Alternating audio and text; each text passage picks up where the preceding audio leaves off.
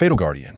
On a serene morning in Queens, New York, sunlight streamed through the window, gently illuminating Meng Rand's face. Perhaps sensing the warmth of the sun, he slowly opened his eyes. Lying on his bed, he stretched languidly before reclining in a relaxed position, staring blankly at the ceiling. Indeed, adapting to a new environment is quite challenging, Meng Rand mused, reflecting on the life he had led over the past decade and more. His name is Meng Rand, and in his previous life, he was merely an ordinary nobody. Raised in an orphanage and toiling for over 20 years, he finally amassed enough capital to savor the pleasures of life. Yet, fate seemed to mock him, as he fell victim to a violent crime while attempting to act heroically, ultimately succumbing to excessive blood loss. The sensation of blood flowing from his body, the gradual chill that enveloped him, and the dimming of his consciousness were experiences Meng Rand would never forget. Most painfully, his computer and phone had yet to be wiped clean. Even on the brink of death, he felt an overwhelming sense of shame. The thought of his study materials being discovered by acquaintances haunted him, rendering him restless in his final moments. However, all his concerns proved futile in the face of death, as his awareness slowly sank into darkness. When he regained consciousness, he found himself transformed into a small infant. This family was unlike his previous one. It was a warm and harmonious trio. His father, Meng Hua, was a chef with his own chain of restaurants, enjoying considerable wealth. His mother, Zhao Li, was an executive with an annual salary nearing 8 figures, a remarkably successful career woman. Unaware initially that he was in the Marvel Universe, Meng Rand lived a comfortable life, feeling as though fate had finally smiled upon him, granting him a loving family and a blissful existence. It wasn't until he learned about the divergent history of World War II and encountered news about Tony Stark that he realized his previous notions might have been overly optimistic. Nevertheless, he came to terms with his situation, considering he was in China, a good distance away from the perilous heart of the United States. Yet, reality often surprises. One can never predict whether tomorrow or misfortune will arrive first. Due to his mother's job relocation, the family moved to Los Angeles. Although Meng Rand felt a sense of despair, he endeavored to console himself, reassured by the fact that Los Angeles was far removed from the most dangerous New York. However, merely a year later, they were once again preparing to move to New York.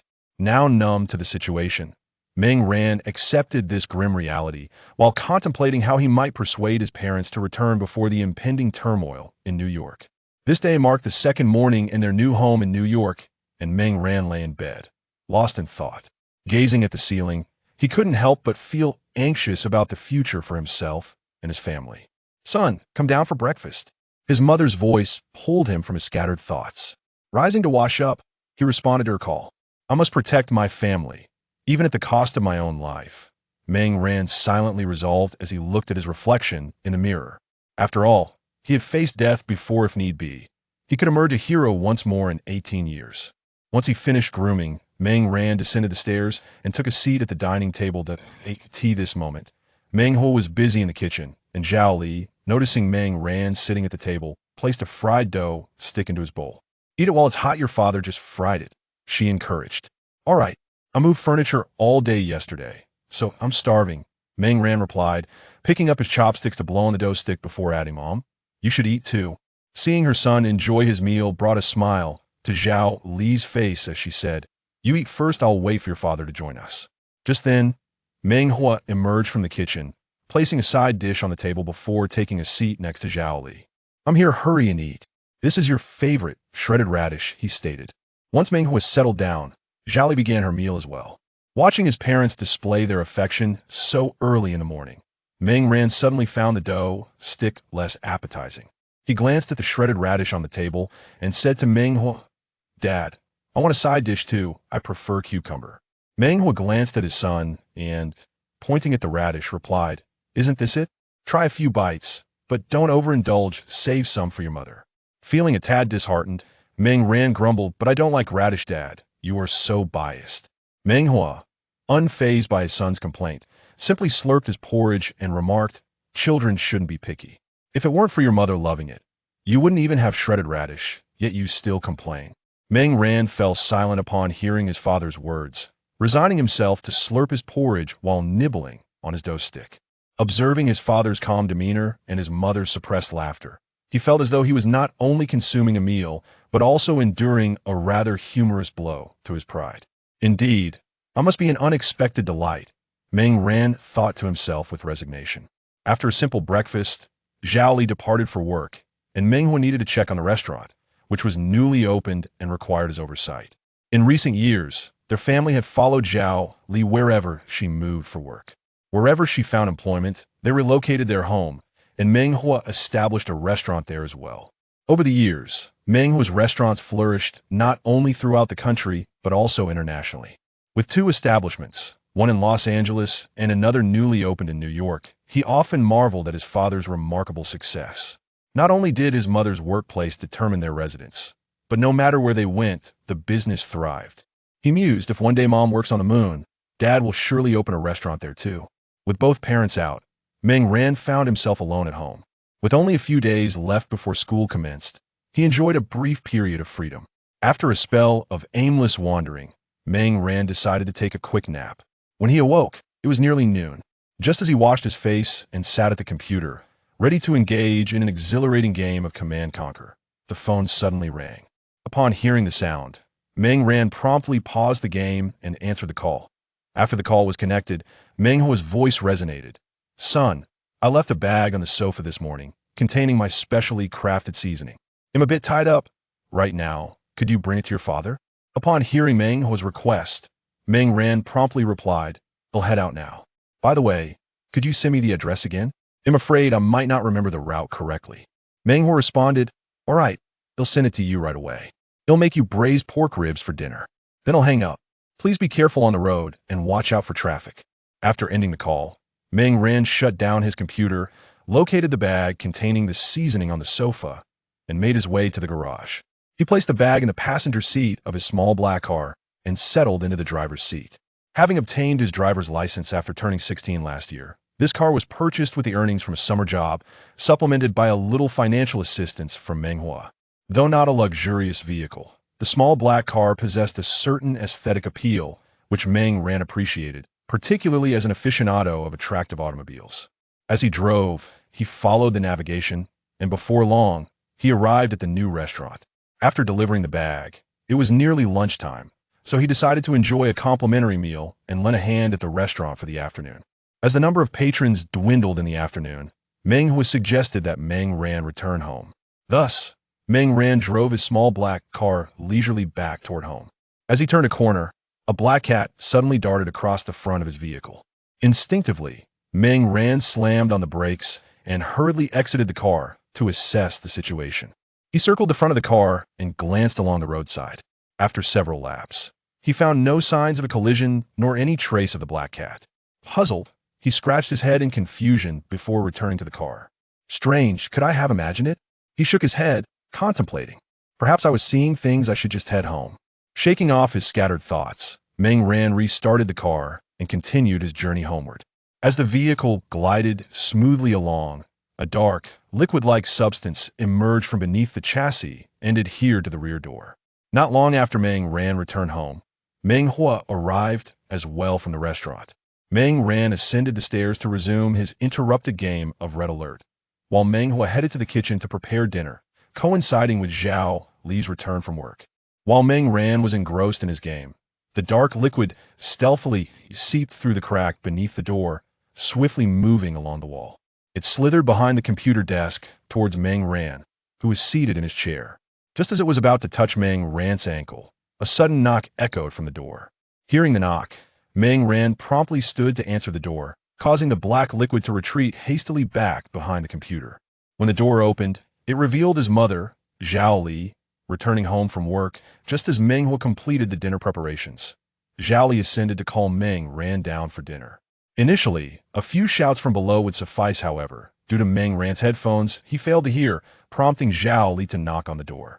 Tonight's dinner consisted of 4 dishes and a soup the ordinary ingredients transformed into a feast for the senses under Chef Meng's extraordinary culinary skills. As Meng Ran descended the stairs, the enticing aroma elicited a swallow from him, and he promptly took his seat at the table, eager to indulge. Once Meng Hu placed the final dish of braised ribs on the table, The already impatient Zhao, Li, and Meng Ran commenced their culinary onslaught. Observing the joyous mother and son from his seat, Chef Meng wore a contented smile. After dinner, the family of three settled onto the sofa for some light conversation. Zhao Li recounted the day's work while Meng Ran and Meng Hua listened quietly. Somehow, their casual chatter meandered to Meng Ran's studies. Turning to Meng Ran, Zhao Li inquired, "Son, in just a few days, you will be attending your new school. How are you preparing?" Meng Ran, upon hearing this, casually spat out the seed from his orange and replied nonchalantly, "There's really nothing to prepare. High school subjects are all the same, and I've already mastered them." Zhao Li felt no concern regarding her son's academic abilities. Meng Ran had always been intelligent, requiring little oversight in his studies. However, her worries lay with his social interactions. Frequent relocations had hindered him from establishing long-lasting friendships. With this in mind, Zhao Li gazed at Meng Ran with a tinge of sorrow, saying, "It's my fault, dear. Because of my job, I haven't been able to allow you proper time to bond with your classmates." Seeing his mother's eyes glistening with unshed tears, Meng Ran softened his demeanor. He looked earnestly at Zhao Li and reassured her, "Mom, it's not as you think. I simply haven't met anyone with whom I share common interests." At that moment, Meng Ran spoke from the heart. Though he had perished in his previous life at a mere 20-something, he had graduated from university. Thus, mingling with a group of middle schoolers felt somewhat incongruous.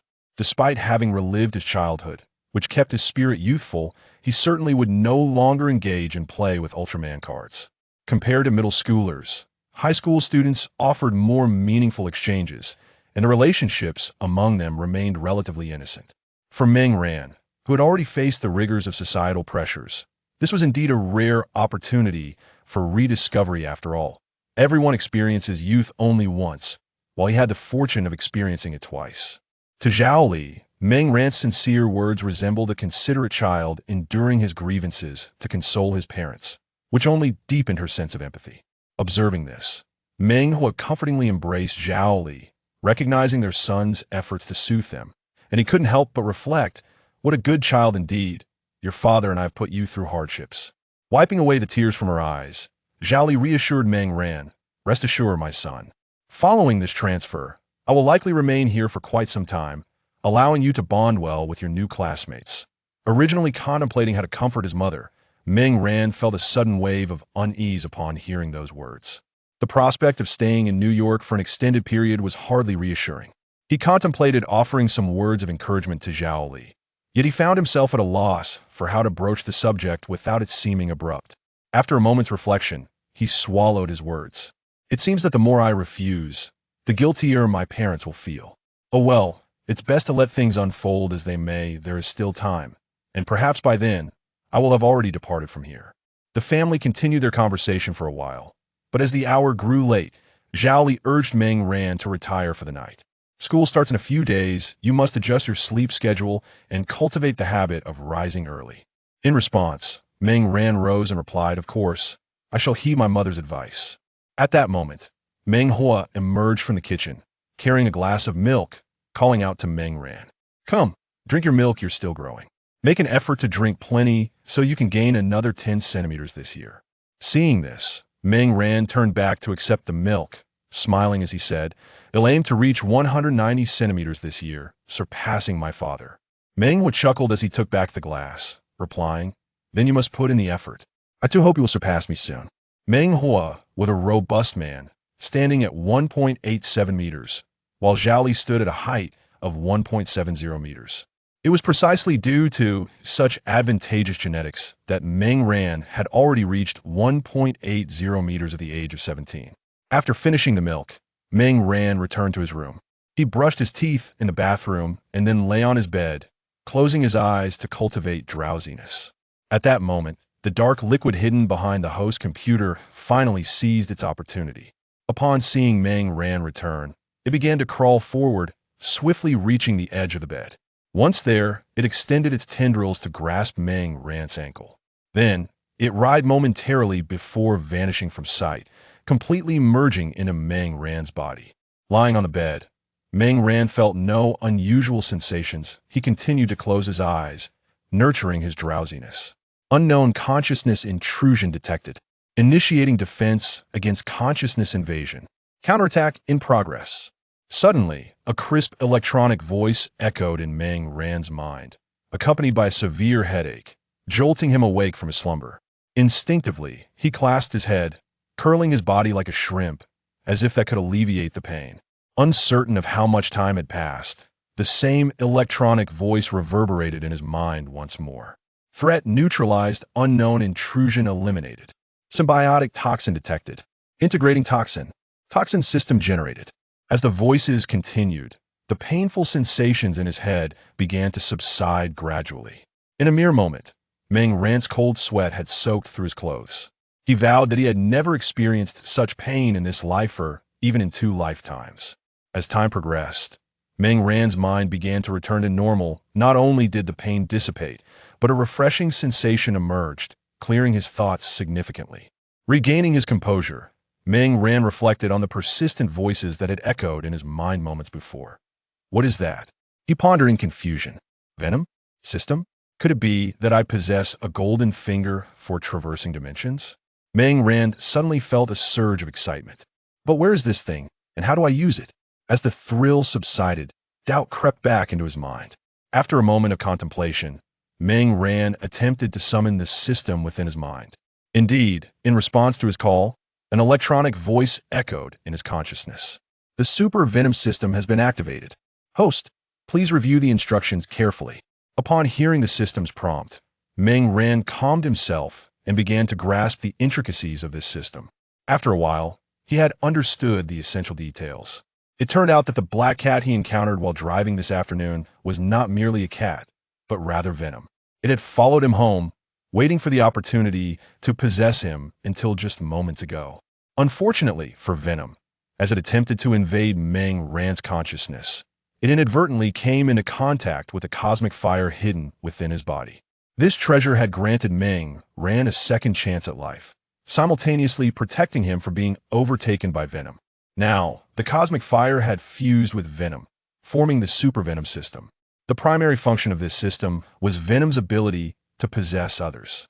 The host could control Venom to inhabit other individuals, and upon possession, could also receive feedback on their physical attributes and abilities. Additionally, there were specific points within the system, derived from his reputation, calculated through a unique method. At this stage, Meng Ran could not discern the precise function of these points, as the system informed the host that accumulating a certain number of points could facilitate an upgrade, unlocking further capabilities. Having comprehended the current functionalities of the system, Meng Ran concentrated, and a panel visible only to him materialized before his eyes. Host, Meng Ran. Age, 17. Height, 180 centimeters. Intelligence, 30. Average is 20, a relatively intelligent youth. Strength, 80,110 kilograms, a robust young man. Speed, 10, a fairly agile youth. Current abilities, none. The data delineated Meng Ran's physical attributes, and he nodded in acknowledgement. He was well aware of his own capabilities. Aside from being slightly more intelligent, stronger, and more handsome than the average person, he had no particularly outstanding traits. There is still ample room for growth. Meng Ran reflected on his statistics. I wonder what changes Venom's possession will bring. With this thought, Meng Ran focused again, and in an instant, black liquid enveloped his body, fully donning the Venom suit. Turning towards the mirror, he beheld a shadowy figure reflected back at him. The black skin-tight suit clung to his form, accentuating his already defined musculature, exuding a unique and powerful aesthetic. His elongated white eyes reflected a chilling gaze, adding a sinister aura to the ensemble. Meng Ran gazed at his reflection in the mirror, suddenly engulfed by a surge of intense combat spirit and an overwhelming sense of invincibility. Recognizing this illusion, he promptly focused his mind, acknowledging that it stemmed from the enhancement of his abilities. The full coverage of the Venom suit had doubled his physical prowess and overall capabilities. If the ordinary Meng Ran could be likened to a robust individual, then clad in the battle suit, he resembled a battle-hardened Special Forces soldier. As he scrutinized his reflection, a thrill of excitement coursed through him. Perhaps I can strive for growth and confront the dangers of the future, rather than perpetually retreating, he mused, clenching his fists. After all, one's own strength is the most reliable, I must protect my parents, and if possible, eradicate threats at their inception. Resolute, Meng Ran turned his gaze back to the battle suit. Observing his reflection, he pondered, the suit is indeed striking, yet the baldness atop my head resembles that of a cue ball. With that thought, he summoned Venom to fashion a hood atop his head, simultaneously adjusting the suit in accordance with the combat attire he had previously encountered in memory. Once the adjustments were complete, Meng Ran looked into the mirror once more. Unlike the earlier smooth, skin-tight garment, the battlesuit had transformed into a more dashing ensemble. It now resembled a black combat uniform, complete with a hood that concealed his entire face in shadow. Beneath the hood, only a pair of elongated, ghostly white eyes emerged, evoking a chilling aura. Satisfied with the improved Venom suit, Meng Ran struck several poses he deemed impressive. Just then, a knock echoed from the door. "Son, are you still awake? Why is the light still on?" Meng Hui inquired from outside. Upon hearing his father's voice, Meng Ran quickly retracted the suit and replied, "No, I was a bit thirsty, so I got up for some water." Hearing his response, Meng Hui cautioned, "All right, finish your drink and hurry back to sleep, it's getting late." Understood, Meng Ran promptly acknowledged. As the sound of footsteps faded away, Meng Ran cast one last glance at the suit before burrowing under the covers to drift into slumber. Chapter 2: A Trial of Strength. On the following morning, the family of three convened for breakfast, as was their custom. After bidding farewell to his parents, Meng Ran hastily returned to his room and initiated a search on his computer. He aimed to uncover whether any renowned boxers or wrestlers resided in Queens, individuals whose physical prowess would likely surpass that of the average person. The more the symbiote Venom enveloped him, the greater the feedback he received, and consequently, the stronger he became. Thus, he resolved to seek out these exceptionally fit athletes to enhance his own capabilities. As for why he did not pursue extraordinary beings, it was partly due to the difficulty of locating such individuals, who remained elusive even before the advent of Iron Man. Furthermore, Meng Ran harbored concerns that the disparity in physical attributes could lead to unforeseen complications. Therefore, to err on the side of caution, he decided to first target robust, ordinary individuals, for even the tiniest mosquito is still flesh. After a day of diligent research and scrutiny, Meng Ran identified 3 athletes in Queens, 2 boxers, and 1 NBA star, who would serve as his immediate objectives.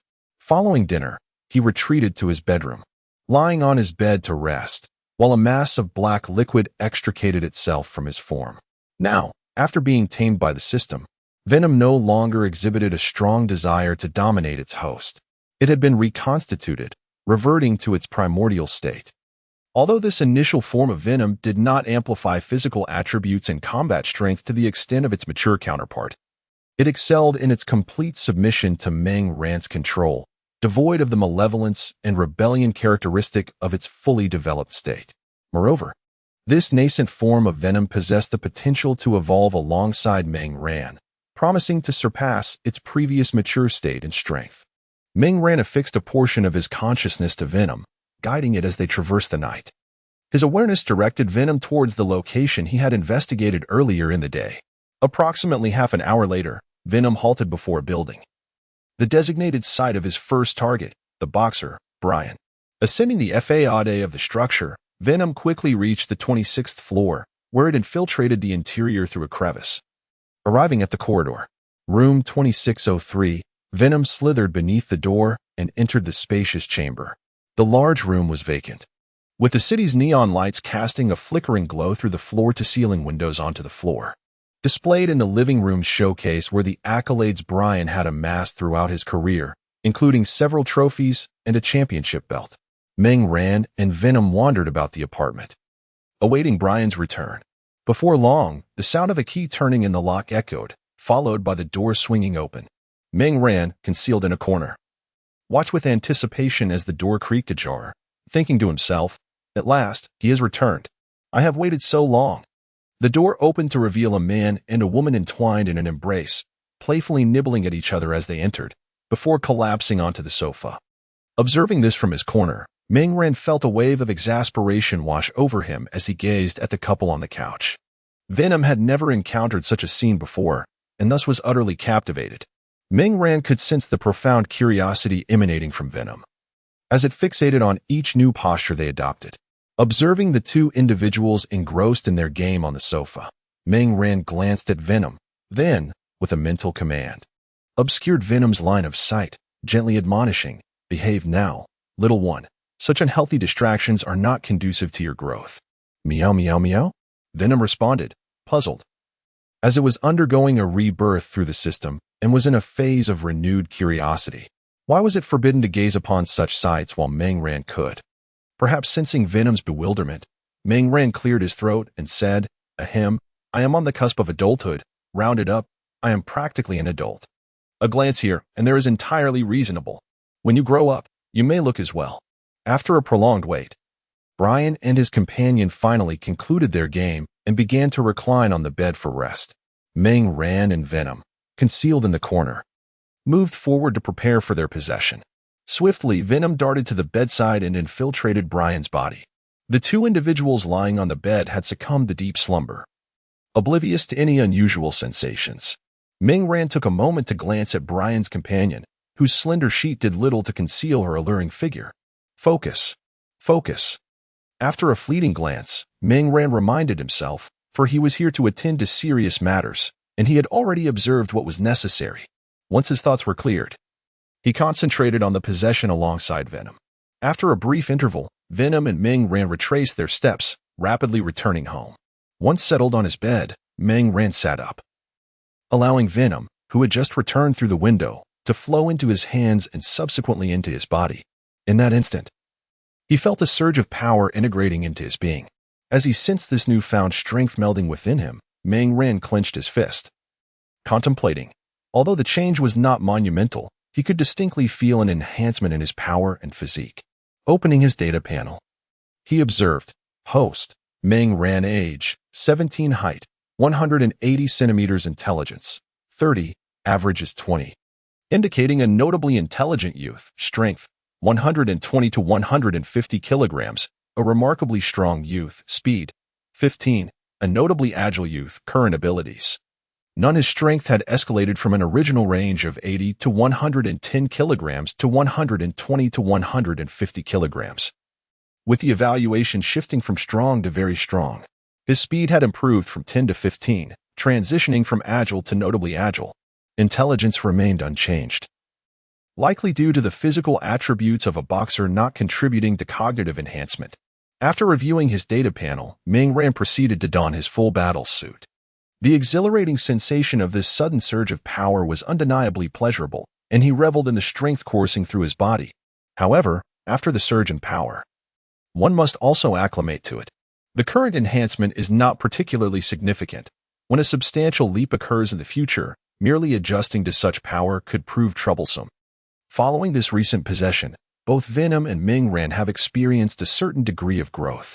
Furthermore, as Venom continues to evolve, its augmentation of Meng Ran's overall combat prowess will only intensify. Through the feedback from Venom post-possession, Meng Ran has learned an important piece of information at this stage. A period of time is required between each of Venom's possessions before the next can commence. Nevertheless, with the enhancement of Venom's abilities, the necessary resting period will diminish over time. Contemplating this situation, Meng Ran mused, "It seems the other two must take their time. This interval is just right for me to adapt to my current strength. Perhaps I should venture out to test my skills. I recall hearing about frequent robberies occurring at night lately. With newfound powers, one often feels compelled to experiment, and Meng Ran was no exception. He first ensured that his parents were fast asleep, then leaped from the window, merging seamlessly with the night. New York, the most developed city on Earth, conceals its profound evils beneath a dazzling facade. In the shadows where city lights do not reach, darkness roams freely. Under the dim glow of streetlights, Rachel hurriedly walked, cursing her foolish boss who had unjustly piled her workload upon her, causing her to miss the last train home. As she scolded her pig-headed superior in her mind, she quickened her pace towards home. The more Rachel pondered, the angrier she became, tinged with a hint of fear of unforeseen incidents. After all, nighttime in New York is hardly tranquil, and recently, there have been numerous reports of robberies in her neighborhood. With these thoughts lingering, Rachel's steps quickened. She wished to avoid any misfortune. However, Reality often defies reason, and the more one fears certain events, the more likely they are to manifest. Ahead of Rachel, a group of men, their faces emblazoned with the unmistakable marks of thuggery, were engaged in conversation, their laughter eerie and unsettling. The moment Rachel noticed them, their eyes locked onto her. Oh no! Realizing their attention was fixated on her, she cursed under her breath and swiftly turned down another street. As she jogged, she frequently glanced back, anxious to see if she had eluded them.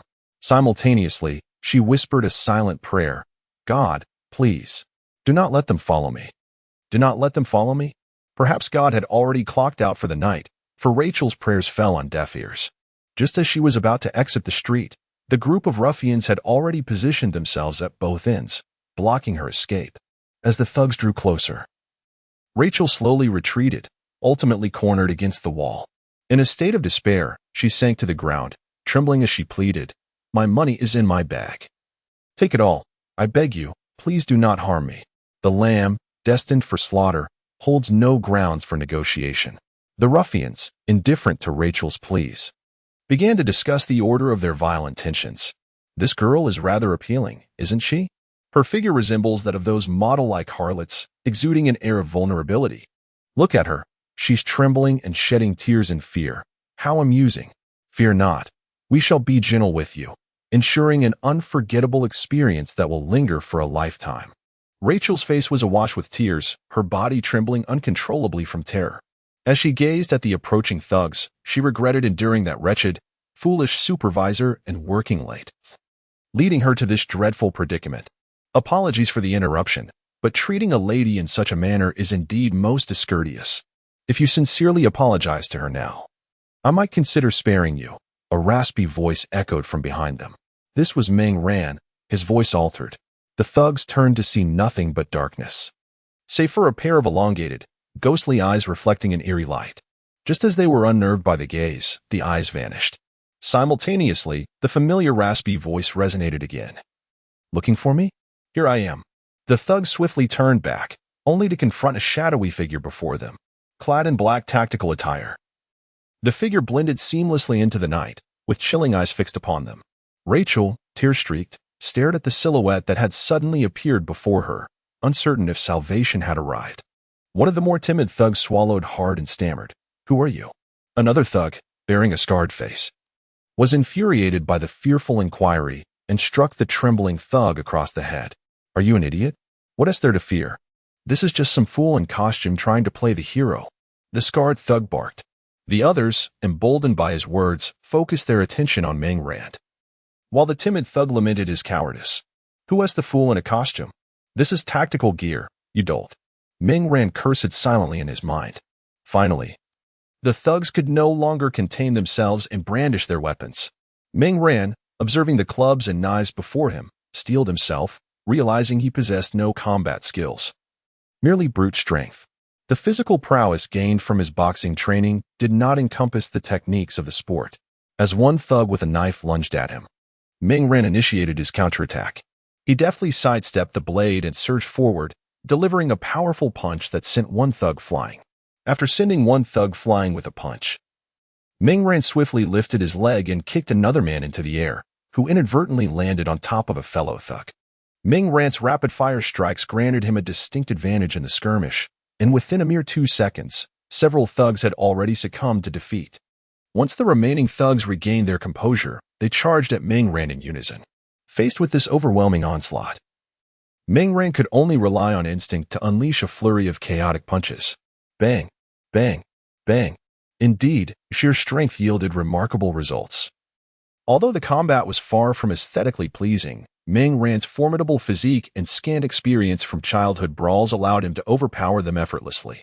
In under a minute, all the thugs lay sprawled on the ground, some groaning while others had already lost consciousness. Despite Meng Ran's deliberate attempt to moderate his strength, he had still miscalculated a bit, likely resulting in several broken bones among the thugs. He coldly addressed the incapacitated thugs, saying, "I hope you remember this lesson. If I encounter you again, it won't merely be a matter of a few broken bones." Having delivered his warning, Meng Ran turned to Rachel, who was still seated on the ground, dazed. "Madam, the trouble has been resolved. You may return home safely." Upon hearing his voice, Rachel hastily leaned against the wall to stand, her voice trembling as she expressed her gratitude. "Thank you for saving me. I am so grateful." Having just experienced such a tumultuous ordeal, her emotions were still unstable. Observing her distress, Ming-Ran offered a few words of comfort and urged her to hurry home. Noticing Rachel's anxious demeanor, he understood her fear of encountering similar dangers again. Hence, he gently reassured her, "Rest assured, I will follow closely behind you. You are in no danger." Upon hearing his words, Rachel gradually eased her anxiety and briskly headed in the direction of her home. When she finally reached her doorstep, the tension she had felt throughout her journey dissipated. Reflecting on the night's harrowing events, she glanced back at the thick darkness and gratefully murmured, "Thank you for escorting me home." After a moment of contemplation, she summoned her courage to ask, "May I know your name?" The distant darkness remained silent, with only the sound of the wind echoing through the streets. Finally, after a brief pause, a gravelly voice drifted through the wind. "Demon. My name is Demon." Originally feeling disheartened, Rachel's spirits lifted upon hearing the response, and she looked up with renewed enthusiasm, expressing her gratitude to the night. "Thank you, Mr. Demon. I will forever remember your life-saving grace." This time, there was no reply. Chapter 3. New features of the system. Ming-Ran quietly slipped into his room through the window, making not a sound. "Phew, I'm utterly exhausted," he thought, as he stowed away his battle attire and indulged in a refreshing shower before comfortably reclining on his bed. Suddenly, a smile broke across his face. So this is what it feels like to be a hero. He never expected that in the second life. He would become a masked hero. Lying on the bed, he raised his hand and clenched his fist. Since he had acquired this power, he resolved to wield it wisely. A voice echoed in his mind. "Congratulations, host. You have earned 10 points. The system continued. "This is your first time receiving prestige points.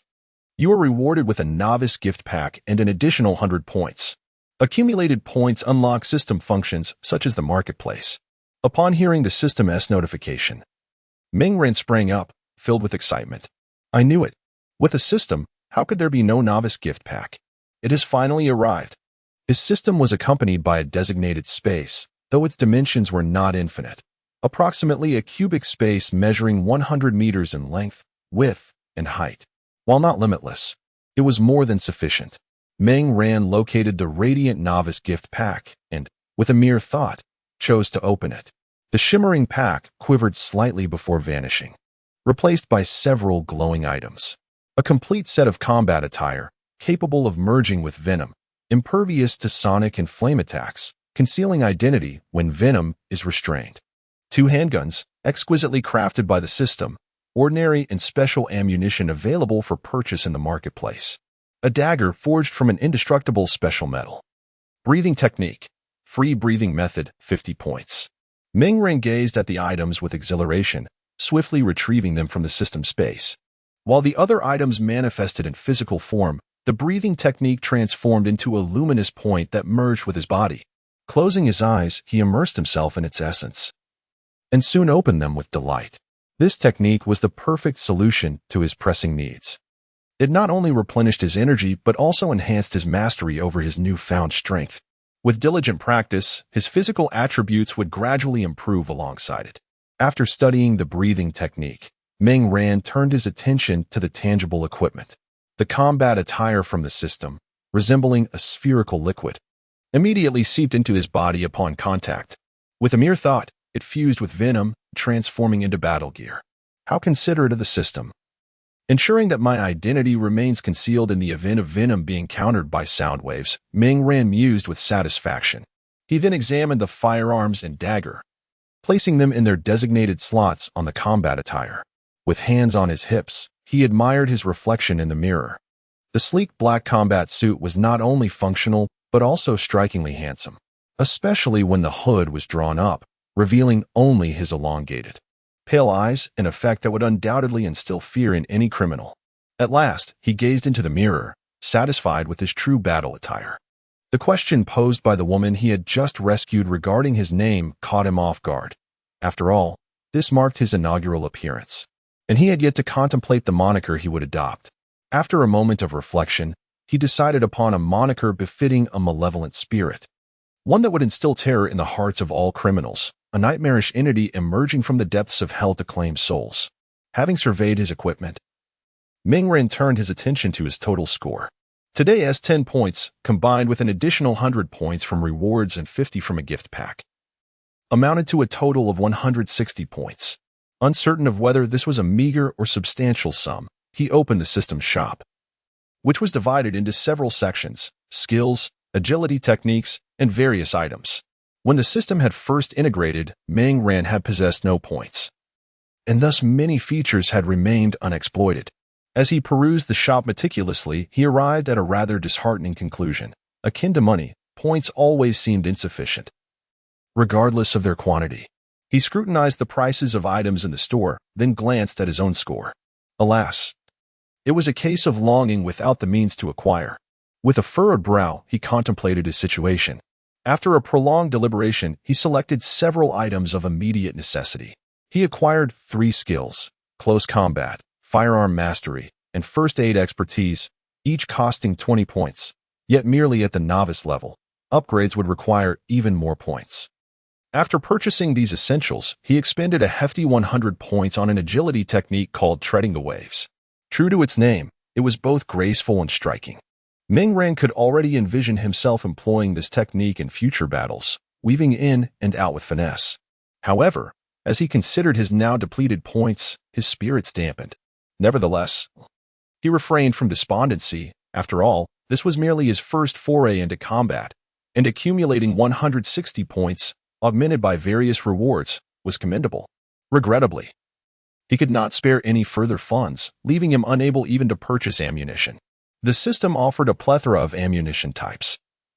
Standard bullets were available at 1 point for 10 rounds, while special ammunition bore a slightly higher price, at 1 point for 5 rounds, a commendably fair exchange rate.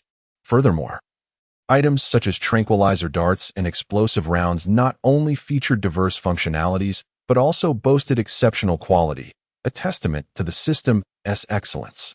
In addition to ammunition, the system shop presented an array of weapons, though most were beyond Ming-Ren's current financial reach. At present, aside from bullets, he could only afford a few grenades and smoke bombs. After an exhaustive search through the system's offerings, he found himself yearning for each item. Yet his lack of currency confined him to mere observation. Reluctantly exiting the shop, he sat cross-legged on his bed and began to practice his technique. The free breathing method is designed to harmonize one's internal energy, balancing the forces of body and spirit. While its efficacy in enhancing strength and spirit was somewhat lacking, it undoubtedly suited Ming-Ren perfectly. The symbiotic abilities bestowed by Venom offer him intermittent surges of power. Such episodic enhancements, while advantageous, also bear their own drawbacks for Ming-Ren. The benefits are evident in his rapid advancement, yet the perils stem from the very swiftness of this transformation. Suddenly wielding immense strength can be profoundly disconcerting for an individual. To illustrate, it is akin to a regular person abruptly becoming a weightlifter, crushing stones with ease as if they were mere clumps of soft earth. Consequently, this individual must first learn to meticulously manage their newfound strength, ensuring it does not inflict harm upon friends and family, for a single uncontrolled embrace could prove fatal. Ming-Ren silently recited the mantra of the free breathing technique, feeling a refreshing energy emanating from his dantian and spreading throughout his entire being. Once this energy completed its circuit, it returned to the dantian, establishing a cyclical flow. Thus, as he practiced, Ming-Ren gradually emptied his mind, and the rhythm of his energy became increasingly fluid. He could distinctly sense a growing mastery over his strength, with both his mental and physical faculties experiencing a subtle enhancement. At this pace, he anticipated fully assimilating this power by nightfall.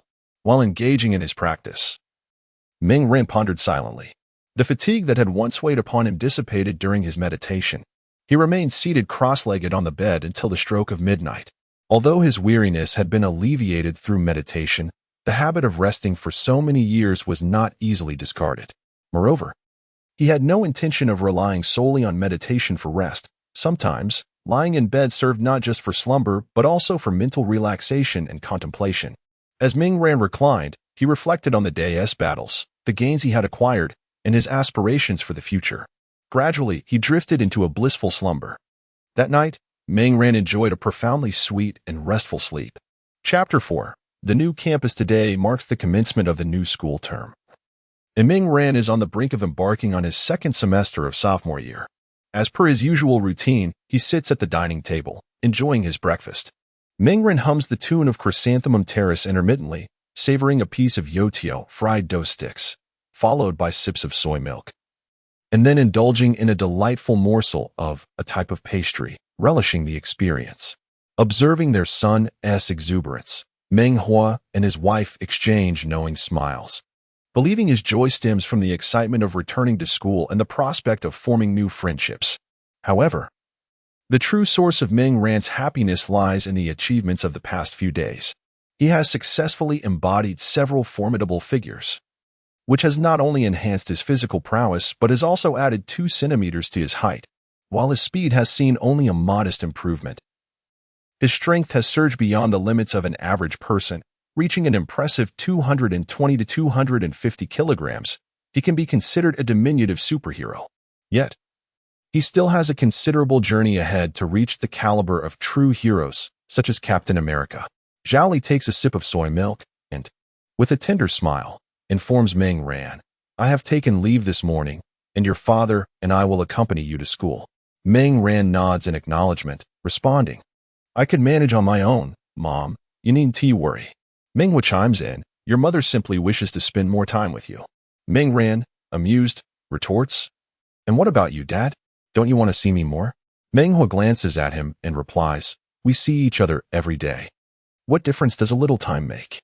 Besides, wouldn't it be better for me to spend this time with your mother? What is so special about you? You little rascal?" Zhao Li, hearing her husband's words, casts a playful, reproachful glance at him, saying, "What are you talking about in front of the child? Have some decorum." Meng Hua responds with a silly chuckle. Ming Ran, witnessing his parents display their affection, feels a mix of emotions. Caught in a moment where he struggles to articulate his thoughts, akin to a fishbone lodged in his throat, as he feels the cold slap of their love raining down upon him. After breakfast, Ming Hua drives his wife and son to Zhongqing High School. Recalling the Marvel movies, Ming Ran vaguely remembers that this high school is also the alma mater of Spider-Man, Peter Parker, having only watched a few films from the Marvel series. And with time having dulled those memories, he finds himself indifferent, even contemplating the serendipity of it all. From his somewhat hazy recollection of the cinematic world, it appears that Spider-Man's campus is not fraught with danger. The antagonist is merely a vulture-like figure equipped with self-made mechanical wings. The family is guided through the school by a school official who introduces them to the history, honors, and facilities of Zhongqing High School. The satisfaction in Zhao Li's smile is evident. She had conducted extensive research before selecting the school for Ming Ran, meticulously filtering through various institutions to arrive at Zhongqing High. Due to the commendable reputation of this school, devoid of the peculiarities often associated with elite institutions, Ms. Zhao Li's recent visit confirmed its esteemed status. After her tour, she departed contentedly with her Ming Hua handbag, reminding Ming Ran to cultivate friendships with his classmates. Following a heartfelt farewell to his parents, with a considerable amount of time before classes commenced, Ming Ran meandered through the campus. Many individuals took notice of him, as Asian students were a rarity in this environment, particularly a newcomer such as himself. However, the primary reason for the attention was Ming Ran's striking appearance. His neat, short black hair framed a face with finely chiseled features. His deep, dark eyes were enigmatic, inviting curiosity. Standing at 182 centimeters, his athletic physique exuded a sense of vigor and masculinity. Clad in a simple white t-shirt layered with a jacket, paired with jeans and pristine white sneakers, he appeared both gallant and radiant. As Ming Ran absorbed the gazes directed at him, his expression remained impassive, as he had yet to encounter anyone who truly caught his eye. A particularly attractive young woman observed him for a moment before summoning the courage to approach and inquire, "Hello, are you new here?" Ming Ran regarded her with mild perplexity. Wasn't it commonly said that Western girls matured early? It was surprising to see someone so young already possessing such attributes. Politely smiling and nodding at the girl, who was not to his taste, he chose to maintain his aloof demeanor and walked away, leaving her flustered in his wake. Continuing his aimless stroll through the campus with a stoic expression, Mingran pondered the approaching class time and proceeded towards the classroom he had just familiarized himself with. As he neared the classroom, he suddenly heard a commotion nearby. With the intention of making new acquaintances, he approached the ruckus, though he certainly had no desire to simply join the fray. "Hurry up, Gordon. Eat your food." A tall Caucasian youth was holding a rather frail boy's legs, forcing him to eat off the table. The onlookers were cheering, "Eat it, eat it." The tall youth then shouted at another young man who had just squeezed into the crowd, "Parker, hurry up and take a picture." Parker shook his head, replying, "No, Flesh. I want to help you with that." Put him down. Clearly irritated by Parker's refusal and insistence to release the boy, Flesh threw Gordon to the ground and approached Parker to snatch his camera. "Great photographer. Since you want to take my picture, I guess your camera is mine now." Flesh pretended to throw Parker's camera to the ground. Alarmed, Parker rushed forward to reclaim it, but his slender frame was no match for the robust Flesh. Annoyed by Parker's persistence, Flesh shoved him aside and prepared to strike. At that moment, Mingran, who had just entered the crowd, swiftly grasped Flesh's wrist, halting his fist midair. With a flick of his wrist, he sent Flesh's fist back. Flesh stumbled, taken aback by the force exerted by this unfamiliar face, nearly losing his balance. Ignoring Flesh, Mingran turned to Parker and inquired, "Are you all right?"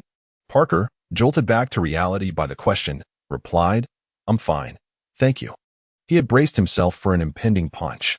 The onlookers murmured among themselves, occasionally glancing at Flesh. He sensed their scrutiny, feeling a sting to his pride. To salvage his dignity, he raised his camera towards Mingran, provocatively declaring, "I don't know who you are, but you've angered me. If you don't apologize, I'll smash this camera." Mingran regarded Flesh's words with incredulity, thinking to himself, "Is this child mentally challenged? This camera isn't even mine. Yet he threatens me with it. It seems his intellect is quite lacking." With a scoff, Mingran replied, "Your name is Flesh, correct? If I'm not mistaken, your grades must be quite poor." The spectators were baffled, unsure of the implication behind his words. Mingran continued, "Given your apparent lack of intelligence, you dare to threaten me with something that does not belong to me? If you wish to throw it, go ahead. It has nothing to do with me." Parker had initially felt a sense of gratitude towards Mingran, especially upon hearing that Flesh was using his camera as leverage to demand an apology. However, upon hearing Mingran's remarks, Parker's mind momentarily faltered, a buzzing confusion overtaking him. Flesh, enraged by Mingran's insult, forcefully tossed the camera downward. Yet, the anticipated sound of shattering did not follow. Looking down, he realized that Mingran had somehow stepped forward to catch the camera just in time. Returning to Parker's side, Mingran handed the camera back to him. Parker, feeling a whirlwind of emotions, accepted the camera with a complex mix of gratitude and bewilderment. In those brief minutes, his feelings had oscillated wildly, leaving him uncertain about how to feel. Not feeling grateful seemed wrong, yet the moment for gratitude had seemingly passed. "Am I mistaken? Or do you indeed appear rather dim-witted?" Mingran remarked as he passed the camera to Peter and turned to face Flesh once more. After enduring several jabs, Flesh was now seething with rage, striding purposefully towards Mingran, intent on teaching this Asian individual a lesson. Mingran, observing Flesh's approach, met him halfway. Though he wished to avoid conflict, he was unwilling to retreat. Just then, a clear and commanding voice rang out from the side. "Stop. Are you too eager to be expelled?" A stunning girl with golden locks briskly approached the two. Mingran turned to glance at her, instantly captivated. Beneath her shoulder-length golden hair lay a charming visage, her azure eyes reminiscent of the vast ocean, and her black dress accentuated her graceful curves. At merely 17, she had blossomed into a radiant beauty, leaving one to ponder how enchanting she would become in a few years. She approached like a princess from an animated tale, if one could overlook the irritation etched upon her face. Gwen looked up at Mingran and then at Flesh, her voice sharp as she declared, "Class is about to commence. If you two continue to stand here like stubborn bulls, I shall summon the teacher. You ought to be well aware of the consequences." Mingran gazed at the girl's exquisite features while absorbing her assertive words, feeling a compelling contrast. Flesh, upon hearing Gwen's admonition, instinctively shrank back, evidently haunted by unpleasant memories. Yet, Upon seeing Ming Ran's half-smiling countenance, a surge of anger welled up within him. Flesh addressed Ming Ran. Hey, kid, don't leave after school. Let us settle this on the basketball court. Oh, if you deem yourself inadequate or are too cowardly to show up, you might as well concede beforehand. It's not surprising that a yellow-skinned monkey can't play basketball. Flesh continued his taunts. Flesh. Gwen's ire intensified upon hearing his audacious words. She was about to retort, but Ming Ran's raised hand interrupted her. He narrowed his eyes, his gaze growing icy, though he had no intention of escalating the situation. He was taken aback by Flesh's utter lack of self-awareness and his offensive remarks. Flesh, it seems you were quite confident, Ming Ran replied coldly. However, that's of no consequence. I will teach you what it means to respect others. If you remain incapable of learning, I won't mind offering you a few more lessons. Prepare yourself after school. With that, Ming Ran turned away from the agitated Flesh and walked towards the classroom. Gwen watched Ming Ran depart, arching an eyebrow in surprise at how events had unfolded, relieved that a fight had been averted. She grasped the hand of her red-haired friend, a lovely girl, and they too proceeded to the classroom. As the bell rang, a bewildered Peter Parker snapped back to reality and hurried towards the classroom. The others gradually dispersed, heading off to their respective destinations. Chapter 5. Gwen. As the school bell chimed melodiously, Ming Ran arrived at the classroom just in time. Spotting an empty seat in the last row, he promptly settled there. Ah, this position is splendid. It's at the back near the window, offering both tranquility and a picturesque view. Ming Ran felt quite pleased with his choice. As his classmates gradually filled the seats and the teacher ascended to the podium, Ming Ran gazed out at the scenery. Suddenly, he heard someone calling his name. Turning around, he realized it was the teacher, beckoning him to come forward and introduce himself. He approached the podium and delivered a brief self-introduction. While introducing himself, Ming Ran noticed Peter Parker sitting in front of him and to his right, the charming blonde girl he had encountered outside. She was watching him with keen interest as he spoke. After concluding his introduction, Ming Ran returned to his seat, and the teacher began the lesson. No sooner had he sat down than Peter turned around, a hint of shyness in his demeanor, and said, Hey, Ming. Thank you so much for blocking that punch for me and for catching my camera. I truly appreciate it. Don't mention it, my friend. You were quite brave yourself. If I were a girl, I might just fall for you. Ming Ran replied with a smile. Haha, I wish there were a girl like that. Peter responded humorously.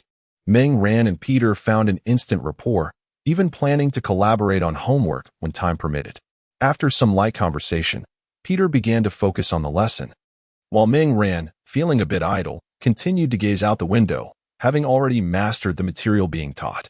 Thank goodness for this window seat. Or I might just end up biting my nails again, Ming Ran mused.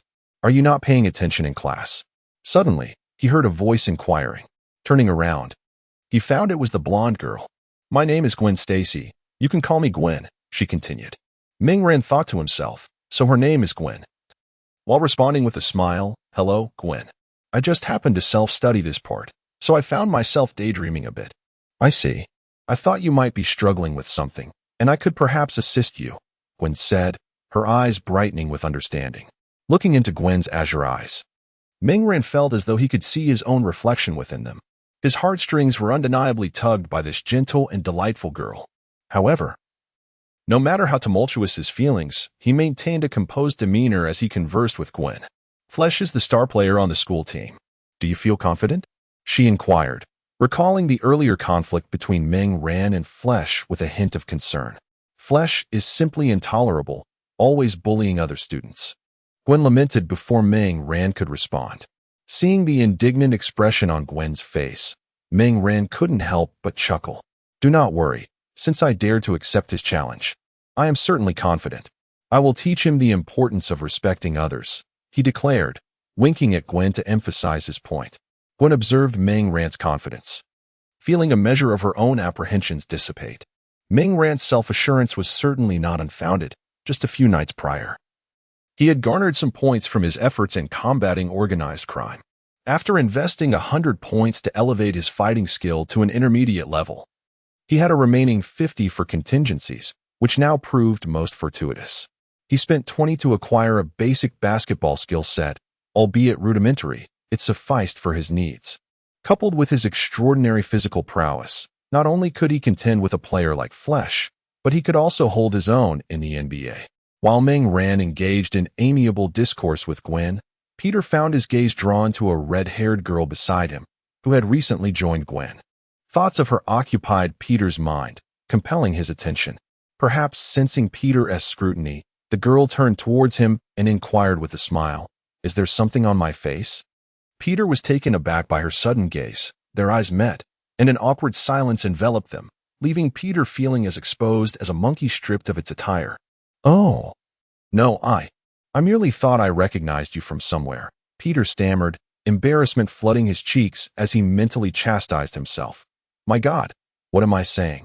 Even Uncle Ben wouldn't utter such a glitch. How foolish of me, Observing Peter's flustered demeanor, the girl chuckled and replied, "Mr. Parker, that line is a bit worn out. Nevertheless, it seems effective. I'm Mary Jane, pleased to meet you." Peter felt a wave of embarrassment wash over him. Yet it appeared she bore no ill will towards his clumsiness. With this comforting thought, he regained his composure and began to showcase his sense of humor, gradually winning Mary Jane's favor. Seated behind them, Meng Ran noted Peter's blossoming confidence and thought, when Peter is in his element, he can be quite humorous. Albeit slightly less so than myself. Meng Ran unabashedly praised himself internally. As the school bell rang, signaling the end of the day's lessons, students began to disperse, each returning to their respective homes. Meng Ran stood and accompanied Peter towards the basketball court, with Gwen and Mary Jane joining them. Along the way, numerous others made their way to the court, likely drawn by rumors of a showdown, engaging in lively discussions. "I wonder who has the audacity to challenge Flesh. He's a key player on the varsity team, and that challenger must be quite deluded," one boy remarked to his friend as they walked. "I heard that individual has martial arts skills and considerable strength. Perhaps he stands a chance against Flesh," his companion replied. "What good is strength alone? This isn't a weightlifting competition, and basketball, raw power won't prevail," another chimed in. True enough, they continued their conversation as they moved further away. Meng Ran and a few others strolled nearby, clearly overhearing the conversation among the boys. Meng Ran himself remained unfazed, believing that greater hopes often lead to greater disappointments. Soon, when he shattered Flesh's arrogance, they would inevitably realize the folly of their assumptions. However, the expressions on Peter and the others' faces were no longer as relaxed as before. They possessed a modicum of understanding regarding Flesh, yet their knowledge of Meng Ran was rather limited. While none wished for Flesh to triumph, an unavoidable concern for Meng Ran lingered in their minds. Observing Meng Ran's calm demeanor, they hesitated to undermine his confidence, opting instead for silence, hoping fervently that he could indeed prevail against Flesh. Chapter 6. The bullfight begins. By the time they arrived at the arena, a considerable crowd had already gathered along the sidelines. Some had come purely out of curiosity, while others had been specifically summoned by Flesh to lend their support. Witnessing such a spectacle, Gwen and her companions could not help but glance toward Meng Ran. In response, Meng Ran merely regarded the crowd with a calm demeanor, listening to their cheers with an unruffled expression. Inspired by his poise, Gwen and the others found themselves emboldened, cheering him on. "Meng, you've got this. I believe you can defeat Flesh," Gwen earnestly encouraged him. Upon hearing her words, Meng Ran smiled and replied, "I was feeling a bit uncertain, but with your encouragement, I now feel invigorated." He gave a thumbs up, his expression earnest and genuinely touched. Gwen, stifling a laugh, remarked, "Well, you better put in the effort. If you don't win, you can't say my support was sufficient." Meng Ran chuckled at her playful banter. Such friendly teasing was a wonderful beginning to their relationship. Suddenly, an idea struck him. He cleared his throat and moved closer to Gwen. Sensing his approach, she turned to face him. Gazing into her beautiful eyes, he proposed, "How about we play a little game?" Intrigued, Gwen asked, "What kind of game?" Meng Ran, noticing her curiosity, suggested, "Let us wager on how many goals Flesh will score. We'll shoot 10. How many do you think he'll make?" Gwen raised an eyebrow. Intrigued but skeptical. "Why not bet on the win instead? Isn't that how these games usually go?" Meng Ran responded confidently. "The outcome of the match is a foregone conclusion. I will win. So, you only need to guess how many goals he will score. The wager? A dinner. What do you say?" Gwen was taken aback by his confidence. You're quite self-assured, aren't you? It feels like I might just be getting a free dinner here. In that case, I'll say he scores 3. After a moment of thought, she concluded that even if Ming Ran was exceptional, it was improbable that Flesh would leave the field without scoring at least 1 goal. You're betting on 3? Thank you for your trust. However, I have even greater faith in my abilities. I wager he won't score a single goal, Ming Ran declared with a grin. Gwen was somewhat astonished. After all, Flesh was a key player on the school team. While she believed Ming Ran could win, the notion of a perfect shutout seemed far-fetched. You underestimate Flesh far too much. Ming, I can already sense that dinner beckoning to me, she said, shaking her head, believing in Ming Ran's potential. She still thought that a score of 10-0 was rather exaggerated. At that moment, Flesh, who was warming up, spotted Ming Ran chatting with Gwen. He tossed the ball to one of his lackeys and sauntered over to Ming Ran. Oh, look, the ridiculous yellow-skinned monkey actually showed up. I thought you would run home to your mommy in fright. Flesh approached Ming Ran, taunting him with exaggerated gestures and foul language. Ming Ran regarded him with indifference, uttering not a word. Noticing this, Flesh erupted into a loud tirade. You coward! What is the matter? Are you too frightened to speak? Ming Ran, with an expressionless countenance, suddenly burst into laughter. The onlookers were bewildered, including Gwen and her companions, while Flesh was left questioning his existence. They were all at a loss as to why Ming Ran had suddenly found humor in the situation. My apologies, Ming Ran managed to say, suppressing his mirth. I was reminded of an article I once read, which claimed that when a person shouts, there, well, you know, also opens and closes in tandem with their cries. I couldn't help but laugh at the thought. I truly am sorry. After speaking, Ming Ran turned his gaze back to Flesh, who was now wearing a face that resembled someone on the verge of being apprehended by the police. My apologies, Mr. Lightning. Ming Ran continued sincerely, I did not intend to interrupt your performance.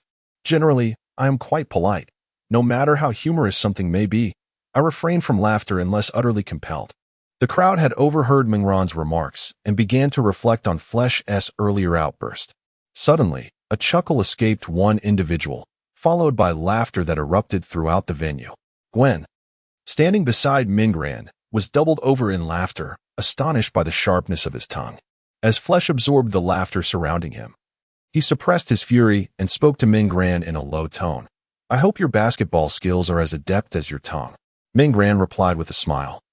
I hope your skills are not as foul as your speech. With their barbs exchanged, it was time to commence the showdown. Flesh initiated the first play, while Ming Ran prepared to defend. As Flesh dribbled the ball, he executed rapid footwork. Ming Ran extended his arms, determined to defend against him. Flesh attempted to break through, pressing closer to the basket. At that moment, it appeared Ming Ran had lost his rhythm, revealing a flaw in his defense. Seizing the opportunity, Flesh changed direction and maneuvered past him. After bypassing Ming Ran, Flesh leaped, aiming to unleash a powerful dunk to vent his pent-up frustration, his voice echoing in anticipation of the moment the ball would meet the hoop. Unbeknownst to Flesh, Ming Ran wore a knowing smile, and a looming shadow approached from behind him. The sharp sound of a ball being swatted echoed through the arena. Ming Ran's large hand had shattered Flesh's aspirations. As they both landed, Ming Ran looked at Flesh and remarked with a grin, that was an impressive shout. Let us continue that energy. Damn it, Flesh cursed under his breath. This insufferable Chinese individual could leap so high. Flesh realized that Ming Ran's jumping ability and strength were undoubtedly on par with his own, perhaps even superior. At this moment, Flesh became serious, beginning to contemplate his strategy. Just moments ago, his speed had been insufficient. Otherwise, he would not have been overtaken. I should be able to triumph over him through speed. Flesh's offensive attempt had failed, and now it was Ming Ran's turn to attack. Ming Ran dribbled the ball with both hands. As he maneuvered, he taunted Flesh, saying, that was your first and last attack. You have no more chances left, poor Flesh. The final phrase was delivered in a tone reminiscent of soothing a child, laden with mockery. Listening to Ming Ran's trash talk, Flesh felt a surge of anger. Yet he refrained from retorting. He feared that if he engaged in conversation, he might miss an opportunity to capitalize on. The more Ming Ran spoke, the more it indicated his lack of speed. Otherwise, he wouldn't resort to such frivolous banter. Once Meng Ran finished speaking, he suddenly lunged to the left front. Seeing this, Flesh immediately followed suit. However, Meng Ran swiftly retreated, executing a dramatic change of direction, leaving Flesh bewildered, akin to a monkey being toyed with. As Meng Ran dribbled, Flesh found himself knocked to the ground. Believing that Meng Ran was about to break through, not just him, but everyone present anticipated a layup. Yet, the reality was quite different. After toppling Flesh, Meng Ran did not advance. Instead, he retreated back to the center court, where a prominent logo of Zhongqing High School was displayed. Goodness, what was he planning? Surely, he could not be attempting a three-pointer from the logo. Did he consider himself an NBA superstar? How utterly absurd. Onlookers began to murmur about Meng Ran's actions, some even resorting to ridicule, deeming him foolishly overconfident. Flesh stood up. But he did not approach. Instead, he remained there, waiting for Meng Ran to embarrass himself, convinced he would fail to make the shot. Positioned at the logo without a trace of hesitation, Meng Ran leapt and released a jump shot. His form remained impeccable despite the long-range attempt. Such power was not a challenge for him at this moment. The basketball soared through the air, tracing a graceful arc as it headed towards the hoop. Chapter 7. The NBA is all in good fun. For skill acquisition, one must rely on basketball fire. Under the intense gaze of the entire audience, the basketball soared directly towards the hoop. After releasing the ball, Meng Ran pivoted and strolled over to Gwen, seemingly indifferent to the outcome of his shot. He casually took the water from her hand, twisted the cap off, and took a sip. "So, do you believe my words now?" Meng Ran asked, turning his back to the court and smiling at the astonished Gwen. Behind him, the basketball swished effortlessly through the net. A profound silence enveloped the arena. As if someone had pressed the mute button, Meng Ran returned the water to Gwen and made his way back onto the court. He faced the spectators who had previously mocked him and exclaimed, "Why the silence? I remember putting the basketball through the hoop, not your throats." His voice reverberated throughout the venue due to the stillness. The critics exchanged glances, and one, red-faced, shouted, "That was just luck." Meng Ran recognized him as one of Flesh's minions from earlier. He merely smiled, shook his head, and continued towards Flesh to resume the game. "Hey, smile a bit. Your face looks darker than the bottom of my pot," Meng Ran remarked, observing Flesh's sour expression. "You won't be this lucky forever, kid," Flesh retorted, scowling. Before tossing the ball to Meng Ran, Gwen and her friends had regained their composure and were enthusiastically cheering for Meng Ran. Upon hearing their voices, he gestured an OK sign and returned their cheers with a radiant smile. "Same spot. I'm going to make another logo three-pointer. Get ready," Meng Ran declared while dribbling the ball towards Flesh. Before Flesh could utter another taunt, Meng Ran retreated to the logo and raised his hand for yet another logo three-pointer. As he released the ball, he turned to celebrate, and unmistakably, the familiar sound of the basketball swishing through the net echoed behind him. This time, the silence was broken. Apart from Flesh's lackeys and a few others, the crowd, led by Gwen and her friends, erupted into a synchronized cheer. "Meng! Meng! Meng!" Flesh's expression darkened, resembling someone who had just consumed something distasteful. In the ensuing minutes, Meng Ran showcased a dazzling array of shooting techniques, hitting shots from various angles and postures with ease. Flesh, now numb to the humiliation, yelled at Meng Ran, "Is shooting all you can do? Are you too soft to even stand up to a challenge?" The sycophants on the sidelines also resurfaced from their silence, seizing the moment to jeer at Meng Ran. "Softy. Softy." It was as if they believed that if Meng Ran ceased shooting, they would emerge victorious, convinced he was merely afraid of confrontation. Flesh shared this sentiment. He thought Meng Ran was hiding his weaknesses to avoid giving him a chance to win. Seeing their fervent insistence, Meng Ran shrugged his shoulders. If they demanded it so earnestly, he would refrain from shooting. His previous reluctance to shoot stemmed from a desire to avoid injuring Flesh with his physical prowess. It is not that he possesses a saintly compassion. Rather, he simply wishes to spare his parents from being summoned to the school due to potential conflicts. However, now that his goodwill has been misconstrued as retreat and cowardice, he is inclined to acquiesce to their demands. Meng Ran, feeling helpless, stated, "I merely fear losing control and causing you harm. I dislike trouble. Yet, given your fervent insistence, I shall not hold back." Flesh interpreted this as Meng Ran merely fabricating an excuse for his cowardice and retorted loudly, "Come on, softy, let me show you how tough I am." Meng Ran, holding the ball, began to dribble. This time, he did not seek an opportunity to shoot. Instead, he advanced directly to confront Flesh. Upon making contact with Meng Ran, Flesh was taken aback. What immense strength is this? He felt as if he were facing an insurmountable mountain. Previously, while only shooting, he had not fully grasped Meng Ran's power. Meng Ran pushed against Flesh, driving into the paint like a bulldozer, rendering Flesh's strength utterly ineffective. Once inside, Meng Ran unleashed an extraordinary leap, soaring for a powerful dunk that sent Flesh crashing to the ground. Is this what toughness looks like? I thought I was being guarded by an old lady. Meng Ran chuckled softly at Flesh. The arena fell into silence, which was soon shattered by an eruption of cheers. Gwen and the others nearby were so excited that they leaped in jubilation. Mary Jane, overwhelmed with excitement, hugged Peter, who relished Meng Ran's extraordinary assist. Feeling a burgeoning sense of camaraderie with him, Gwen, her cheeks flushed with exhilaration, cheered loudly for Meng Ran, her eyes sparkling as if adorned with stars. Meng Ran felt a flutter in his heart, thinking, how beautiful, how adorable. Since his rebirth, Gwen had indeed been the only person of the opposite sex to capture his attention so profoundly. His gaze then shifted to Peter, who was caught in an embrace with Mary Jane. Meng Ran couldn't help but exclaim inwardly, wow, this kid with his thick brows and big eyes. How has he progressed so quickly? Upon sensing Meng Ran's gaze, Peter responded with a grateful look, saying, bro, thanks for the assist. No need for thanks. Keep it up. Meng Ran encouraged him with an affirming glance. After their silent exchange, Meng Ran redirected his focus back to the game.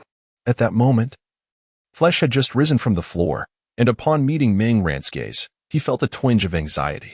He was somewhat intimidated. The subsequent plays transitioned from shooting drills to dunking demonstrations, showcasing a series of ferocious slams that were as hard as could be. Flesh had been beaten into a state of numbness, his confidence obliterated, reduced to mere background scenery. After failing to score initially, he had not attempted another offensive move. For 9 consecutive plays, aside from returning the ball to Meng Ran, he had not touched it again. As the final play approached, a mischievous smile crept across Meng Ran's lips. Have you seen Slam Dunk? He inquired of Flesh. Flesh was momentarily stunned, replying, what is Slam Dunk? Meng Ran spoke with an air of profound mystery, declaring, this is the basketball Bible. Once you master the techniques within, you shall become invincible. Flesh was immediately taken aback.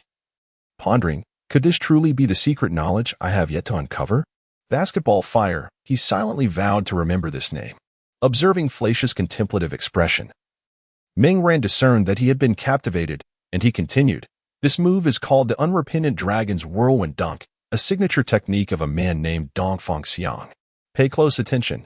With that, Meng Ran swiftly maneuvered past Flesh, leaping from the free throw line and launching the basketball towards the backboard.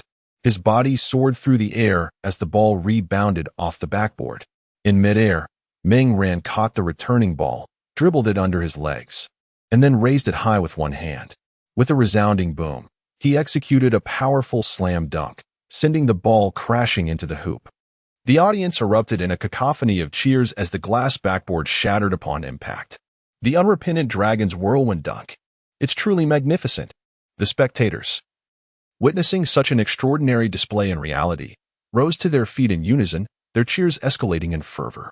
Today, Meng Ran had stolen the spotlight, and soon, the entire student body would know his name. By the next day, through the whispers of the crowd, he would undoubtedly become the celebrated figure of Zhongqing High School.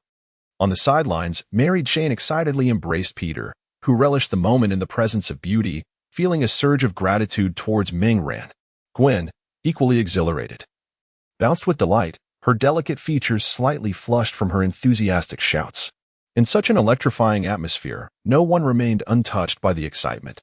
Meng Ran stood, approached the stunned Flesh, and said, I did not intend to humiliate you today, my friend. I merely wished to convey the importance of respecting others. He patted Flesh on the shoulder, continuing, I understand your perspective, but there are myriad ways to stand out. Bullying others is the least admirable. In truth, your basketball skills are commendable, With perseverance, you possess the potential to become a basketball star. Keep at it. With that, Meng ran left flash deep in thought and turned towards Gwen and the others by the sidelines. Gwen, though no longer overly exhilarated, still bore a faint blush. As Meng Ran approached, she smiled and remarked, "I can't believe it ended up being 10-0. A bet is a bet. I owe you a dinner now." Meng Ran, with a playful grin, replied, "Who says you owe me dinner?" Seeing Gwen's puzzled expression, he continued, "Fair Lady Gwen, might I have the honor of inviting you to dinner?" With a graceful bow, he extended his hand towards her. Gwen, amused by Meng Ran's antics, reciprocated with a slight curtsy, presenting her hand to him like a noblewoman. They exchanged smiles, both amused by the charming exchange. Chapter 8. The simple folk of Queens, even in the stillness of night. The borough of Queens exudes an air of unpretentious charm. Meng Ran stands atop a clock tower, gazing down at the streets illuminated by twinkling lights. As the notorious name of the evil spirit gains notoriety, the crime rate in Queens has evidently diminished.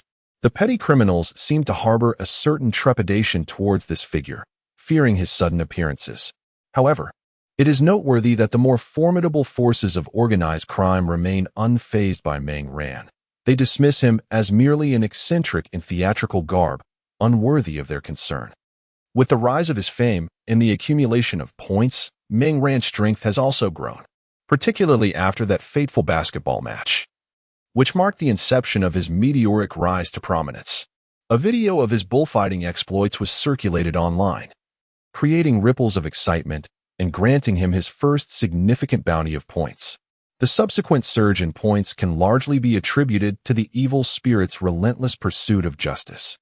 Daily confrontations with criminals have led to numerous sightings captured on camera, and those he has rescued have taken to social media to extol his virtues. As a result, forums dedicated to the evil spirit have begun to sprout online. Simultaneously, the media has astutely observed the correlation between his emergence and the decline in crime rates, prompting enterprising journalists to cover his exploits while also critiquing the police's inaction. In essence, Meng Ran finds himself in a season of triumph, engaging in virtuous deeds while simultaneously enhancing his own prowess. Yet, he is acutely aware that the true source of his elation lies in his connection with Gwen. Following the basketball game, their relationship has deepened, leading to collaborative study sessions. This Saturday, they have made plans to share a meal, fulfilling a promise made in jest. As Meng Ran contemplates their upcoming rendezvous, a smile involuntarily spreads across his face. The transformation of his laughter through his battle suit morphs it into an unsettling, discordant cackle. Fortunately, he is alone, lest he frighten someone into nightmares. With just 2 days remaining, he resolves to focus on his mission. Meng Ran has come to regard his daily crusade against crime as a vocation, albeit one devoid of monetary compensation. He leaps from the rooftop, descending gracefully. And as he approaches the midpoint of his fall, he propels himself off the wall with a powerful push, soaring toward the rooftop of a slightly shorter building. Upon landing, he stabilizes himself effortlessly, thanks to the remarkable design of the Venom suit, which absorbs the impact without requiring further action. As he navigates the spaces between buildings, he remains vigilant of the happenings below. Venom, having evolved through a series of hostings, now assists him in monitoring for criminal activity, capable of rudimentary communication. Meanwhile, O'Neill strolls along the street, having recently emerged from prison. The gang leader, in a gesture of gratitude for his willingness to serve time on their behalf, promised him a lucrative opportunity. Now, he finds himself in a phase of anticipation, aimlessly passing the time, having just indulged in a few drinks. As he ponders where to seek further amusement, his gaze is suddenly captivated by a striking figure.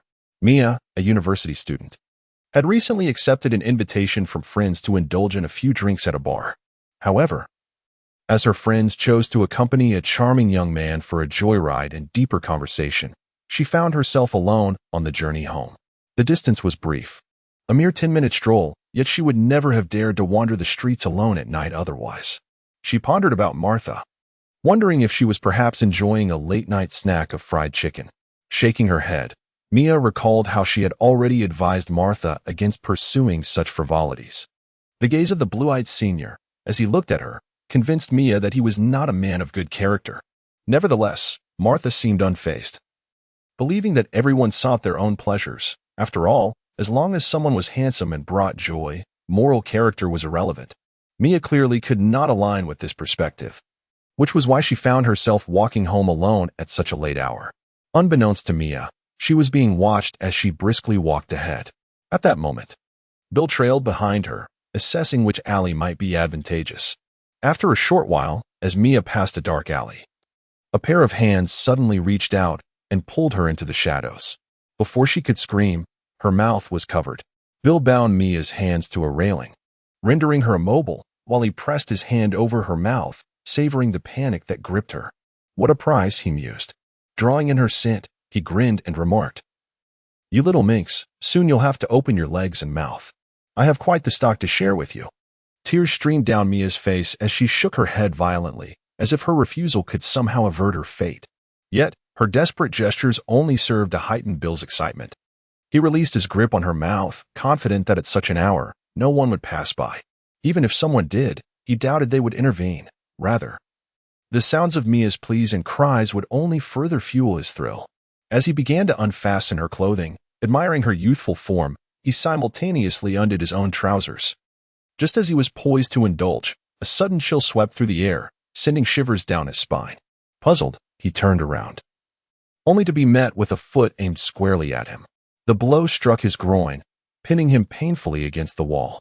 Bill felt an excruciating pain radiate through his body, particularly in his nether regions, a sensation far more intense than any kick to the groin. It felt as if everything had shattered.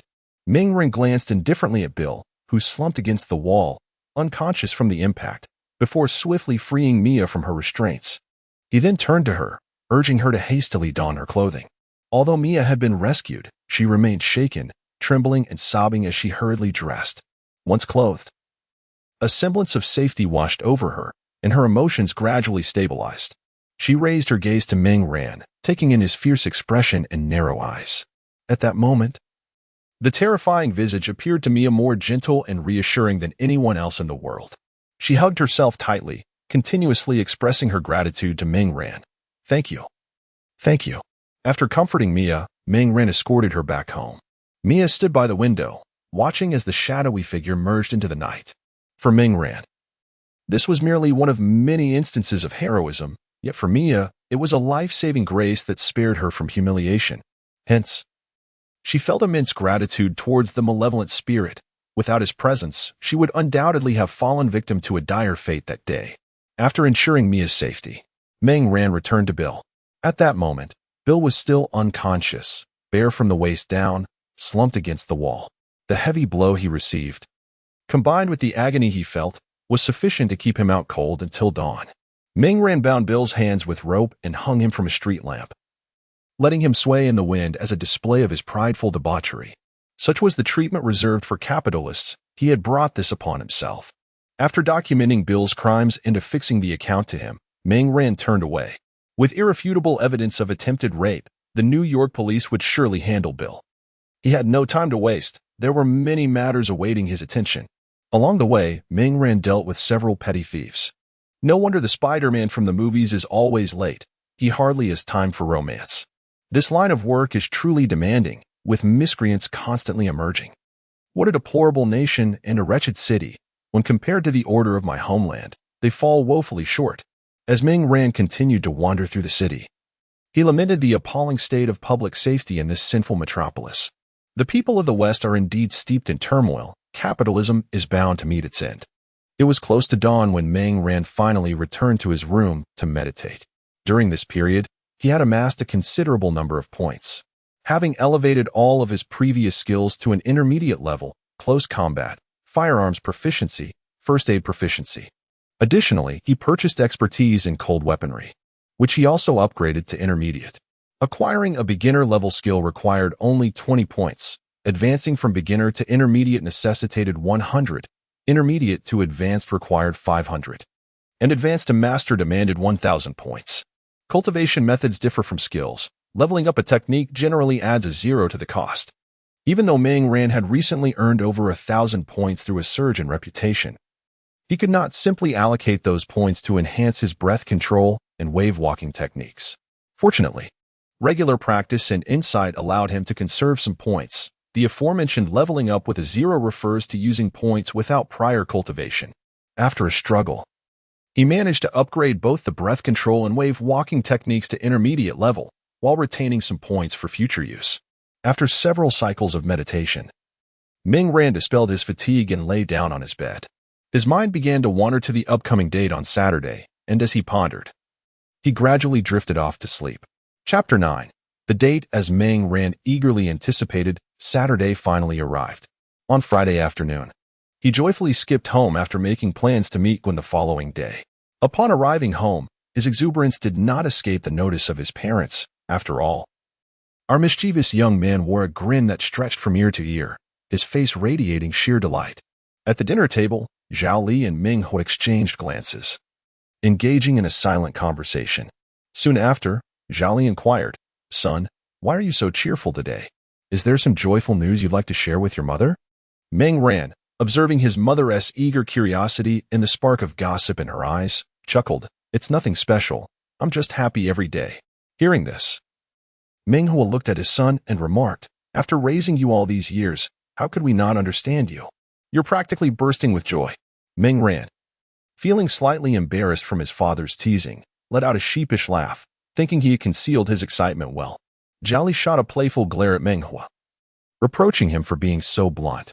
Ming Ran glanced at his parents and then set down his bowl, stating, "I'm just going out to have fun with some classmates tomorrow. Really, it's nothing. A girl, right?" Ming He immediately grasped the situation, understanding that it was likely a female classmate, as no boy would exhibit such enthusiasm for an outing with male peers. Ming He then produced a card and handed it to Ming Ran, saying, "When you go out, don't let her spend too much. Take this card." Ming Ran gratefully accepted the card, exclaiming, "Dad, you look so cool and composed. Mom truly has good taste." Hearing his son's words, Ming He cast a gentle glance at Zhao Li and proudly declared, "You should know, in my youth, I was quite the handsome fellow, renowned far and wide." Zhao Li chuckled softly at his declaration, teasing, "If you're calling yourself handsome, you must be out of breath. You're not a young man anymore." After this, she turned to Ming Ran, reaching into her bag to retrieve $500 in cash, which she handed to him. "Having just the card isn't enough. Take this cash for emergencies. And remember to bring her home early. It's not safe to be out too late." Ming Ran nodded in agreement, acknowledging the safety concerns, as he often dealt with a few petty thieves himself. On Saturday morning, Ming Ran rose early, preparing himself meticulously, washing up, styling his hair, and selecting his outfit. In no time, a dashing young man emerged. Driving his little black car, he followed the address Gwen had provided and arrived at her doorstep. After sending her a message to announce his arrival, he began his wait at the entrance. Before long, Gwen appeared, accompanied by a stern-looking middle-aged man. Ming Ran surmised that this must be Gwen's father, exuding an air of authority, no doubt the police chief. As Gwen approached, they exchanged introductions. "Hi, Ming. This is my dad." "Dad, this is Ming, the classmate I mentioned who excels at basketball." "Hello, Uncle. My name is Ming Ran. I am Gwen's classmate," Ming Ran said, stepping forward to greet him. George nodded in acknowledgement and shook his hand. "I heard Gwen mention that you triumphed over Flesh. I have encountered that young man as well. To conquer him certainly speaks volumes about your basketball prowess." Ming Ran chuckled modestly, stating, "It's nothing extraordinary. I've merely practiced for 2.5 years. Meanwhile, he mused inwardly. George held a favorable impression of Ming Ran, finding him to be sunny, handsome, and courteous. After offering a few words of advice to the pair, George turned and returned home. Ming Ran then set off in his small car, taking Gwen to lunch. His destination was a Chinese restaurant, and as the son of Chef Meng Hua, he possessed his own discerning taste regarding Chinese cuisine. This restaurant, which Ming Ran had previously visited with his family, boasted commendable flavors, though it paled in comparison to his father's establishment. However, when on a date, venturing into his father's domain was out of the question, making this restaurant the most suitable choice. As Ming Ran and Gwen bantered amiably on their way, they took a leisurely stroll around the vicinity, arriving at the restaurant just in time for the noon rush. This eatery was run by a Sichuan chef who had resided in New York for over a decade, aptly named Sichuan Flavors. to cater to the broader palate.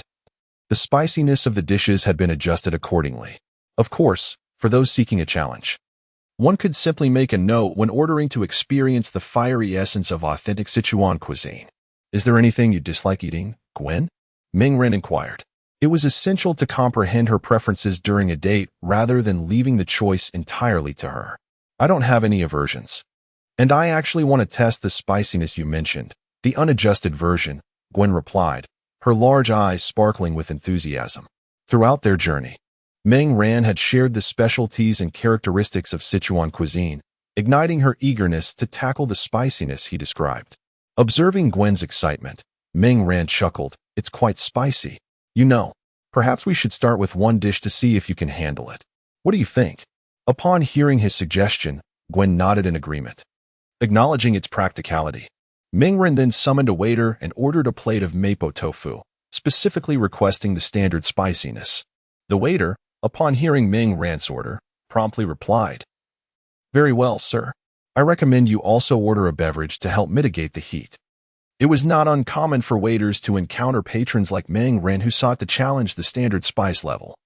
Many would end up questioning their life choices due to the intensity. Thus, the waiter kindly advised Ming Ran to opt for a drink to alleviate the spiciness.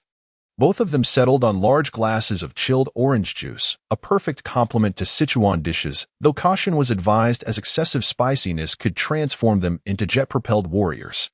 Ming Ran certainly wished to avoid such a transformation, so he decided to let Gwen sample the mapo tofu first, hoping to gauge her tolerance before proceeding with the date. The dish arrived promptly, and to his surprise, Ming Ran noted that Gwen handled her chopsticks with remarkable skill. It dawned on him that she had mentioned her proficiency earlier in the car.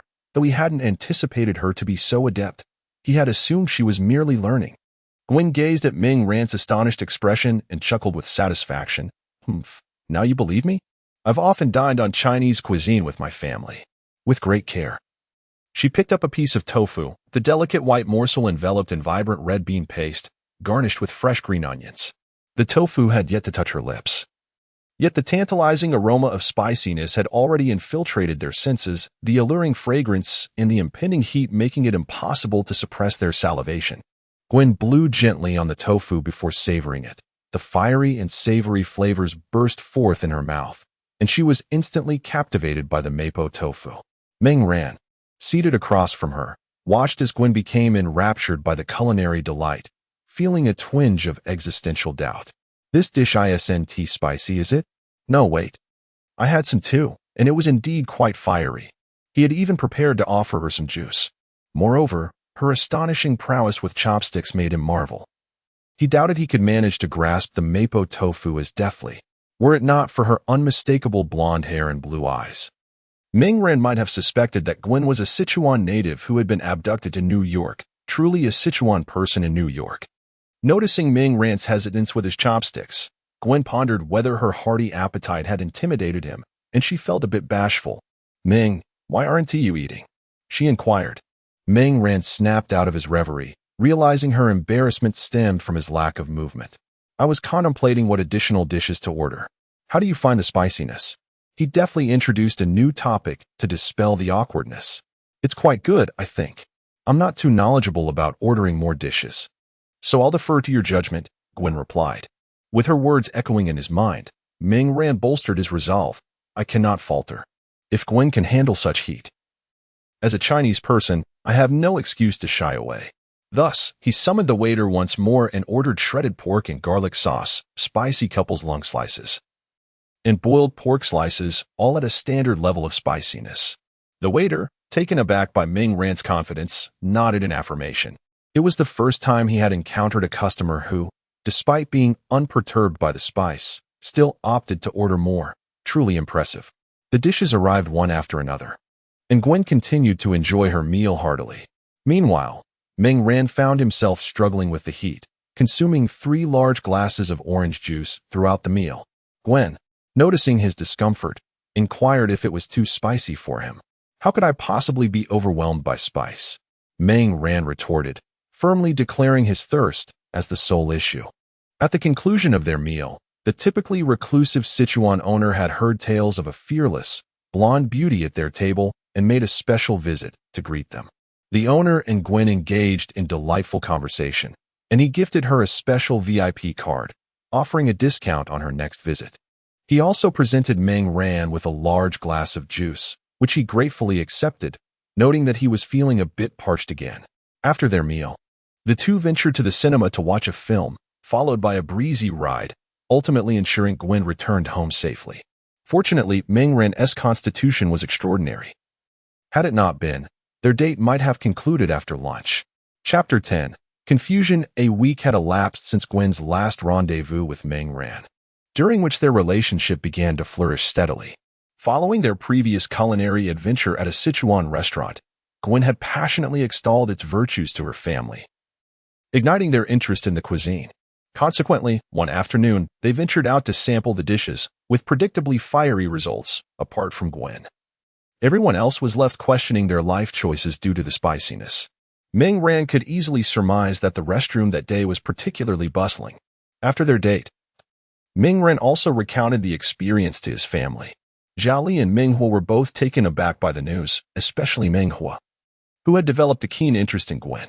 He urged Meng Ran to invite her over for dinner, as he wished to showcase his culinary skills. Meng Ran, of course, readily agreed, as he couldn't have wished for anything more. On a rare Sunday morning, Meng Ran indulged in a leisurely lie-in, not due to fatigue, but rather because he felt that a weekend devoid of such indulgence was incomplete. After awakening and completing his morning rituals, he descended to partake in lunch, once again savoring the culinary prowess of Chef Meng Hua. The mere aroma was enough to make one salivate profusely. As Meng Ran devoured his meal with such fervor that his face nearly plunged into his bowl, he was suddenly drawn to Meng Hua's voice. Alas, what a travesty! A fine young lady, and yet, oh dear, this is not our homeland. What chaos reigns! Meng Hua lamented, gazing at the newspaper with a sigh. He then turned to Zhao Li, remarking, "My dear, you must wait for me to pick you up every day. No wandering off on your own. And no late nights at work. The security situation is perilous." Zhao Li responded with a sweet smile, "I know, darling. I will certainly await your arrival every day." Meng Ran had long since resigned himself to their daily display of affection. Curious about the news that had piqued his father's interest, Meng Ran reached for the newspaper to peruse its contents. The pages were filled with mundane news, yet he stumbled upon an article about himself, igniting a fervent debate about whether he was a masked hero or a criminal. As he continued to flip through the pages, his pupils suddenly constricted, and he fought to suppress his emotions, pressing on with his reading. Tragic young girl brutally murdered. The perpetrator remains at large. Meng Ran's composure faltered upon recognizing a familiar face, the young woman he had rescued not long ago, who had narrowly escaped a heinous fate. The very girl now reported as a victim of this atrocity. Although the newspaper provided scant details, Meng Ran could ascertain that the victim was indeed her. The assailant had been identified but remained elusive, and he was familiar to Meng Ran, being the very thug who had been left hanging from a lamppost after the incident. While Meng Ran could not recall the girl's name, he vividly remembered her beauty and grace. The image of Mia's helplessness that night, coupled with her post-trauma smile and tears, replayed incessantly in his mind. He could not recall how he returned to his bedroom, lost in a haze of confusion and regret. Lying on his bed, he stared blankly at the ceiling, his eyes devoid of focus. Should one blame oneself for being inept, or acknowledge that one is not a superhero, incapable of achieving perfection? Why is it that the scoundrel was able to commit this crime? Should he not have already been apprehended by the police? If, on that day, instead of incapacitating the ruffian, he had merely reprimanded him and issued a warning, might the tragedy have been averted?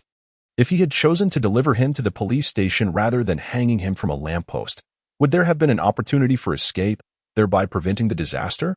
Or if he had resolutely dealt with the scoundrel on the spot, would the tragedy still have unfolded? Meng Ran curled up beneath the covers, his mind swirling with impossible hypotheticals and questions, his heart heavy with remorse and self-reproach. It seemed he had oversimplified these matters, not only failing to clarify the principles and methods he wished to uphold, but also neglecting to comprehend the responsibilities and burdens that such actions would entail. He acted on assumptions, akin to the Spider-Man of cinema. Yet the harsh reality delivered a resounding slap, forcing him to confront outcomes he had never before envisioned. At that moment, a knock resounded on Meng Rant's door, and Meng Hua's voice came from outside. "Son, may I come in?" Both parents had sensed something amiss with Meng Rant's demeanor. After much deliberation, they decided that Meng Hua should attempt to console him, even though they were unaware of the specifics. When no response was forthcoming, Meng Hua hesitated briefly before pushing the door open. The curtains were drawn tightly, allowing only a faint glimpse of Meng Ran curled up in his blanket. Seeing this, Meng Hua sat at the edge of the bed and gently spoke. "Xiao Ran, I know you are troubled. Would you like to share with your father?" Although he might not possess the answers, merely voicing your concerns could be a relief. Your mother is also worried about you. Remember, your father and mother will always stand by you, supporting you from behind. So, if anything weighs on your heart, do not keep it to yourself. We will always be your steadfast allies. After Meng Hua finished speaking, he gazed at his son, who remained ensconced in his blanket. After a while, a hoarse voice emerged from within. "If there were something you could have done at the time, but you did not consider the potential consequences, leading to severe repercussions that cannot be remedied, what should one do in such a situation?" Meng Hua, upon hearing his son's inquiry, refrained from probing for details, instead choosing to reflect silently. The room fell into a hushed stillness, punctuated only by the sound of their breathing. After a moment of silence, Meng Hua finally spoke. "Though I do not know the particulars, I sense that you are filled with regret, which is why you feel so despondent." What father intended to convey was that, since events have transpired and outcomes have manifested, these are immutable realities that we cannot alter. The only aspect we can transform is ourselves. We must glean wisdom from our experiences, allowing the consequences to serve as a clarion call within our minds. Henceforth, when similar situations arise, we must exert our utmost effort. Only through dedication can we avert future regrets. Following his words, the room fell into a profound silence once more. Meng Hua remained patient, waiting by the bedside, aware that Meng Ran was contemplating his message. After a while, Meng Ran finally emerged from beneath the covers, his eyes resolute in the dim light as they fixed upon Meng Hua. "Father, thank you. I believe I now comprehend my path forward." Meng Hua nodded with a sense of relief, responding, "It is good that you understand. Remember to communicate with your parents when issues arise. Do not bottle them up." After gently patting Meng Ran's head, he departed, needing to report the situation and reassure Zhao Li. In the solitude of the room, Meng Ran rose to his feet and stood before the mirror, gazing at his reflection, his expression imbued with determination. At that moment, he had clarified the path he had previously hesitated to acknowledge, the consequences he must endure, and the responsibilities he must shoulder. He relinquished his fantasies. For reality is not a film, it is far more unforgiving. In the realm of cinema, superheroes can abstain from taking lives, embodying principled citizens and good neighbors, engaging in an eternal struggle against their foes. Yet, reality does not permit such leniency. Had Meng Ran acted decisively against Bill that fateful night, the tragedy of Mia's brutal demise could have been averted. Allowing a criminal to escape justice at the cost of an innocent girl's life is an egregious misfortune. He possessed the capability to intervene, yet failed to prevent this calamity. The journey of personal growth is often fraught with challenges. However, for Meng Ran, it was a matter of a living soul that spurred his evolution.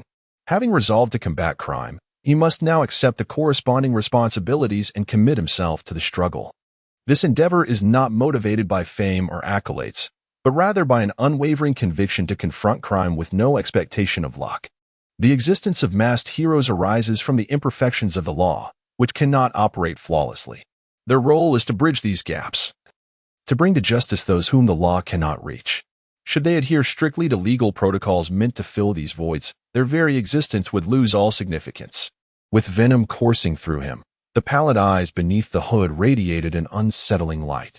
Meng Ran stared at the ghastly figure mirrored before him and resolutely declared within himself, "From this moment forth, I shall embody the true specter of vengeance, instilling terror in those criminals and evildoers who roam free. Bill, the time of reckoning for your sins draws near.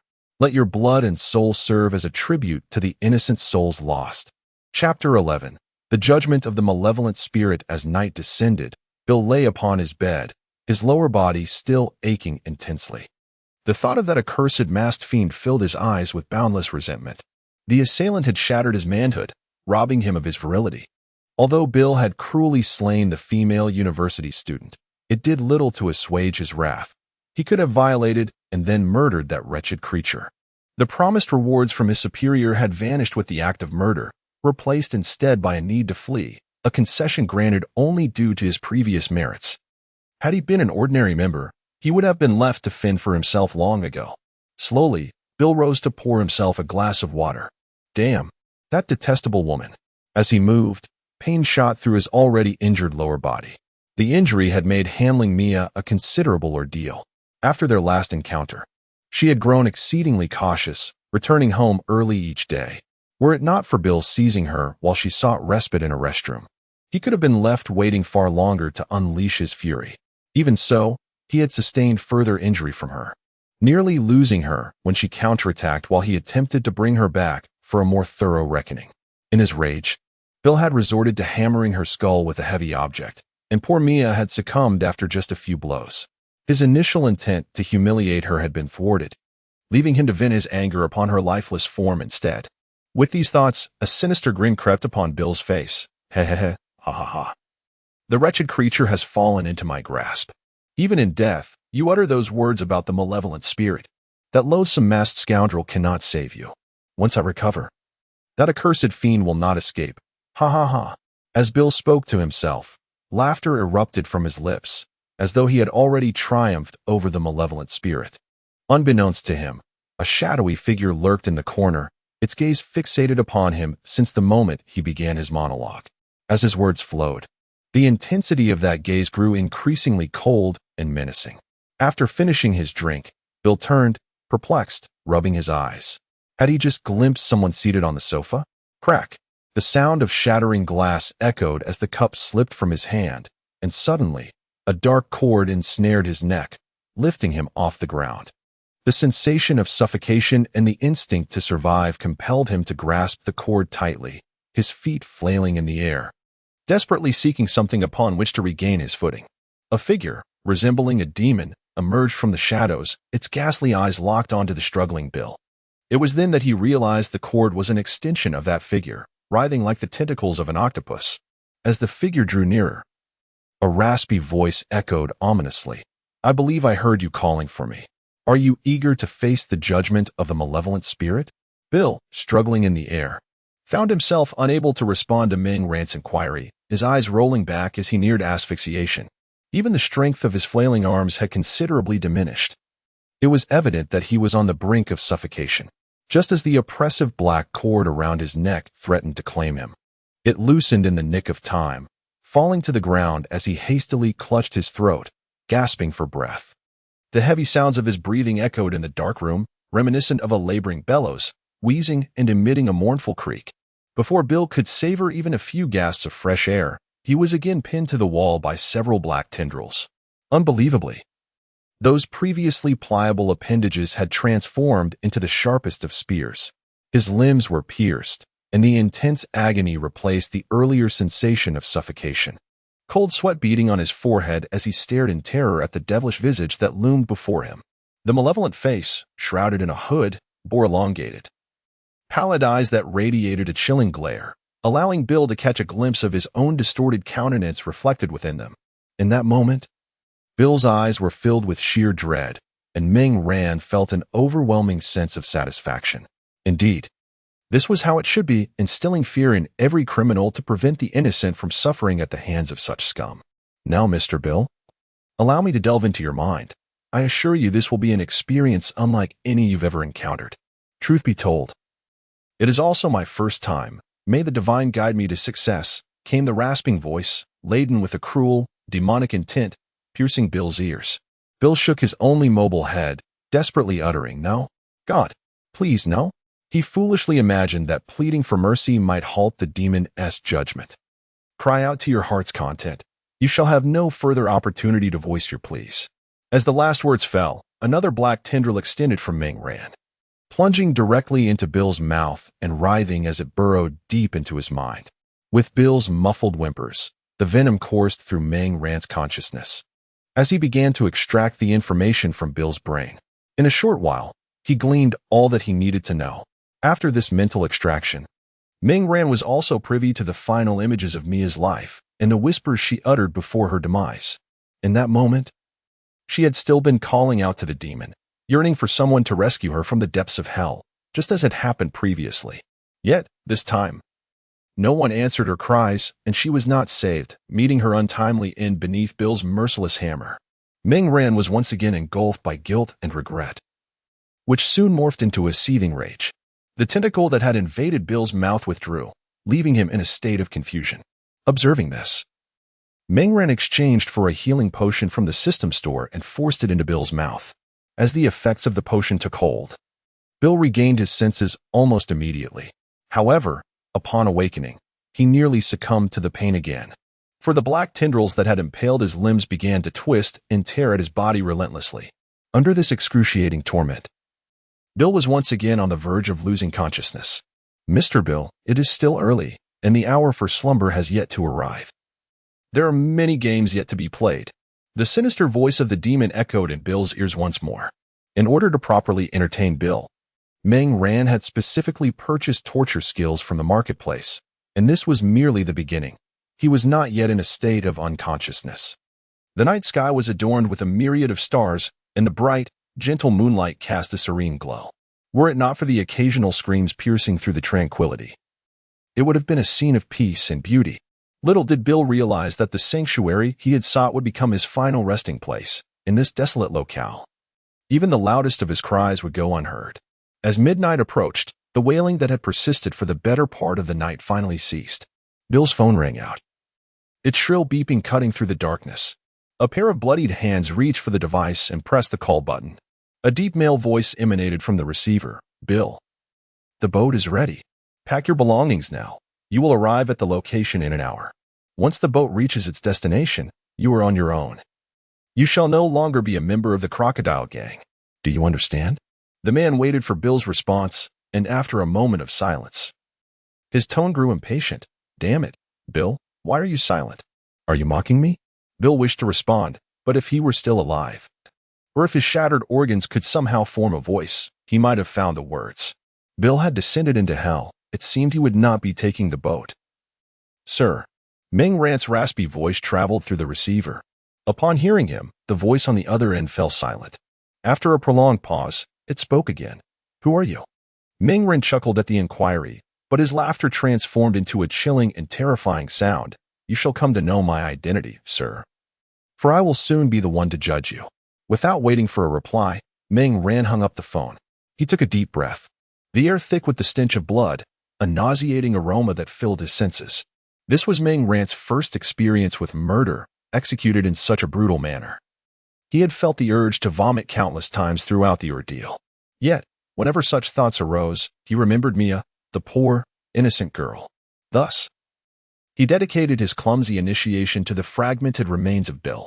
Having completed his grim task and left behind certain remnants, Ming Ran closed the door to the room and swiftly departed from the house, disappearing into the night. Upon arriving home, he retrieved the odor eliminator he had recently purchased from the system marketplace, thoroughly spraying it over his entire body, and once more after removing his combat attire. After this meticulous process, the once penetrating scent of blood dissipated entirely. After washing up and returning to his room, Ming Ran lay on his bed, once again contemplating Mia. "I am sorry for not saving you. The one who took your life has faced judgment. I hope you may find peace." Although he had ensured Bill's punishment, Ming Ran still found himself unable to sleep, and so he lay there, staring blankly at the ceiling throughout the night. Chapter 12. The Bald Father-in-Law and the Cleansing Plan. Once again, it was a Friday. 5 days had elapsed since the trial concerning Bill, and throughout this period, Ming Ran had been diligently researching information about the Crocodile Gang. Initially, he possessed scant knowledge of computers, with his understanding limited to a few single-player games. However, driven by the necessity to locate Bill, he had earned points to acquire computer skills, advancing to an advanced level, thus making data collection a seamless endeavor. Furthermore, with the assistance of Xiaobai, his research proceeded exceptionally well. As the days passed, it seemed that Bill's residence was rather remote, as Ming Ran had yet to encounter any relevant reports. In truth, the situation was not as Ming Ran presumed. Bill's lifeless body had been discovered on Wednesday. Yet due to the grotesque nature of the scene, the police had chosen to suppress the information temporarily.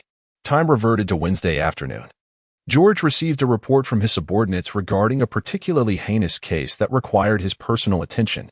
As he drove towards the crime scene with his team, he lamented the incompetence of his subordinates, wondering if they were merely idling away their time. Upon arrival at the crime scene, which was situated in a secluded area, only a handful of individuals were present, namely, the informant and the officers who had cordoned off the area. As George approached the house, he listened to the report from a nearby black officer. "Sir, the informant is named Larry Beard." He reported the incident after detecting an overwhelming stench of blood and decaying flesh as he drove by. Just then, another officer rushed out, covering his mouth, nearly colliding with George. Observing the reporting officer, George was met with the sound of retching from the officer who had just exited. "Is he new to the force?" "He appears more fragile than my 6-year-old daughter," George remarked. The reporting officer, upon hearing this, seemed to hesitate, wanting to express something but ultimately refrained. George, noticing his reluctance, prodded, "What's on your mind? I can tell you have something to say." The officer replied, "Well, it's just that the crime scene is indeed rather. I also felt the urge to vomit just now." George scoffed derisively. "Humph. A bunch of weaklings. It's evident that you haven't been to many crime scenes. To react this way is quite embarrassing." With that, he continued onward, arriving at the threshold of the room, where his expression shifted dramatically. The curtains were drawn, leaving only a narrow slit that served as the bedroom's solitary source of light. Blood splatters adorned both the walls and the curtains, while the dried blood on the floor had darkened to the point where, without careful inspection, one might mistake it for a blackish-red carpet. The room was suffused with a nauseating combination of the metallic scent of blood and the stench of decay, creating an olfactory assault. In one corner of the room knelt a figure, now devoid of life, contorted against the wall. It was no longer accurate to refer to it as a human. It resembled more a skeletal frame, with patches of flesh grotesquely clinging to its form. Its legs were ensnared by the viscous blood, and pieces of flesh lay scattered around it, each fragment appearing to have been deliberately severed, forming a ghastly circle. The viscera lay within a skeletal chest cavity, and had he not been kneeling on the ground, they might have tumbled out. Opposite him, a newspaper was affixed to the wall, the very one that reported Mia's brutal murder. Beside it, words were scrawled in blood. "Criminal Bill. Demon. Judge your sins." Below, there was a graffiti depiction of a demon, which, had it not been rendered in blood, might have been considered a commendable piece of art. George, suppressing his bodily discomfort, retracted his gaze and inquired, "Is there any further information?" However, he received no response from Little Black. Instead, the sound of his retching reached George's ears. Unable to contain himself any longer, George hurried outside, leaning against the nearby railing to vomit. Despite his extensive experience, he could not withstand such an onslaught. The torturous scenes and the nauseating stench left him feeling as though a lifetime of healing would be necessary. He anticipated that upon returning home, he would need to wash multiple times, change into fresh attire, and apply a generous amount of deodorizer. Otherwise, he would be too embarrassed to cross the threshold of his own home, overwhelmed by the disgust. Yet, as a seasoned detective, after expelling the contents of his stomach, George, pale-faced but composed, proceeded to delegate tasks, autopsies, investigations, and more. There was an abundance of work still to be done. Summoning his assistant, George spoke with a grave demeanor. "Listen. Ensure that everyone involved in this case keeps their lips sealed. This situation is exceedingly grave and must not be disclosed, or the consequences will be dire." The assistant nodded dutifully and set off to carry out the order. Standing on the lawn outside, George lit a cigarette, the wafting scent of tobacco momentarily alleviating the foul odor. He was acutely aware of the seriousness of the matter, although Bill was a fugitive. Discovering him in such a manner was unforeseen. If that hasty group of reporters were to uncover the details, George could already envision the barrage of accusations and vitriol that would ensue. Those reporters thrived on chaos. Yet it was the New York Police Department that would bear the brunt of public scrutiny. Rubbing his temples, he felt a headache beginning to set in. "Demon," George muttered to himself, contemplating. This name had been circulating frequently lately, whether among the children at home or within the precinct. However, prior to this, The so-called demons had merely engaged in petty mischief, causing injuries but never claiming lives. Who would have anticipated such a shocking turn today? With not only a murder but one executed with extreme brutality? Sighing, George touched his head, feeling as if several strands of hair had sacrificed themselves in the process. He hurled the cigarette but to the ground, grinding it underfoot while cursing, "Damn criminals, damn demons." Time reverted back to Friday, having gathered the necessary information. Ming Ran stood up and stretched, blissfully unaware of the considerable trouble he had inadvertently caused his future father-in-law, likely leaving George in a state of utter disarray. Ming Ran closed his eyes, meticulously organizing the information swirling in his mind. This knowledge could only reside within him, for any trace left behind could lead to considerable trouble. Once he had confirmed the accuracy of his thoughts, he opened his eyes, his gaze sharp as he focused on a man displayed on the computer screen, Bob Weiss. The leader of the Crocodile Gang. Now in his 40s, Bob Weiss rose to prominence over 2 decades ago. At that time, he demonstrated remarkable tenacity, assembling a group of thugs to form the Crocodile Gang, initially subsisting under the shadow of larger crime syndicates. One fateful day, the leader of the dominant gang mysteriously vanished, leaving his underlings disoriented and in disarray, vying for power amidst chaos. Seizing the opportunity while they fought amongst themselves, Bob discreetly appropriated many of the resources from the larger gang. Ultimately, the rival gang suffered significant losses, while Bob and his Crocodile Gang emerged strong and formidable. With little resistance, the Crocodile Gang eliminated the remaining leaders and officially absorbed the larger gang.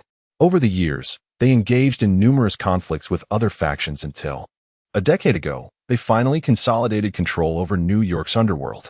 The entire spectrum of illicit activities, including drug trafficking and gambling, fell under the dominion of the Crocodile Gang. Bill served as an enforcer under Yul Locke, the second-in-command of the Crocodile Gang, and a founding member alongside Bob. 8 years prior, law enforcement launched a series of operations targeting the Crocodile Gang, nearly capturing Yul. Bill took the fall for him, allowing Yul to escape. The man with whom Ming Ran had conversed that day was likely Yul. Ming Ran awaited the revelation of the news, although they were already aware of Bill's demise. The absence of first-hand witnesses would likely render them indifferent. Bill's residence had been independently chosen, unbeknownst to the Crocodile Gang. Once the news broke, the gang would undoubtedly obtain photographs from the scene, and Ming Ran was confident that such evidence would compel them to regard him with newfound seriousness. The mere death of Bill, he feared, might not suffice to convey the weight of his actions. He planned to eliminate Yul as soon as the news surfaced. The loss of their second-in-command, combined with extensive media coverage, would force the Crocodile Gang to respond, no matter how entrenched they might be. Ming Ran had already pinpointed several of their strongholds. When the time came for them to gather, he intended to strike decisively, leaving no trace behind and eradicating the threat completely. Chapter 13.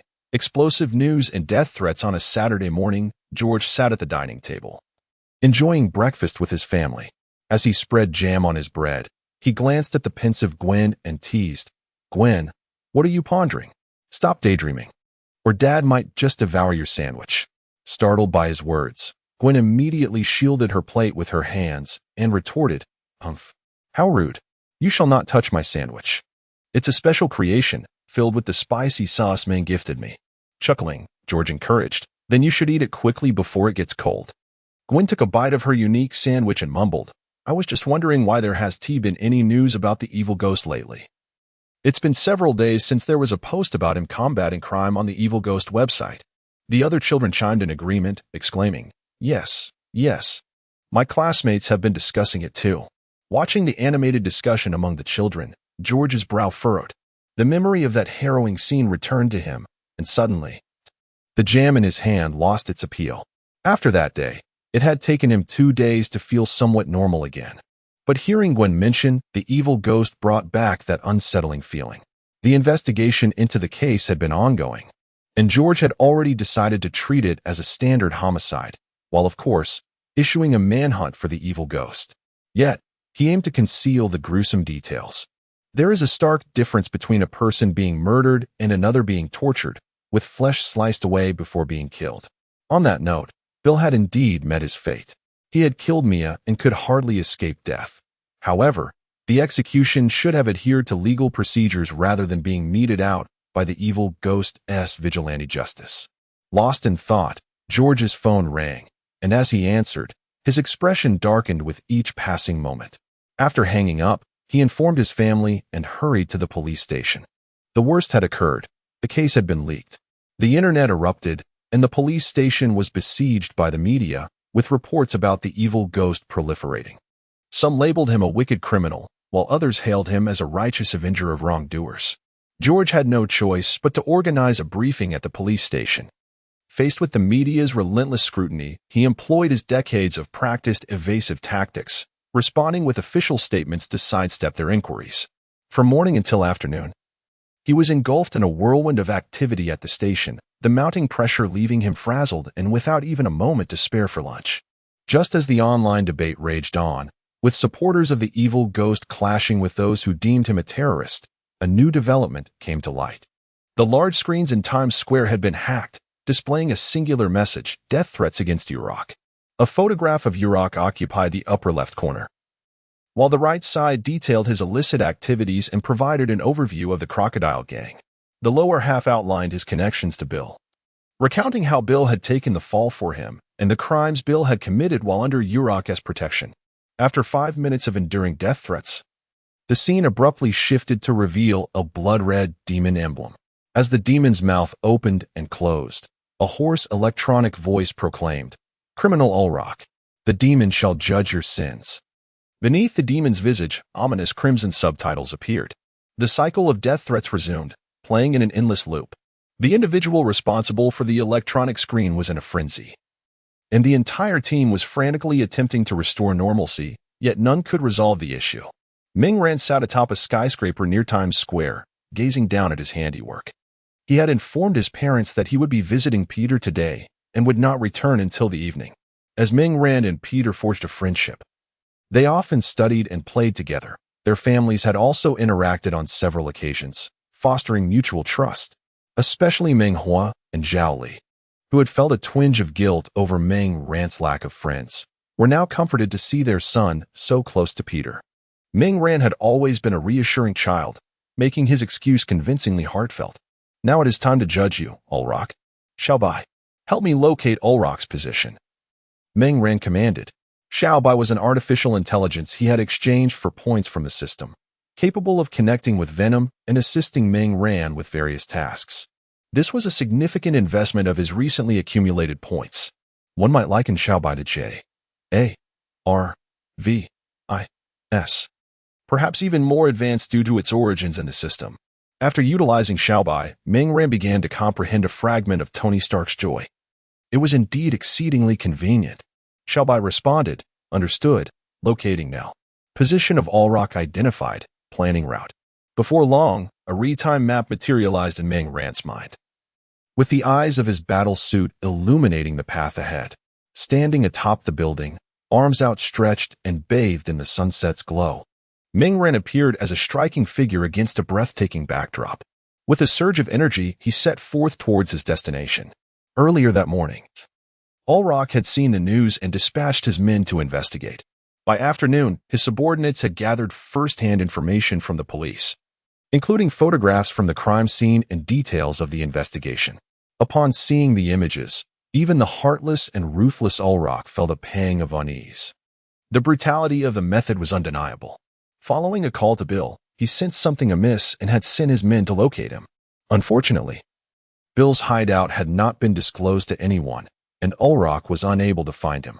He remained unaware of who had killed Bill and, lacking any recent updates, assumed that Bill had simply crossed paths with an enemy.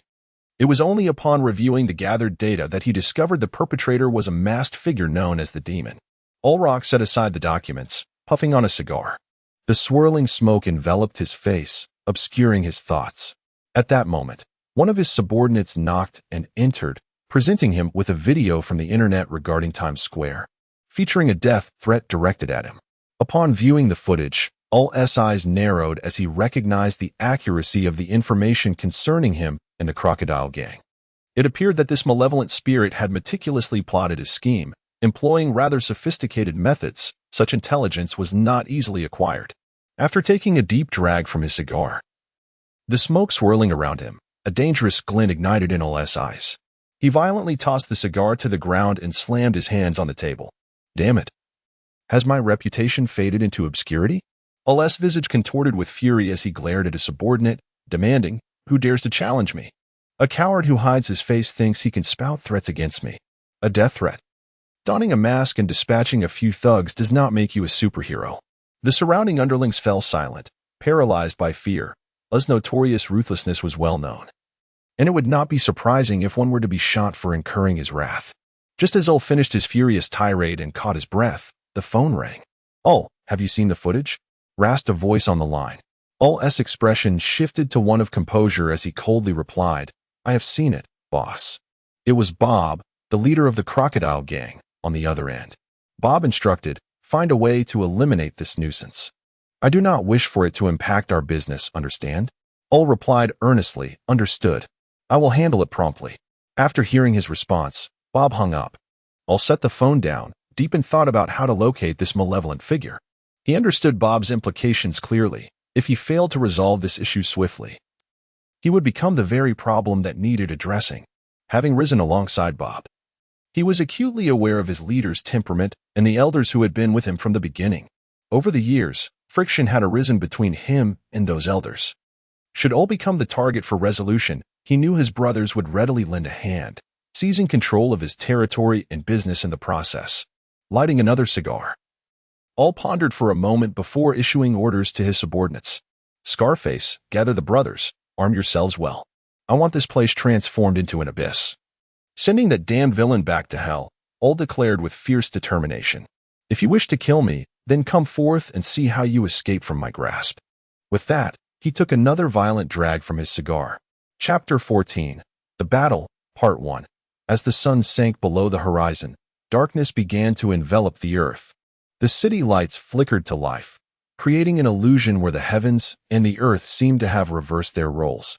The stars and the Milky Way were absent from the sky, while the ceaseless stream of vehicles on the ground formed a river of light akin to a galaxy, with the twinkling lights of the buildings resembling countless stars.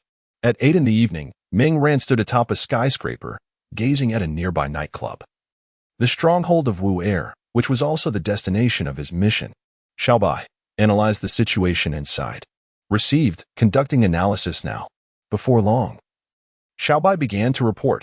There are a total of 115 individuals within the building, all armed with handguns, and 50 of them are equipped with heavy weaponry, including light and heavy machine guns. Based on Xiaobai's feedback, the panoramic layout displayed in his mind, coupled with thermal imaging scans, allowed Ming Ran to grasp the situation thoroughly. Good heavens! Wu Air is indeed formidable, and the Crocodile Gang possesses significant power to acquire such an arsenal. This 3-story nightclub has truly been fortified into a fortress. Ming Ran retrieved 2 straight knives from the system, crossing them on his back, while also checking his gear, a handgun, a dagger, and an assortment of grenades readily available at his disposal. Xiaobai, initiate the countdown to death, 20 minutes. Received. Simultaneously, the large screen at Times Square began to shift. The scrolling death threats ceased, replaced by a blood-red countdown of 20 minutes. After ensuring his equipment was ready, Ming Ren leaped from the building, stealthily approaching the nightclub, swiftly eliminating the guards stationed outside. Upon entering through the main door, he continued his efficient assault, dispatching several individuals in the corridor. This time, however, he did not remain silent. He shattered a glass, the sound drawing the attention of the guards.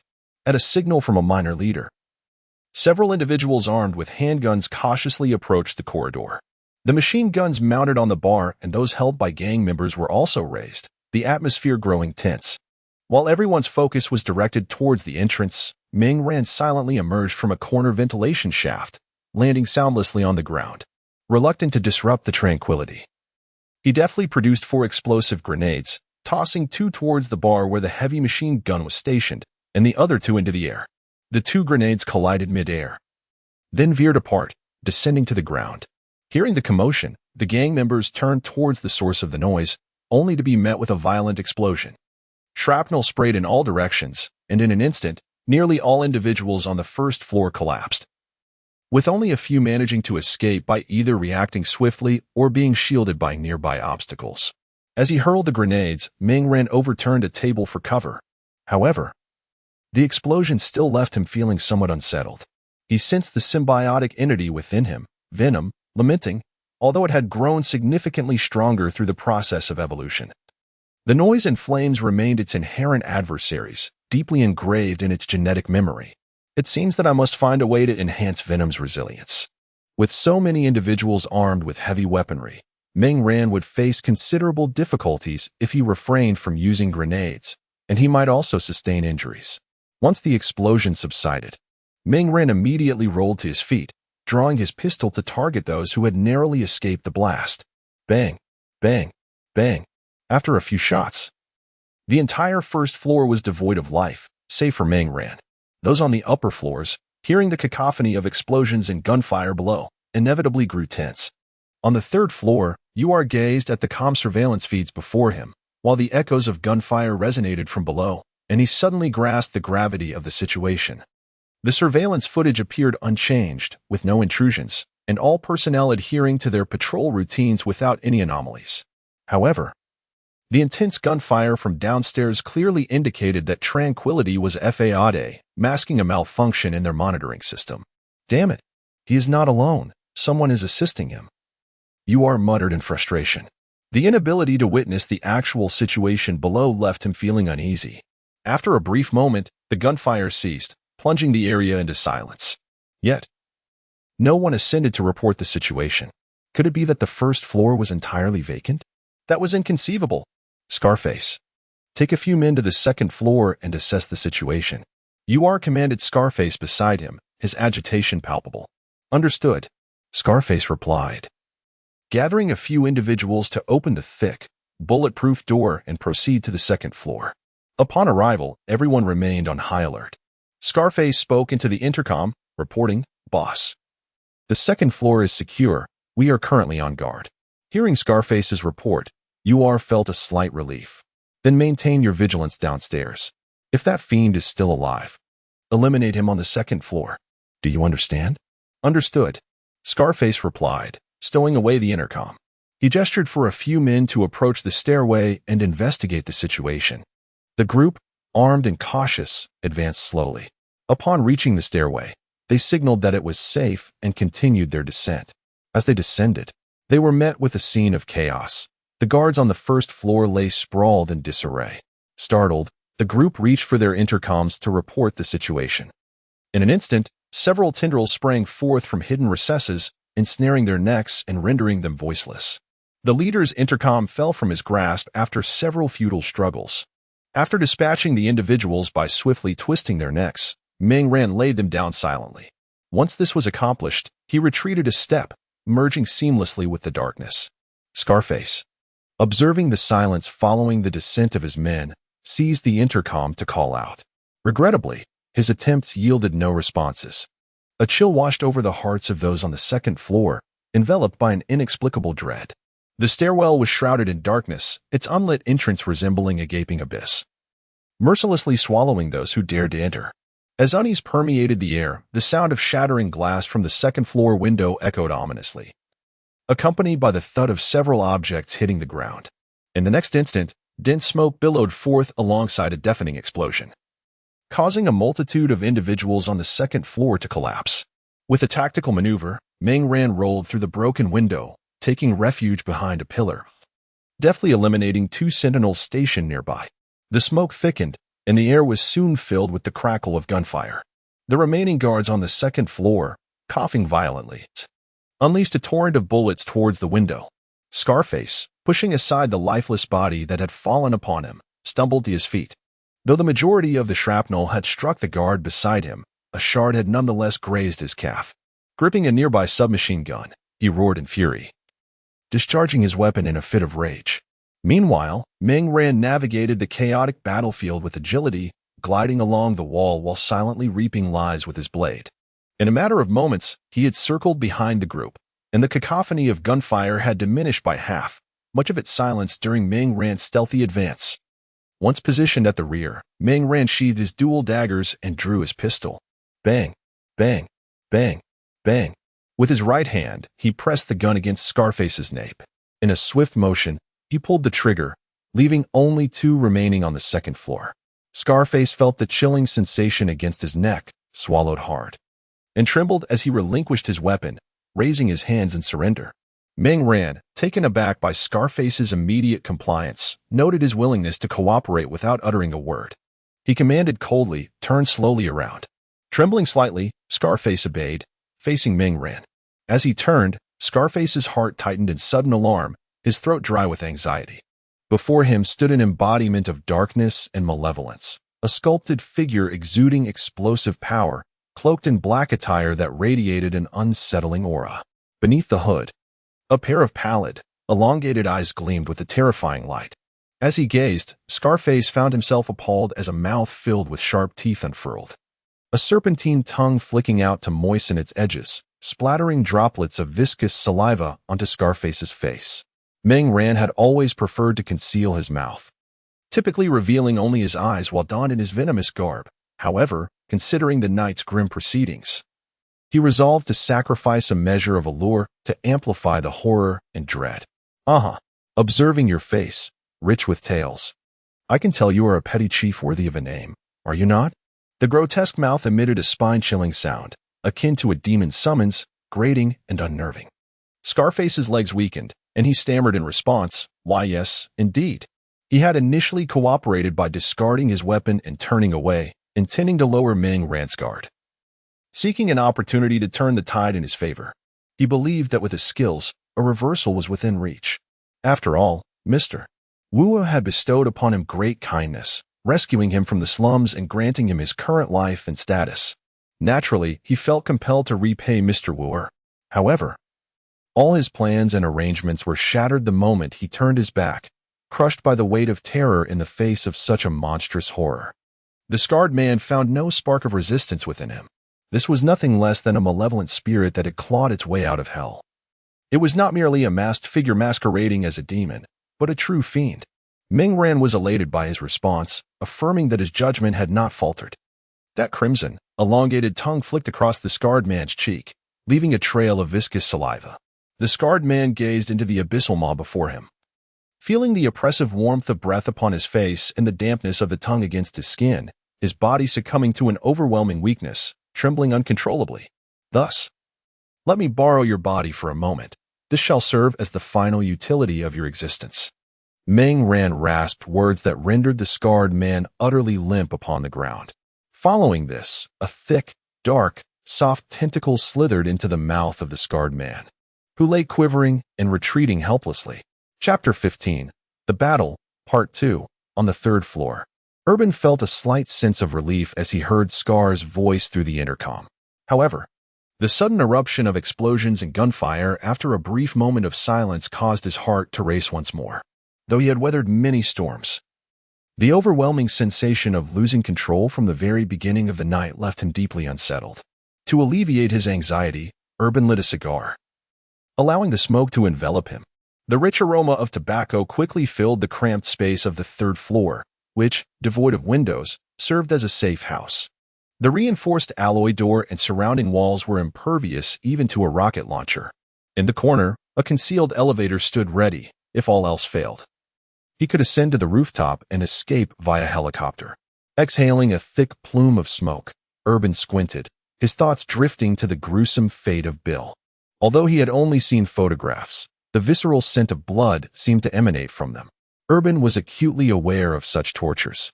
A previous encounter with a Chinese businessman had revealed to him the horrifying methods employed throughout the annals of Chinese history. Two tortures had left a profound impression on him. One involved pouring scalding water over a victim's body and then systematically scraping away their flesh with a wire brush, while the other, known as lingxi, involved ensnaring a victim in a fishing net and methodically slicing away their flesh until only a skeleton remained, all while ensuring the victim remained alive. Bill's demise conjured images of the latter torture, the haunting visage of the skeletal remains lingering in Urban's mind. As these thoughts swirled within him, the gunfire from below abruptly ceased, tightening his chest with apprehension about the outcome. Grabbing the intercom, Urban urgently called out, "Hello?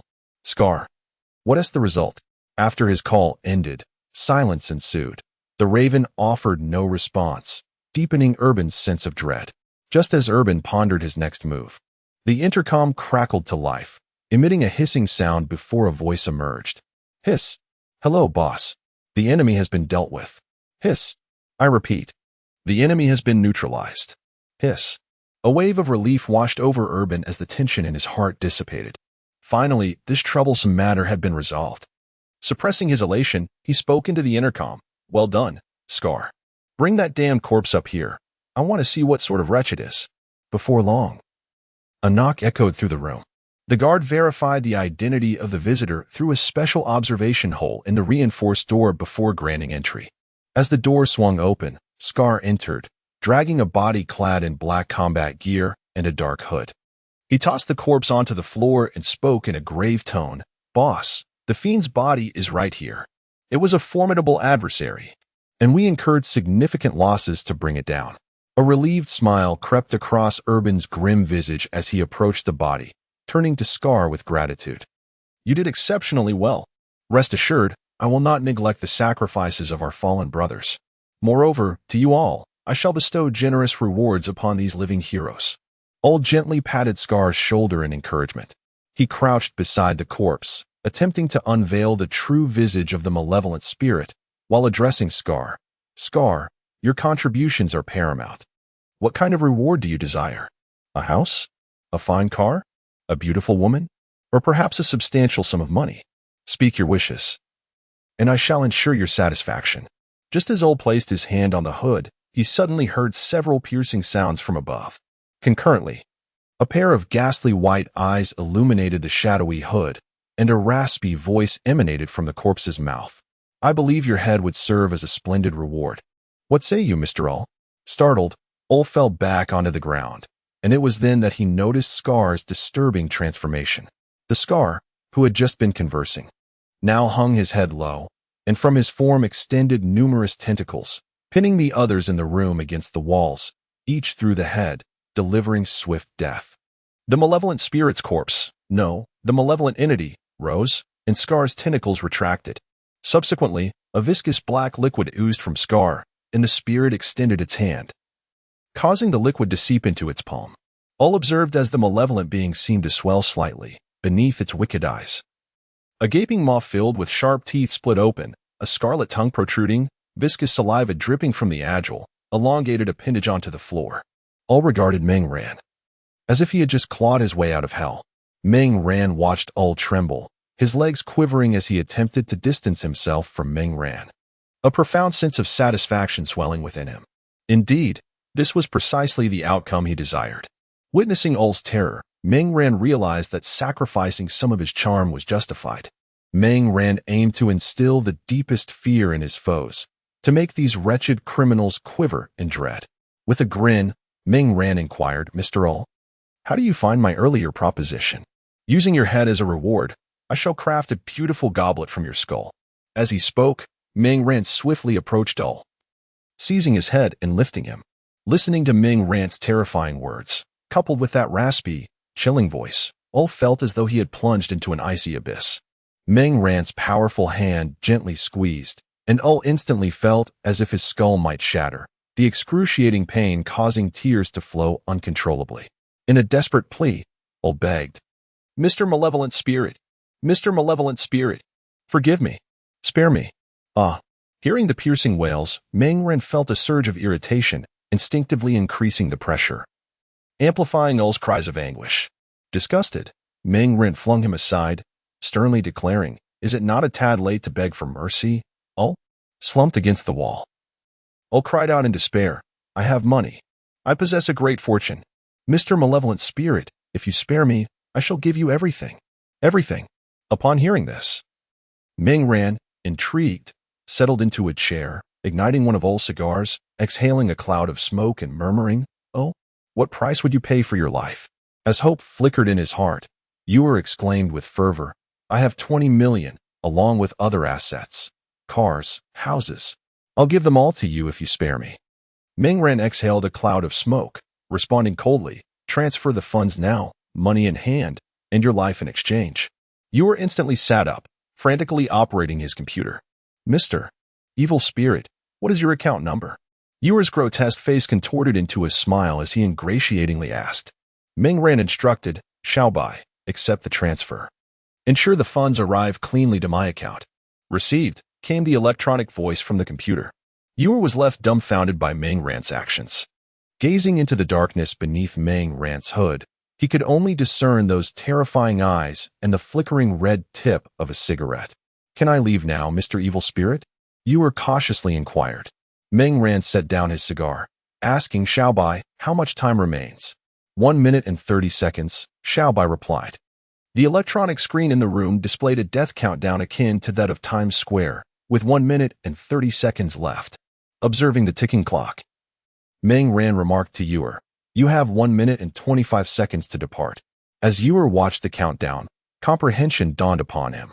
Overwhelmed by terror, he desperately pleaded with Ming Ran, willing to sacrifice his entire fortune for a glimmer of hope. Yet, in that moment, Ming Ran extinguished that flicker, having never intended to grant him mercy. Yuer, fixated on the dwindling seconds, stared at Ming Ran, who sat like the harbinger of death. He slumped to the ground, as if all strength had been drained from him. Suddenly, Yuer seized the fallen handgun and aimed it at his own head. Ming Ran kicked him away, causing the gun to clatter to the floor. Grasping Yuer's neck, Ming Ran slammed him against the wall and roared with a terrifying voice. The humid breath and chilling tone struck Yuer's face as Ming Ran bellowed, I decide when you die. This is my judgment upon you. This is the judgment of the evil spirit, criminal Yuer. Since you wish for death, I shall grant you the full experience. As Ming Ran clutched Yuer's hand, countless black threads emerged, penetrating Yuer's eyes, ears, and mouth. With 30 seconds remaining, Ming Ran manipulated Yuer's mind with venom, inflicting excruciating torment, forcing him to repent amid anguish and fear. Yuer trembled against the wall, the countdown relentlessly approaching 0. At last, the moment the timer reached its conclusion, Yuer ceased to quiver. The electronic screens in Times Square and the one in the room synchronized to 0, transforming into blood-red letters. Judgment concluded. Criminal Yuer, the evil spirit condemns your sins. In the dimly lit room, only the crimson glow of the large characters illuminated Yuer, pinned to the wall, blood trickling from his orifices. The demonic graffiti on the wall grinned, seemingly mocking an unseen figure. The evil spirit had departed, merging into the depths of the night. Chapter 16. Fiery debate. The moment Ming Ran's death threat was displayed on the massive screen in Times Square, it ignited a tremendous uproar. As the 20-minute countdown commenced, it further heightened the collective anxiety of the public, sparking fervent discussions online. Meanwhile, the New York Police Department faced pressure from higher-ups, who deemed such brazen actions a direct affront to governmental authority. These officials demanded immediate action to locate the audacious fiend. George, with a mere flick of his toe, could surmise that this was the handiwork of the Crocodile Gang, leveraging their connections with various officials to expedite the resolution of the matter, ideally bringing the masked clown to justice as well.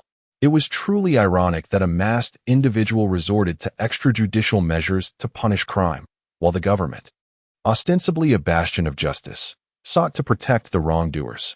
George mobilized the entire police force in pursuit of Wu Er and Ming Ran's whereabouts. Regrettably, despite the countdown nearing its end, they could uncover no trace of the two. Just as the police department found itself in a state of despair, the countdown on the screen reached 0, revealing a series of blood-red words. Judgment concluded. Criminal Wu Er, the fiend shall judge your sins. Following the text, a set of coordinates appeared. Upon seeing the coordinates on the screen, everyone quickly grasped their significance. George hurriedly contacted the nearby precinct, urgently instructing, immediately head to this location and seal off the area upon arrival. We must not allow the media to seize this opportunity. After ending the call, George cursed under his breath. This damned fiend. Why must he be so ostentatious? Could he not simply reach out to the police department directly? Meanwhile, on the rooftop, as Ming Ran deftly navigated the heights, he suddenly sneezed, nearly losing his balance. Rubbing his nose, he pondered, who is thinking of me? Surely Peter isn't lamenting my tardiness. Ming Ran had arranged to play video games with Peter that evening. Earlier in the afternoon, he had mentioned running some errands, but in truth, He was dealing with matters concerning Wu Er. Shaking off his thoughts, Meng Ran continued towards his parked vehicle, driving his little black car. He made a detour to Chinatown to purchase some gifts and snacks before heading to Peter's home. Upon arriving at Peter's residence, he rang the doorbell, and the cheerful chime echoed in the air. As footsteps approached, Uncle Ben, wearing a warm smile, opened the door for Meng Ran. "Come in, dear boy. May was just telling me how she wondered why you hadn't tea arrived yet." Uncle Ben welcomed him in with a grin. "Hello, Aunt May. I brought some local delicacies and gifts from Chinatown. I hope you enjoy them." "Sorry for intruding this evening," Meng Ran said as he placed the items on the table. May, with a gentle smile, replied, "Oh, dear child, you are too kind. I was just worried you might have gotten lost. I should have gone to fetch you." She lovingly ruffled Meng Ran's hair, casting a reproachful glance at Uncle Ben. They both held a deep admiration for Meng Ran, and after several encounters, they found him to be a well-mannered and cultured young man. May was indeed concerned for Meng Ran, for the streets at night were often perilous, especially since she had recently heard unsettling rumors of a masked figure roaming about. Ben, feeling somewhat apologetic, looked at Meng Ran and remarked, "It is my child who has been inconsiderate. After all, the evening streets are inevitably plagued by ruffians." Listening to their words, Meng Ran felt a warmth in his heart, along with a twinge of guilt for having lingered outside. Shyly scratching his head, he replied, "Actually, I should be the one apologizing for staying out late and causing you worry." Upon hearing this, May gazed at him with even greater tenderness, saying, "What a good child you are." Uncle Ben nodded in agreement, his impression of Meng Ran improving further. Meanwhile, Peter, hearing the commotion from upstairs, hastily descended. "Hey, Meng, I've been waiting for you for ages. Come on up. I bought a new Lego set, and I'm eager for us to build it together." Meng Ran, noticing Peter's excitement, bid farewell to Aunt May and Uncle Ben before following Peter upstairs. May also encouraged them to take some snacks along. Peter enthusiastically led Meng Ran to his room and promptly shut the door. He picked up a Lego box, beaming with joy as he showcased it to Meng Ran. "Tada, this is what I've saved my pocket money for ages to buy.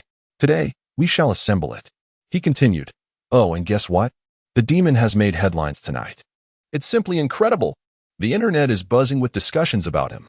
Upon entering the room, Peter revealed his garrulous nature, excitedly sharing various tidbits with Meng Ran, who listened with a smile. He could sense Peter's genuine kindness, and having such a friend brought Meng Ran immense joy, even if Peter was a bit of a chatterbox. They delved into discussions about the demon.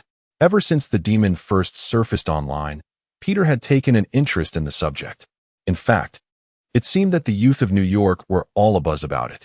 Initially, there were merely sporadic observations of the demon and discussions among those who had received his assistance. However, as Meng Ran helped more people, a forum dedicated to the demon was established where enthusiasts conversed about him. With the recent exposure of Bill's case, along with the nighttime threats against UR and the countdown to judgment, the situation had captivated everyone. The flood of reports and Meng Ran's audacious maneuvers had significantly elevated his visibility, evidenced by the ever-increasing points he was accumulating. "So, Peter, what do you think about the demon's actions? I noticed he killed those criminals directly," Meng Ran inquired. Peter pondered for a moment before responding, "I saw that too. To be honest, when I first saw the news, I could hardly believe it and struggled to comprehend it, for during this time, the demon had never killed anyone while combating crime. Initially, I thought there must have been a mistake. Then, I couldn't grasp why the demon would resort to such measures. However, upon seeing the connections between Mia's case and Bill's, I think I might understand him a little better." Peter gazed at his computer wallpaper, a somewhat blurry yet striking photograph of a demon captured in a fleeting moment. Despite the lack of clarity, it could not diminish the formidable grace exuded by the figure. He continued, "While I still believe that taking a life is unjustifiable, I can comprehend the demon's perspective.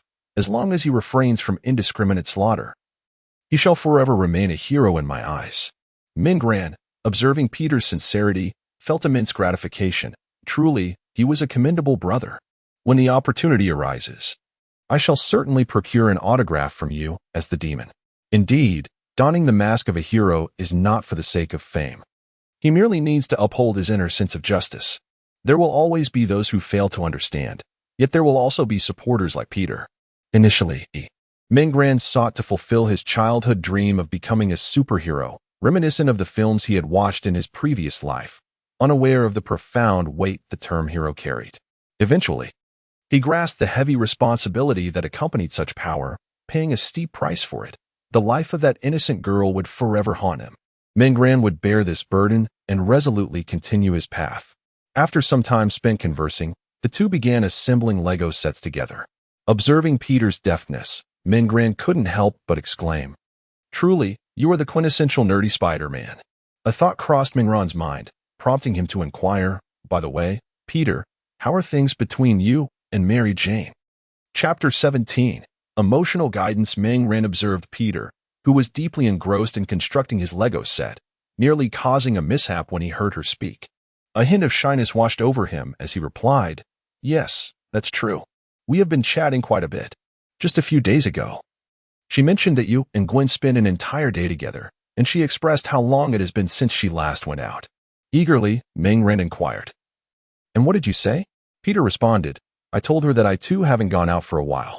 I heard that the Science Museum is showcasing new research achievements, but I have yet to see it."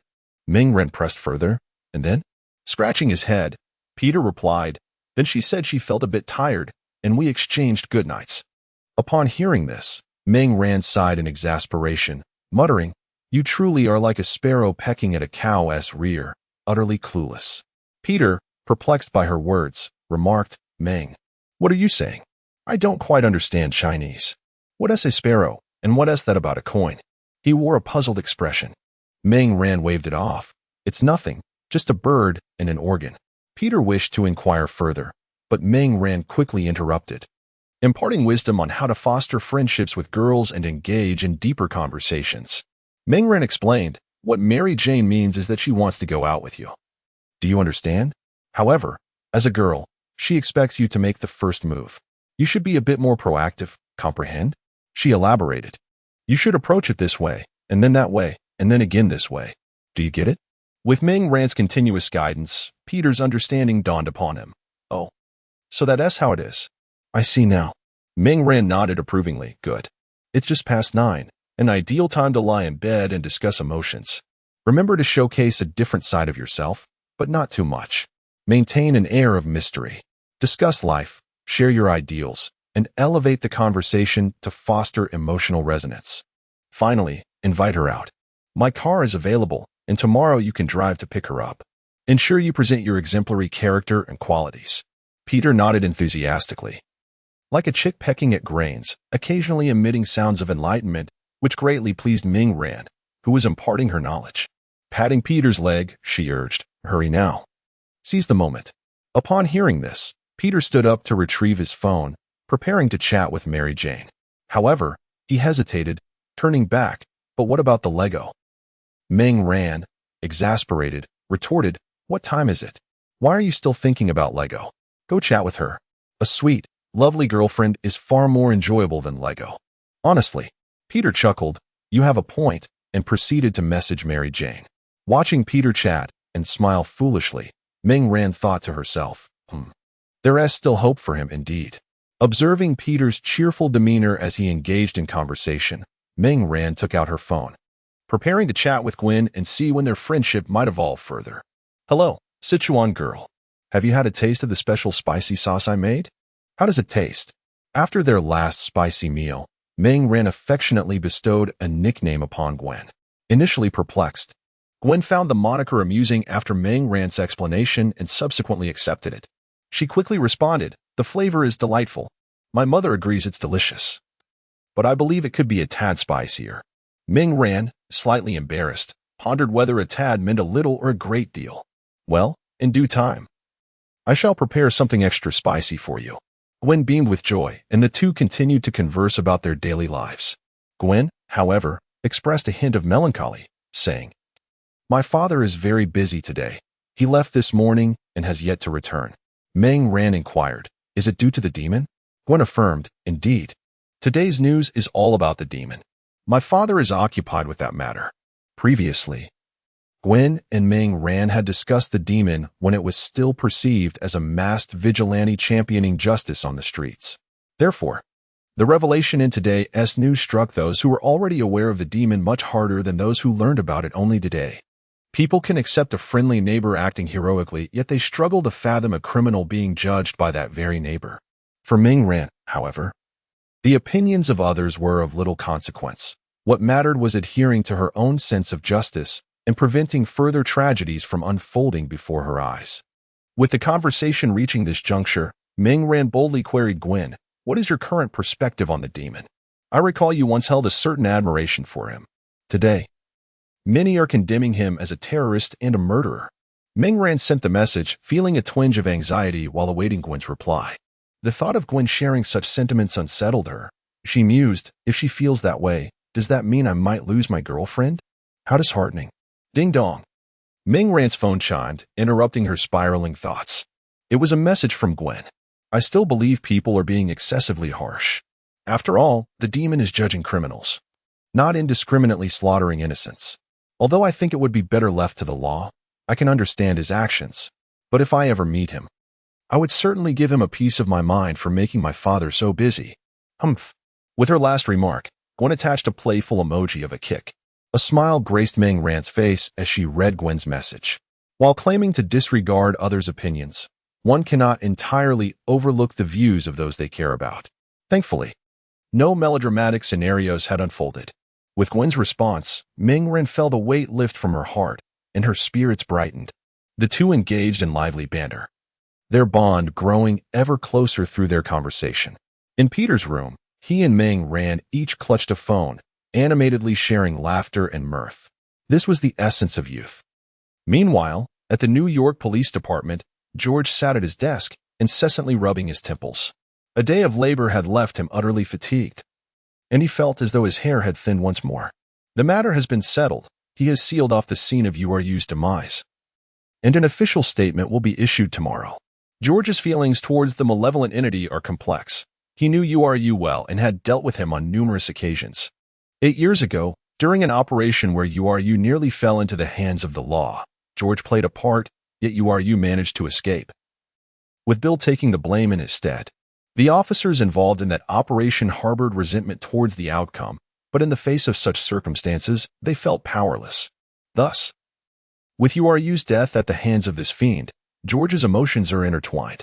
As a police officer, and indeed the chief, he is expected to uphold the law and protect its dignity. However, setting aside this identity, he finds little fault in the actions of the malevolent spirit. He is acutely aware of the depravity of those wicked individuals and the bitterness that arises whenever they evade justice. Once, he had fantasized about wielding immense power to bring all these wretched souls to justice. Alas, such dreams remain mere fantasies, dissipating like mist upon waking. Oh, malevolent spirit, George mutters as he steps out of the police station. It is late, and he ought to return home. Within a lavish villa, a bald man sits in a leather chair, engrossed in news reports regarding URU's trial on his computer. He is Bob, the leader of the Crocodile Gang. And upon learning of URU's death, his brow furrows in concern. He reaches beneath the table to grasp his own hair tightly, controlling his breathing. With a final motion, he emits a suppressed groan, the release of tension easing the furrow in his brow. A woman stands and staggers out of the room. Bob retrieves a cigar from the table, lighting it as he contemplates in silence. The malevolent spirit, this sudden apparition, what is its true nature? Bob had pressured URU over the phone, urging him to resolve this matter swiftly to avoid disruption to their business. He had always prioritized the speed of problem resolution. Now, the pace is indeed swift. Yet it is URU who has been eliminated, a scenario Bob never envisioned, prompting him to reconsider his earlier underestimation of the malevolent spirit. Bob picks up the phone, commanding an investigation into everything concerning the fiend, urging for swift results. He instructs his trusted associates to maintain URU's territory under his control, postponing discussions of ownership until after this tumultuous period. They are currently amidst a precarious situation. He advises them to remain compliant. Finally, he contacts the press, suggesting they handle the coverage of their gang's activities with discretion, and if there are any objections, to have the Crow visit in person. As Bob contemplates, he issues directive after directive over the phone. After a moment, he hangs up and strides to the floor-to-ceiling window, gazing out at the night. He inhales deeply from his cigar. Malevolent spirit, let me uncover your true nature. Beneath the same night sky, disparate souls ponder their own concerns. The long night stretches on, with sleep eluding them. Chapter 18. The Phantom Spider. Several days have elapsed since the trial of all, and yet another Thursday has dawned. Perhaps the Crocodile Gang had exerted themselves excessively, for the newspaper headlines gradually shifted focus, redirecting attention elsewhere, and tranquility once more enveloped the surroundings. After being thoroughly enlightened by Meng Ran that fateful night, Peter finally had an epiphany. The following day, he took Meng Ran's little black car and spent a delightful day with Mary Jane. As a true friend, Meng Ran had thoughtfully curated several charming date spots for Peter, drawing from his own experiences. He also cautioned Peter against indulging his own preferences, advising him to refrain from taking Mary Jane to places like the Science Museum. Peter was to clear his mind and temporarily seal away the reclusive and scientifically inclined aspects of himself. True to Meng Ran's expectations, the date unfolded smoothly, and their relationship blossomed further. Had Peter chosen a different gift instead of the dinosaur egg fossil toy for Mary Jane, the outing would have been utterly perfect. At this rate, by the end of the semester, around Christmas time, the two brothers might very well shed their single status and embark on a new chapter of life, an exhilarating prospect, indeed. After enjoying dinner and engaging in light conversation with his parents, Meng Ran retreated to his room to chat with Peter and share moments with Gwen. As the night deepened, he turned over the sign on his door to indicate he was asleep, a token from his date with Gwen, with each of them having one. Locking the door securely, a habit well known to Zhao Li and Meng Hua, he felt assured that there was no need for anyone to disturb his slumber. Opening the window, Meng Ran, now donned in his battle attire, leaped into the night. It was another day of clocking in for work. The fight against crime in New York City must persist. Despite the cautionary tales of Bill and Ul, reckless individuals were never in short supply. Thus, Meng Ran remained committed to his duties.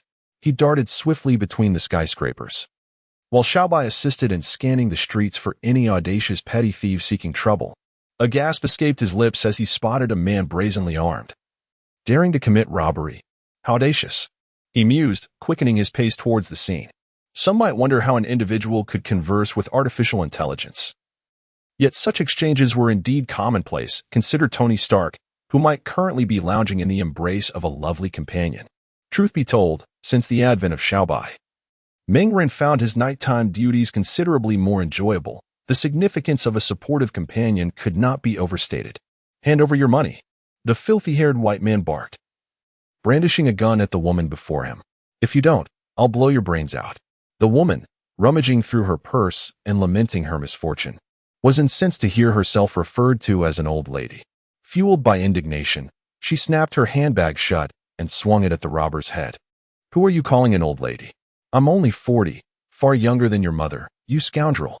The robber was taken aback by the sudden audacity of the previously timid woman, momentarily rendered speechless as her handbag struck him squarely in the face. A sharp pain shot through his nose, and upon touching it, he discovered the warm trickle of his own blood. After venting her frustration with a few well-aimed strikes, the woman regained her composure. Observing the dazed robber clutching his nose, she sensed the impending danger and swiftly turned to flee. However, the robber, now fully aware, felt a surge of anger as he lunged forward, seizing the woman's bag.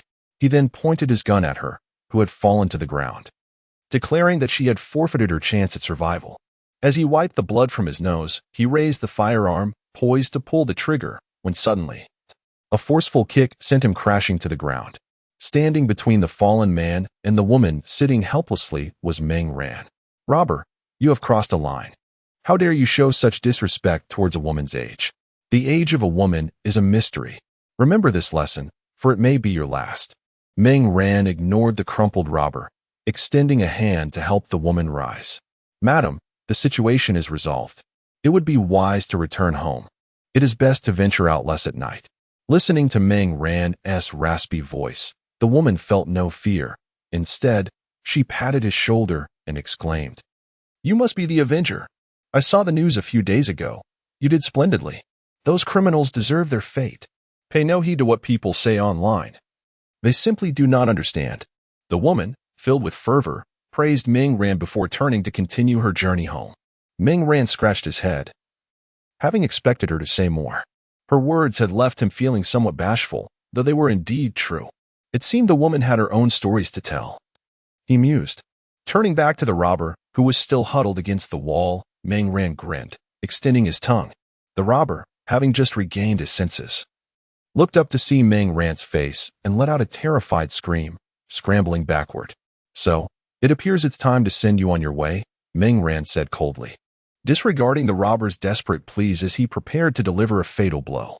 Suddenly, a white thread shot out from the shadows, ensnaring Ming Ran's wrist and yanking his hand away from the robber's head. Hey, I think it would be better to take him to the police station. Don't you agree, Mr. Avenger? A melodious female voice echoed from the dark alley. Ming Ran turned to see a pair of luminous white eyes glowing in the darkness. Markedly different from his own, these eyes radiated beauty rather than malevolence. A slender figure leaped down from the wall, emerging from the shadows, clad in a tight-fitting outfit of black and white that accentuated her curvaceous form. She wore a hood of the same hue, though it was white. The outfit was divided into two colors at the waist, with the upper half in white and the lower half in black, embellished with delicate pink lines, particularly along the inner edge of the hood and around her eyes. Unlike Ming Ran's frighteningly grotesque appearance, this woman exuded a captivating aura of both strength and beauty, her alluring silhouette rendered even more striking by the snug attire. Ming Ran closed his gaping mouth, regaining his usual handsome demeanor. With a swift motion of his left hand, he transformed it into a blade, slicing through the white spider silk that ensnared his right hand. As he gazed at the woman stepping forth, a sense of familiarity washed over him, though he could not immediately recall her identity. After nearly 2 decades in this world, the memories of his past life had begun to blur. In a cold tone, Ming Ran remarked, "While I maintain the decorum expected of a gentleman towards ladies, it does not imply that you possess the right to interfere with my judgment." The spider woman, brushing her head, replied, "My apologies, Mr. Evil Spirit. I do not wish to intrude. I merely propose that there might be a better way. If you find it cumbersome, I could assist by binding him and delivering him to the police." Ming Ran narrowed his eyes, observing the woman's somewhat bewildered demeanor, leaving him momentarily speechless. She resembled a novice, hesitant yet eager to express her views before a senior. This woman was no ordinary individual, he thought. Just moments ago, he had not sensed anyone nearby, which posed a significant concern. With his current perception and the detection abilities of Xiaobai, few could approach him unnoticed. Ming Ran pondered how she had managed to position herself so close, startling him with her sudden speech. Surely, she must have seen his astonished expression as well, which left him feeling quite vexed.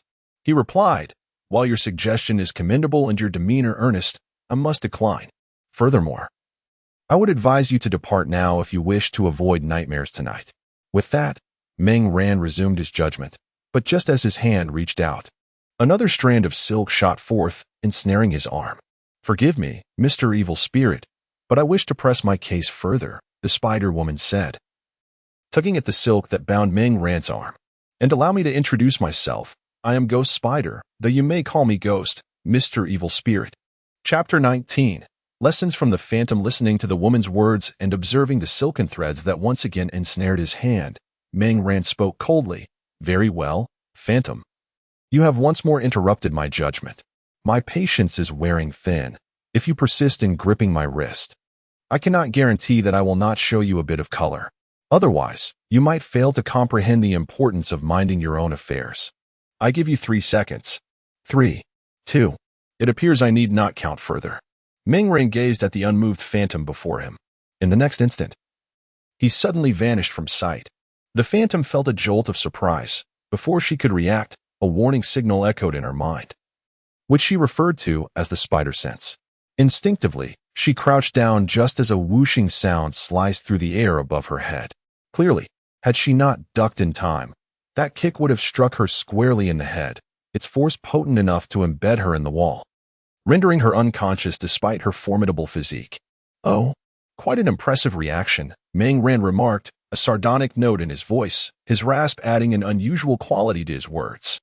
Anger flared within the phantom as she regarded him, listening to his peculiar tone. With a swift motion, she extended her hands and shot forth several strands of silk, attempting to ensnare Meng Ran. Yet, he was not so easily caught. It would be absurd if he could not evade her direct assault. He leaped lightly, effortlessly avoiding the threads. As he soared through the air, he pushed off the wall with his legs, propelling himself towards the phantom. "Let me see what you are truly made of," he intoned gravely. The two engaged in an instantaneous struggle. Meng Ran, of course, refrained from exerting his full strength. He sensed that the phantom's combat skills were quite unrefined, lacking a personal rhythm, relying solely on her physical prowess and rapid reflexes to counter his assaults. "Enough, little phantom. I no longer have time to indulge you." As the phantom struggled to fend off his attacks, she suddenly heard Meng Ran's rasping voice. Before she could react, a tremendous force struck her abdomen, sending her crashing into the wall. The sharp pain in her stomach made her double over. Leaning against the wall, she gasped for breath, only then realizing that Meng Ran had not been using his full power. Initially, she had thought herself capable of matching him, but it now seemed she had overestimated her abilities. Struggling to rise, she saw Meng Ran approaching the robber, who had fully regained consciousness. Having witnessed their struggle, the robber attempted to seize the opportunity to flee. However, as he made a move, Meng Ran appeared before him like a wraith, causing him to stumble backward in fright. "Enough of this. I shall not waste any more time." Meng Ran loomed over the cornered criminal, extending his hand once more. Observing this, the phantom once again unleashed her threads. Whoosh! The silk ensnared Meng Ran's hand once again, but simultaneously, bang! At the sound of a gunshot, a crimson hole appeared in the head of the robber, his panic frozen in that very moment. "Anonymous bandit, the malevolent spirit shall judge your sins," Meng Ran intoned coldly, his voice hoarse. After uttering these words, he dipped his hand in the robber's blood and skillfully created a grotesque graffiti on the wall. In a mere 10 seconds, a vivid red depiction of a demon emerged on the surface. One might wonder about his swiftness. It was simply a matter of practiced dexterity. The specter, watching Meng Ran paint on the wall, looked bewildered. Why was he deviating from the expected course of action, resorting to a firearm? With a sharp clap, it was all too swift. Once Meng Ran completed his artwork, he abruptly yanked his right hand, pulling the astonished specter towards him. The specter was suddenly enveloped in his embrace, which was quite unexpected. A pair of strong hands seized her throat, pinning her against the wall. The specter struggled, desperately trying to pry his grip loose. Gazing into Meng Ran's face, with its demonic eyes and an aura of cold malevolence, she felt a primal fear akin to that experienced by the very criminals he hunted. Meng Ran regarded the specter, his voice icy. "Little specter, my patience has its limits. If you wish to combat crime, do so. If you prefer to bind them and take them to the police, that is your choice. You may conduct yourself as you wish, as long as you steer clear of crime. Otherwise, I shall not hesitate to deal with you too." With that, he released his grip, and the specter collapsed to the ground, leaning against the wall, gasping for breath and coughing intermittently. The specter clutched her throat and said, "Cough, cough. You won't, Mr. Demon." Just as Meng Ran turned to leave, he paused, questioning, "What?" The specter, catching her breath, replied, "I said you wouldn't kill me. For I am no criminal, and I have committed no heinous acts. Though the demon may kill, he has his own principles." Upon hearing this, Meng Ran scoffed, "Humph. You may test that." He then vanished into the night. The specter leaned against the wall, inhaling deeply. "I will test it," she whispered softly. Her brief encounter with Meng Ran made her realize her powers were still insufficient. Despite possessing numerous abilities, she had yet to harness them effectively, lacking complete control. "Mr. Demon does not recognize me. That shouldn't be the case. There has been ample news about me lately." The specter climbed to the rooftop of a tall building, sitting at the edge in contemplation. Could he be an old man, one who never ventures online? Just as she entertained this plausible explanation, she shook her head. No. He had previously hacked Times Square. It was inconceivable that he would be disconnected from the web. Perplexed, the specter scratched her head and casually removed her hood. As the hood fell away, it revealed a delicate and beautiful visage, her golden hair elegantly styled into a bun, with a few rebellious strands dancing in the wind beside her sky-blue eyes. As she tucked her hair behind her ear, she gently tapped her earphones. "Mary." Who exactly is he? The girl's sweet voice emerged, its youthful tone contrasting with the maturity she bore while masked. A slightly reproachful yet melodious voice echoed in her earphones. Gwen.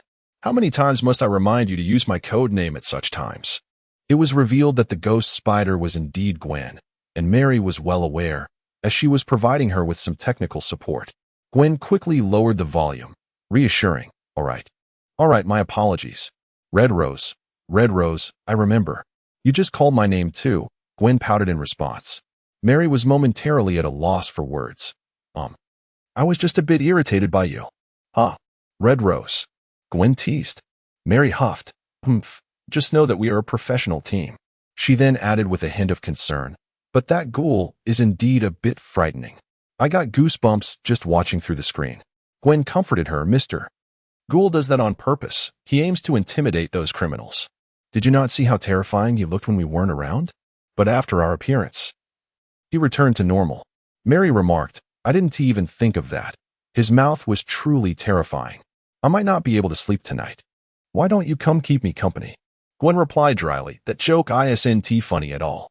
Don't you know I sneak out at night? I need to head back to catch up on sleep. Just as Gwen was about to rise, she inadvertently strained her stomach wound, causing her to gasp in pain. In truth, Meng Ran had held back considerably. This punch would only ache for a few days. During their encounter, he had realized that her physical constitution was extraordinary. Hearing Gwen's cry, Mary expressed concern. How's your injury? Then recalling the ghoul's brutal attack, she scolded, That damned ghoul, how could he lay such heavy hands on you? You are not a criminal. Gwen rubbed her abdomen and replied, It's nothing. Compared to those criminals, this is indeed a rather light injury. I'll be fine after a couple of days of rest. With that, Gwen stood up, donned her mask, and while conversing with Mary, swung her webbing on her way home. Meanwhile, Meng Ran dealt with several petty thieves, those who stole belongings or cars. After teaching them a lesson, he instructed Xiao Bai to document their information. If these individuals persisted in their wrongdoing, he would catch them again. 2 broken legs and 3 meetings with God would be in order. For the broken legs, he would even provide a bit of medical expenses, demonstrating a blend of benevolence and severity.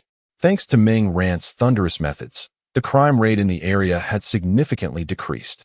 After a busy day, he set off on his journey home as work hours came to an end. However, Meng Ran remained oblivious to the reason behind her unease during the journey. Once home, she lay in bed, pondering for an extended period yet arriving at no conclusion.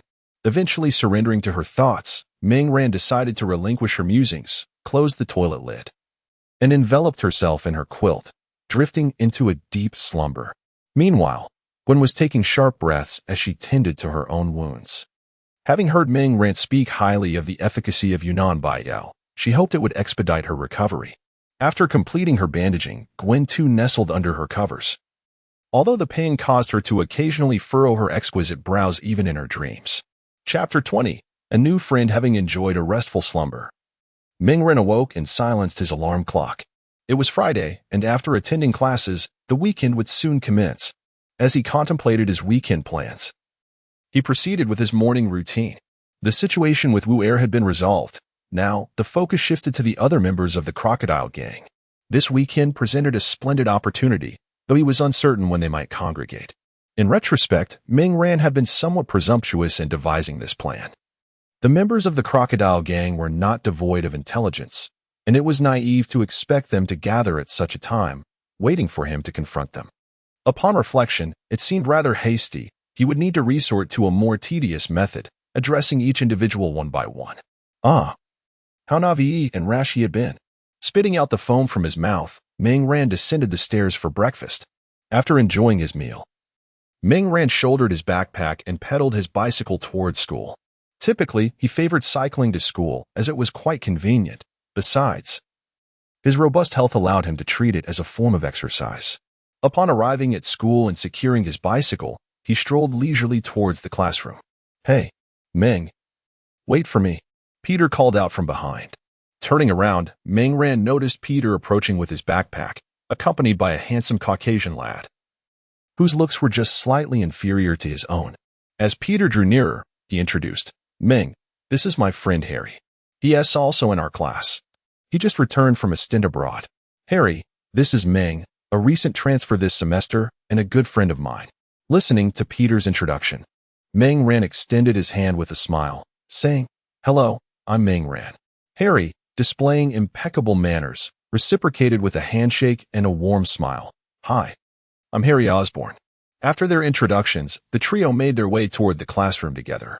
Initially, Harry felt a twinge of rivalry upon hearing Peter refer to Ming Ran as his good friend. However, Ming Ran's humor and amiable demeanor soon dispelled any lingering animosity. "Ah, I am quite the social butterfly," Ming Ran mused while engaging in light-hearted banter. Of course, Harry's subtle apprehension did not escape Ming Ran's notice. Yet he dismissed it as a natural reaction. Such feelings were inevitable. Having been abroad for a while, Harry returned to find his close friend Peter had formed new bonds. A tinge of jealousy was only to be expected. As they walked and chatted, Peter animatedly remarked to Harry, "Don't let Ming's gentle demeanor fool you. He is, in fact, quite formidable. Do you remember Flesh? The tall, burly one who doesn't he look particularly bright?" Harry raised an eyebrow, of course. "Did he bully you again while I was away?" "Not at all. That's precisely what I wanted to highlight. Ming Ran gave him a thorough lesson," Peter replied. Ming Ran chuckled modestly at this, waving his hand dismissively. Harry, however, wore a look of astonishment. He had not anticipated that the seemingly sunny, charming, and exceedingly polite Ming Ran could have dealt such a harsh reprimand to Flesh. Honestly, Harry did not believe that Ming Ran could surpass that muscular giant. Although Ming Ran appeared quite capable, he still fell short in comparison to Flesh, who was entirely muscle-bound. Of course, Harry himself could not contend with Flesh either. Flesh's reluctance to provoke Harry stemmed solely from Harry's familial background. As Harry looked on in astonishment, Peter's enthusiasm for storytelling blossomed. He animatedly recounted the amicable exchanges between Ming Ran and Flesh, detailing everything from their initial conflict to their subsequent basketball match, culminating in Ming Ran's astonishing shooting display and his spectacular dunks that shattered the backboard. Ming Ran listened with rapt attention, primarily due to Peter's remarkable storytelling prowess. Ming Ran thought it a pity that Peter did not pursue a career in comedic performance, especially if he were fluent in Chinese.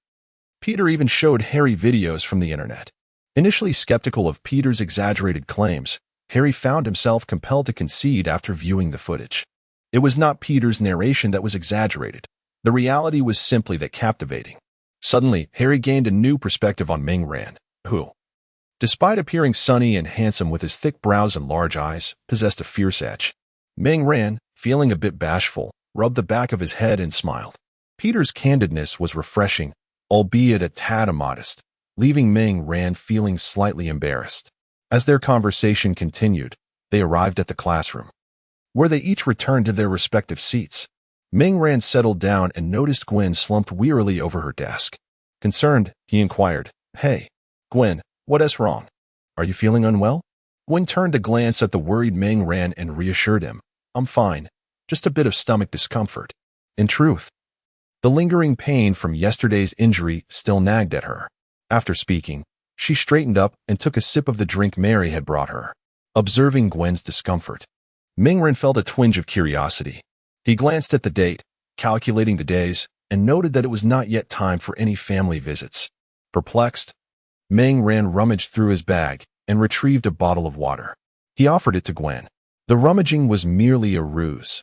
In reality, Ming Ran had purchased a bottle of refreshing water from the system's marketplace.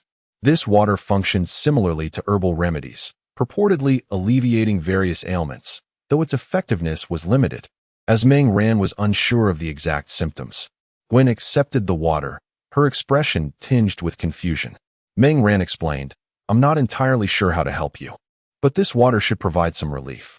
Taking his words to heart, Gwen opened the bottle and began to drink, appreciating Ming Ran's thoughtful gesture.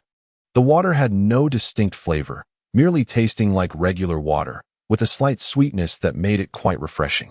After a few sips, Gwen was astonished to discover that her stomach discomfort had indeed lessened. "It really works. I feel much better. Thank you, Ming," she exclaimed, flashing him a sweet smile. Ming Ran replied with a grin, "I'm glad it helps. I have more here." With that, he playfully pretended to rummage through his bag again. producing 2 more bottles of the refreshing water to hand to Gwen. Gwen, without hesitation, expressed her gratitude once more before placing the water into her bag. Ming Ran winked at Gwen and remarked with a smile, "Why are you so polite today, Sichuan girl? Instead of all this thanks, how about a little reward?" Upon hearing Ming Ran's teasing, Gwen felt a twinge of shyness and shot him a playful glare, retorting, "Humph. I'm merely a bit distracted. You must be up to no good. There will be no reward." Observing Gwen regaining her spirited demeanor, Ming Ran felt relieved and resumed their playful banter, deepening their bond. Ahead of them, Peter, upon hearing the laughter behind him, felt a stir of longing. Perhaps I should take a page from Ming Ran's book and connect with Mary Jane as well. As he glanced at Mary Jane, who was engrossed in her drawing, he pondered.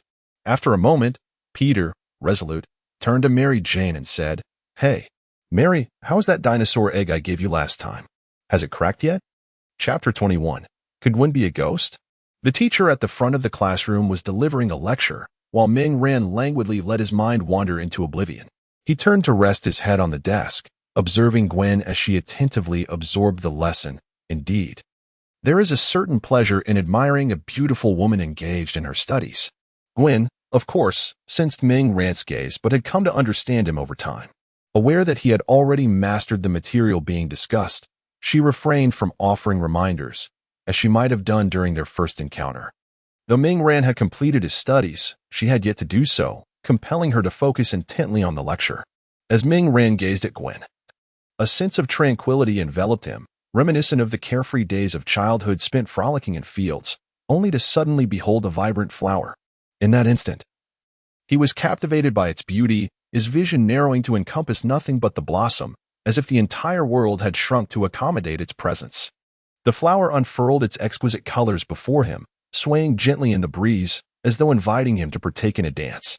Yet its splendor rendered him self-conscious, prompting him to withdraw his outstretched hand. Thus he stood there, ensconced in the soft wind, as the flower unabashedly displayed its allure, while he remained entranced by its charm. Ming Ran's thoughts drifted back to the specter he had encountered the previous night.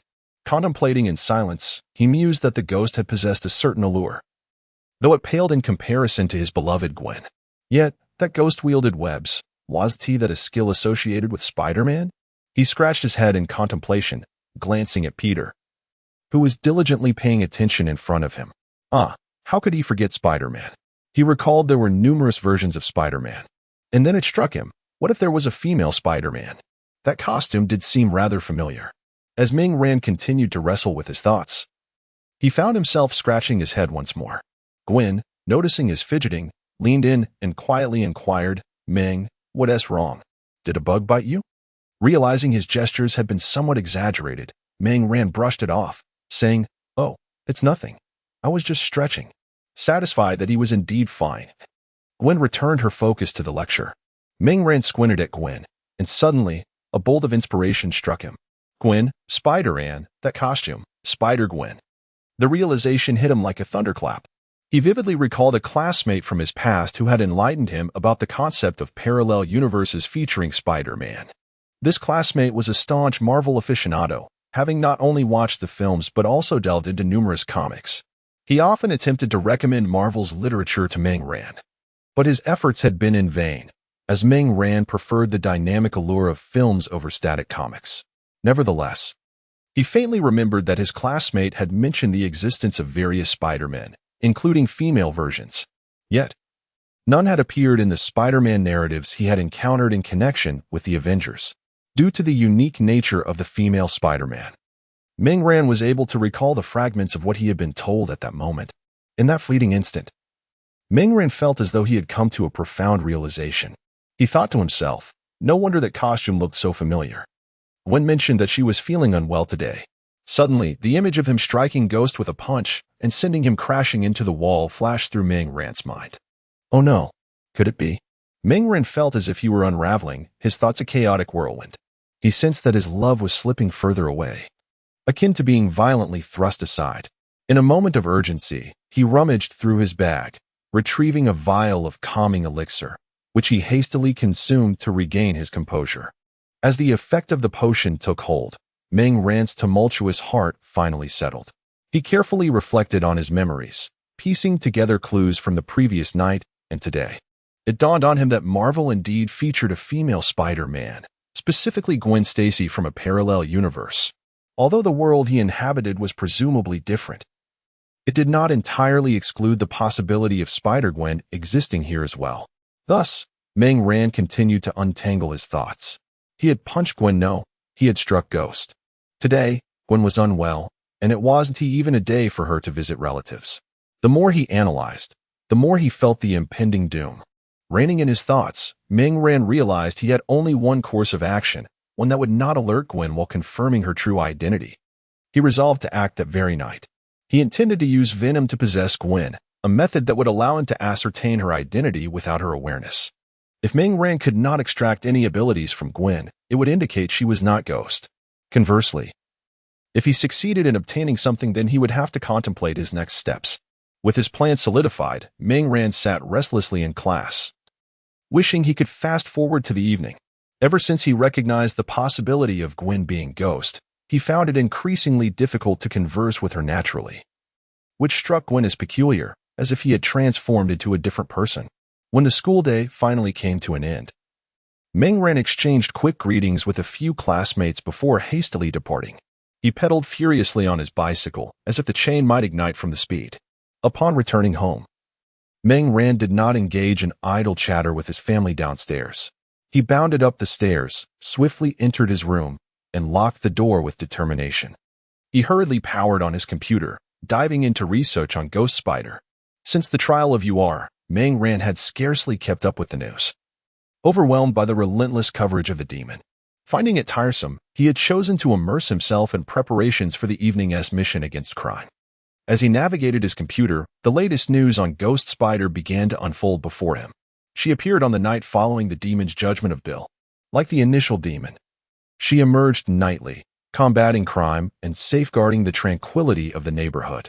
She refrained from taking lives. Instead, after thwarting criminal acts, she ensnared the wrongdoers in her web and suspended them at the entrances of various police stations. Due to her elusive nature and her signature webbing, the online community collectively dubbed her the Phantom Spider. Concurrently, discussions about her commenced on the demon's website, sparking fervent debates. The discourse was quite intense, primarily centered on the contrasting methods employed by the Phantom Spider and the demon in punishing criminals. Critics of the demon began to exalt the Phantom Spider while denigrating the demon, condemning its methods as brutal, merciless, and inhumane, labeling it a perverse executioner. Conversely, supporters of the demon argued that the Phantom Spider's approach was excessively lenient, suggesting that such compassion would not lead to the criminal's repentance, but rather afford them opportunities to reoffend. They contended that only a decisive eradication of evil, akin to the demon's methods, would suffice. Others expressed disdain for both the demon and the Phantom Spider, branding them as destroyers of order, terrorists, and anarchists, accusing them of incessantly trampling the dignity of the government and the law, claiming they were the very source of chaos. A relatively small faction, however, viewed both figures rationally, respecting their divergent approaches to upholding justice. This group predominantly congregated on the demon's forum, many of whom had been saved by either of them, thus possessing a deeper understanding and appreciation of their efforts. Meng Ran perused the online information, endeavoring to unearth any clues that might aid in discerning the identity of the Phantom Spider. He continued until Meng Ho ascended the stairs to summon him for dinner. It appeared she was exceptionally cautious, leaving no trace behind. It seemed he would have to wait until nightfall for confirmation. As he pondered, he made his way downstairs, momentarily setting aside his thoughts. Shaking his head, Meng Ran resolutely immersed himself in the pursuit of his meal. After dinner, Meng Ran sat cross-legged on his bed, practicing the art of effortless breathing. He increasingly sensed the extraordinary nature of this technique, which resonated perfectly with him. During this time, he had not ceased his progress with the Venom symbiote. Through consistent effort, Meng Ran's strength had surpassed that of Captain America, reaching approximately 1 1/3 times that of the famed hero.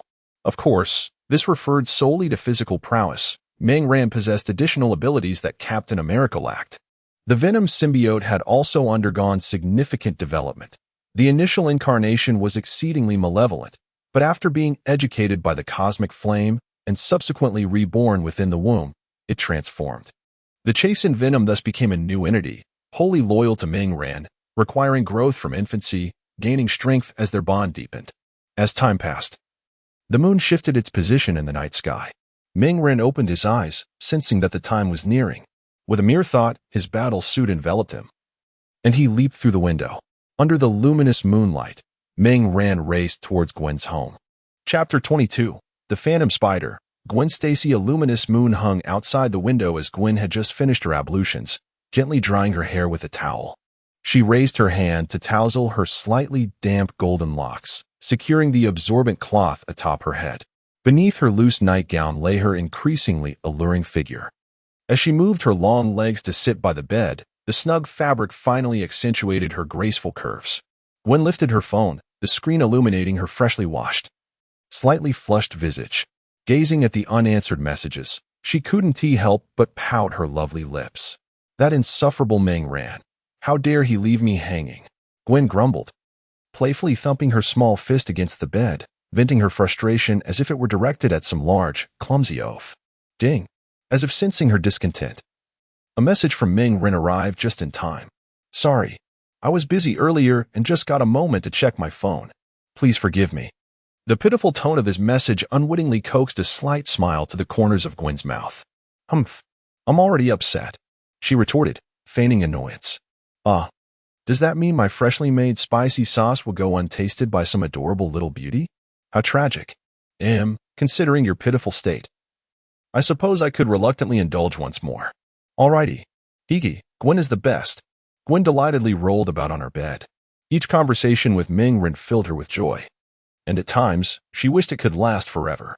Clutching her blanket, she found herself blushing at her thoughts and shyly buried her head into the fabric, her fair, delicate feet playfully swaying in the air. Meanwhile, atop Gwen's house, Ming Ran lay gazing at the starry sky, occasionally replying to Gwen's messages. Beneath the ominous mask, his youthful face radiated with sweet smiles. In the gentle embrace of the moonlight and the twinkling stars, this young couple wove their affections into a pink cloud adorning the night sky. Ming Ran continued their conversation until he was certain Gwen had drifted into a deep slumber. Once assured of her peaceful state, he released a stream of venom, guiding it with his consciousness toward her room. The liquid seeped through the window's cracks, cascading onto the floor beneath the sill. Ming Ran directed the venom towards the sleeping figure nestled in her bed. As it crept up from the foot of the bed, Ming Ran gazed at her serene, sweet face, a wave of tenderness and guilt washing over him. The venom infiltrated Gwen's outstretched hand, initiating its replication process. Meanwhile, Ming Ran began to weave a beautiful, sweet dream for Gwen. Before long, the venom, accompanied by Ming Ran's essence, withdrew from Gwen's side. Back on the rooftop, it seeped into Ming Ran's arm as he gently descended. Unbeknownst to Gwen, who lay blissfully on her bed, a smile slowly crept across her lips as she embraced a dream that was sweet beyond measure. In a dream, Ming Ran and Gwen were in love and subsequently married, leading a blissful life together, blessed with a pair of adorable twins who had an early fondness for spicy sauce. As Ming Ran sprinted, he paused atop a rooftop, settling into a cross-legged position to calm his mind. Congratulations to the host for acquiring new abilities. Extraordinary strength attained. Significant enhancement of power. Superlative physique acquired. Greatly improved physical attributes. Extraordinary reflexes and ghostly alertness attained. Danger foresight and heightened reactions. Bioelectric adhesion ability acquired. The capacity to cling to buildings at various angles. Ghostly stealth acquired. Blending into the environment, rendering oneself undetectable, albeit requiring stillness or slow movement. As Ming Ran calmed his thoughts, the persistent voice in his mind reported the new capabilities he had gained. A warm current coursed through his limbs, significantly enhancing his physical condition. While he felt the surge of power, a wave of tenderness and guilt washed over him. Alas, it was you, Gwen. What am I to do? Ming Ran's expression darkened, devoid of any joy over his newfound abilities. His mind replayed that fateful night when he confronted Gwen. At the time, he had reveled in his perceived coolness, believing himself to be quite impressive. Not only did he possess a flair for theatrics, but he had also remained steadfastly loyal to Gwen, showing no mercy to even the most enchanting of temptresses. He fancied himself the epitome of a good man, inheriting the true essence of his father, Meng Hua. Now, however, the thrill had vanished, replaced by the realization of his foolishness, an irredeemable kind. Oh, how could I have acted so rashly? I even slammed her against the wall, choked her, and threatened her. Meng Ren cradled his head, striving to banish the troubling images, yet his mind betrayed him, incessantly replaying his misdeeds.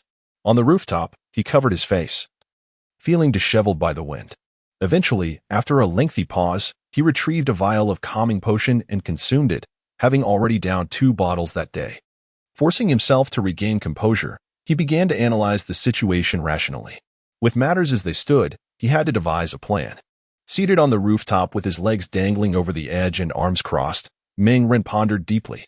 After a moment, he tapped his head and declared, "Yes, that will suffice." With a newfound resolve, he ceased his ruminations and turned his attention to experimenting with the abilities he had just acquired. Curiously, he was still unaware of when Gwen had developed these powers. Were they innate, or had she, like the Spider-Man of cinema, undergone a transformation after being bitten by a spider? Meng Ren speculated that it was likely the latter. These abilities were acquired through mutation. From their previous encounters, he had observed that Gwen did not wield her strength with precision. She possessed immense power but struggled to harness it effectively. After clearing his tumultuous thoughts, Meng Ren resolved to test his new abilities one by one. First, he sought out a nearby construction site. Eager to explore the extent of his enhanced strength and physical prowess, he first located a 5-ton truck and, using his own strength, attempted to lift it. To his surprise, Meng Ren effortlessly hoisted it into the air. After several attempts with different weights, he concluded that his lifting capacity was approximately 8 tons. With a full-force punch, he believed he could shatter a stone as large as a grinding wheel, and if it were twice that size, he could split it in half. It is important to note that the weight one can lift does not directly correlate to the force of a punch. Typically, lifting strength far exceeds punching power. Meng Ren was exceedingly pleased with this outcome. His physical prowess was now 5 times that of Captain America, particularly in terms of raw strength.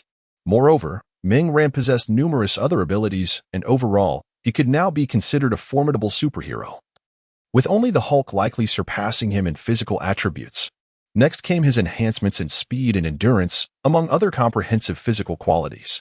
Through various tests, he concluded that all his abilities had significantly improved. The remaining new abilities he acquired included bioelectricity, ghostly stealth, and spectral alertness.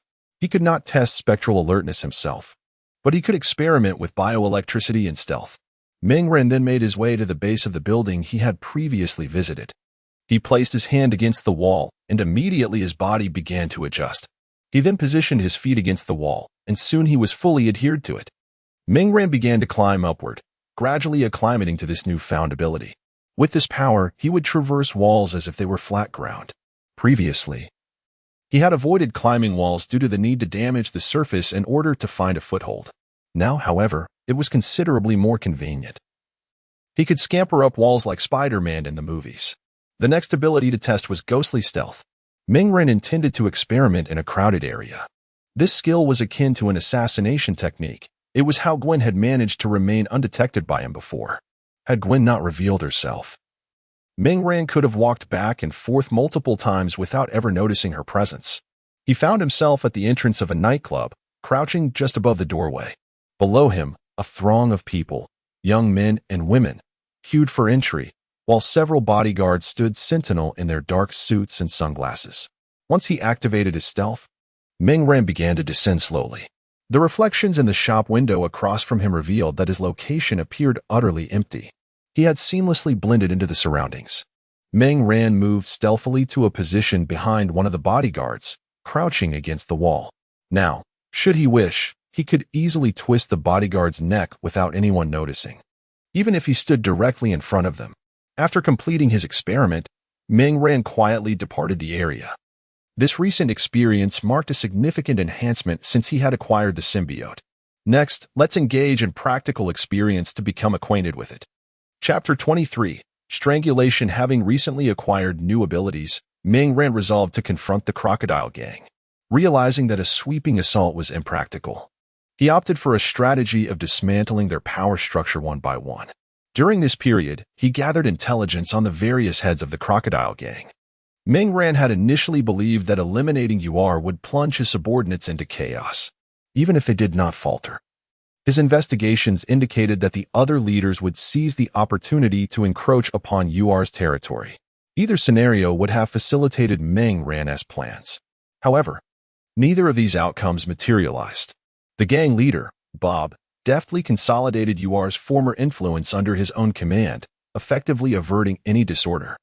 This was an eventuality Meng Ran had not anticipated. His youth had led him to overlook such complexities. Nevertheless, it mattered little, given Meng Ran's current prowess. He felt no need for elaborate tactics. He could simply confront them directly.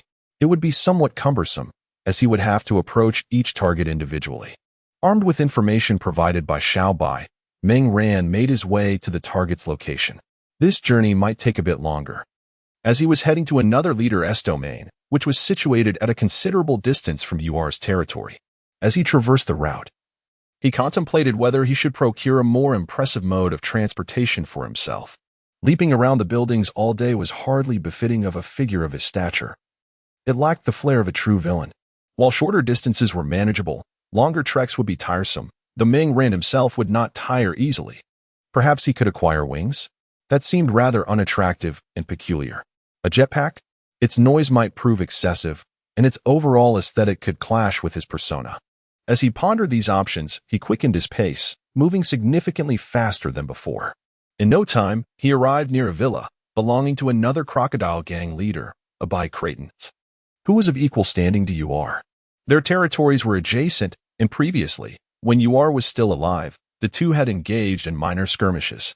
After Yuar's demise at Meng Ran's hands, Abai had harbored ambitions of claiming Yuar's legacy. However, Bob had restrained him, suggesting they wait for a more opportune moment. Meng Ran concealed himself in a tree not far from the villa. At this hour, Abai should still be inspecting his domain, yet to return. Thus, Meng Ran remained vigilant, biding his time. Soon, several vehicles approached and halted before the villa. From the lead and trailing cars emerged 7 or 8 bodyguards. One of them approached the middle vehicle and opened the door for the occupant. As the door swung open, a somewhat gaunt middle-aged man emerged, clad in a flamboyant red suit. His hair was meticulously slicked back, and his deep-set eyes, complemented by a prominent nose, lent his countenance a somber expression that starkly contrasted with his ostentatious attire. Meng Ran observed as he entered the villa, while the bodyguards dispersed to secure the surrounding area. Once the lights in the room illuminated, Meng Ran descended from the tree and stealthily approached the villa. Abai entered his chamber, shedding his coat, which was promptly collected by the butler. A strikingly alluring woman, her long legs gliding gracefully, approached Abai to help him unwind. Outside the window, Meng Ran had fallen silent, forced to witness these events. Venom, on the other hand, became exhilarated, recalling its initial outing with Meng Ran where they first encountered such an occurrence, and promptly shared its delight with him. Meng Ran, in a moment of exasperation, delivered a playful jab to Venom's consciousness, questioning its unusual excitement. Venom, feeling slighted, was met with Meng Ran's soothing words. "Be good. This is not something a good child should behold. Listen, we shall not look." With that, he shielded Venom's gaze once more. In the room, Abai luxuriated in a massage, relishing the relaxation it afforded him. He nodded in satisfaction and signaled for the woman to leave. As she rose, her legs slightly numb, she stumbled out of the room. Suddenly, a gunshot rang out. The woman, now at the door, fell lifelessly, a bloom of crimson spreading from her back. Abai set down his weapon, waving his hand dismissively. 2 bodyguards clad in black emerged to drag away the corpse, while several others arrived with cleaning supplies, swiftly erasing the evidence of violence. Abai, now unclothed, stepped into the bathroom, where a warm bath awaited him. His wife was already nestled within the tub, and together they indulged in a romantic soak before retreating to the bed for an intimate encounter, ultimately succumbing to sleep. To Abai, the alluring woman who had assisted in undressing was akin to a disposable tissue. Once used, she was to be discarded, and fortunately, such tissues were abundant in his world. Meng Ran, of course, could not bear to witness Abai and his wife in slumber. After observing Abai's grim disposal of the woman, he decided to seek other endeavors. Initially intending to clean up the aftermath, Meng Ran reconsidered, choosing to invest time in preparing a gift for Abai instead. Unbeknownst to the sleeping Abai, Ming Ran was crafting this surprise. As night deepened, Abai found himself parched. He contemplated calling his wife for a glass of water, but upon reaching out, his hand met emptiness. Reluctantly, Abai rose to fetch water himself. He felt particularly irritable that day, not merely due to the recent demise of Ewer, but because Ewer's territory had not been claimed by him. The boss had personally warned him against any rash actions, and several of his troublesome associates had called to mock him. In earlier bravado, Abai had boasted that Ewer's death would surely lead to him inheriting the territory, for only he possessed the requisite qualifications. The current reality left his pride bruised. Compounding his troubles, an ominous figure had been targeting criminals, severely impacting his narcotics trade. The underlings responsible for distribution had become too fearful to venture out after witnessing their peers fall victim to this specter. In a desperate bid to stimulate sales, he raised their commission, only for more to be slain. The atmosphere was thick with dread. The underworld was proving a treacherous business. As Abai poured himself a glass of water, he suddenly felt a dampness beneath his feet. He pulled back the curtains, allowing the bright moonlight to flood in. In that illumination, he surveyed the bedroom, and his eyes widened in shock, causing the glass in his hand to crash to the floor. He had just stepped not into water, but into blood. At that moment, a severed head rolled to his feet, with long hair. It was the wife he had been searching for moments ago. Ibei's heart shattered in terror. A ghastly scream erupted from his lips as he inadvertently kicked the head away in shock. "Wow, Mr. Ibei, what a play. It's all down." A hoarse voice echoed from the sofa. Following the sound, Ibei saw his wife's head had landed in the center of the room, where a small tower made of severed heads stood. The head he had kicked toppled the tower, causing a cascade of heads to spill across the floor. In the shadows of the sofa sat a figure, barely discernible, with only a pair of wicked eyes fixated on him, and a gaping, blood-red mouth from which a scarlet tongue dripped thick saliva. Ibei recalled the death of Ewer from days prior, and understanding dawned upon him. He trembled as he spoke. You are a demon?" At this, Mingran rose, applauding as he spoke. "I am pleased. It seems I have gained some notoriety." "Very well. As a reward, I have decided to place your head atop the tower.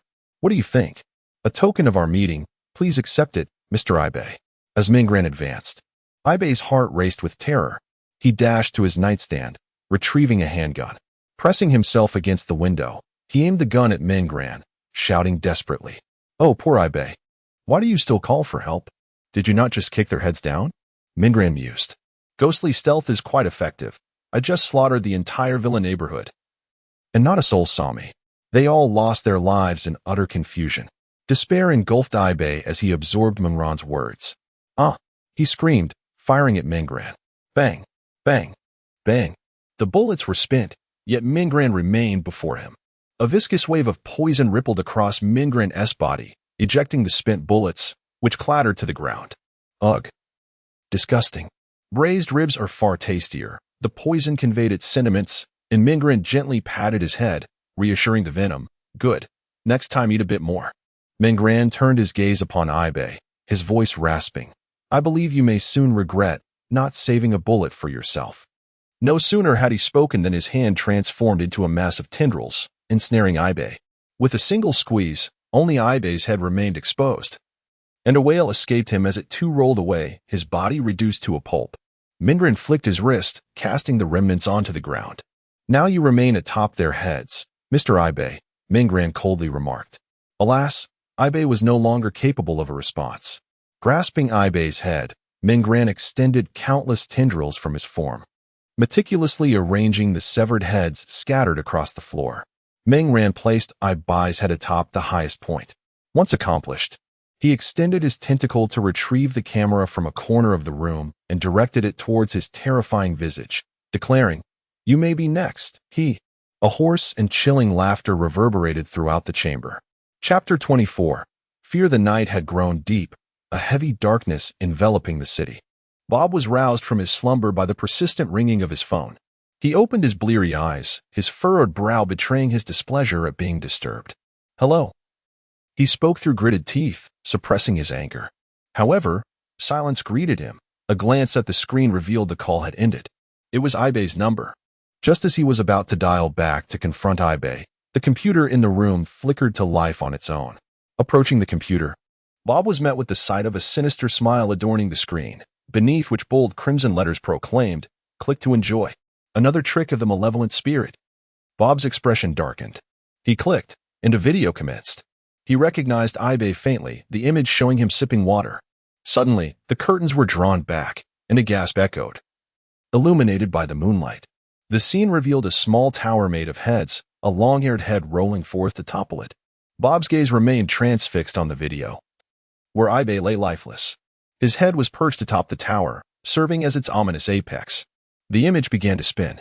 Abruptly, a grotesque face loomed into view. Its elongated, pallid eyes radiated a chilling malevolence. Its gaping maw revealed jagged teeth, a blood-red tongue languidly flicking about, dripping with viscous saliva. A raspy, terrifying voice emanated from the ghastly visage, reminiscent of tormented whales from the abyss of hell. "Next might be you, he." A chill coursed through Bob. Cold sweat breaking out across his body, his skin prickling as if plunged into an icy chasm. Just then, his phone rang once more, jarring him with fright. He glanced at the caller ID. It was his old comrade, the second in command. He steadied his trembling voice, striving to maintain his usual calm demeanor. "Boss, that demon sent me a video," Sis stammered, having been peacefully asleep until Ibe's call disrupted him. Upon recognizing the number, he had answered with a torrent of curses, but received no reply. Then, his own computer had turned on by itself, revealing the very same video. Having witnessed the horrifying footage, he was now paralyzed with fear. Eager to consult the boss on what to do next, Bob, exuding confidence, reassured him not to worry, promising that he would devise an appropriate plan. Sis, somewhat placated by the boss's assurance, reluctantly ended the call. Shortly thereafter, several more of their comrades, each having received the video, reached out to Bob. He responded with the same calming words each time. Once the calls had ceased, Bob lit a cigar, furrowing his brow in quiet contemplation. Moments later, he retrieved a black business card from his drawer.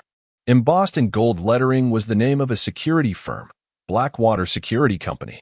The reverse bore a similar aesthetic, merely replacing the name with a phone number. Each side of the sleek black card displayed a single line of text, succinct, clear, and elegantly understated.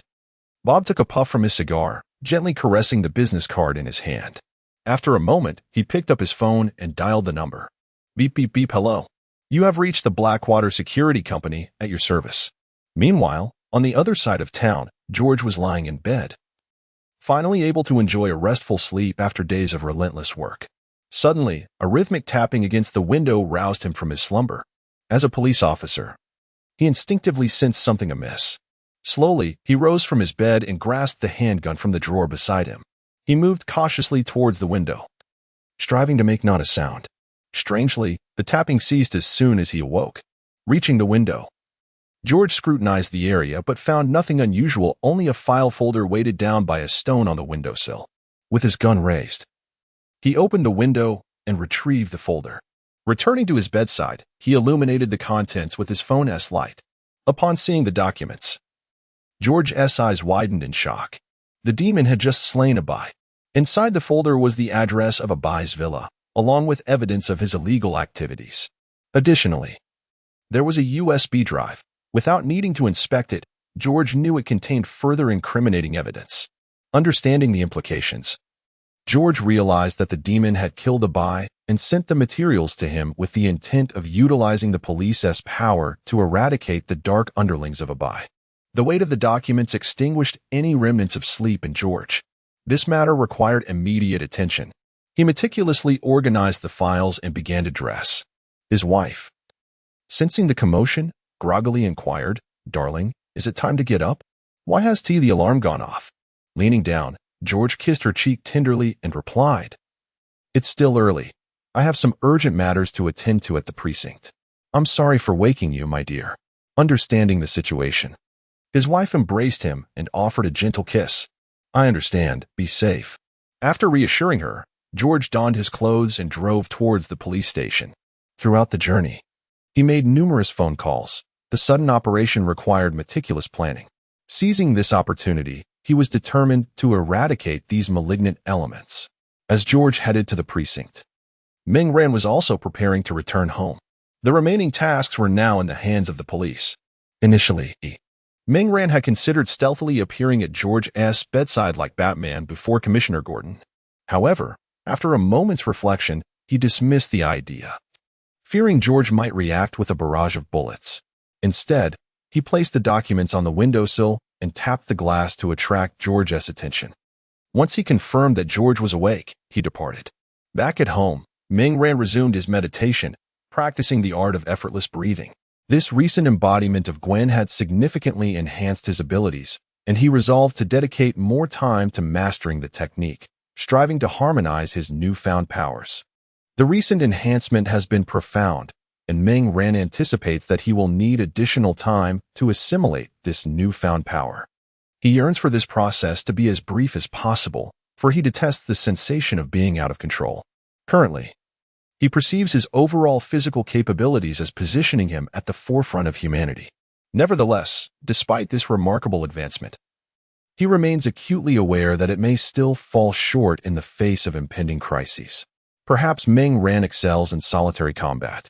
Yet when confronted with a calamity akin to the Battle of New York, where a multitude of extraterrestrial entities invades collectively, even his formidable punches would be insufficient to repel them all. Is my approach to combat becoming somewhat monotonous? It seems I must cultivate a repertoire of skills for my own use, he mused introspectively. His thoughts then shifted to the Crocodile Gang. The eradication of this gang is now merely a matter of time. He finds no need to devise a grand scheme. Much like today, he could simply charge in and decapitate the leadership, leaving the cleanup to George and the police force. Although Ming Ran possesses the strength to dismantle them, he lacks the capability to ensure subsequent stability. Following the removal of a significant power, if the situation cannot be swiftly stabilized, the resultant chaos may prove even more severe than before. Thus, Ming Ran understands the necessity of a gradual approach, affording George ample time to restore order. What Ming Ran desires is not merely the elimination of these criminal organizations.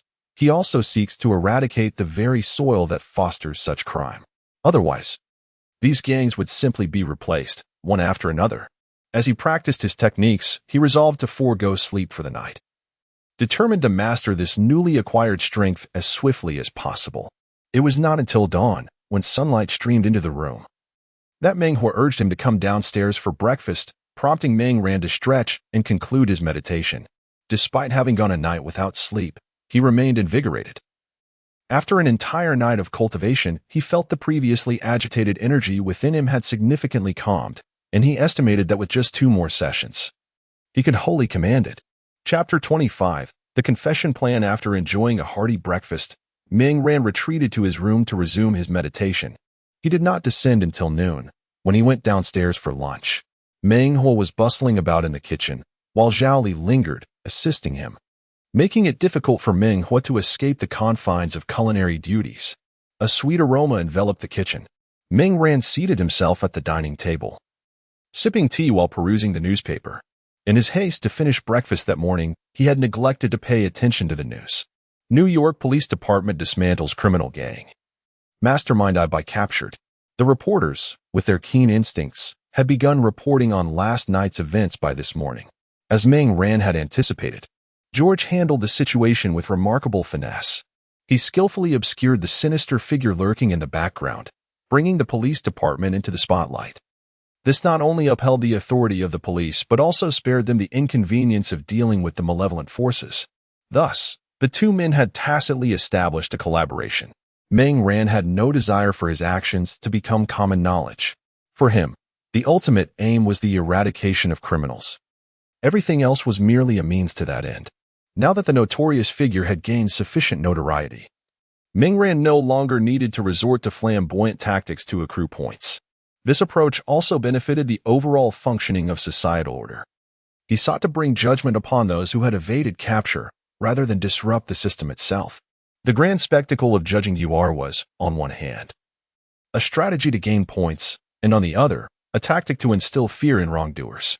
At this juncture, he had acquired enough renown, both in the eyes of the public and in the minds of criminals, rendering further ostentation unnecessary. Quietly amassing wealth was, after all, the wisest course of action. After a brief perusal of the news, Meng Ran noted that the meal was nearly ready. His inner Venom was also growing impatient. How about we share the ribs 3-7 and divide the other dishes evenly? He communicated with the Venom. Oh joy! Excitement abounds. Ribs, ribs, ribs. The Venom, thrilled at the prospect of indulging in more ribs, could not contain its enthusiasm, despite its coarse voice betraying its glee.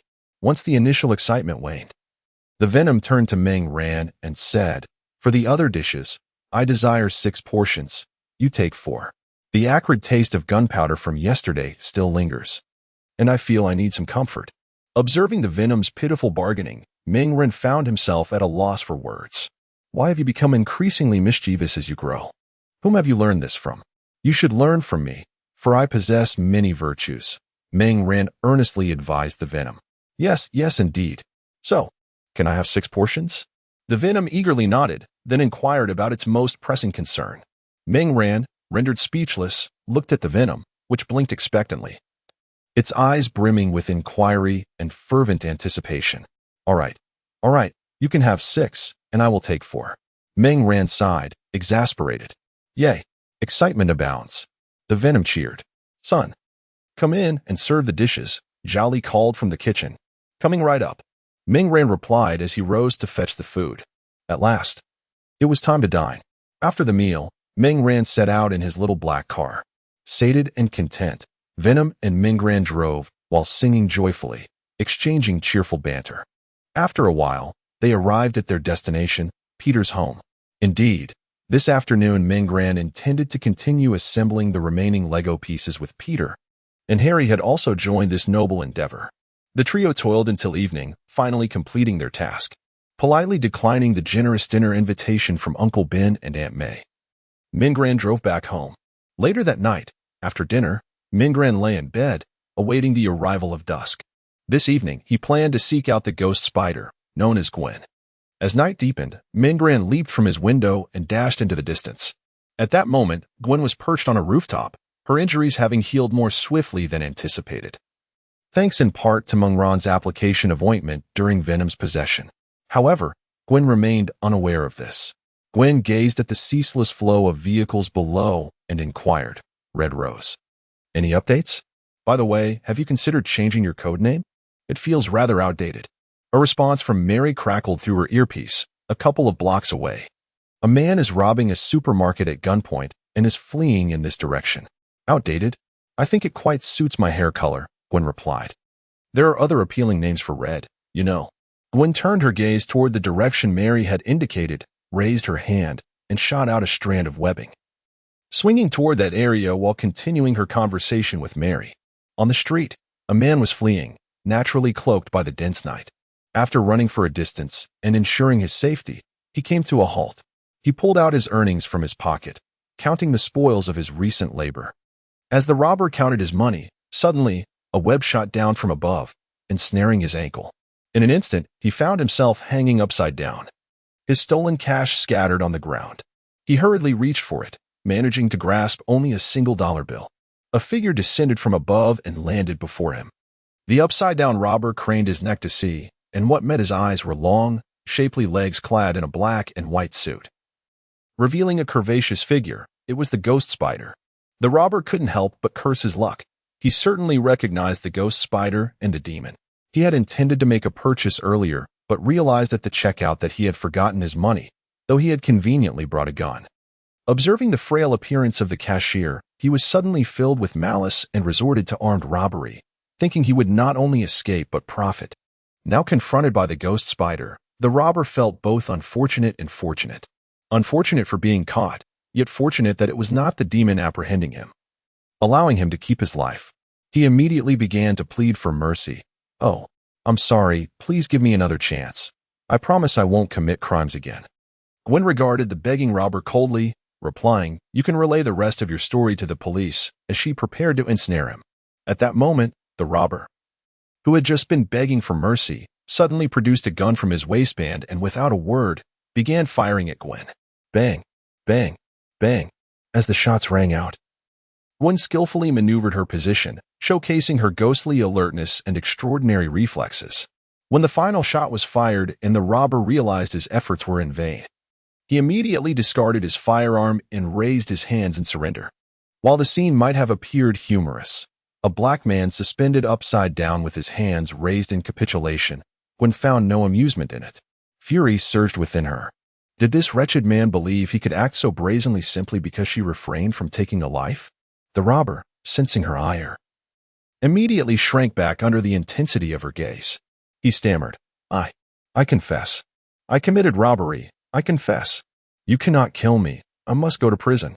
Bang. Before he could finish his plea, a bullet had already pierced his skull. The robber fell silent, hanging limply like a lifeless fish, blood dripping onto the ground. Gwen quickly turned to see a figure standing atop a nearby low building. It was the demon, who nonchalantly holstered his weapon.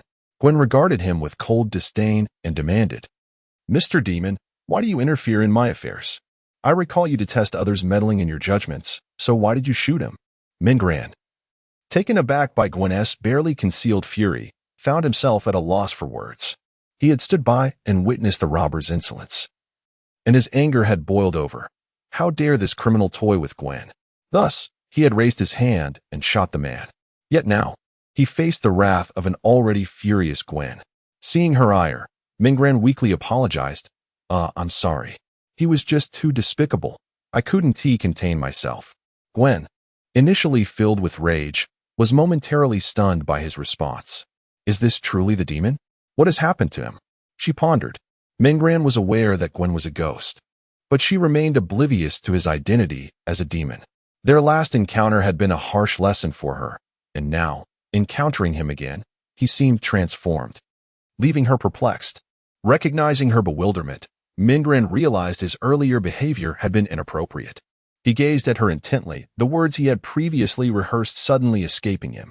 After a moment of contemplation, he resolved to come clean, to lay bare everything, including his true identity, for he did not wish to deceive Gwen. In a grave tone, he stated, Ghost Spider, there are matters I need to discuss with you. Chapter 26, Confession of Identity. Gwen, listening to the words of the specter, initially thought she had misheard. What? You wish to discuss something with me? Gwen inquired. Mingran affirmed, Indeed, it shall be just the two of us. From the specter's words, Gwen discerned that he was aware of Mary Jane's existence. Thus, she addressed Mary Jane, saying, Crimson Rose, you have likely overheard. I may need to temporarily terminate the call.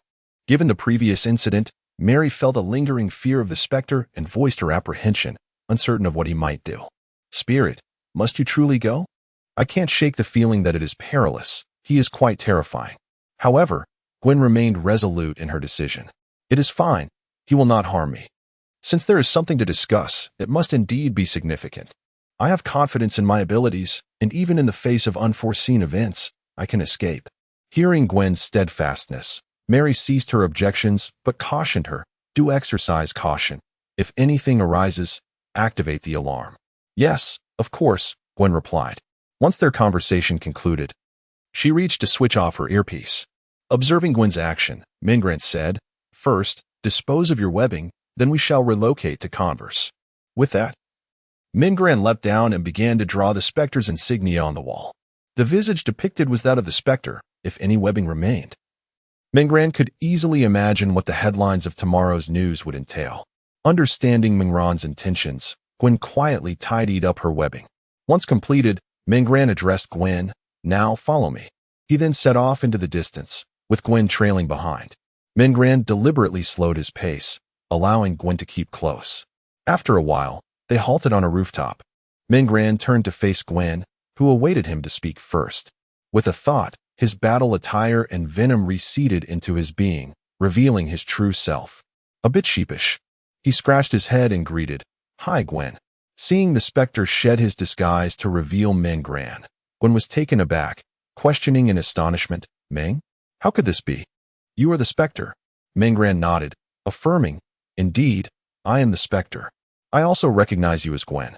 At this revelation, Gwen realized that she too had exposed her identity, prompting her to remove her mask and reveal her true face. Gazing at Gwen, who had also unveiled her identity, Mingran began, I apologize, Gwen. Today, I wish to express my regrets and confess my true identity. The last time we met, I was unaware that you were the spirit, and I may have acted too harshly. I am truly sorry." His voice was laden with remorse as he cast his eyes downward, unable to meet Gwen's gaze. Feeling a profound sense of shame. After a lengthy silence without a response from Gwen, Mingran finally mustered the courage to lift his eyes to her. He found Gwen, arms crossed, staring thoughtfully at him. Observing Gwen's expression, Mingran suddenly felt a sense of unease enveloping him. Gwen, gazing at the awkward Mingran, spoke with a hint of disbelief. "I never imagined you to be the malevolent spirit. Had you not revealed it, I might have never guessed in this lifetime. By the way, how did you discover that I am the ghost spider?" Mingran looked at Gwen and replied, "This is the secret I am about to share." "Gwen, are you truly not angry?" Upon hearing this, Gwen revealed a peculiar smile and said, "Angry? Why would I be? Is it for the punch you threw at me? Or for the way you pinned me against the wall?" Mingran, confronted with Gwen's words, felt a rush of embarrassment and struggled to find his voice. "Humph, silly fool. I won't forget. I will always remember. Let us see how you compensate me," Gwen retorted with a hint of irritation. After speaking, she playfully kicked him lightly from behind. She had previously stated that should she encounter the malevolent spirit, she would kick his backside. Even upon discovering that he was indeed the malevolent spirit, she would not let him off easily. Seeing Gwen's demeanor, Mingran realized that she was no longer genuinely angry, prompting him to showcase his finest skills in sweet talk. "I'm truly sorry. I had no idea it would be you. The truth is, you occupy my heart entirely, which is why I acted thus towards other women." After saying this, he gazed at Gwen with a pitiful expression. Gwen, hearing his candid words, felt a tinge of shyness. Although their relationship had been steadily growing warmer, Mingran had never uttered such words before. Nonetheless, if what Mingran said held any truth, it did carry a semblance of reason. Suppressing her bashfulness, Gwen, with a touch of pride, responded, "Humph, smooth talker. If you agree to one condition, I shall forgive you." Mingran readily concurred, nodding vigorously. "Of course, I agree. Any condition?" After a moment of contemplation, Gwen replied, I haven't decided yet. For now, it's a debt." Mingran nodded enthusiastically, showing his strong agreement. Gwen then inquired, "Now, can you tell me how you knew I was the ghost spider?" They moved to the edge of the rooftop, where they sat down. Mingran began, "This involves introducing you to a new friend." With that, he raised his right hand, and Venom emerged from his palm, not in a terrifying form, but rather as a round and adorable figure. The Venom took on an inverted droplet shape, with a wider base connecting to his palm. Its two round, wide eyes exuded a charming innocence, devoid of the terror typically associated with elongated eyes. Below the eyes was a small mouth, filled with sharp teeth yet somehow maintaining an endearing appearance, lacking any semblance of frightfulness. Mingran introduced, "This is Venom, a symbiote that currently resides within my body." Following this, Venom extended a small black hand to greet Gwen, exclaiming, "Oh hello, beautiful lady. I dare say tonight's luminous moonlight pales in comparison to your exquisite beauty." Venom spoke with a coarse voice, creating a striking contrast with his endearing appearance. After finishing his words, Venom playfully took Gwen's hand and kissed it, displaying an outrageous flamboyance. Gwen, amused by Venom's antics, erupted into a fit of giggles, casting peculiar glances at Mingran. In response, Mingran cleared his throat and exclaimed, "Ahem. This is not what I taught him. Please do not look at me like that." I have no idea where he learned it, perhaps from watching television. Venom, eager to respond, hesitated upon noticing Mingran's gaze, which conveyed a clear message. If he dared to speak out of turn again, he would be deprived of ribs in the future. Wisely, Venom chose to remain silent, not out of any ulterior motive, but primarily out of concern for his master. Mingran continued to elaborate on Venom's characteristics to Gwen, explaining that it was precisely this nature that led to his conclusion that Gwen was the ghost spider. "So, you confirmed my identity while I was asleep by using Venom. And you even acquired some of my abilities," Gwen remarked, looking at Mingran. Feeling a bit embarrassed, Mingran rubbed his nose and admitted, "Ahem, that's correct." Gwen squinted her eyes and coolly replied, "Pervert." Mingran quickly clarified that his intentions were solely to ascertain her identity and that he meant no harm. "What else do you wish to do?" Gwen inquired. Ming Ran, feeling flustered, responded, "Nothing. I merely meant that I had no malicious intentions. And I felt guilty for hurting you, which is why I applied medicine to your wounds." Gwen's expression shifted to one of realization. "Oh, I was wondering why the pain ceased after my nap. It turns out you applied the medicine. I should thank you." Ming Ran promptly waved his hands. No, no, no, there's no need for thanks. It was entirely my fault." Gwen smiled and teased. "Well, since you applied the medicine for me, how was the touch?" Ming Ran recalled the sensations from that night, the flat abdomen, the perky bosom, the smooth skin, and the delightful feel, and instinctively replied, the touch was indeed quite pleasant. As soon as the words left his mouth, Ming Ran sensed impending danger. Sure enough, Gwen clenched her teeth and delivered a sharp knock to his head. The strength she had gained after her transformation was formidable, akin to being struck by a heavy weight. Ming Ran felt as if another head had sprouted atop his own. And he hastily apologized to Gwen, managing to placate her after a considerable effort. Once the playful banter subsided, Ming Ran inquired, "So, Gwen, how did you become the ghost spider?" Chapter 27. Gwen's tale. Upon hearing Ming Ran's inquiry, Gwen organized her thoughts before beginning her narration. This incident transpired during the summer vacation. On that particular day, Gwen and her family set out for an excursion, visiting numerous destinations and indulging in an array of delectable cuisines. They also took her younger siblings to various museums and science centers. It had been a long time since the entire family had enjoyed a day out together, and Gwen reveled in the experience, particularly since George, her father, the police chief, was often preoccupied with work and seldom had the opportunity to spend quality time with the family. That evening, upon returning home, Gwen decided to take a shower and suddenly noticed a small wound on her neck, slightly red and swollen, yet she dismissed it, assuming it to be a mere mosquito bite. However, later that night, as she attempted to sleep, Gwen was engulfed by an overwhelming heat, her body feeling as though it were a boiled shrimp, hot and flushed. Her mind became foggy, a thick haze clouding her thoughts, and a wave of dizziness washed over her, inducing a nauseating sensation that she could not expel. Unable to call out to her family, she tossed and turned in bed, suffering through the night in a state of unconsciousness.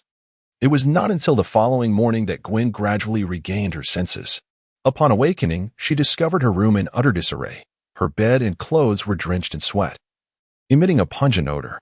The furniture was inexplicably disassembled, and cobwebs adorned the walls, seemingly from nowhere. Unsure of how to explain the chaos to her family, Gwen hurriedly tidied up to prevent them from noticing anything amiss. She replaced the bedding with fresh linens, disregarding the peculiar state of her room, and disposed of the shattered chairs and cobwebs. The table was too cumbersome to manage, so she simply claimed it was of poor quality and that it was time for a new one. Once everything was restored to order, Gwen secluded herself in her room to ponder the anomalies. She disrobed and inspected herself in the bathroom, only to find that the wound on her neck had vanished. Additionally, her physique had notably improved, and she had even grown taller. "You already had a fine figure," Ming Ran interjected suddenly. "Do not interrupt." "You have no idea what I looked like before," Gwen retorted with an eye roll, prompting Ming Ran to lapse into silence. After her shower, Gwen noted an increase in her strength. Initially, she had felt weak and fatigued upon waking, but as time progressed, she realized her physical capabilities had not only returned to normal but had escalated to an extraordinary level. She attempted to lift her bed, losing control of her strength in the process, nearly propelling it to the ceiling. This alarming incident left her rooted to the floor, fearful of touching anything or interacting with her family, lest she inadvertently cause them harm. She feigned busyness with homework, requesting that her family leave meals at her door, while she practiced regulating her newfound strength within the confines of her room. After 2 days of effort, she finally learned to manage her strength, allowing her to navigate daily activities, albeit with caution against emotional surges. Fortunately, it only took 2 days. Otherwise, her family would have begun to worry that she might be ill or grappling with some psychological issue. After gradually overcoming her strength challenges, Gwen stepped outside only to discover a new dilemma. Her senses had become extraordinarily acute. Every faint sound was perceptible to her ears, and she could clearly discern the trajectories of swiftly moving objects. Previously, while in her room, Her focus had been solely on her newfound strength, and the silence of the space had obscured her awareness of this heightened sensitivity. In the following days, Gwen devoted herself to mastering her senses, striving to disregard the cacophony of irrelevant stimuli to alleviate her burden. Each day brought new revelations as she became accustomed to and learned to control her abilities. On one occasion, when George came to visit, he opened the door only to find her absent, although Gwen was actually seated by her bedside, which revealed to her the art of ghostly stealth. On another instance, lost in thought as she entered her room, she snapped back to reality only to realize she was standing on the rooftop. Such experiences were numerous, and after a series of unexpected events, she uncovered additional abilities, such as shooting webs from her wrists, ghostly warnings, and her own toxins. Despite acquiring these powers, Gwen continued to live her life as usual until the emergence of a malevolent spirit sparked a flicker of intrigue within her. Could she use her abilities to combat crime? At that moment, it was merely a fleeting thought. However, when the demon judge Dariel and the online world erupted in chaos, Gwen felt a surge of sympathy for this solitary seeker of justice. It was then that she resolved to join the fight for righteousness, wishing to convey to the demon that there were indeed less extreme paths to pursue. Determined, Gwen sought out Mary Jane, whose advanced computer skills could provide significant assistance. Thus, at Gwen's invitation, Mary Jane became a member of her team. The ghost spider's costume was similarly inspired by the demon's attire, including a hood, as Gwen found her bare head rather unappealing. After listening to Gwen's account, Ming Ren acknowledged, "Indeed, a bare head is quite unattractive." He then recalled something and asked, somewhat surprised, "Do you possess toxins as well?" The manifestation of venom does not necessarily replicate all abilities, especially with someone as multifaceted as Gwen, leaving Ming Ren unaware of the full extent of her powers. He was aware of her web-slinging ability, but the presence of toxins had eluded him, as he had not experienced it during their previous encounter. Gwen replied, "Yes, it is a neurotoxin that, while not lethal, can incapacitate an individual swiftly. I have not utilized it extensively. Currently, I primarily release it through my nails and palms. As for whether its potency will increase in the future, I am uncertain." After hearing Gwen's explanation, Ming Ran remained puzzled. "Then why didn't you use it during our last confrontation?" "I did not sense it at all." Upon hearing this, Gwen displayed a look of helplessness. "I too wish to understand why it proved ineffective. I certainly employed the toxin, yet it appears you were unaffected." Ming Ran, upon hearing her words, suddenly comprehended that the credit belonged to the Venom. With this realization, he turned to Venom and inquired, "Why didn't you inform me last time?" Venom blinked in confusion, its eyes wide as it replied, I didn't feel anything at all." Ming Ran and Gwen tilted their heads in curiosity at Venom's response. Venom continued to blink, one hand thoughtfully rubbing its chin. After a moment of contemplation, it exclaimed, "Oh, I remember now. You were referring to that. At the time, I didn't sense any threat, so I didn't mention it. I also forgot afterward. To be honest, its taste was somewhat better than gunpowder, though only marginally so, and I hadn't sampled much of it." Before Venom could finish its sentence, Ming Ran covered its mouth. With an awkward smile, he chuckled, "Haha, it's all right. I believe that toxin still has room for improvement." Gwen observed Ming Ran and Venom, unable to suppress a chuckle. "Why so anxious?" "I'm not particularly concerned. Although the toxin may not affect you, it remains quite effective against others." Ming Ran nodded in agreement, saying, "That's true. However, one must not be careless. Despite our extraordinary abilities, caution is paramount. After all, life is singular. Moreover, I wouldn't want you to be harmed, as that would cause me great distress." Gwen acknowledged Ming Ren's sentiments with a nod. Although the encounter with that man of color had not resulted in harm today, failing to disarm him was indeed a lapse in judgment. While this oversight may not cost her life, what about next time? It is wiser to exercise caution. Yet, hearing Ming Ran express concern for her well-being caused Gwen to blush, and she turned her head to glare at him playfully.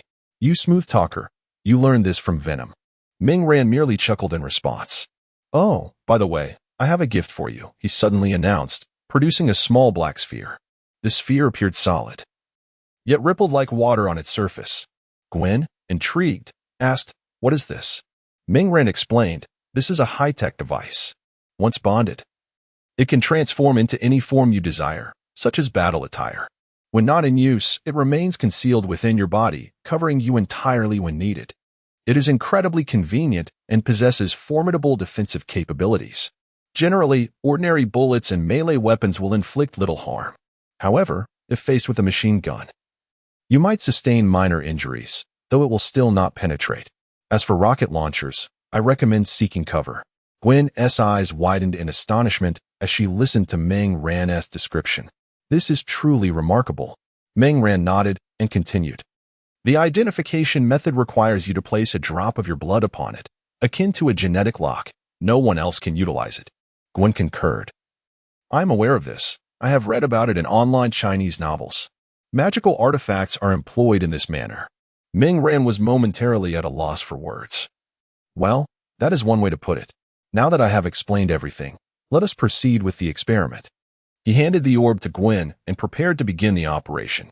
This orb was something Meng Ran had exchanged from the marketplace, belonging to the same category as the one he possessed, albeit the latter was a reward from the system, thus of superior quality. However, to his surprise, Gwen shook her head and returned the orb. In a soft voice, she said, "Forgive me, Meng, but I cannot accept this. It is far too precious." Meng Ran gazed at Gwen, who wore a serious expression, and gently smiled. "You are frightened by my words. In truth, it is not valuable at all. I have many of these, and I have long wished to make amends for my past mistakes. If you refuse, I shall feel guilty." Gwen contemplated refusing once more. But seeing Meng Ran's insistence, she finally relented. "Very well then." A smile of joy spread across her face. "Thank you, Meng. Though you say so, I know it must be worth more than you claim. It is indeed quite useful." Meng Ran looked at Gwen with a mischievous grin and said, "There is no need for thanks. A kiss would suffice." With that, he turned his face towards her. Upon hearing this, Gwen's face turned as red as an apple. After a moment's hesitation, she gently kissed Meng Ran on the cheek. The soft sensation against his skin made Meng Ran beam with delight. Gwen, with a huff, turned away to feign interest in the night scenery, not wishing Meng Ran to see her bashful demeanor. Meng Ran chuckled softly and walked over to stand beside her. Beneath the black curtain of night, the two gazed into the distant sky, their bodies unconsciously drawing closer together. Chapter 28, The Mutant Slayer This Weekend. Meng Ran experienced profound joy, not only confessing his true identity to Gwen, thereby resolving previous misunderstandings, but also receiving a sweet kiss in return. Regarding Meng Ran's identity, Gwen assured him of her discretion. However, Meng Ran indicated that he could reveal his identity to Mary Jane, considering their partnership, albeit with the stipulation that other details remained confidential. Gwen understood this. For Mary Jane, knowing the identity was sufficient. She expressed her gratitude to Meng Ran, as she was uncertain how to explain her conversation with the demon to Mary Jane otherwise. Meng Ran had anticipated this, thus permitting Gwen to inform Mary Jane, as he wished to alleviate her distress over the matter. With regards to Gwen's reluctance to eliminate criminals, Meng Ran did not oppose her stance but urged her to protect herself and remain vigilant against those offenders, cautioning that compassion should not lead her into perilous situations. At times, it may be necessary to take more decisive action. Gwen was receptive to this perspective, acknowledging her previous naivety. Meng Ran recounted the tragic tale of Mia, and observing the remorse and guilt etched on his face, Gwen gradually comprehended the reasons behind the demon's shift in approach towards criminals, adopting a more ruthless methodology. One must not allow their mercy towards criminals to become the source of suffering for others. Every offender, upon committing their crimes, forfeits the right to forgiveness. They must face consequences, or else the victims remain aggrieved, and the innocent remain unprotected. No one possesses the authority to pardon those criminals on behalf of the victims. My duty is to pass judgment upon those who lack the power to seek vengeance. Listening to Meng Ran's words, Gwen recognized that these insights stemmed from his own experiences of pain and regret. As Gwen engaged in her fight against crime, she too began to grasp the demon's philosophy. She realized that she needed to effect changes in her own approach, although she required further time. At the very least, she no longer insisted on sparing all criminals, having started to categorize them in her mind. Regardless of how Gwen felt, Meng Ran respected her choices, his sole request being that she safeguard herself. He felt no need to impose his beliefs upon others. Each path may differ. Yet as long as the pursuit is for justice, they remain allies.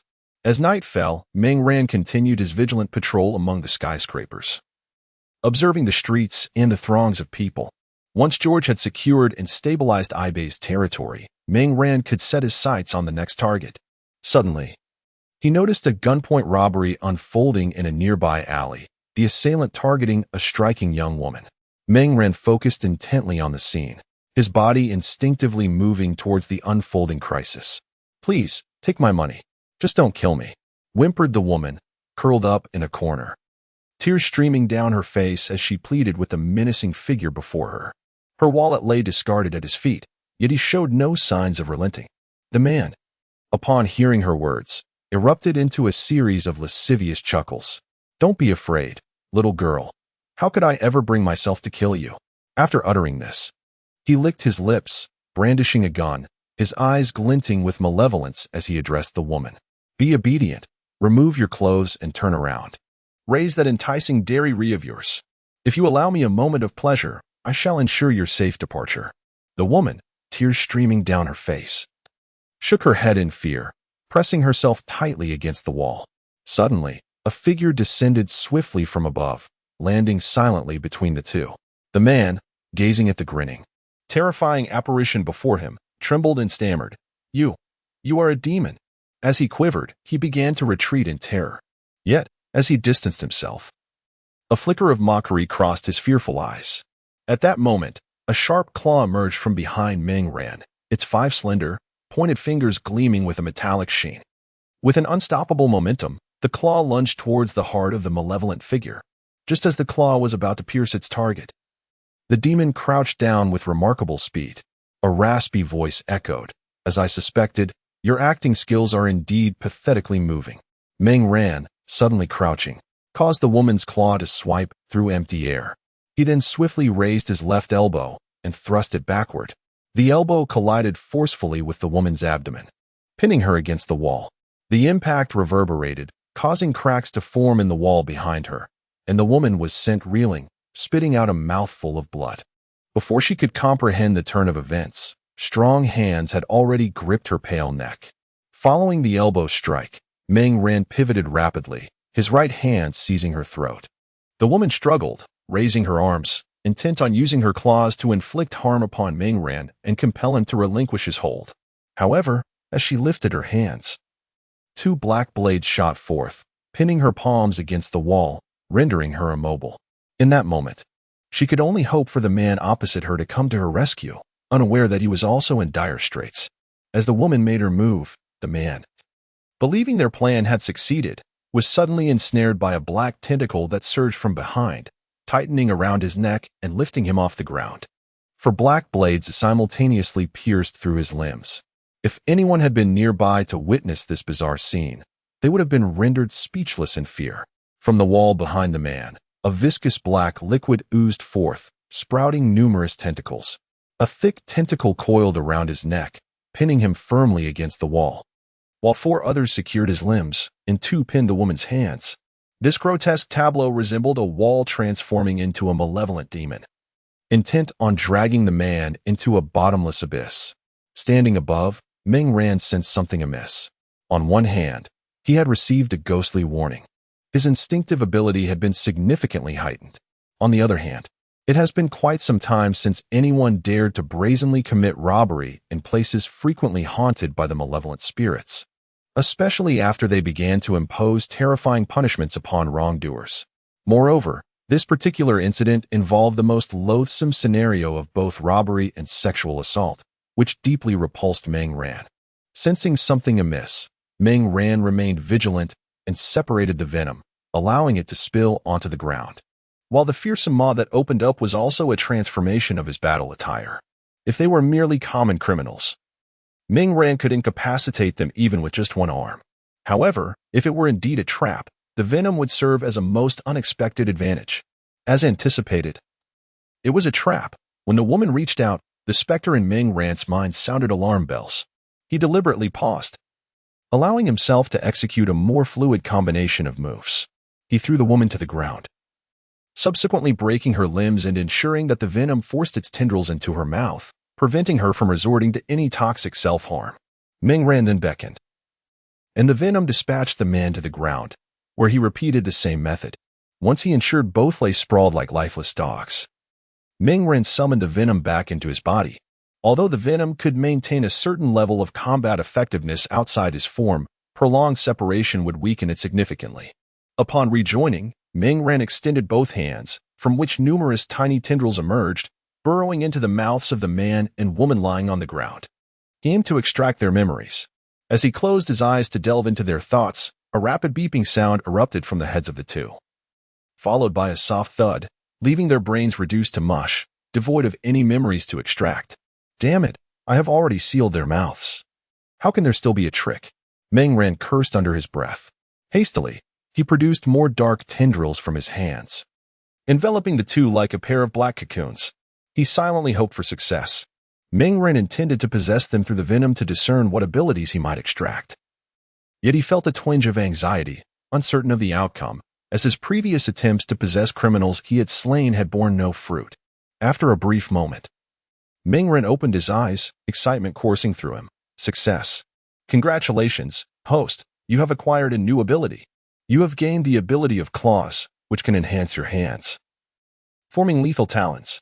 You have also obtained skin enhancement capability, which can fortify your external skin to withstand general harm. Activation required. A gentle reminder, due to the targets being on the verge of death, the extraction process took longer. Please be aware that if the targets perish, extraction will be impossible. Next time, act swiftly. This gentle reminder feels somewhat accusatory, Meng Ran mused, feeling a bit embarrassed as he listened to the system's message.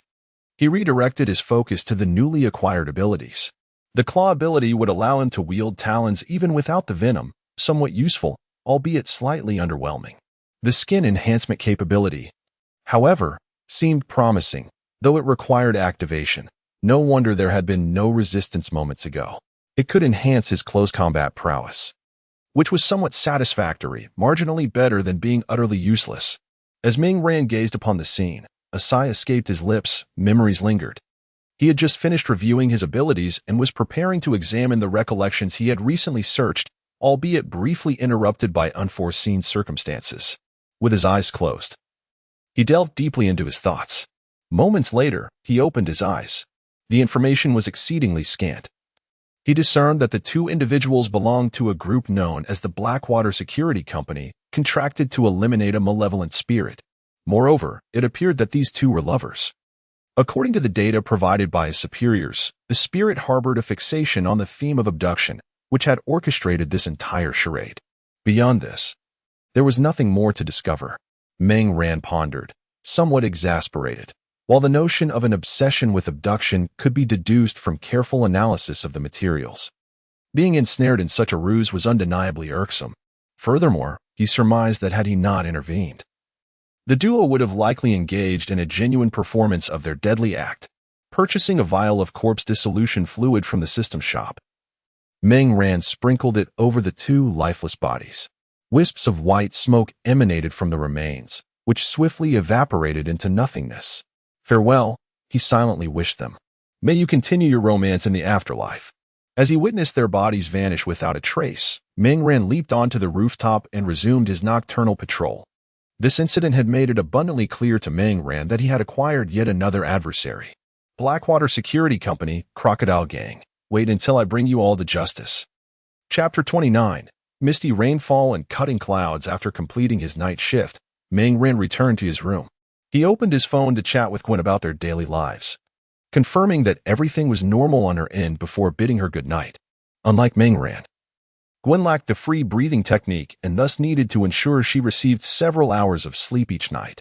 Setting his phone aside, Meng Ran, after a long hiatus, accessed the system marketplace. He felt the need to acquire a few skills, as his current attacking methods were rather monotonous.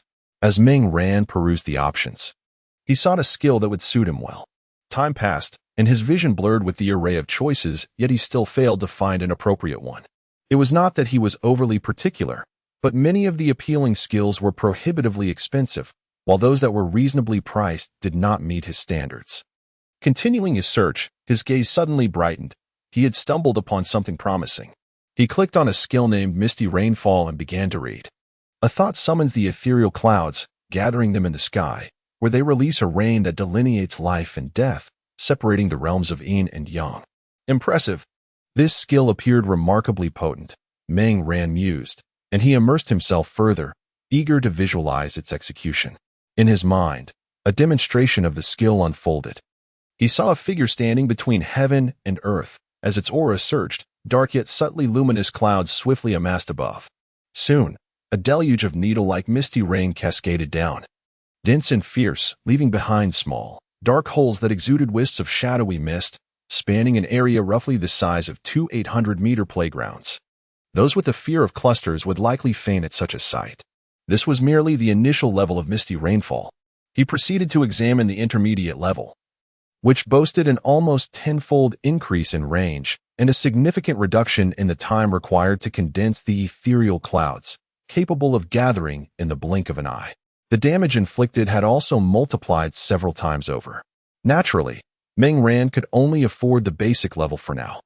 The points required to advance from beginner to intermediate were substantial, and the mere thought of accumulating 5 zeros made his head ache. He wished he could purchase them with money instead. He hoped to amass enough points before the battle in New York.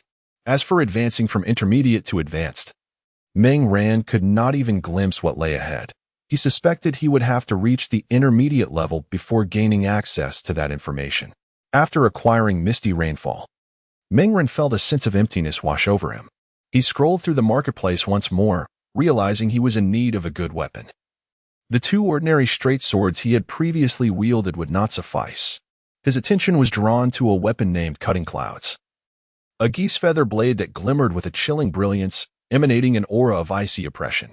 Meng Ran was instantly captivated by this sword. Upon inspecting the price, he found it somewhat steep. Purchasing it would leave him with scant points. However, the sword came with an accompanying technique, saving him the expense of acquiring another skill. After a moment's hesitation, he gritted his teeth and decided to buy it. Having already invested in such an expensive skill, he could hardly quibble over this modest addition. In an instant, Meng Ran found that his accumulated points had dwindled to merely enough for purchasing a few bullets and grenades. The efforts of recent times had vanished in a blink. With a swift motion, Meng Ran drew forth the Qian blade, its cold gleam formidable, radiating an aura of lethality. Indeed, a fine weapon. He leapt from the window, intending to seek out a secluded patch of land to practice his skills. After a short while, he discovered a suitable locale, a remote and deserted riverbank. Meng Ran unsheathed the Qian blade, his mind racing with the accompanying techniques. The techniques comprised merely 3 forms: Qian, Qiexing, and Qiyue. As the teachings suggested, simplicity is the essence of the Great Path. The techniques do not bind themselves to rigid forms. These 3 forms serve merely as templates, and once melded into one's own understanding, the true mastery would reveal itself. Meng Ran acknowledged the truth in this sentiment. Despite his proficiency with cold weapons, the artistry of blade techniques required personal enlightenment.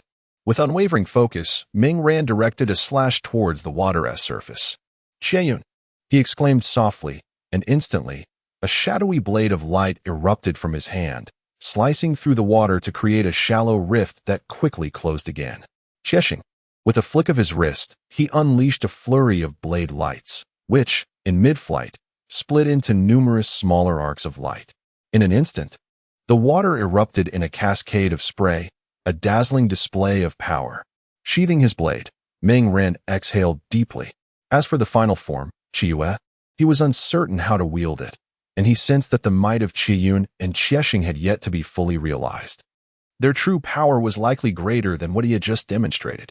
However, as it was his first attempt, he had yet to attain full mastery. After securing his blade, Meng Ran resolved to experiment with the skill Yoyu Luo. He concentrated, feeling a refreshing energy surge from his dantian. As this energy flowed forth, the latent power within his limbs converged at his core. Observing this internal transformation, he mused, "So this is the essence of thought-driven energy movement." Gazing skyward, he noted that, in response to his earlier concentration, ethereal clouds began to gather above. Now, with a mere thought, countless drops of shadowy rain could descend, transforming the area shrouded by the clouds into a sieve. Upon personally invoking this skill, Meng Ran discovered its ability to mark allies within this domain. Those marked would be spared harm. This revelation brought him great delight, for he had initially perceived it as an indiscriminate attack. Nevertheless, even as a universal attack, the ferocity of this skill was undeniable. The capacity to mark allies was a boon, alleviating potential complications in future battles. Having grasped the intricacies of this skill, Meng Ran dispersed the ethereal clouds. He could not allow the shadowy rain to fall, for the resulting traces would be irreparable. Caution was paramount. After testing his abilities, he felt inspired and settled beside a tree along the riverbank. Contemplating, he pondered whether he might also endeavor to develop a few skills of his own, thus enabling a more seamless execution in practice. With a thoughtful stroke of his chin, Meng Ran delved into contemplation. After a while, clarity dawned upon him, and he rose to his feet, ready to pursue his newfound ideas. Meng Ran stood firm, then struck the ground with his hand. Instantly, countless sharp spikes emanating a shadowy glow erupted from the earth around him.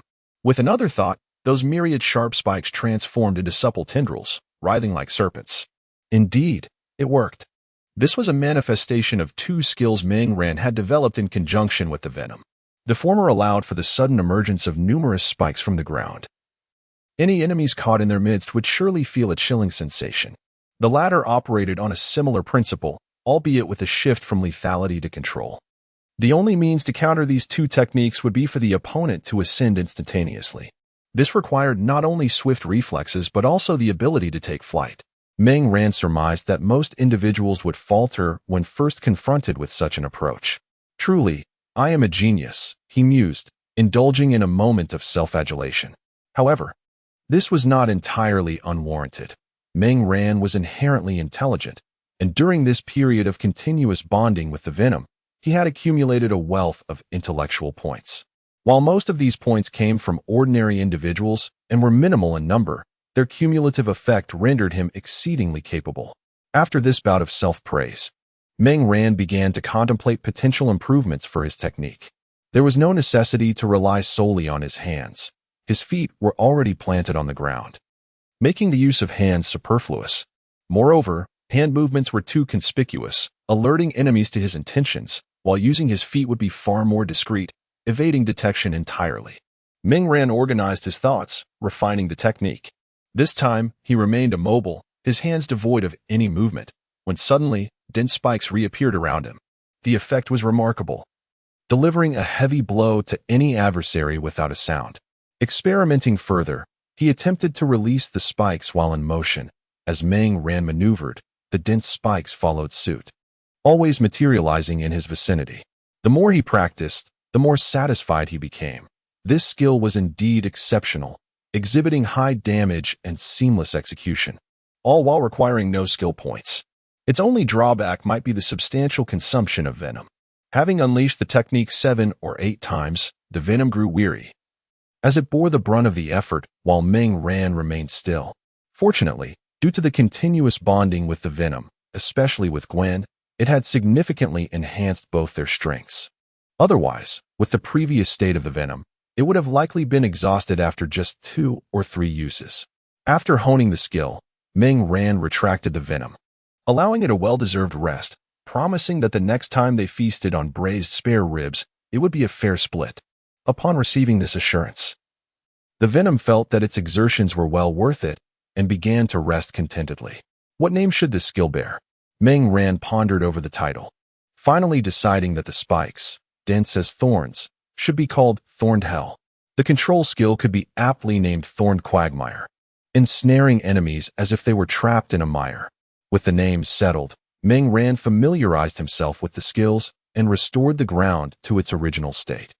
After the ambush by those 2 mutated assassins, Meng Ran felt an increased need for caution. If the traces are not concealed, the opponent might deduce information about his skills and take precautions, placing Meng Ran at a disadvantage in this intangible confrontation. Meng Ran does not underestimate anyone, nor does he permit himself any sense of complacency, for in this world, there exist myriad astonishing methods of which he remains unaware. He must not allow even the slightest negligence to provide an opportunity for his adversaries. Having successfully concealed the traces, Ming Ran returned home to rest.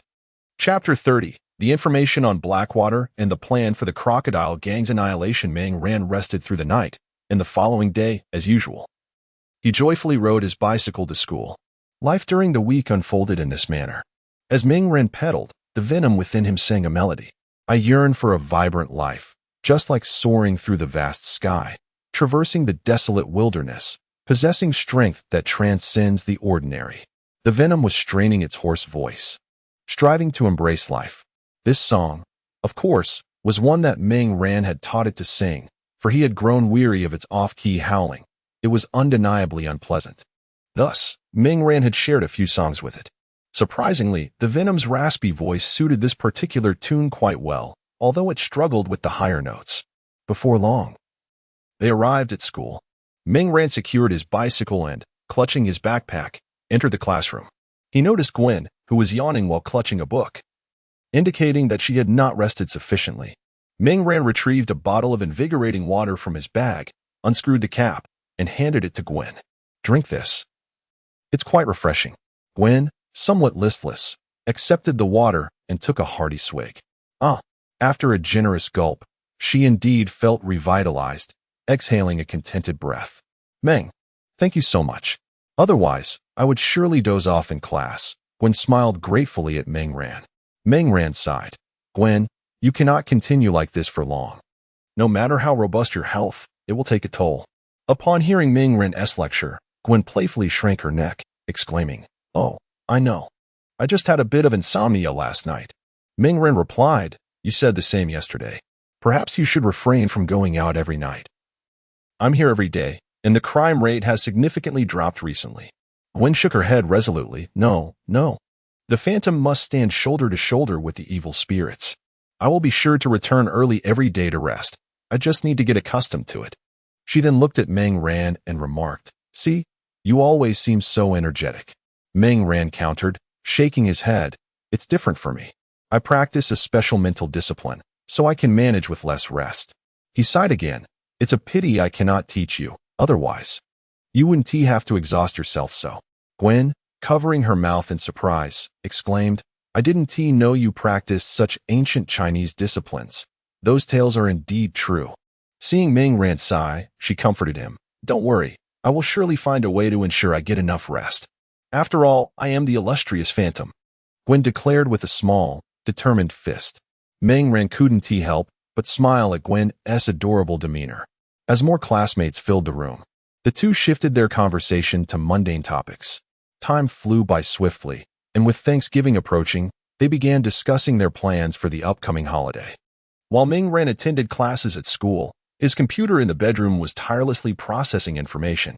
He instructed Xiao Bai to investigate the details concerning the Blackwater Security Company and its connection with the crocodile gang. Upon returning home after class, he would find the meticulously organized information prepared by Xiao Bai. Soon, the school day came to an end, and Ming Ran bid farewell to his friends before cycling home. That day, Zhao Li returned home early, and dinner was served promptly. After finishing his meal, Ming Ran ascended to his bedroom to review the information Xiao Bai had gathered. The first subject was the Blackwater Security Company, which ostensibly offered legitimate security services but covertly engaged in dubious security and employment activities. The gathered data indicated a hierarchy within the company's personnel, with the accessible traces primarily related to ordinary employment tasks and a limited number of C-level assignments. Higher-tier operations were shrouded in secrecy, and Xiao Bai was unable to procure such information for the time being. According to Xiao Bai's analysis, the two mutant assassins encountered previously likely belonged to the C-level category, although no leads could be found online. However, based on the scant information Ming Ran had extracted from their minds, it appeared that their ambush on him was a result of a contract from the crocodile gang. Regrettably, Blackwater Security had miscalculated, perceiving Ming Ran merely as a robust, well-trained ordinary individual. The video Ming Ran sent to the crocodile gang had been processed, obscuring his capabilities from the terrified gang members, and it was programmed to self-destruct upon completion of the viewing. Consequently, The Crocodile Gang was unable to provide any substantial intelligence to Blackwater Security. The latter relied on sensational news and criminal cases regarding malevolent spirits to gather information, leading them to mistakenly believe that the two C-level operatives were assured of success. Ultimately, both operatives vanished, and the chips implanted in their brains indicated self-destruction, resulting in a significant blunder for Blackwater Security. After reviewing the details about Blackwater Security, Meng-Ren turned his attention to their association with the Crocodile Gang. An intriguing detail emerged during his previous research on the Crocodile Gang. He had come across information regarding the sudden disappearance of the leader of the prominent gang that had once overshadowed Bob. Meng-Ren suspected that the situation was more complicated than it appeared and hypothesized that Bob may have orchestrated the elimination of that leader. Indeed, the findings corroborated this theory. Xiaobai's research revealed that Bob had employed individuals from Blackwater Security to eliminate the gang leader. Furthermore, amidst the ensuing chaos among the leader's subordinates, Blackwater Security's involvement was apparent, as Bob had similarly hired them to instigate disorder. Subsequently, when the Crocodile Gang reaped the benefits by absorbing rival factions, they also engaged Blackwater Security services. Thus, it became evident that Bob maintained a substantial business relationship with Blackwater Security. However, in recent years, the Crocodile Gang had enjoyed a monopoly on leadership, devoid of any threats, leading to a cessation of dealings with Blackwater Security. Yet, the recent emergence of malevolent spirits rekindled Bob's memories of his former associates. Meng-Ren, after perusing the information, leaned back in his chair, eyes closed in contemplation. It was indeed time to address the Crocodile Gang, yet for the sake of maintaining stability, he could not resort to wholesale slaughter. Now, a shadowy entity known as Blackwater had emerged, revealing little about its intentions. If Meng-Ren were to eliminate their personnel, they would undoubtedly be aware and would persist in sending reinforcements. It was inconceivable that after the demise of those two individuals, Blackwater would simply retreat. Such a notion was utterly implausible. This matter had escalated to a question of Blackwater's credibility, and they would certainly demand a higher price from Bob. After all, if a Class C issue could not be resolved, it would warrant a different fee altogether. Meng-Ren pondered deeply, a slight headache beginning to form. Perhaps he could select a puppet from the Crocodile Gang, and after dispatching Bob, use this puppet to stabilize the situation, thereby granting George ample time to wrap things up. Once the cleanup was complete, he could dispose of the puppet as well, thus elegantly resolving the Crocodile Gang issue without inciting turmoil. Of course, this puppet would not be chosen lightly. It must possess a degree of influence to maintain control over the larger situation post-Bob's demise. Additionally, this individual should command sufficient subordinates to quell any unrest among other gang leaders. If this criterion proved difficult to meet, Meng-Ren could initially eliminate several leaders to alleviate his burdens. As he contemplated, the feasibility of this plan grew increasingly apparent, though it still lacked one crucial element, a means to control the puppet. Thus, Meng-Ren resolved to visit the marketplace, seeking any useful items that could directly address his needs. If an item could resolve the issue, there was no need to resort to hollow persuasion, threats, or alliances, for such methods were ultimately intangible and difficult to manage. For Meng-Ren, minimizing risk while maximizing control was paramount. After perusing the marketplace's array of special items, Meng-Ren finally discovered a suitable option. He promptly selected it for exchange, holding in his hand a small insect from the box. Alongside a vial of pills and a bone flute, a smile graced Meng-Ren's face. With the conditions met, the plan was set in motion. Chapter 31. The plan commences, Part 1. As Meng-Ren delved into the investigation of the Blackwater Security Company, the company itself was ardently scrutinizing the malevolent spirit. In a dimly lit conference room, swirling smoke filled the air while a projector incessantly displayed information pertaining to the apparition. The flickering glow of cigarette embers intermittently illuminated the furrowed brows of those seated behind. It appears we have underestimated the formidable power of this malevolent spirit. The two C-level operatives have vanished, and the chips implanted in their brains have shown signs of self-destruction. A middle-aged man took a puff from his cigar, rubbing his bald head, and gravely addressed another individual. Upon hearing his words, a rather gaunt man extinguished his cigarette and spoke in a low tone. This operation cannot conclude here. Dispatch a B-level team. We must eliminate this spirit. Inform Bob that we shall resolve this matter, and the job will proceed, albeit at a revised price. The gaunt man then directed his words to those standing behind him. The man behind responded solemnly, "Understood." He then exited the conference room. Upon hearing the gaunt man's directives, the bald man cautioned, "Boss Psycho, our B-level teams are currently occupied with other tasks." Psycho glanced at the man and lit another cigarette. After a contemplative drag, he remarked, "Lando, you shall oversee these arrangements. Identify which team is nearing completion of their assignment and urge them to expedite their progress, offering them a double bonus." Lando rose earnestly. "I will attend to it immediately. The B5 team should be available shortly." Psycho nodded in satisfaction, then recalled something. We have also welcomed a new batch of recruits this year. Ensure they are not merely defective products of the cradle. That will be all. Proceed swiftly with the arrangements." Lando nodded and turned to exit the conference room. The vast chamber was left with only Psycho, who squinted in contemplation. His profound gaze seemed to pierce through time, revealing a hint of nostalgia. "One day, I shall return to the monsters," Psycho whispered softly, as if confiding in himself. With that, he drew his thoughts back and extinguished the cigarette on the table. Meanwhile, Meng Ran remained unaware that Blackwater had formulated plans against him, merely waiting for the opportune moment. He was diligently preparing for the first and most crucial step of the Crocodile Gang's annihilation plan, which involved seizing control of a puppet. Meng Ran meticulously analyzed the existing profiles of several leaders within the Crocodile Gang, ultimately selecting a suitable target, Sith Florian. He was the most trusted lieutenant of Bob, a man of unwavering principles who never engaged in any underhanded dealings. He had always been obedient to Bob's commands. Thus, Sith stood out as the most formidable among the former brothers, owing to his steadfast loyalty to Bob. Despite having risen to the stature of a powerful figure in the underworld, he maintained the same respect and compliance towards Bob, a consistency that had endured through the years. This individual is, to Meng Ran, the epitome of a perfect puppet.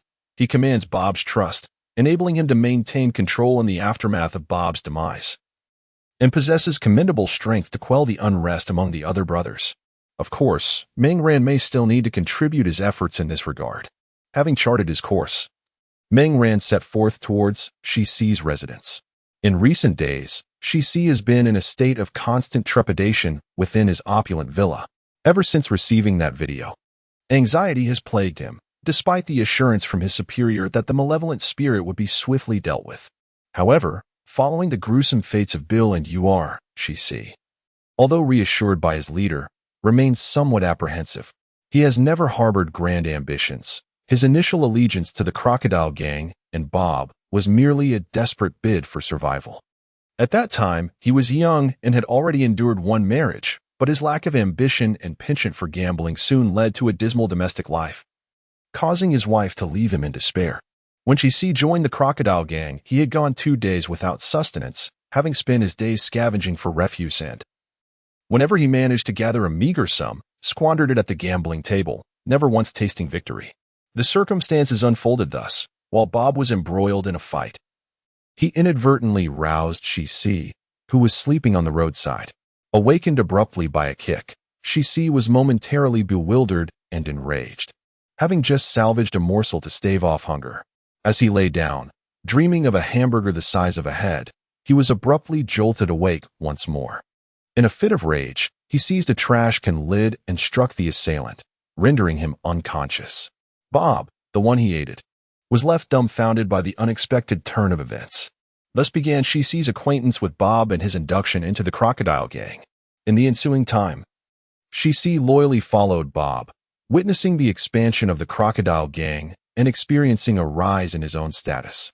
He has always been unambitious, timid, and fearful of death, acutely aware that it was only by following Bob that he attained a life he had once deemed unattainable. Consequently, he has remained steadfastly loyal to Bob. It is precisely this disposition that has garnered Bob's unwavering trust and granted Shixi considerable autonomy, for Bob understands that no matter how much power Shixi wields, he remains firmly within Bob's grasp. A mere flick of Bob's hand could render Shixi utterly subservient. At this moment, she is at home, gambling with a fellow leader. The lavishly adorned room is shrouded in smoke, with several alluring women seated beside them. Hee. She see, just by looking at your sour face. I can tell you're destined to lose, cackled a diminutive man with a lewd expression, puffing on a cigar while caressing the soft curves of the woman beside him. Inhaling the intoxicating fragrance. In a fit of fury, she cast his cards aside, exclaiming, "Damn it! Not a single high card all night. What foul luck is this? TMD, it must be the stench from you filthy BZs that has spoiled my hand. Get away from me." With an irate kick, he sent one of the women lounging on him sprawling, prompting the others to hastily retreat. The diminutive man across from them chuckled sinisterly. Hee. Persis. Have you reached the point where you can no longer contain your fury, resorting to venting it upon a woman? How pitiable indeed. With that, he beckoned to the woman on the ground, who staggered to her feet and knelt beside him. Sis, casting a frigid glance at the small man, retorted, "Silence, Pick. What right do you, a mere wretch of your stature, have to judge me?" Upon hearing this, Pick ceased his mocking laughter, fixing an intense gaze upon Sis.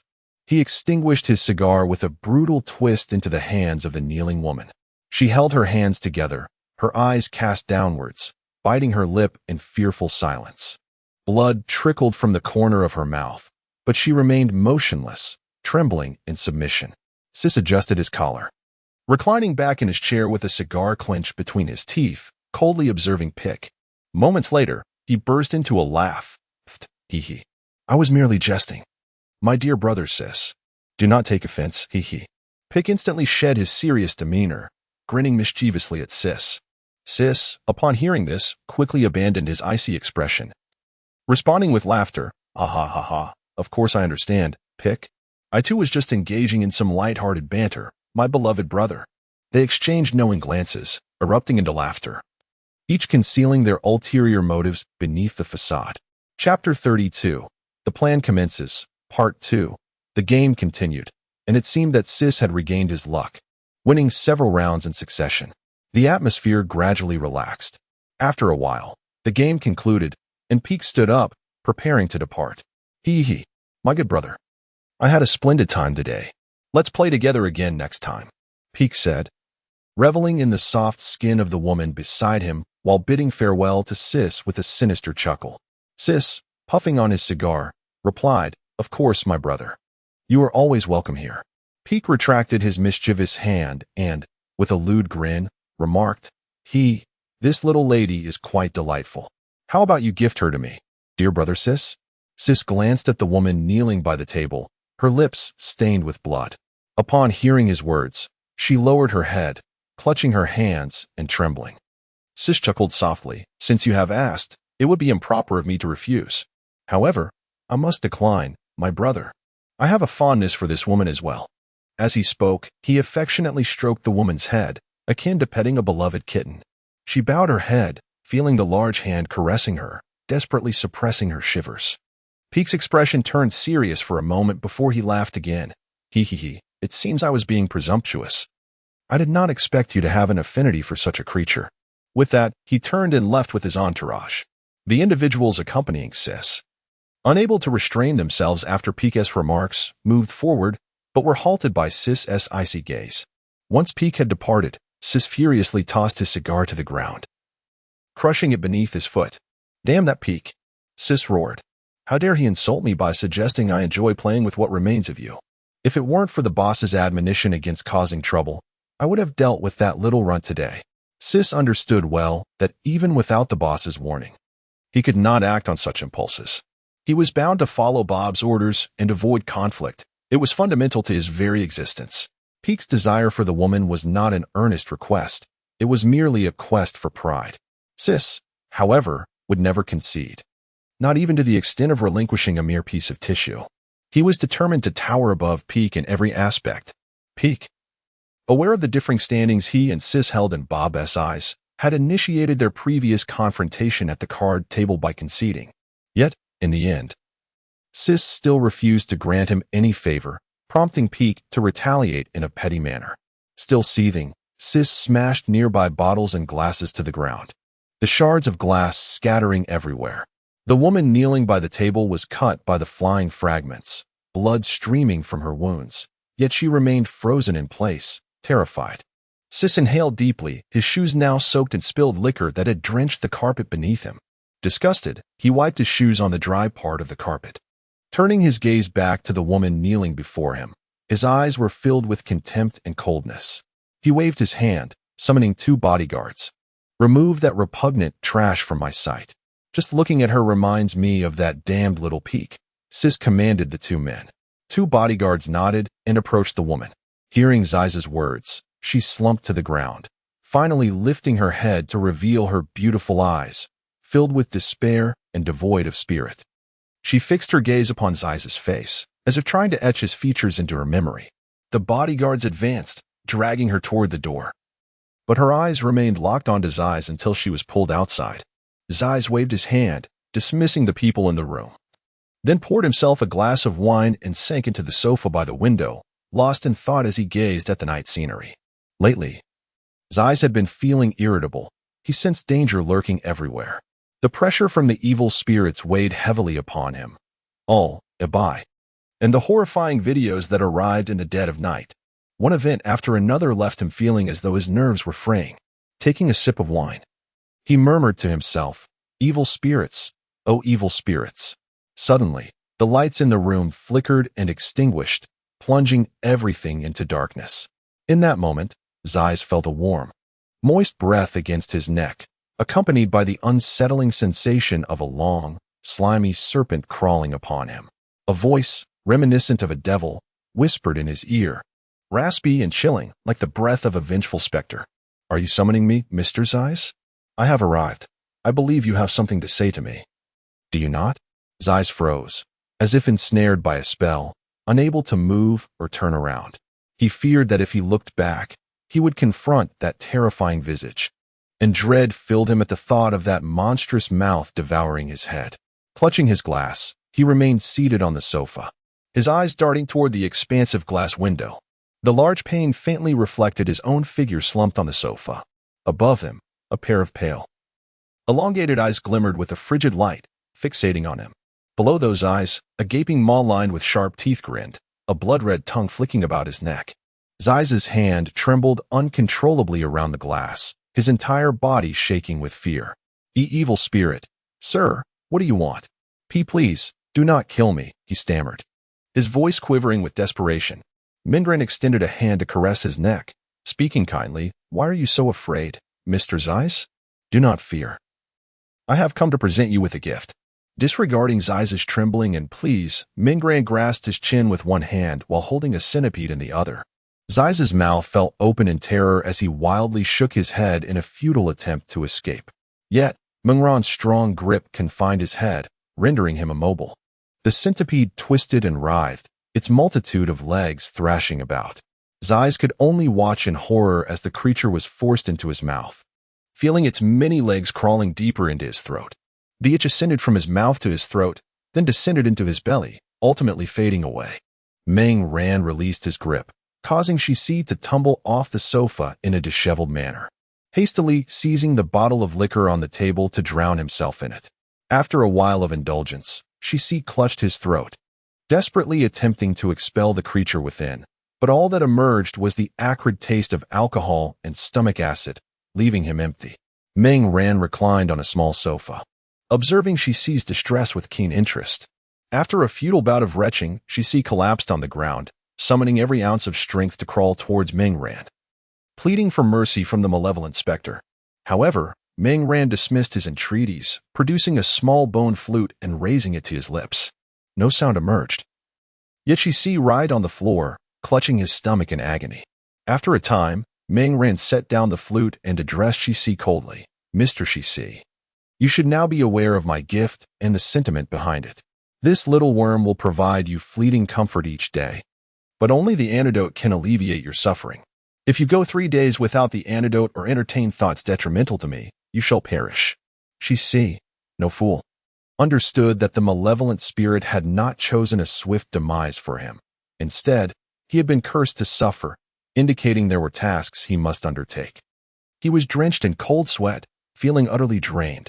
sprawled on the ground with his face pressed against the carpet, gasping for breath. Upon hearing Ming Ran's words, he panted. Mr. Evil Spirit, please tell me what I must do. I shall comply without fail. Ming Ran nodded, pleased by the young man's responsiveness. Rising from the sofa, he approached Shi, squatting beside him to smooth his sweat-drenched hair. I need you to swiftly stabilize the situation within the crocodile gang after Bob's demise. Can you manage that?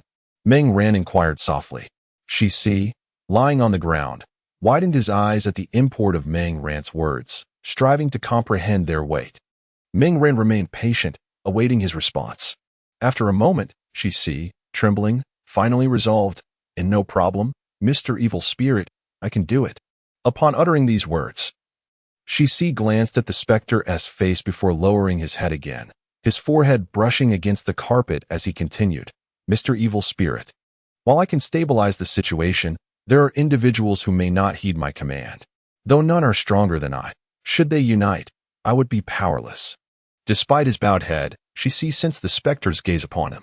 Ming Ran, noting this, regarded Shi on the floor with a smile. Excellent. As long as you can manage the situation, I need not seek others. Shi trembled at this affirmation but quickly regained his composure, maintaining his posture. Ming Ran continued. The complications you mentioned will be addressed, such as that diminutive fellow, Pick, correct? Shi, still bowed, replied in a quivering voice, indeed. Ming Ran rose to his feet and proclaimed, the troubles of tonight shall be resolved. I trust you will not disappoint me. By the way, there is some refuse here that I have just disposed of. Please remember to take care of it yourself. Sith, sprawled upon the ground, replied, certainly, no problem at all. It is their honor to be judged by the illustrious Mr. Evil Spirit. A cacophony of sinister laughter erupted from the malevolent entity, reverberating through the room, lingering long after his words had faded. After a considerable time, Sith finally lifted his head, finding himself alone in the dimly lit chamber. By the light of the moon, he discerned 3 pills laid out before him. He hastily grasped the pills in his hand, as if clutching his very life, and then collapsed to the ground, remaining there until the dawn of the following day. Chapter 33. Dealing with trouble emerging from the Sith villa, Ming Ran approached the entrance where a solitary figure awaited his arrival. Upon seeing the woman before him, he inquired, where are the others? The woman replied softly, they have already departed, Mr. Evil Spirit. I hope you do not hold it against them. They were frightened. Ming Ran responded, how could I blame them? They are merely a group of pitiable innocents. The true fault lies with that wretched crocodile gang. The woman bowed deeply before Ming Ran, her voice trembling as she expressed, thank you for your magnanimity, Mr. Evil Spirit. I am also grateful for the salvation you provided to our humble lives. I stayed behind solely to convey my thanks in person. With that, the woman turned to leave. Observing her unsteady figure, Ming Ran asked, do you harbor hatred towards me? Though I saved you, I did not bring justice upon Sith. The woman halted and turned back, responding without hesitation, I understand that you, Mr. Evil Spirit, must have your reasons. Although I was imprisoned here, I have heard of your esteemed reputation. Surely, your decision to spare his life is part of a larger plan. Moreover, I am merely a fortunate survivor, unworthy of questioning your motives. Ming Ran regarded her composed demeanor and stated, I know you despise that scoundrel Sith. His fate will ultimately rest in your hands, though not just yet. I require him for certain tasks. He then tossed her a small, button-sized metallic object. This is a miniature tracking device. When Sith is to face judgment, it will emit a red light. At that moment, I will seek you out. And it will be you who concludes his life. Overcome with emotion, the woman began to sob. Thank you, Mr. Evil Spirit. You need not explain these things to me. I will patiently await that day, and I express my gratitude on behalf of those sisters who perished at Sith's hands. Ming Ran waved his hand dismissively, stating solemnly, there is no need for thanks. I have merely done what is right. Trust me, that day will not be far off. He then produced several bundles of money and handed them to her. By the way, keep this money on your person and share some with the others. With these funds, you should be able to sustain yourselves until you find employment. The woman gazed intently at Ming Ran, then accepted the money without hesitation. I will forever remember your kindness, Mr. Evil Spirit. Ming Ran smiled and replied, I hope you can forget the past and live well. The woman lowered her head in contemplation, and after a moment, raised it to say, "Mr. Evil Spirit." But there was no response. He had already departed, leaving only the chilling winds howling in the dim light. She stared at the spot where he had stood, murmuring, "My name is Liana. I hope to see you again." Meanwhile, Ming Ran was en route to the residences of two other leaders, for the execution of his plan required him to attend to them as well. He resolved to randomly select two fortunate souls, using their heads to ensure the smooth execution of his plan. One of these fortunate individuals had already been chosen, the diminutive Pick. His conspicuous performance that evening had undeniably captured Meng Ran's attention, prompting the latter to reward him with a one-way ticket to hell. At that moment, Pick remained blissfully unaware that he had been marked by a malevolent force. He had only just returned to his dwelling, still feeling irked by his recent gambling encounter with Sis, though he had gained a slight verbal advantage. It proved to be of little practical use, and in reality, he had lost quite a bit. Reclining in his bathtub, the warm water lulled him into a drowsy state. He had just vented his pent-up frustration, which seemed to be the sole utility of those women. As he lay there, a robust, naked man entered the room. Despite his towering and muscular physique, the man bore a timid expression, akin to a frightened little rabbit, starkly contrasting with his formidable build. The man approached Pick shyly. Sitting in the tub, Pick's dark skin and petite stature made him resemble a charred sweet potato. He beckoned the man over, inviting him to join in the bath. Having been ridiculed for his short stature throughout his life, Pick had developed an unusual desire to dominate those who were tall and muscular. He relished the sight of these strong men submitting to him, as it brought him unparalleled satisfaction. The muscular man stepped into the tub, bashfully resting against Pick's chest. The intense contrast between the tall and the diminutive, the fair and the dark, created a captivating dynamic in the bathwater. Pick caressed the man's chiseled face and softly inquired, "Did they bring you joy, my darling?" The man nuzzled against Pick's chest, seemingly unfazed by the coarse hair. "They were just passable. This batch was not as entertaining as the last. It became tiresome rather quickly, which is rather disappointing," he replied, his words laced with a certain vulgarity and cruelty. Pick chuckled lecherously, his voice dripping with affection as he said, "Little darling, as long as you make me happy today, I shall provide you with a new batch. You can play however you wish." The man immediately flushed, exuding a rugged charm as he huffed, "Humph, how annoying." Meanwhile, Meng Ran stood atop the roof, his keen hearing allowing him to absorb every word of their exchange. "Goodness, do I possess some extraordinary constitution? Why do I keep encountering such situations? Each more outrageous than the last. This time, it's even male on male," he pondered, his thoughts laced with frustration. As the sound of powerful gasps reached his ears, Meng Ran could no longer endure the scene. He descended from the wall and silently entered the room. Gazing at the reflection in the bathroom glass, he felt he might require a lifetime to recover from those fleeting moments. Drawing his pistol and affixing a powerful silencer, he aimed at the two individuals lost in their revelry. Bang! Bang! After two barely audible gunshots, silence enveloped the bathroom. At that moment, Meng Ran felt no desire to linger any longer.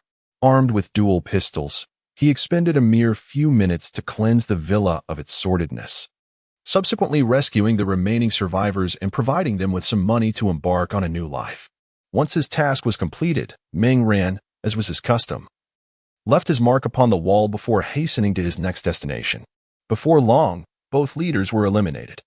This might have been Meng Ran's swiftest and least gruesome undertaking to date. Revolted by the repugnance of Pick, he refrained from soiling his hands, opting instead for a clean and efficient resolution with his handgun. Suddenly, a series of taps against the window roused George from his slumber. Recognizing the familiar sound, he promptly rose from his bed and approached the window. Indeed, just as before, a large folder lay outside, secured by a stone. George retrieved the envelope and, this time, equipped with a small flashlight he had placed on his bedside table after the previous encounter, he illuminated the contents of the folder. As before, it contained information and evidence regarding the leaders eliminated by the demon. However, this time, an additional paper detailed a plan for the eradication of the crocodile gang. George marveled at the revelation that the demon had devised a strategy to dismantle the gang, complete with a unique method of control. Ming Ran had not disclosed the specifics of his approach, merely stating that he had employed a special technique to manipulate one of the leaders. A certainty that left George feeling a shiver of apprehension. Soon clad in his attire, George departed his home and drove to the police station. Drawing from his prior experience, the arrangements were considerably more straightforward this time.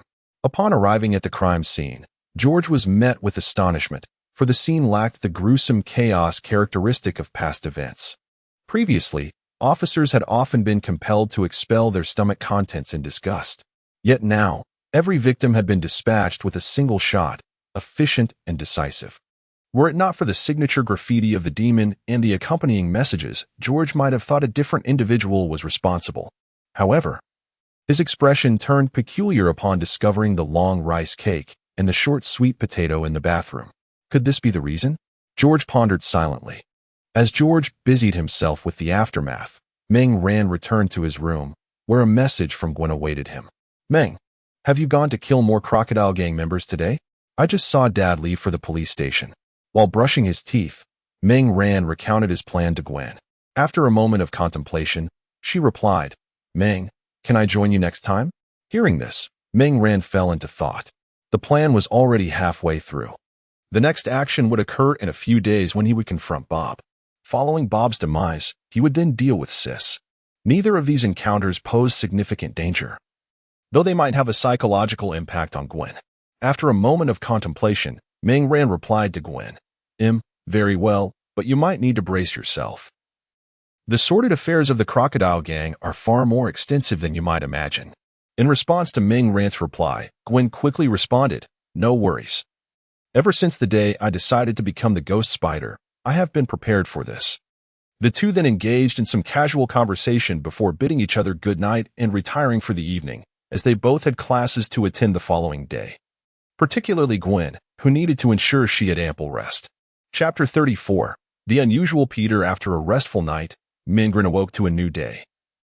Partaking in breakfast as usual before heading to school. Upon securing his bicycle, he spotted Peter walking ahead. Hey, Peter, you arrived quite early today. Ming Ran called out as he approached, draping an arm around Peter's shoulders. Peter turned to see Ming Ran and immediately broke into a cheerful grin. Hey, Ming, you're just in time. Aunt May asked me to inquire how you plan to spend Thanksgiving. Would you like to join us for dinner? Peter replied with a smile. It seems my family hasn't made any plans yet. I'll check with my parents and get back to you. Please extend my gratitude to Aunt May for the invitation. Ming Ran responded. As Ming Ran observed Peter, he couldn't shake the feeling that something was different about him today. Curiosity got the better of him, prompting him to ask, Peter, why do I feel like you've changed? Have you been working out? Your muscles look impressive. He playfully squeezed Peter's bicep. Peter scratched his head and laughed. Well, I've always been like this, you know. It seems I can no longer hide my robust physique. Although intrigued, Ming Ran chose not to press further. The two entered the classroom, where they discovered that Harry was absent due to personal matters. Seated at his desk, Ming Ran gazed at Peter, contemplating the changes in his physique and secretly pondering. Could Spider-Man have already emerged? He had been preoccupied with dealing with the lizard gang and hadn't noticed the transformation. As class commenced, Ming Ran noticed that Peter was not wearing his glasses today, further solidifying his suspicions. He resolved to visit Peter's house that evening to investigate whether Peter had indeed been bitten by a spider. If it was the spider bite that induced a mutation, it would be manageable since it would lead to him becoming Spider-Man. However, if it were some unknown factor, Ming Ran would need to be vigilant. Moreover, if Peter had transformed into Spider-Man, it would imply that Uncle Ben was soon to be in peril, which presented its own set of complications. Ming Ran recalled from the movie he had watched that Uncle Ben never had a chance to appear. Further research into Spider-Man's lore revealed that with each new Spider-Man, an Uncle Ben was invariably lost. The current Uncle Ben was not a mere character from a film. He was a living, breathing man who had shown Ming Ran kindness and concern. Ming Ran certainly did not wish for this amiable gentleman to meet a tragic fate, leaving Aunt May in sorrow. He was determined to avert such a tragedy.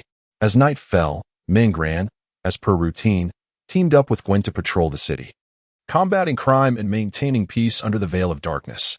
During their patrol, Ming Ran briefly shared his observations regarding Peter's peculiarities with Gwen. though he refrained from delving into too much detail. He merely expressed that he felt Peter had undergone a transformation akin to what Gwen had experienced. Gwen, upon hearing this, supported Minran's decision to check on Peter that evening. After all, Peter was a dear friend to both of them, and if he had indeed undergone a mutation, they bore the responsibility to help him understand and harness his newfound abilities. Gwen herself had endured quite a bit in her journey. As midnight approached, Meng Ran arrived at Peter's rooftop, settling into a cross-legged position. Confirming that Peter was soundly asleep, Meng Ran directed the symbiote, Venom, to slip through the window into Peter's room. The space was cluttered with various items, including numerous electronic components, peculiar models, and a plethora of tools. The Lego construction they had assembled together lay on the desk, while Peter sprawled gracefully on his bed, deep in slumber. Venom, familiar with the surroundings, ascended from the foot of the bed and infiltrated Peter's exposed arm. Moments later, it withdrew, retracing its path back to the rooftop. Once there, Meng Ran extended his arm, allowing Venom to merge with him, the two becoming one. He felt an enhancement within, affirming his suspicions. Suddenly, Meng Ran leapt from the rooftop, melding into the thick night.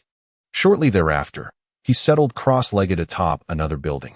Calming his mind, the familiar electronic voice echoed in his consciousness. Congratulations, host. New abilities acquired. Super strength. Vast intelligence. Significant enhancement of physical attributes. The voice faded, leaving him immersed in the profound sense of empowerment bestowed upon him by the symbiosis. Unlike the experience with Gwen, possessing Peter did not grant him any extraordinary abilities. Rather, it significantly augmented his physical prowess and strength. Additionally, the wisdom he acquired from Peter was immense, prompting Meng Ran to silently commend him, truly, one of the brightest minds in the Marvel Universe. Upon deeper reflection, Meng Ran began to speculate on the differences between Gwen and Peter. Both possessed similar enhancements, such as increased physical capabilities, strength, reflexes, spider sense, known as ghost warnings by Gwen, and bioluminescence for wall crawling. Yet, they also exhibited distinct characteristics. Gwen's enhancements, while impressive, did not match Peter's extraordinary levels. However, she could produce webbing independently and wield unique abilities like toxin manipulation and ghostly stealth. In contrast, Peter's powers were more straightforward, focusing on substantial boosts in physical attributes and reflexes, spider sense, and bioluminescence. Nonetheless, Peter's enhancements were markedly greater than Gwen's.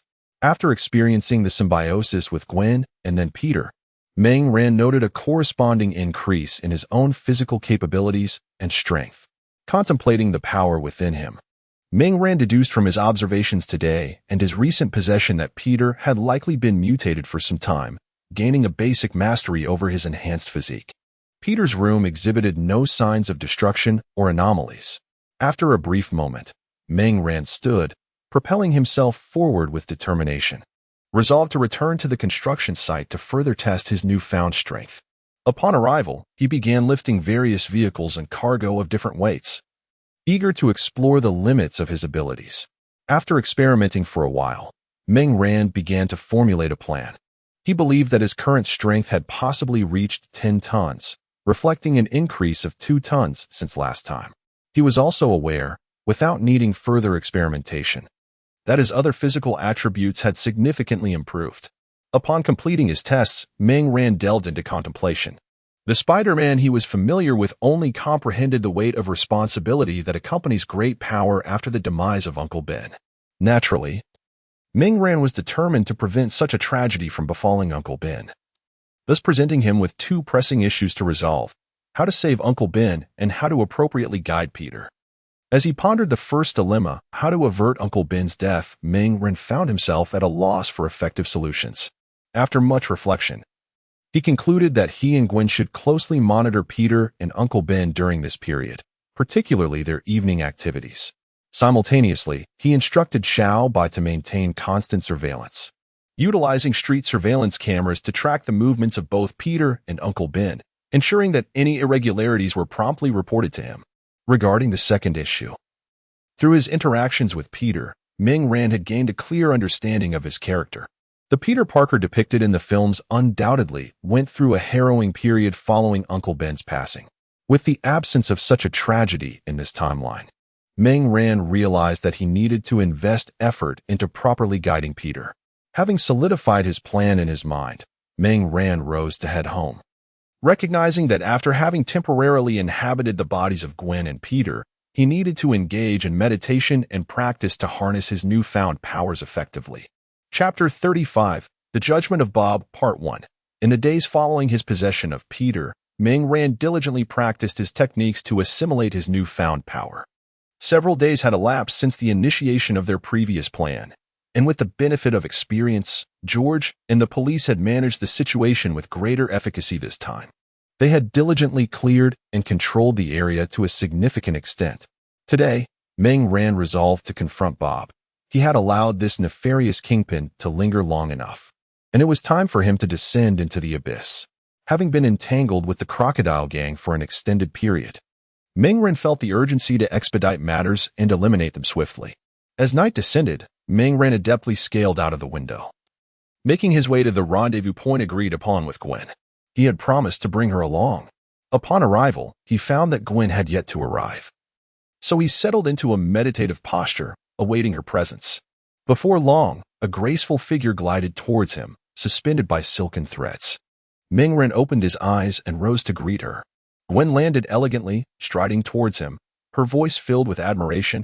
"Were you practicing that technique while meditating? It's remarkable. Even from a distance, I sensed an extraordinary aura." Meng Ran smiled. "Indeed, it is that technique. It aids me in mastering my abilities more effectively." Gwen was further intrigued by his words. He continued, "Today, we shall pass judgment on Bob. Once we deal with him, we will have accomplished half of our plan. Let us set forth. Follow closely behind me." Meng Ran instructed as he confirmed their route. Gwen nodded in agreement, ready for the venture. With a determined stride, Meng Ran followed the course mapped out by Xiaobai, hastening towards Bob's location, while Gwen gracefully trailed behind him. Meanwhile, Bob sat at his desk, eyes closed and brow furrowed, reclining in his chair. He had just terminated a call with the Blackwater Security Company, the unpleasant conversation leaving him in a state of agitation. Bob had pressed the security firm, questioning why the malevolent spirit had not yet been dealt with. Two of his trusted associates had recently fallen victim to this entity, leaving the entire crocodile gang in a state of dread, each member fearful that they might be the next casualty. Bob found himself at a loss. The malevolent spirit was not only formidable but also elusive, making it impossible for him to mount any form of resistance. He was acutely aware that Meng Ran was systematically dismantling their operations. With each gang leader eliminated by the police, the unlawful power under Bob's command dwindled, severing the roots of chaos. Yet, despite his awareness, Bob felt powerless. He wished only to buy some time until the assassins from Blackwater could eliminate Meng Ran. Unfortunately, the efficiency of Blackwater security was surprisingly lacking. They had failed to complete the assignment in one go and even demanded compensation for additional costs. According to them, the inaccuracies in the information provided by the Crocodile Gang had skewed their assessment of the spirit's strength, leading to the initial failure of the mission. Although the counterpart insisted on continuing the commission and promised to dispatch more skilled assassins, they demanded compensation for losses and additional funds to cover the hiring costs of these elite killers. Bob felt a mix of anger and helplessness. He had no choice but to transfer the funds once more while urging them to resolve the matter with the malevolent spirit swiftly. Reflecting on the unsatisfactory call he had just endured, Bob opened his eyes and lit a cigar.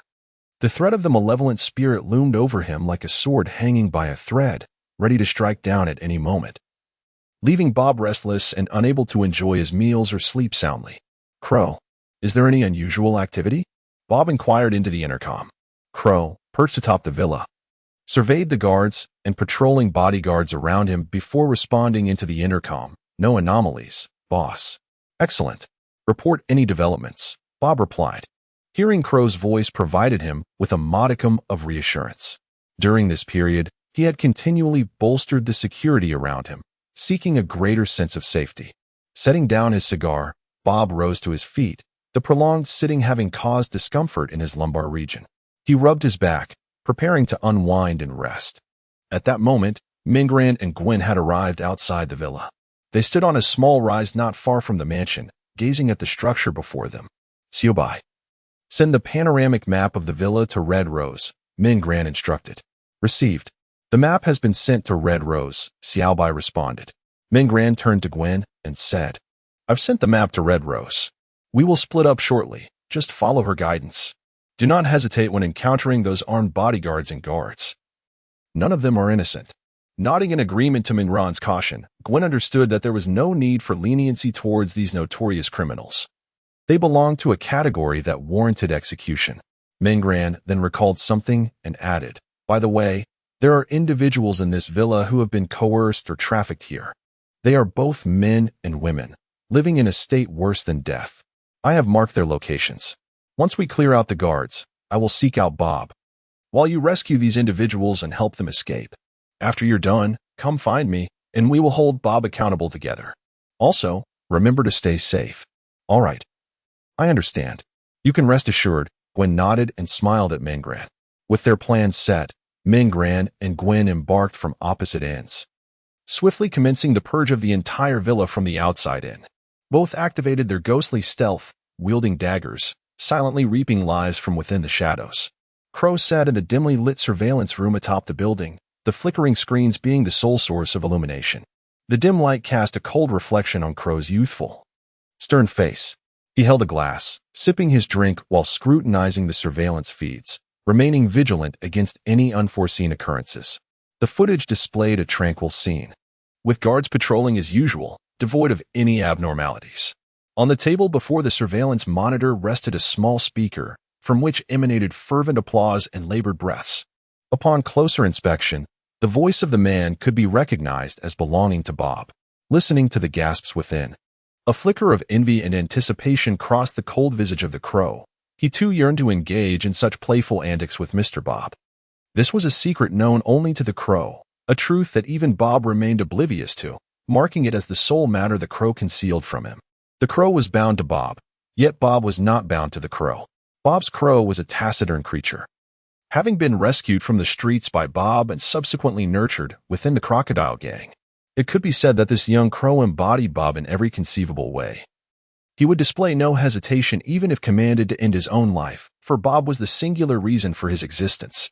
It was precisely for this reason that Bob entrusted the vital task of ensuring his safety entirely to him. As the Crow gazed at the stillness of the surveillance feed, he stowed away the small speaker and placed the cup from his hand upon the table. Time was of the essence. He needed to venture out and ensure that no unforeseen circumstances arose. However, as he pushed open the door to the surveillance room and stepped outside, a large hand suddenly emerged from behind, covering his mouth, while a sharp dagger sliced across his neck.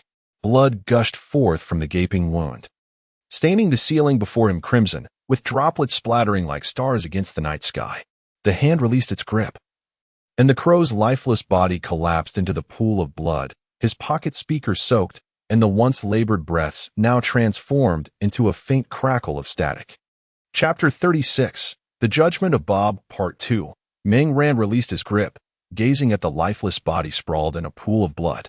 He had never anticipated that this individual harbored such a perverse inclination, relishing the sound of his superior at work.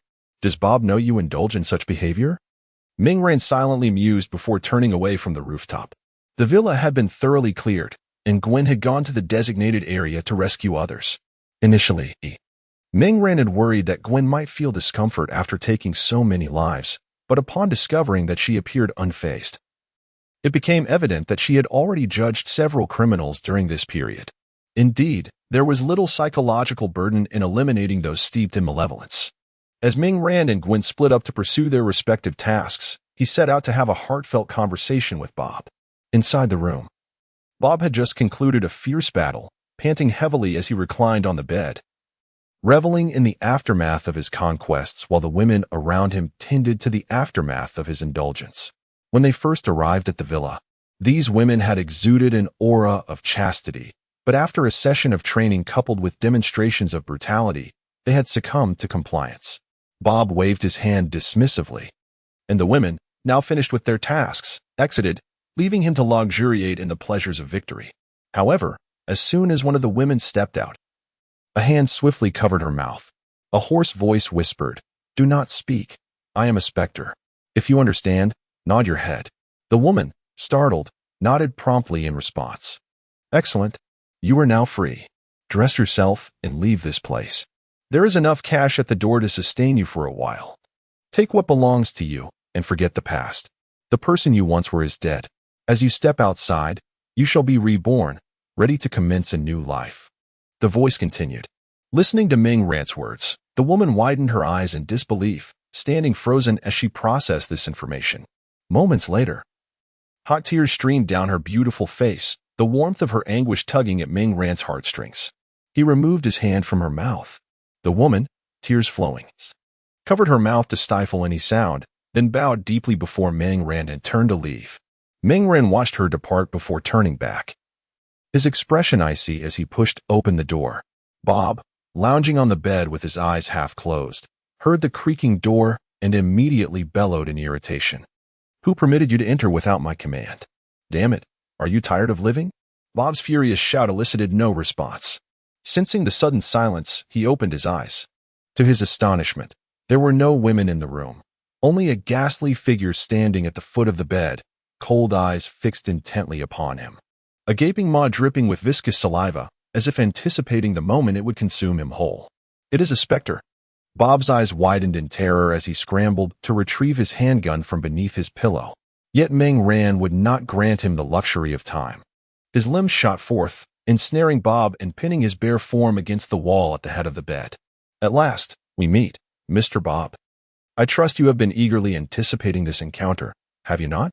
After all, I have received the gift you sent, a pair of wretched black water creatures. The present was indeed thoughtful, although their capabilities fell short, as they perished after only a few exchanges. Bob, pinned to the wall, felt a searing pain contorting his features, cold sweat quickly enveloping his face. Listening to the raspy and unpleasant utterances of the malevolent spirit, Bob felt as if he had descended into an icy abyss. Damn the Black Water Company, they only care about collecting money. Why haven't they dealt with this scourge yet? Enduring the excruciating pain, Bob's mind was filled with curses directed at the deceitful Blackwater Security Company. Noticing Bob's silent suffering, Ming Ran spoke up. Mr. Bob, why the silence? Is it because this thing beneath you has dulled your senses, robbing you of the energy to speak? Fear not. I shall assist you. My remedies are infallible. Those I have treated have praised my exquisite skills to the very devil.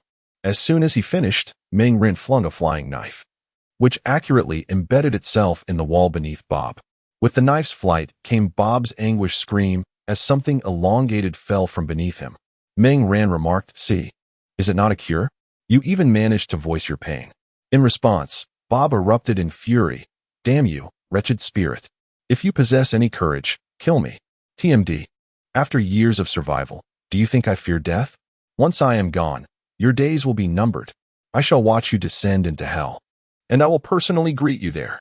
Hearing Bob's incessant ramblings, Ming Ran scoffed. What can a mere fish from the Blackwater Security Company do? Rest assured, even if they do not seek me out, I shall pursue them. Bob attempted to retort, but a black tendril invaded his mouth, silencing him, leaving him to grunt in muffled protest. At that moment, Gwen entered the room. Observing Bob, nailed to the wall, she turned to Ming Ran and inquired, "May I have the pleasure of judging this despicable wretch?" Recognizing the icy and wrathful tone in her voice, Ming Ran understood that Gwen had witnessed something sordid and dark. Explaining her fury, thus, Ming Ran replied, "I had prepared a rather exquisite form of torture for him as well. Have you heard of Lingchi?" After a moment of contemplation, Gwen responded, "Ah, I recall now. Let it be you who administers it. I shall observe." Ming Ran scrutinized Gwen. "Are you certain? It will be quite bloody. Perhaps you should wait outside." Gwen shook her head resolutely. "No, I wish to witness it here." She felt that the images from her recent rescue endeavor would remain etched in her memory for eternity. The place was filled with men and women who had been trafficked or coerced into submission. Men were utilized as the lowest forms of criminal tools or drug mules, their demise eliciting no sorrow. The women, all strikingly beautiful, faced a grim fate. Those deemed less attractive were disposed of upon arrival. In that place, women faced but one destiny, being violated and tormented by Bob or his subordinates. Any act of defiance would result in severe punishment, and some would even be eliminated outright. As Gwen recalled the vacant, hollow gazes of those lost souls, She felt as though she were drowning, struggling to breathe. She was compelled to witness the wretched fiend perish in excruciating torment, a grim tribute to the spirits who had met their tragic fates here. Meng ran. Sensing Gwen's unwavering resolve, ceased his attempts to dissuade her. He withdrew the tentacle from Bob's mouth, its front morphing into a dark, lethal blade, which he wielded amidst Bob's incessant, harrowing screams. With each stroke, the blade danced like a conductor's baton, orchestrating Bob's anguished cries. The room reverberated with his piercing wails, rendering this once silent villa even more chilling. After a time, the screams fell silent. Bob, now reduced to little more than a skeletal form, remained pinned to the wall, his flesh and blood cascading onto the bed and floor, a gruesome scattering. Vivid crimson liquid streamed down the wall, pooling upon the bed, which had once been adorned in golden hues, now grotesquely stained a dark, repulsive red. The entire chamber was permeated with a potent metallic aroma of blood. Mingren turned to Gwen, gently inquiring, "Are you all right?" Gwen exhaled, feeling a wave of discomfort wash over her, and replied, I suppose so." Observing her state, Mingren hurriedly inscribed grotesque symbols and inscriptions upon the wall. Once completed, he intended to lead Gwen away. However, just as he turned, he noticed Gwen approaching the wall to draw a distinct, ghostly emblem. After finishing, she gestured for Mingren to proceed. The two hastily exited the villa complex, retracing their steps. Midway, Gwen abruptly halted, leaning against a wall as she began to retch. Mingren, understanding her plight, recalled his own queasiness after dealing with Bill. It was a natural response. He produced a bottle of refreshing water, unscrewed the cap, and offered it to Gwen, gently patting her back to soothe her. Once she had purged her stomach, Gwen rinsed her mouth and took several generous sips of water before regaining her composure. Donning her mask, Gwen inhaled deeply and declared, "I finally feel better. That despicable criminal has met his just desserts. Though I feel a bit queasy, I am nonetheless quite pleased." Mingren chuckled in agreement. "Indeed, we have accomplished a significant portion of our plan. Now we must await Director George to stabilize the current situation, and then we can eradicate the alligator gang, ensuring the end of gang rule." Gwen, heartened by his words, inquired with a hint of confusion, "So, how should we inform my director?" Mingren responded with a mysterious smile, "Follow me." Moments later, standing atop a roof, Gwen gazed at her father's bedroom window, observing him, engrossed in documents, biting his flashlight in disbelief. "So, this is how you usually communicate with the director?" Gwen remarked, somewhat speechless. Mingren sheepishly scratched his head, chuckling awkwardly.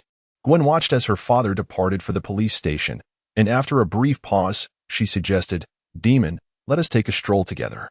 Mingren was acutely aware that today's judgment had a considerable impact on Gwen, even though she remained silent and refrained from displaying her emotions.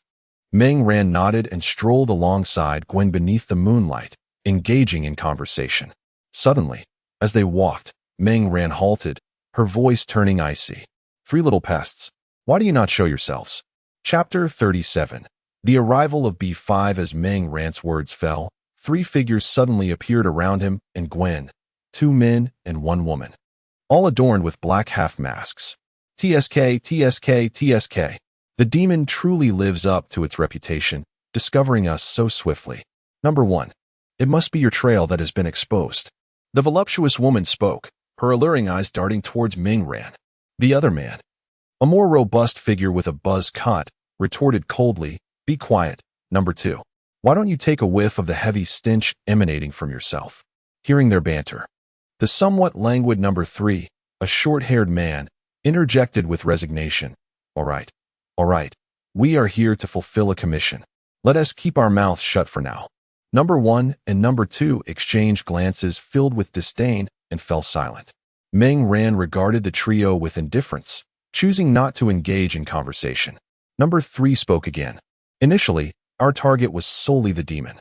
But since you are here as well, Ghost Spider, remember to seek vengeance on the demon when you descend into hell. Or you could do it now."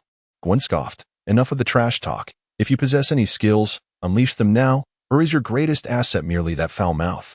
Upon hearing Gwen's words, the expressions of the trio soured instantly, despite maintaining a facade of calm. Mingren felt a surge of astonishment. Gwen's taunts were unexpectedly potent. How had I never noticed this before? Once Gwen finished speaking, she swiftly transitioned into a combat-ready stance, while Ming Ran positioned his hands at his waist, preparing for action. Suddenly, he drew his pistol and fired several rapid shots towards the trio. In an instant, the three responded with remarkable agility to the impending threat. Number 1, the brawny man, stood his ground defiantly. The bullets struck him with a metallic clang before falling to the ground. Number 2, the alluring woman, vanished the moment the gun fired, only to reappear slightly to the right of her original position. Number 3, the languid man, bent down just in time to evade the incoming bullets. Witnessing this unfold, Ming Ran gained a preliminary understanding of his adversaries. From his analysis, Number 1 appeared to possess a physique akin to that of the previous male assassin, with a seemingly greater strength. Number 2 exhibited the ability to teleport, though it remained unclear whether her power had distance limitations. Ming Ran surmised there must be some restriction. Otherwise, her ability would be overwhelmingly formidable and unlikely to exist within this team. Number 3 remained the most enigmatic. Thus far, only his quick reflexes were apparent, while his precise abilities remained a mystery. After testing the waters, Ming Ran whispered to Gwen, "You handle the brute. I will take care of the other two. Your toxins should be highly effective against him." Gwen nodded and promptly shot a strand of webbing towards the muscular Number 1, ensnaring his hand. As the first individual prepared to advance, he found himself ensnared by a web of silk, prompting an immediate and furious outburst directed at the rather dim-witted Gwen.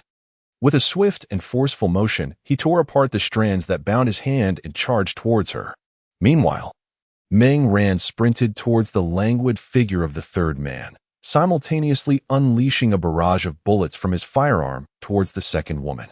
Having undergone numerous enhancements, Ming Ran's speed had reached remarkable levels, allowing him to close the distance to the man in an instant.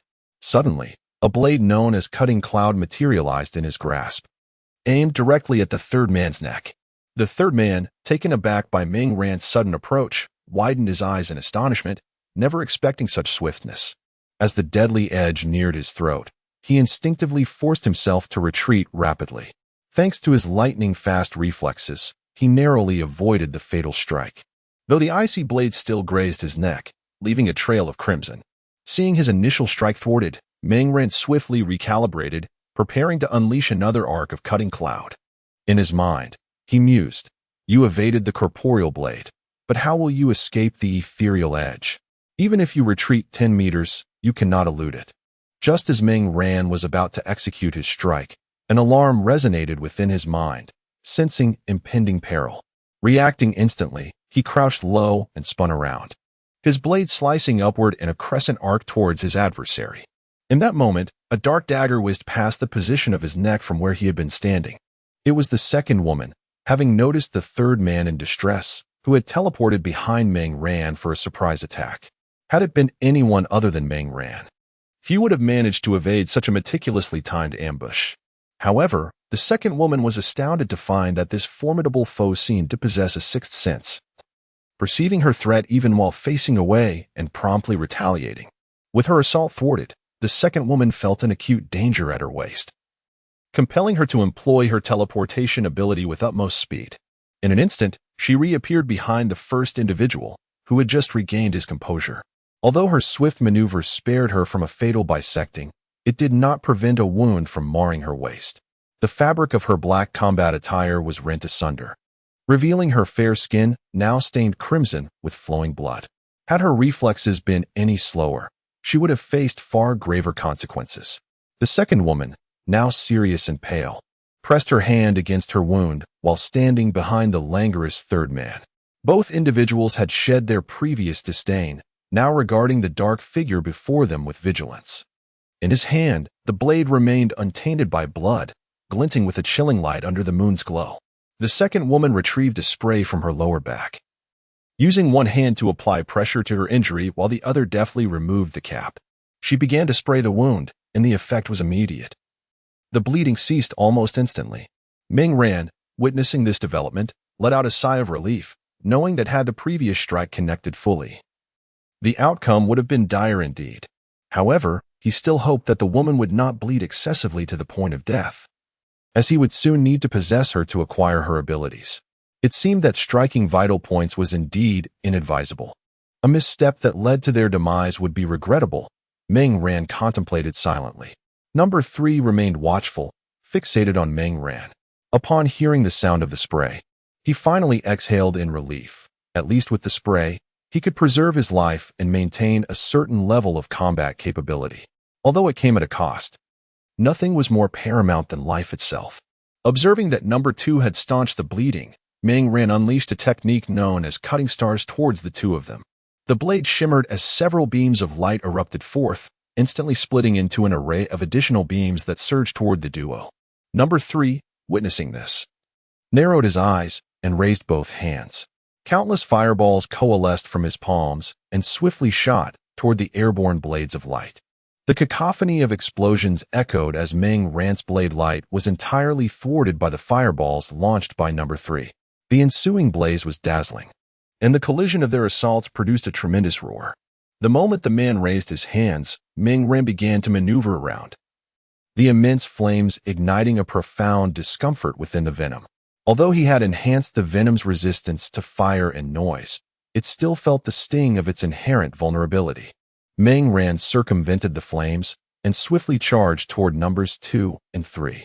Noticing the approaching Meng Ran, number 3 promptly launched several fireballs to greet him.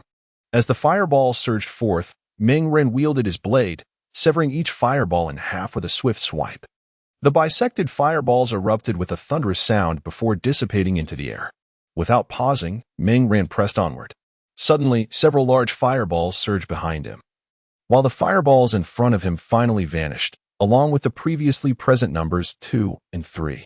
Chapter 38. The conclusion of battle and mutation. At this moment, it became apparent that the formidable fireball behind Meng Ran was also a result of their efforts.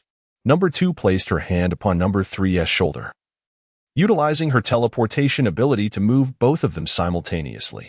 Although such exertion would be taxing, the prospect of vanquishing the malevolent spirit rendered it worthwhile.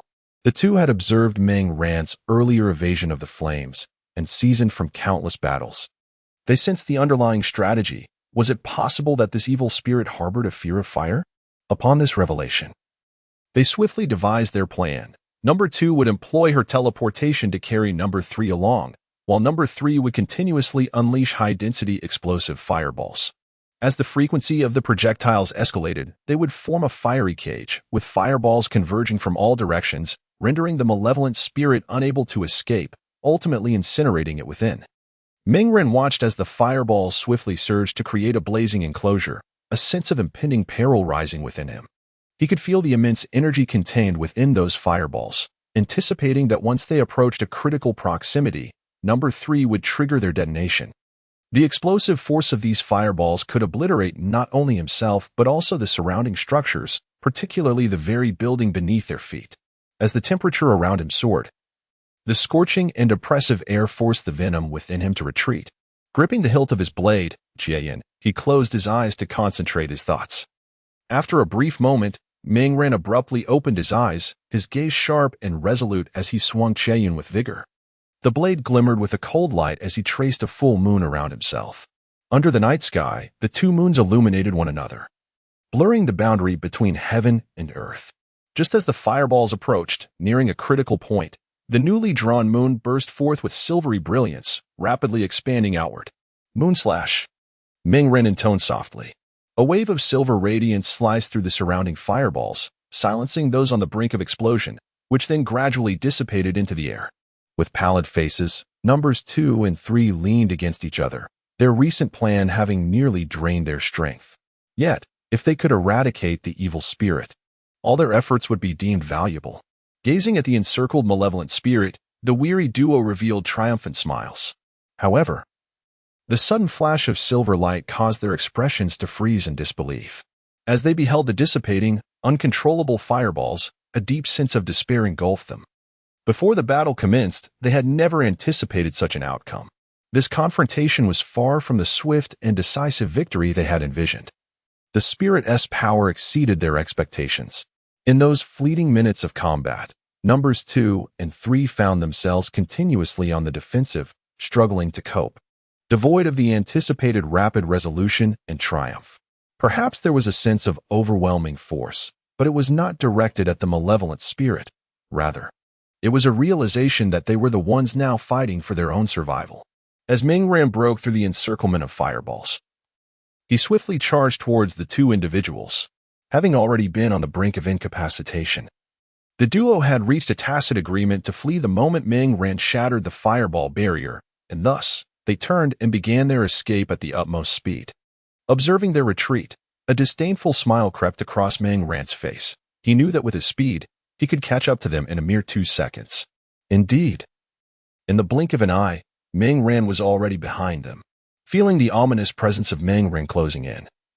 The third individual was filled with terror and instinctively reached out for the second. He hoped that the second could utilize her abilities to create distance between them and the pursuing menace.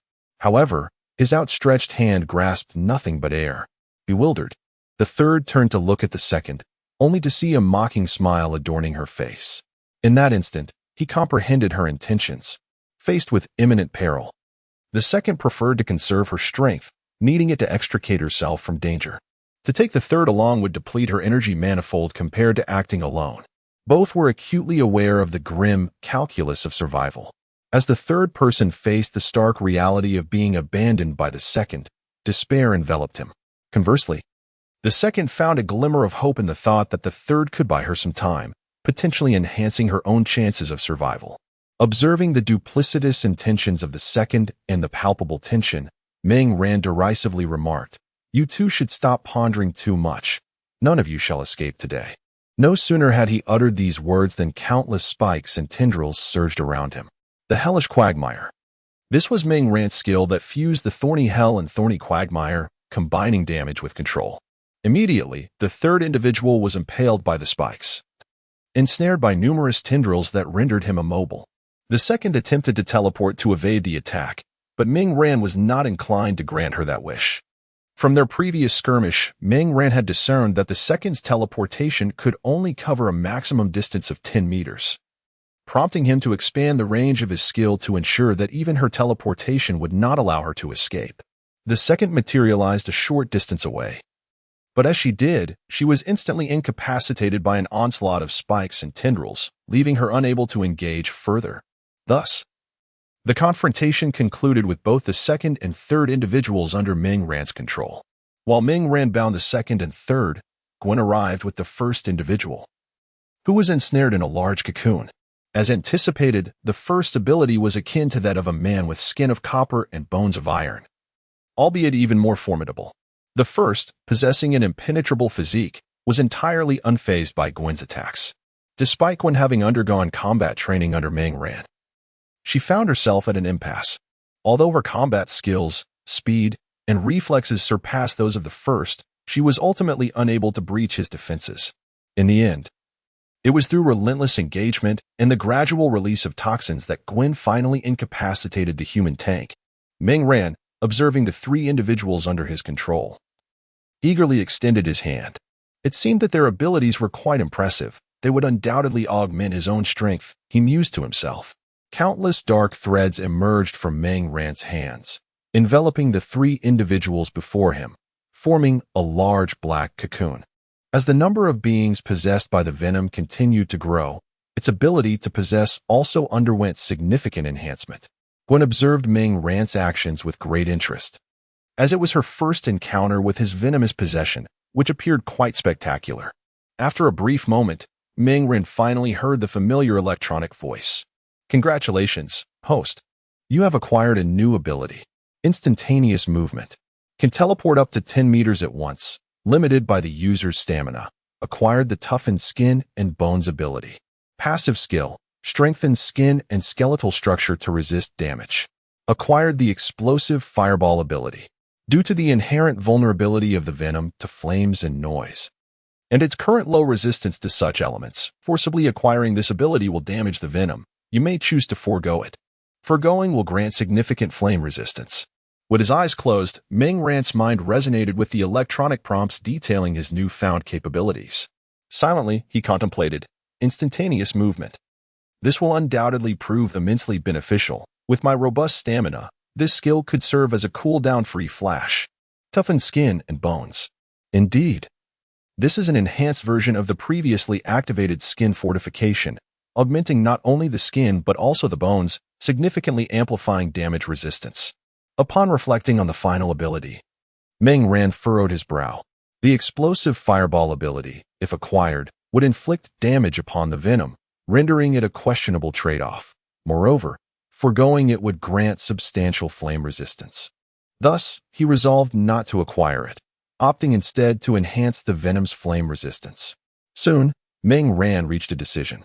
Observing the conclusion of Meng Ran's operations, Gwen inquired with curiosity, "How did it go? What abilities did you acquire?" "From what I just saw, the first one should enhance defense, right? And the second must be instantaneous movement. But I wonder what the third ability is." Listening to Gwen's questions, Meng Ran smiled and began to introduce the abilities he had just obtained. After explaining to Gwen, he turned his gaze toward the three individuals adorned with half-iron masks. Their attire was indeed quite striking, albeit not particularly resilient. Meng Ran extended his hands once more, releasing fine black threads toward the faces of the three. He still wished to probe their memories. Although he had yet to discover a solution to the issue at hand, any insight would be preferable to none. As before, shortly after Meng Ran commenced his exploration of their minds, a series of dull thuds echoed. With 3 consecutive soft sounds, the contents of the trio's heads turned to mush. Reluctantly, Meng Ran withdrew his hands. While it was a lamentable loss, there was little he could do. Gwen, puzzled by Meng Ran's actions and the peculiar sounds emanating from the trio's heads, inquired further. Meng Ran could only explain while retrieving a corpse-dissolving liquid to douse the 3 individuals. Quickly, faint wisps of smoke began to rise from the corpses, rendering them utterly invisible. Gwen was once again astonished by Meng Ran's methods. This evening, she had encountered an abundance of knowledge that lay beyond her comprehension. Meng Ran produced a vial of embalming fluid and handed it to Gwen. "Take this. It may prove useful in the future. This substance is indeed essential for both nefarious deeds and everyday travels." Gwen, without hesitation, accepted the vial and began to scrutinize the instructions inscribed upon it.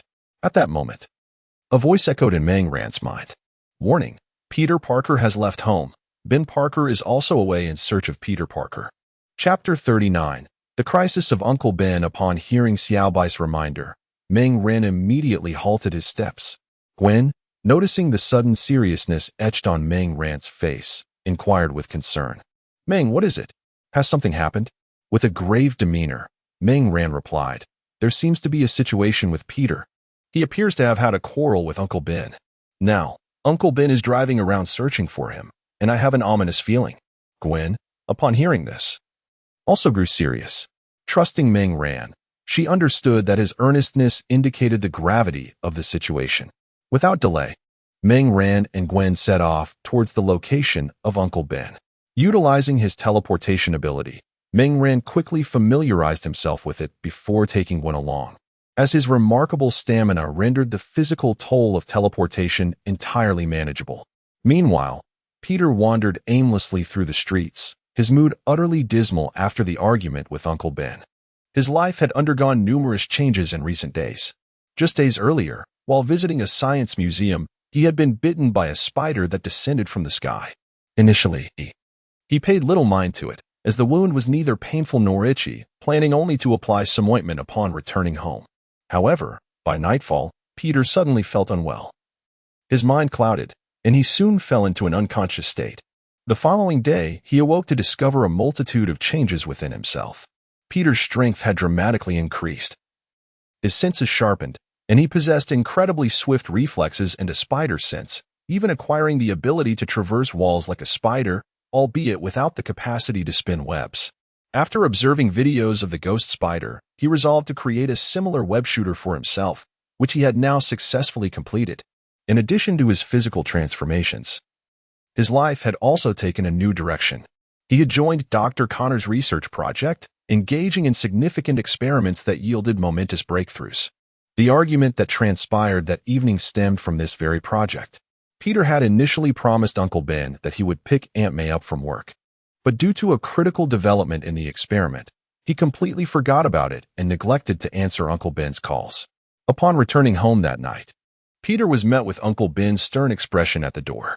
It was only after Uncle Ben's reminder that Peter recalled his lapse in judgment regarding Aunt May's pickup. Confronted with Uncle Ben's anger, Peter recognized his mistake and sincerely apologized, acknowledging that his negligence forced Aunt May to traverse countless streets alone before taking the subway home. However, during Uncle Ben's admonishment, the mention of Peter's father ignited a profound sense of anger and sadness within him. Peter's father had left him in Uncle Ben's care when he was very young and had never returned since. It was this irresponsible father whom Uncle Ben cited as an example of responsibility, further deepening Peter's sorrow and frustration. After confronting Uncle Ben, Peter stormed out of the house in a fit of rage. As he stepped out of the house, he inadvertently unleashed his strength, shattering the glass of the door, leaving only his astonished Uncle Ben and Aunt May frozen in the corridor. Coming to his senses, Uncle Ben exchanged a brief word with Aunt May before hastily departing in search of Peter. The neighborhood was far from tranquil that evening, as Uncle Ben worried about the potential dangers Peter might encounter. After leaving home, Peter wandered aimlessly down the street, feeling a twinge of thirst. He entered a nearby convenience store to purchase a bottle of water. However, at the checkout, the rotund cashier mockingly ridiculed Peter over the change. Already in a foul mood, Peter became even more despondent and indignantly returned the water to the shelf. As Peter turned to exit, a blond man behind him seized the moment when the cashier was distracted, snatching all the cash from the register. Peter did not intervene as the man left. He merely tossed a bottle of water to him before sprinting away. The hefty cashier, realizing what had transpired, immediately pursued the fleeing figure. But the man had already vanished into the distance. The cashier, glaring at Peter, demanded, "Hey, you could have stopped him." Peter shot a derisive glance back at the cashier and nonchalantly replied, "What does that have to do with me?" The cashier, left to wallow in his misfortune, reluctantly retreated into the store. Observing the cashier's dismay, Peter felt a sense of relief wash over him. He twisted open the water bottle and, meandering aimlessly down the street, savored the cool refreshment. Upon reaching the next intersection, a gunshot suddenly rang out.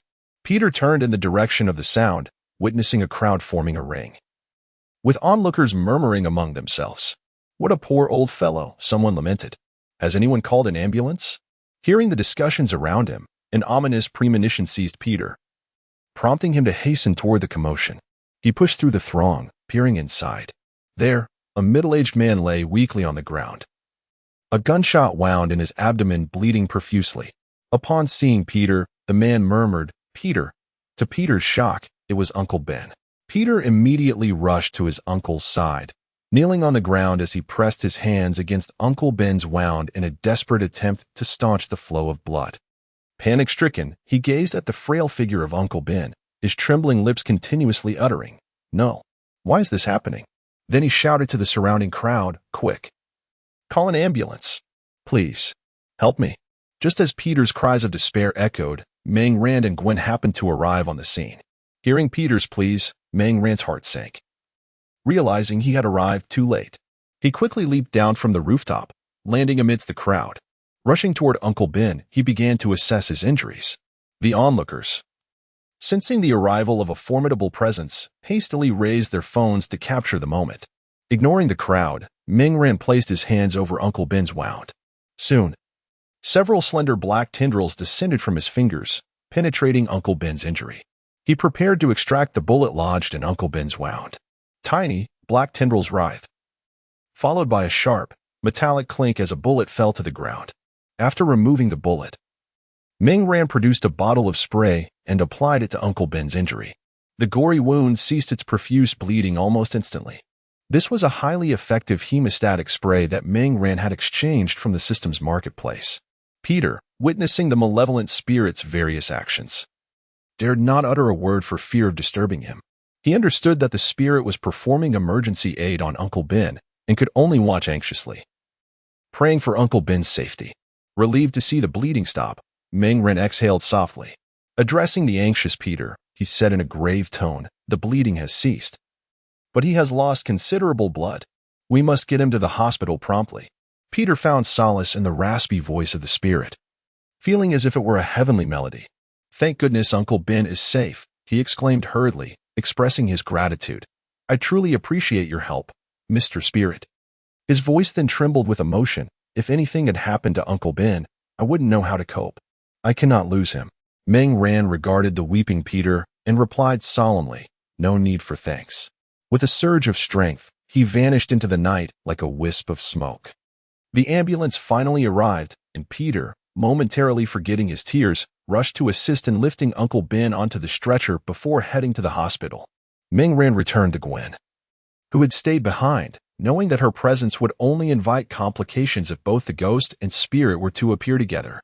Thus, he had instructed Gwen to remain while he attended to Uncle Ben. Meng Ran sighed, acknowledging, "My premonition was accurate. Unfortunate events have indeed transpired. Fortunately, we arrived in time. Otherwise, I would have regretted it for a lifetime had anything happened to Uncle Ben." Gwen gently embraced Meng Ran, offering soft reassurances. "It's all right now. Uncle Ben is out of danger. He has merely lost some blood, and with a transfusion and rest at the hospital, he will soon recover. We made it in time." Embracing Gwen's soft form, inhaling the fragrance she carried, Meng Ran felt his tension ease. So much had transpired that evening. With Uncle Ben safe, both Meng Ran and Gwen felt a sense of relief as they continued to wander through the city, resuming their nocturnal endeavors. As for the assailant who shot Uncle Ben, Meng Ran had instructed Xiao Bai to conduct a swift search. Once the perpetrator's whereabouts were uncovered, Meng Ran would be immediately informed. Chapter 40. Peter's choice the following day. Peter did not attend school. He remained at the hospital alongside Aunt May to keep vigil over Uncle Ben. In light of the events from the previous night, Peter came to recognize the significance of Uncle Ben in his life. This kind-hearted middle-aged man had long assumed a paternal role for Peter. Uncle Ben and Aunt May were akin to Peter's own parents, having nurtured him from childhood with unwavering care.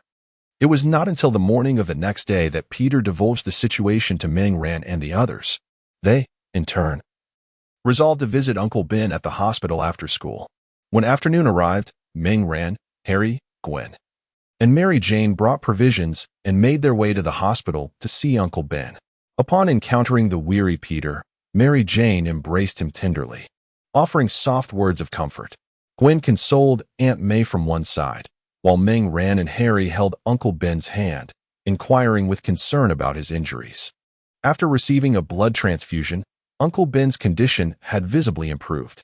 He even jested with Harry and Meng Ran, stating, "At least I can enjoy a holiday now, albeit in the hospital." Seeing Uncle Ben's improved demeanor lifted a heavy burden from Meng Ran's heart. Although he had known the previous night that Uncle Ben would be all right, it was only upon witnessing his recovery that he could fully relax. While they were visiting in the hospital room, a few police officers arrived. They presented Aunt May and Peter with sketches and descriptions of the suspect.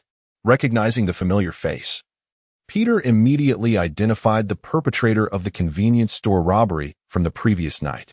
He recalled the cashier's dismayed expression with a sense of grim satisfaction, realizing he could have intervened but chose not to. As Peter reflected on the events of last night, he was engulfed by a wave of regret and guilt. Had he not remained a bystander and instead chosen to confront that man, Uncle Ben would not have been shot. Had the malevolent figure not appeared so unexpectedly, he and Uncle Ben might have been separated by the veil of death. Upon Peter's arrival at the hospital the previous day, the doctors had informed him that the timely treatment had saved Uncle Ben's life by removing the bullet and halting the bleeding. Otherwise, Uncle Ben might not have survived until reaching the hospital. However, Peter had only felt a mix of anxiety and gratitude towards the doctors at that moment. Now, with knowledge of the assailant, his emotions morphed into regret and self-reproach, which soon transformed into anger. Meng Ran, observing Peter's troubled expression as he gazed out the window, understood that the arrival of the police officers had brought news of the suspect. Sensing the complexity of Peter's emotions, Meng Ran contemplated the possibility that Peter might take action that night.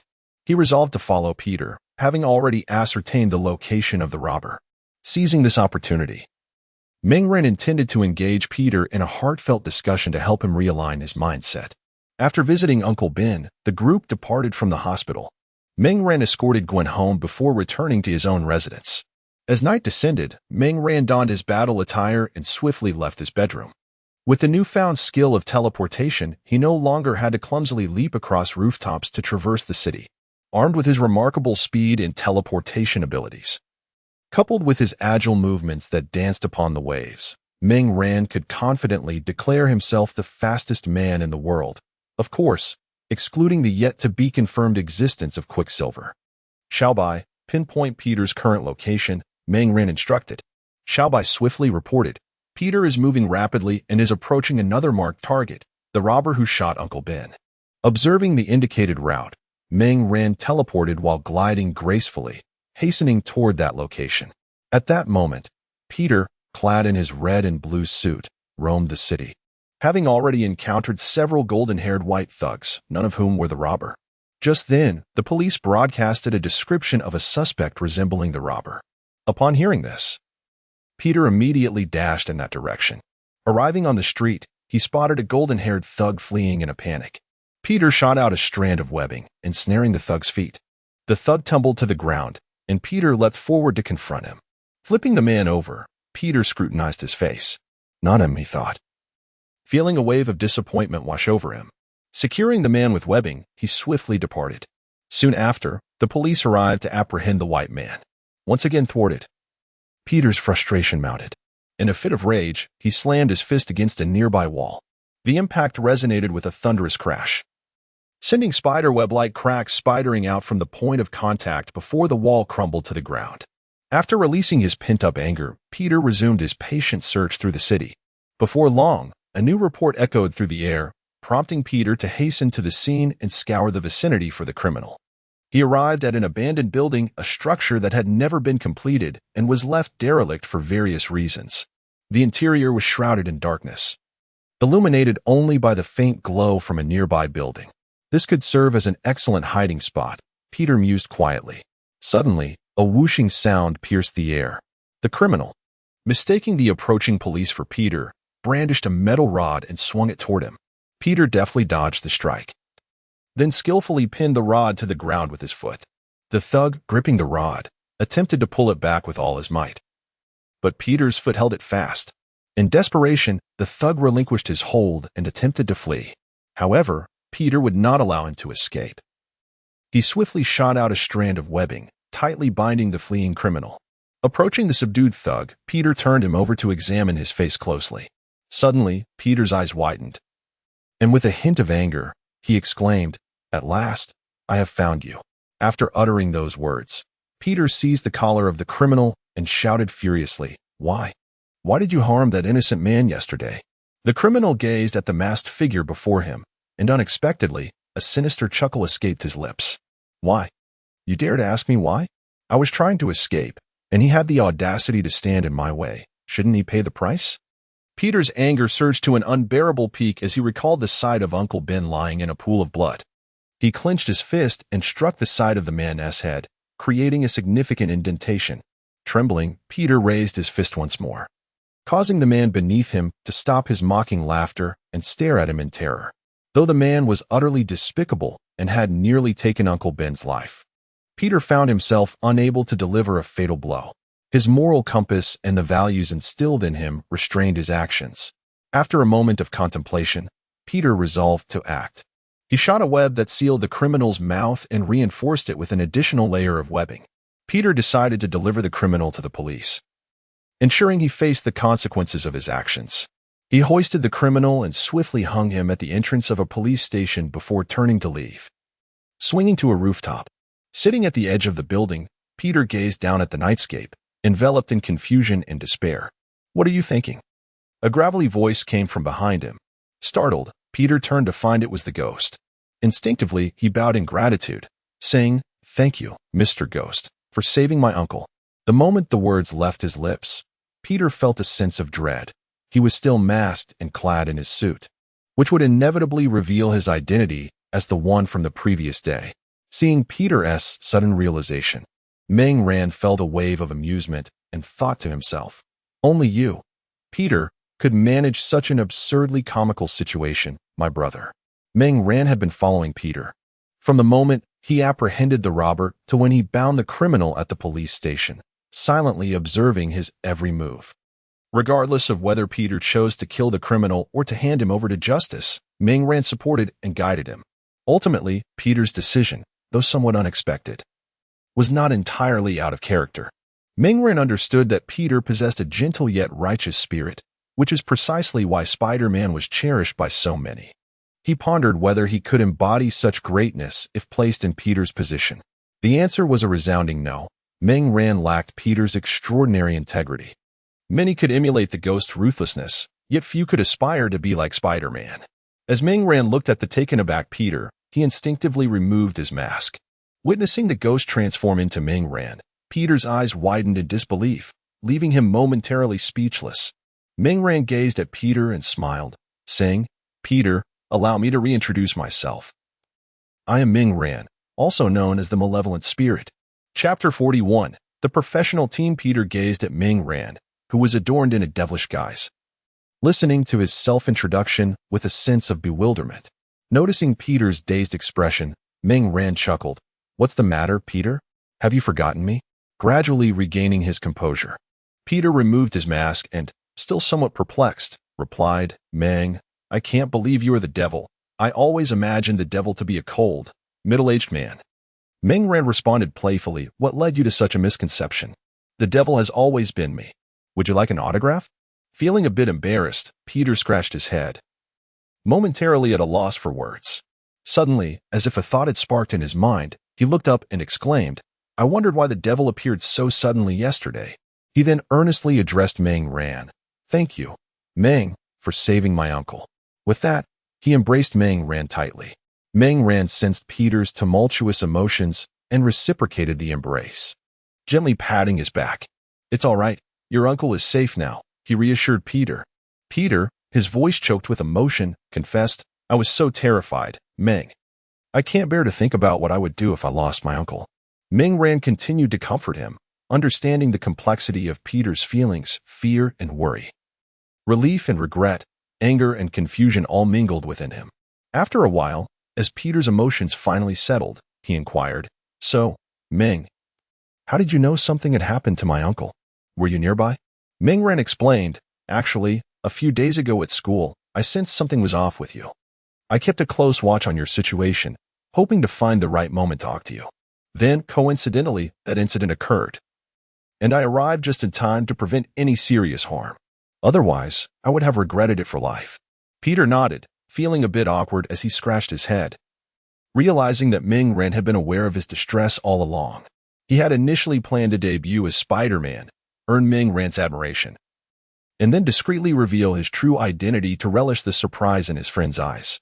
To his dismay, Ming Ran was already privy to the truth, and he was, in fact, the devil himself.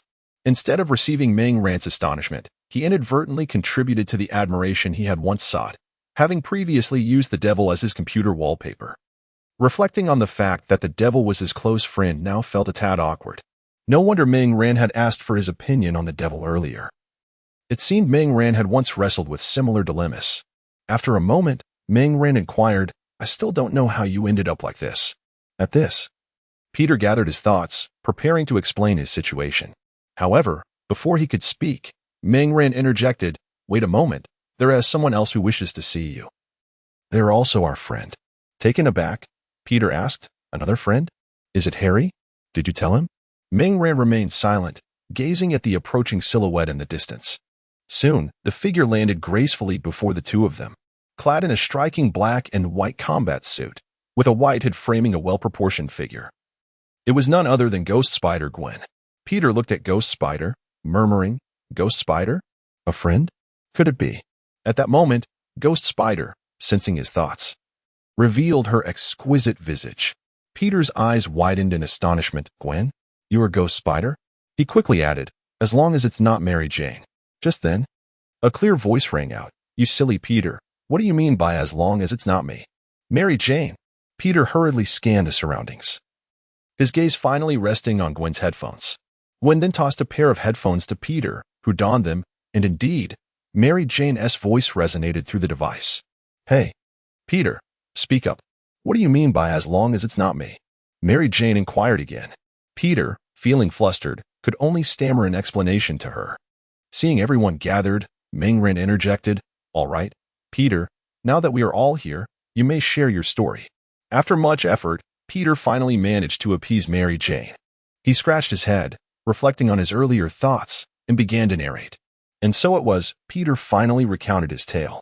Mingren pondered. So, Peter, you were bitten by a spider that fell from the sky at the Science Museum, which led to your transformation. He then turned to Gwen. I recall, Gwen, that after a family outing, you returned home one night only to discover you had been bitten, resulting in your own mutation. You were also at the Science Museum that day. Thus, it seems both of your transformations stem from the spider at the museum. Both Peter and Gwen contemplated this revelation. Mingren continued, however, I believe the spiders that bit you both must be different. After all, your abilities vary. Gwen possesses numerous unique skills, while Peter's strength and physical prowess surpass hers. Parker reflected for a moment before stating, I remember there were mutated spiders from Oscorp at the Science Museum. The one that bit me must have been one of those. But if you assert that the spiders that bit us are different, then I have no idea what type bit Gwen. Mingren and Gwen both felt a bit overwhelmed. Gwen, unable to arrive at a conclusion, shook her head and said, Never mind, let us not dwell on this any longer. It is what it is. We should focus on using our formidable abilities to do what we can.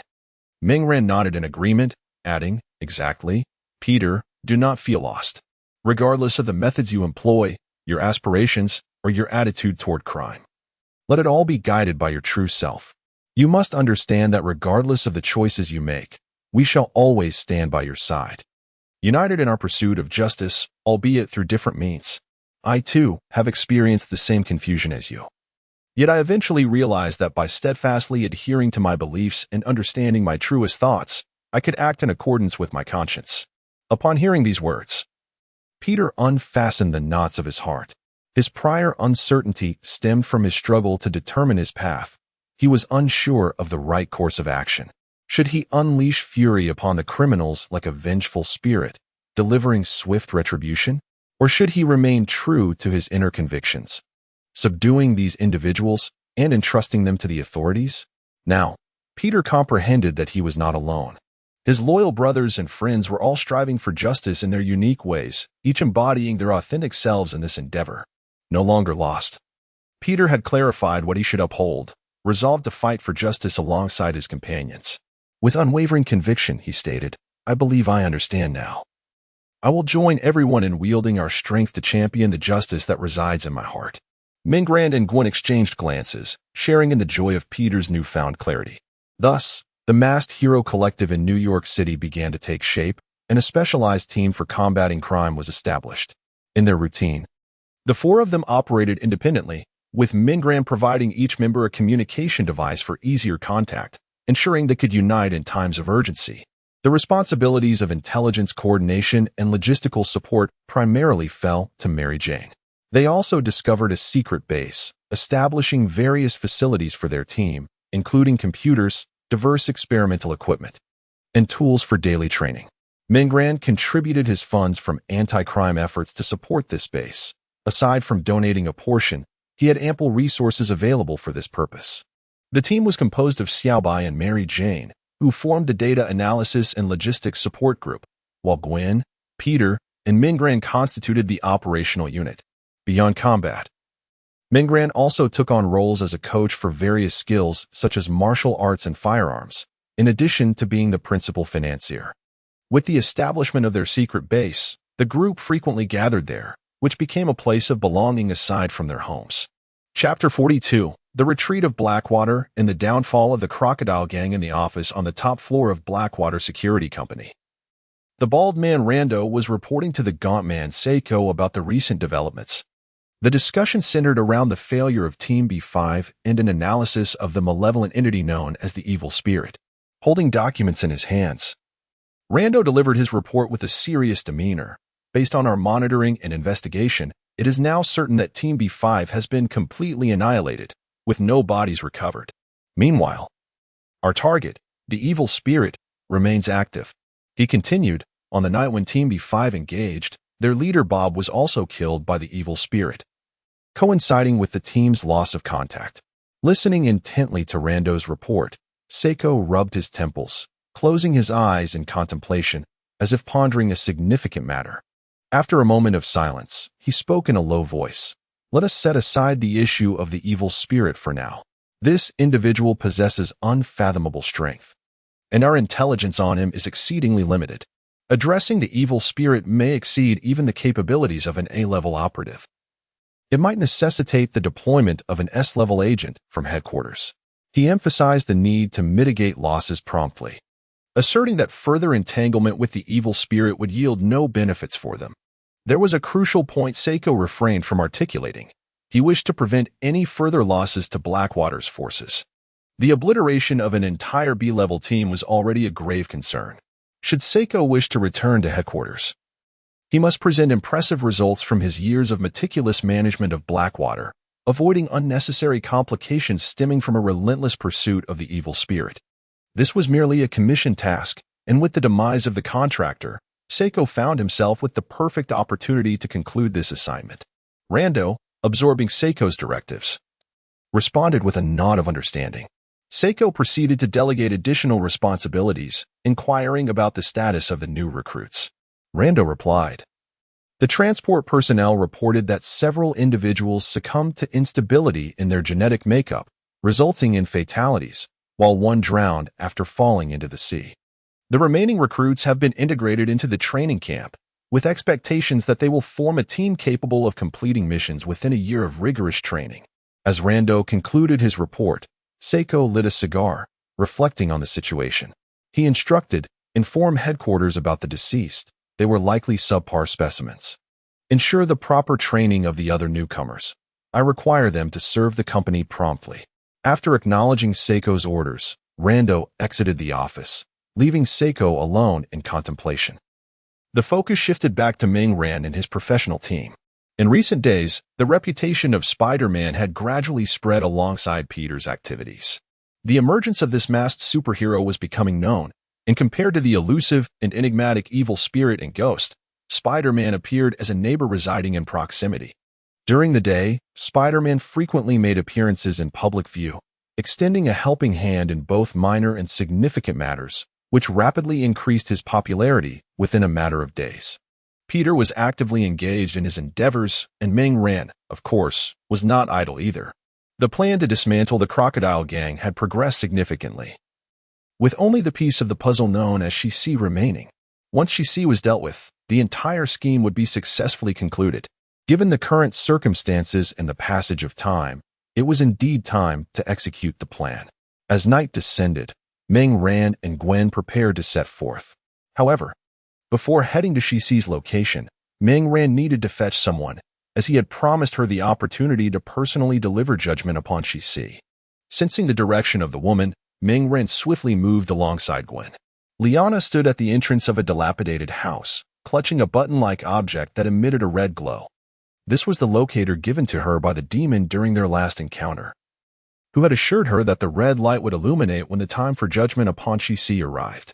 At that moment, the demon would come to guide her in delivering the verdict. As Liana shook her head and scanned her surroundings, two figures suddenly appeared before her. She recognized them instantly.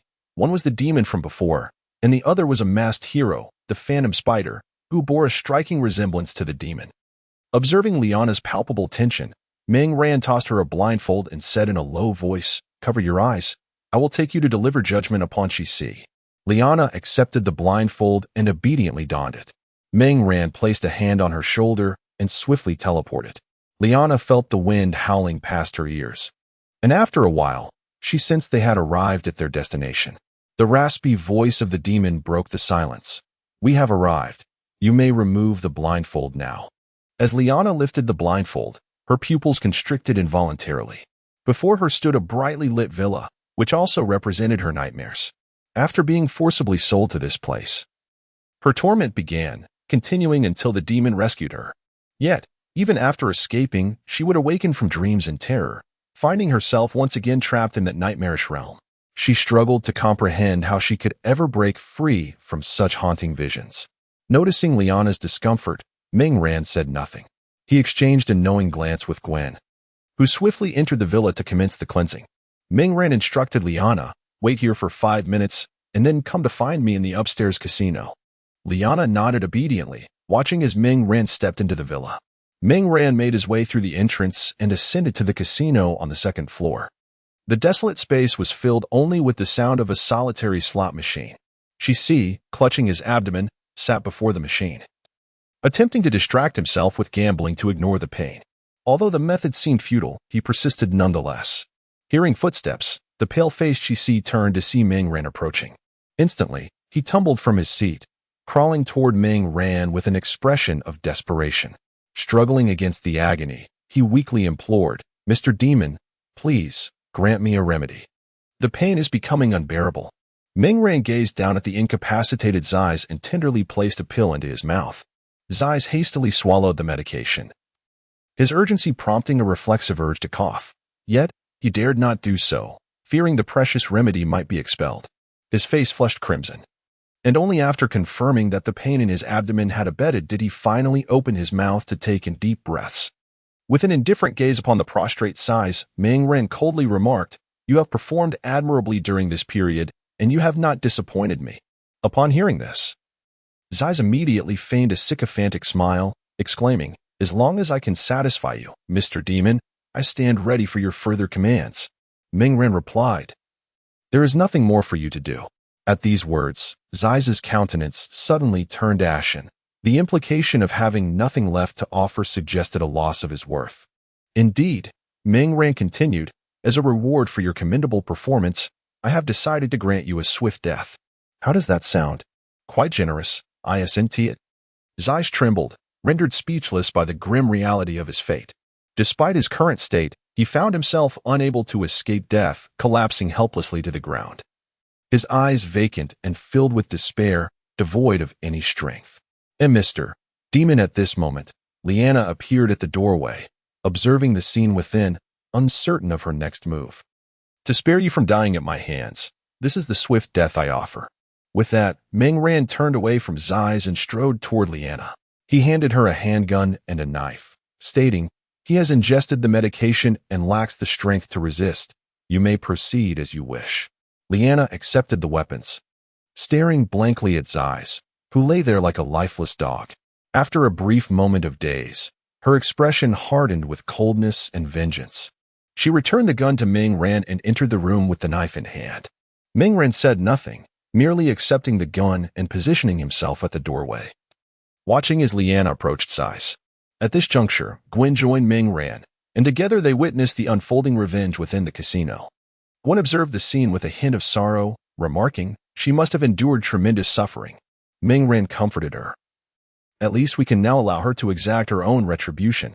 After a while, the anguished cries from the room ceased, replaced by the sound of running water. Liana emerged from the casino, her hands and face still bearing traces of water. She had just washed away the blood on her body, leaving only a few stains on her clothing, which remained otherwise pristine. Her expression conveyed a sense of relief and lightness. She had finally put an end to her nightmare and believed she could finally enjoy a restful sleep. With genuine gratitude in her beautiful eyes, she looked at Ming Ran and said, "Thank you, Mr. Demon, for helping me in my nightmare." Ming Ran responded with indifference, "Congratulations. Now, I implore you to live well." He then handed her a blindfold. Liana smiled softly, accepting the blindfold and placing it over her eyes. Ming Ran's hand rested gently upon her shoulder, at which point she suddenly spoke again. "By the way, Mr. Evil Spirit, my name is Liana. I hope you will not forget me. I shall strive to be of assistance to you one day." In response, Ming Ran remarked, "All you need to do is live well." Then, the howling wind surged around them incessantly, and when it finally subsided, Liana heard a hoarse voice utter, "Live well." Hurriedly removing her blindfold, she found herself alone, having returned to her dwelling. The desolate entrance was vacant save for her solitary figure, as the night breeze swirled seamlessly into the darkness. Liana stood in a daze for a moment before turning to step inside. Chapter 43. Dr. Lizard. After escorting Liana back, Ming Ran and Gwen departed. With the crocodile gang now dismantled, only the final tasks remained, which naturally required the assistance of our esteemed Director George. Ming Ran and Gwen once again found themselves near Gwen's home, standing before a nearby building. As was customary, Ming Ran knocked on the window and placed the folder inside. while Gwen remained stationary, observing the interaction between Ming Ren and her father. It was an inexplicable sensation. Each time Gwen witnessed this scene, she felt an odd sense of strangeness. Once Ming Ren had placed the documents, he stepped back to join Gwen. Observing George, who was adeptly retrieving the files, Ming Ren whispered to Gwen, "After tonight, the Crocodile Gang will cease to exist." Gwen, disregarding her peculiar feelings, nodded in agreement. "Indeed. We have finally eradicated this malignant tumor." Inside the room, George had finished reviewing the documents. After returning the flashlight, he quietly exited the room, dressed himself, and proceeded to the garage to drive. With the roar of the engine, George drove towards the police station, making familiar calls along the way. Following several operations, their movements had become second nature. Watching George depart, Ming Ren gently said to Gwen, "You should head back to rest. There are classes tomorrow. I'll continue to roam a bit before returning home." Aware that she lacked Ming Ren's stamina, Gwen nodded and replied, "All right, please take care." They exchanged farewells, and Gwen returned to her room. Ming Ren also took his leave, continuing to wander the city, preserving the tranquility of the night. The Osborne group at night was devoid of life, save for security personnel. The research department, in stark contrast to the bustling daytime, was dim and desolate, with only a slightly ajar door allowing a sliver of light to serve as the sole beacon on the floor. A distinguished, handsome middle-aged man clad in a lab coat sat at his desk, pen in hand, sketching on paper, his right sleeve rolled up, revealing an empty arm. Connors was troubled by the experiment at hand.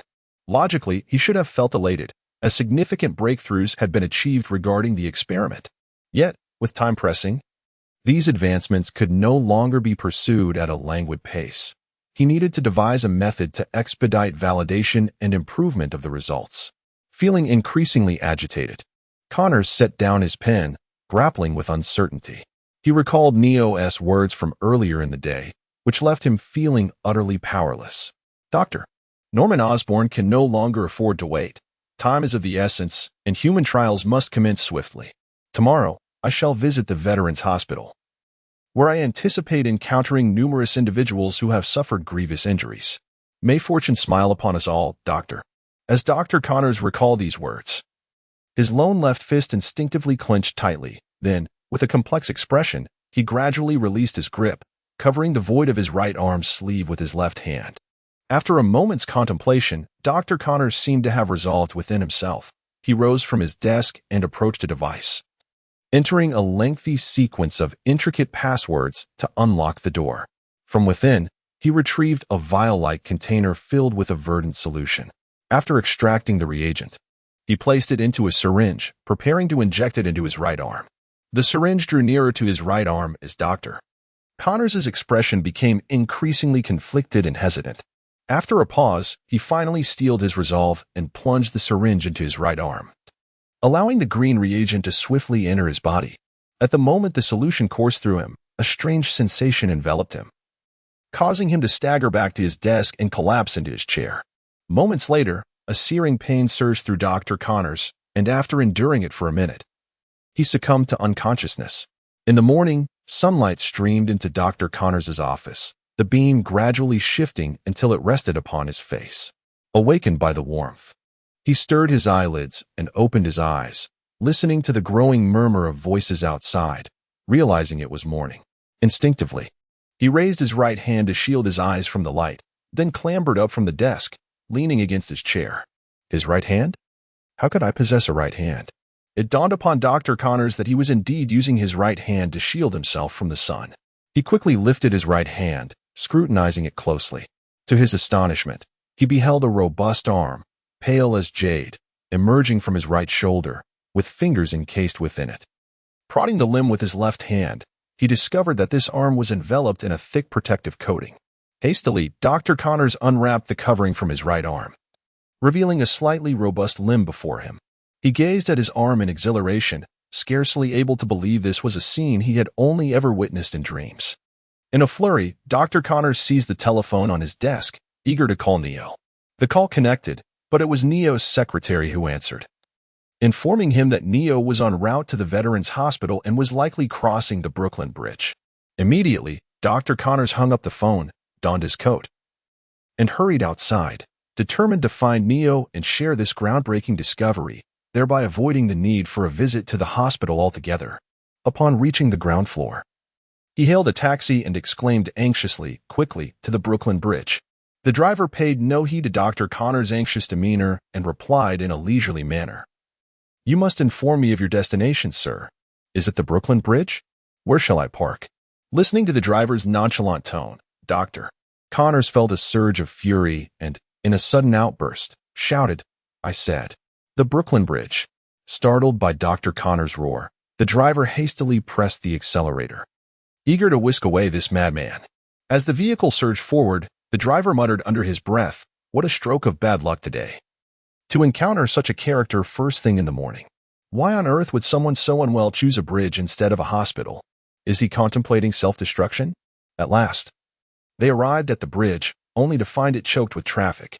The driver, shaking his head in resignation, glanced into the rearview mirror at Dr. Connors and inquired, "Hey, we are at the bridge. Where do you wish to disembark?" Receiving no response, he turned to call out a few more times. To his astonishment, he saw a figure lying sideways in the back seat, cloaked in a coat that covered not only his torso, but also his head. When his attempts to rouse him failed, the driver resorted to tugging at Dr. Connor's clothing. To his shock, the fabric came away to reveal not the distinguished middle-aged man he expected, but rather a creature clad in green, complete with a tail. The driver, unable to contain his scream, swiftly unfastened his seatbelt and bolted from the vehicle. Meanwhile, the figure in the back seat, now transformed into the lizard, was jolted awake by the driver's shriek. Confused and disoriented, the lizard found himself in a state of chaos. Uncertain of his whereabouts or intentions, yet a vague memory of needing to locate someone named Neo lingered in his mind. Rising from the back seat, he used his sharp claws to tear through the taxi's roof, emerging from the confines of the vehicle. In that moment, his eyes were devoid of reason, replaced solely by a frenzied wildness and an instinctive desire for destruction. He was determined to find the man known as Neo and to rend him to pieces. Chapter 44. The Escaping Doctor and His Trail. As Dr. Connors hurried towards the bridge, Ming Ran and his companions had only just arrived at school and were attending class. After a while, a sudden alert from Xiaobai resonated in Ming Ran's mind. An emergency.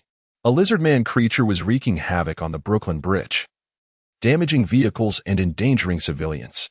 Upon hearing Xiaobai's message, Ming Ran lifted his head with a serious expression, and Gwen, Peter, and Mary Jane simultaneously raised their gazes. Having received the same information, their eyes converged. At that moment, the class concluded, and the bell rang. The four gathered together. Ming Ran spoke softly. "There's only one monster. It shouldn't be a significant problem. Peter and I will head over now while you continue with your lessons. In the meantime, try to gather information on where this creature originated." Having lived in this world for over a decade, Ming Ran's memories of the Marvel films had become somewhat hazy. He had only seen the latest Spider-Man version, featuring a winged villain. Moreover, his observations over time suggested that this world differed somewhat from the films he had previously watched. Thus, it was prudent to conduct a thorough investigation. The others nodded in agreement. Although Gwen appeared somewhat disinterested, she acquiesced. Recognizing that with Peter and Ming Ran on the scene, the situation would likely be manageable, she decided to remain at school with Mary Jane and Xiaobai to conduct their own research. With the plan settled, Ming Ran and Peter stealthily slipped out of school and swiftly made their way to the bridge. Utilizing Ming Ran's ability to teleport, they quickly arrived atop the bridge, where they surveyed the situation below while searching for the creature's whereabouts. "Xiaobai, can you locate the monster?" Ming Ran inquired while he and Peter began assisting those who were injured or trapped beneath overturned vehicles. Xiaobai promptly responded. The lizard creature pushed a black Mercedes off the bridge and then fled. It has been evading cameras, so its current location remains undetermined. Ming Ran felt a pang of regret upon hearing this. They had arrived too late, and the lizard doctor had escaped, leaving them unable to track him down. Peter shared his disappointment, lamenting that they could not resolve the situation in one go, uncertain of how many more individuals might be endangered should the creature return. Nevertheless, he felt an uncanny familiarity with the creature, as though he recognized it from somewhere. With no time to ponder further, Meng Ran and Peter immediately commenced their relentless rescue efforts, assisting victims while analyzing the traces left behind by the lizard monster. The creature exhibited immense strength, and its size was considerable. The bridge was littered with vehicles it had overturned, and several had plunged into the waters below, likely with no survivors. After a brief period of activity, the police arrived at the scene. Without exchanging a word, they silently coordinated their efforts to rescue the injured, each working in unison with an unspoken understanding. Once everything had concluded, the two returned to school. Upon their return, they were summoned by their teacher for skipping classes. Had it not been for Meng Ran and Peter's commendable academic performance and their sincere admission of guilt, the teacher might have considered involving their parents in the discussion. In a darkened sewer in New York, Dr. Connors reverted to his human form, sprawled limply on the ground, his tattered clothing barely concealing his body. And traces of green still lingered in his face and eyes. Dr. Connors felt as if he had encountered a wondrous and magical realm. The sensation of power and the yearning for evolution captivated him deeply. Although he lay powerless on the ground, his expression was one of exhilaration and madness. He realized he needed more reagents, an abundance of them. He intended to increase the dosage, striving to evolve to a higher level of existence. Furthermore, he aspired to lead others into that realm, facilitating their evolution and liberating them from ailments and suffering. The more he pondered, the more exhilarated he became. Convinced he was on the right path. Straining to support his body with his left arm, he staggered to his feet. He resolved to return to Oscorp to procure additional reagents in the machine, the Gonali device. With that machine, he could transform everyone in the city into his kind, allowing them to experience the evolution of life just as he intended. Staggering forward, his figure gradually faded into the darkness of the dimly lit sewer. Meanwhile, in the secret base, Meng Ran's specialized team was in a state of distress regarding the sudden appearance of this monstrous entity. They pondered its origins and wondered how such a figure had emerged in New York without any prior notice. As they reviewed the information, Peter scrutinized the data and the photographs of the creature, feeling as if he had forgotten something crucial. Lizard, monster, Peter murmured. Suddenly recalling the research he had conducted with Dr. Connors, the study focused on the regenerative properties of lizard limb regeneration, aiming to bestow similar abilities upon humans, thereby offering a second chance to those who had lost limbs. The more Peter contemplated, the more plausible it seemed, prompting him to share his discovery. Meng Ran and the others were astounded by Peter's revelation. The research project he had participated in was remarkably advanced and held such miraculous potential. Most importantly, they had successfully conducted experiments on test subjects, indicating the project's feasibility. After a moment of contemplation, Meng Ran addressed Peter. So, are you suggesting that you plan to investigate the Oscorp group? Peter nodded in agreement. Precisely. Since I participated in this project, I have access, and I am well acquainted with it. If anything goes awry, I will be able to discern it. Several individuals, having listened to Peter's words, found his reasoning sound, and thus ultimately decided that he should investigate the Osborne group. Meanwhile, Meng Ran and Gwen wandered through the city, remaining vigilant to avert any unforeseen circumstances, while Mary Jane stayed behind with Little White to analyze data, providing communication and guidance. With the plan finalized, the group prepared to set off in different directions. Before departing, Meng Ran produced a liquid sphere, combat suit, and handed it to Peter. After listening to Meng Ran's explanation of the sphere's characteristics and functions, Peter eagerly pricked his finger.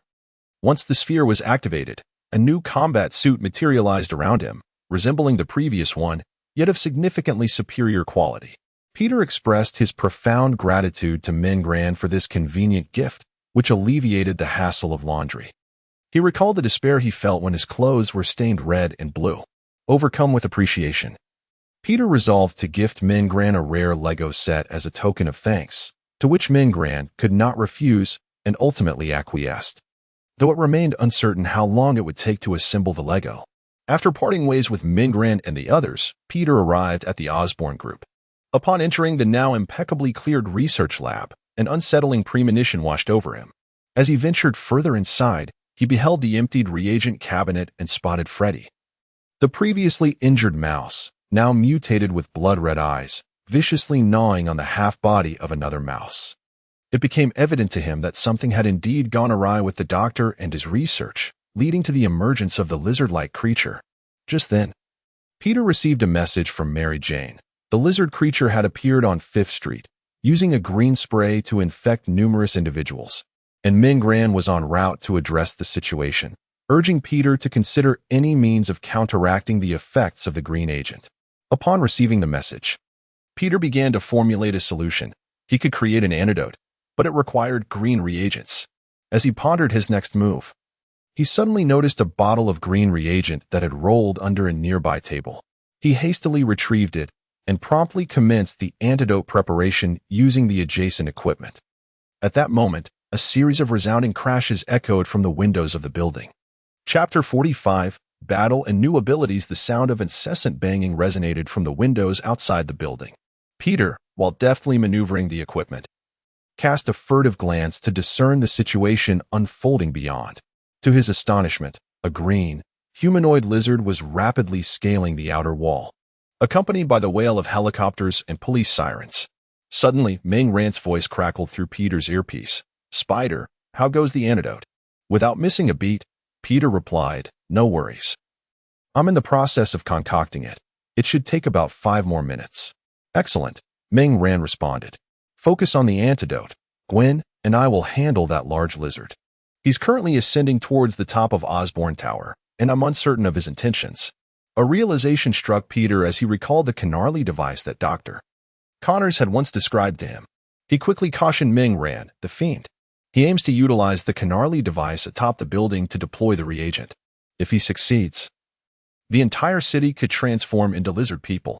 We must thwart him. Once my antidote is complete, we can use the device to cure those recently infected all at once.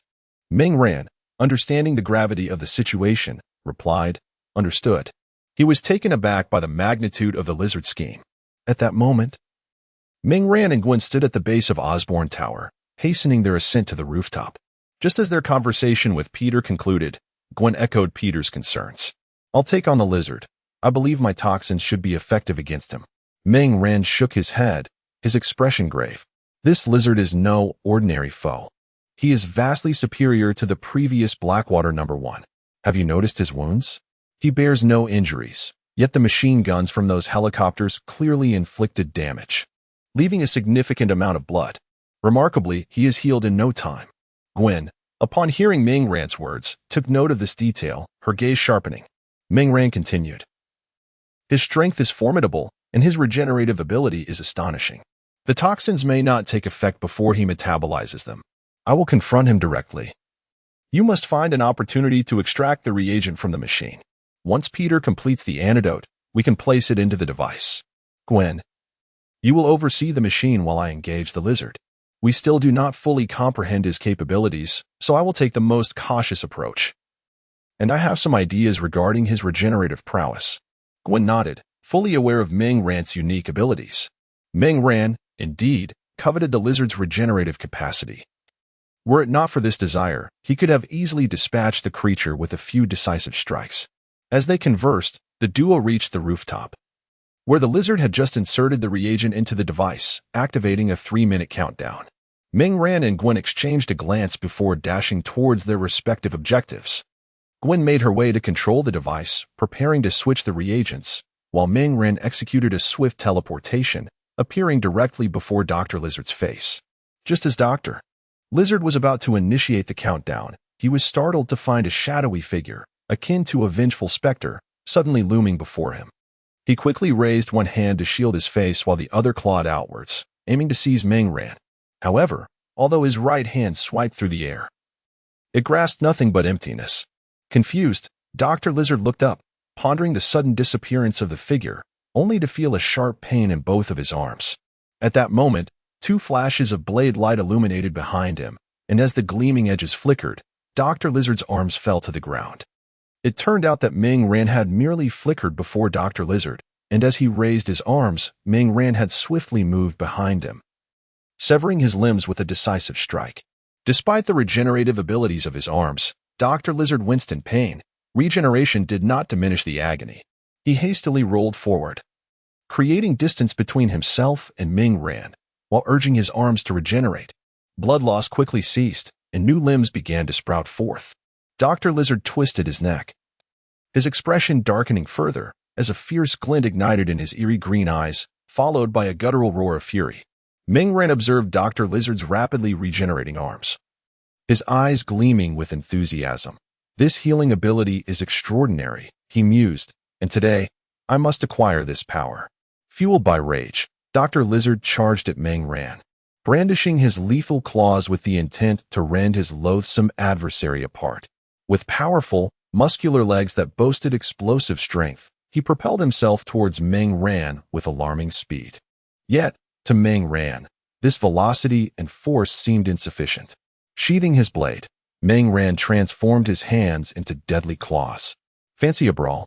Let us engage in some grappling then, he chuckled, rushing towards Dr. Lizard. As Ming Ren approached, Dr. Lizard swung his arms, his razor-sharp claws glinting menacingly, as if intent on shredding his target. Just as the claws were poised to make contact, Ming Ren crouched low, swiftly slashing his claws across Dr. Lizard's chest. The onslaught of strikes rendered Dr. Lizard's muscular torso a canvas of wounds, blood gushing forth. The excruciating pain elicited furious roars from Dr. Lizard, his gaze darkening further as he bared his formidable jaws, lunging at Ming Ren. Such a foul breath. I recommend using some charcoal toothpaste. Or perhaps a spearmint gum would suffice, Ming Ren jested, retracting his claws in response to Dr. Lizard's fierce movement.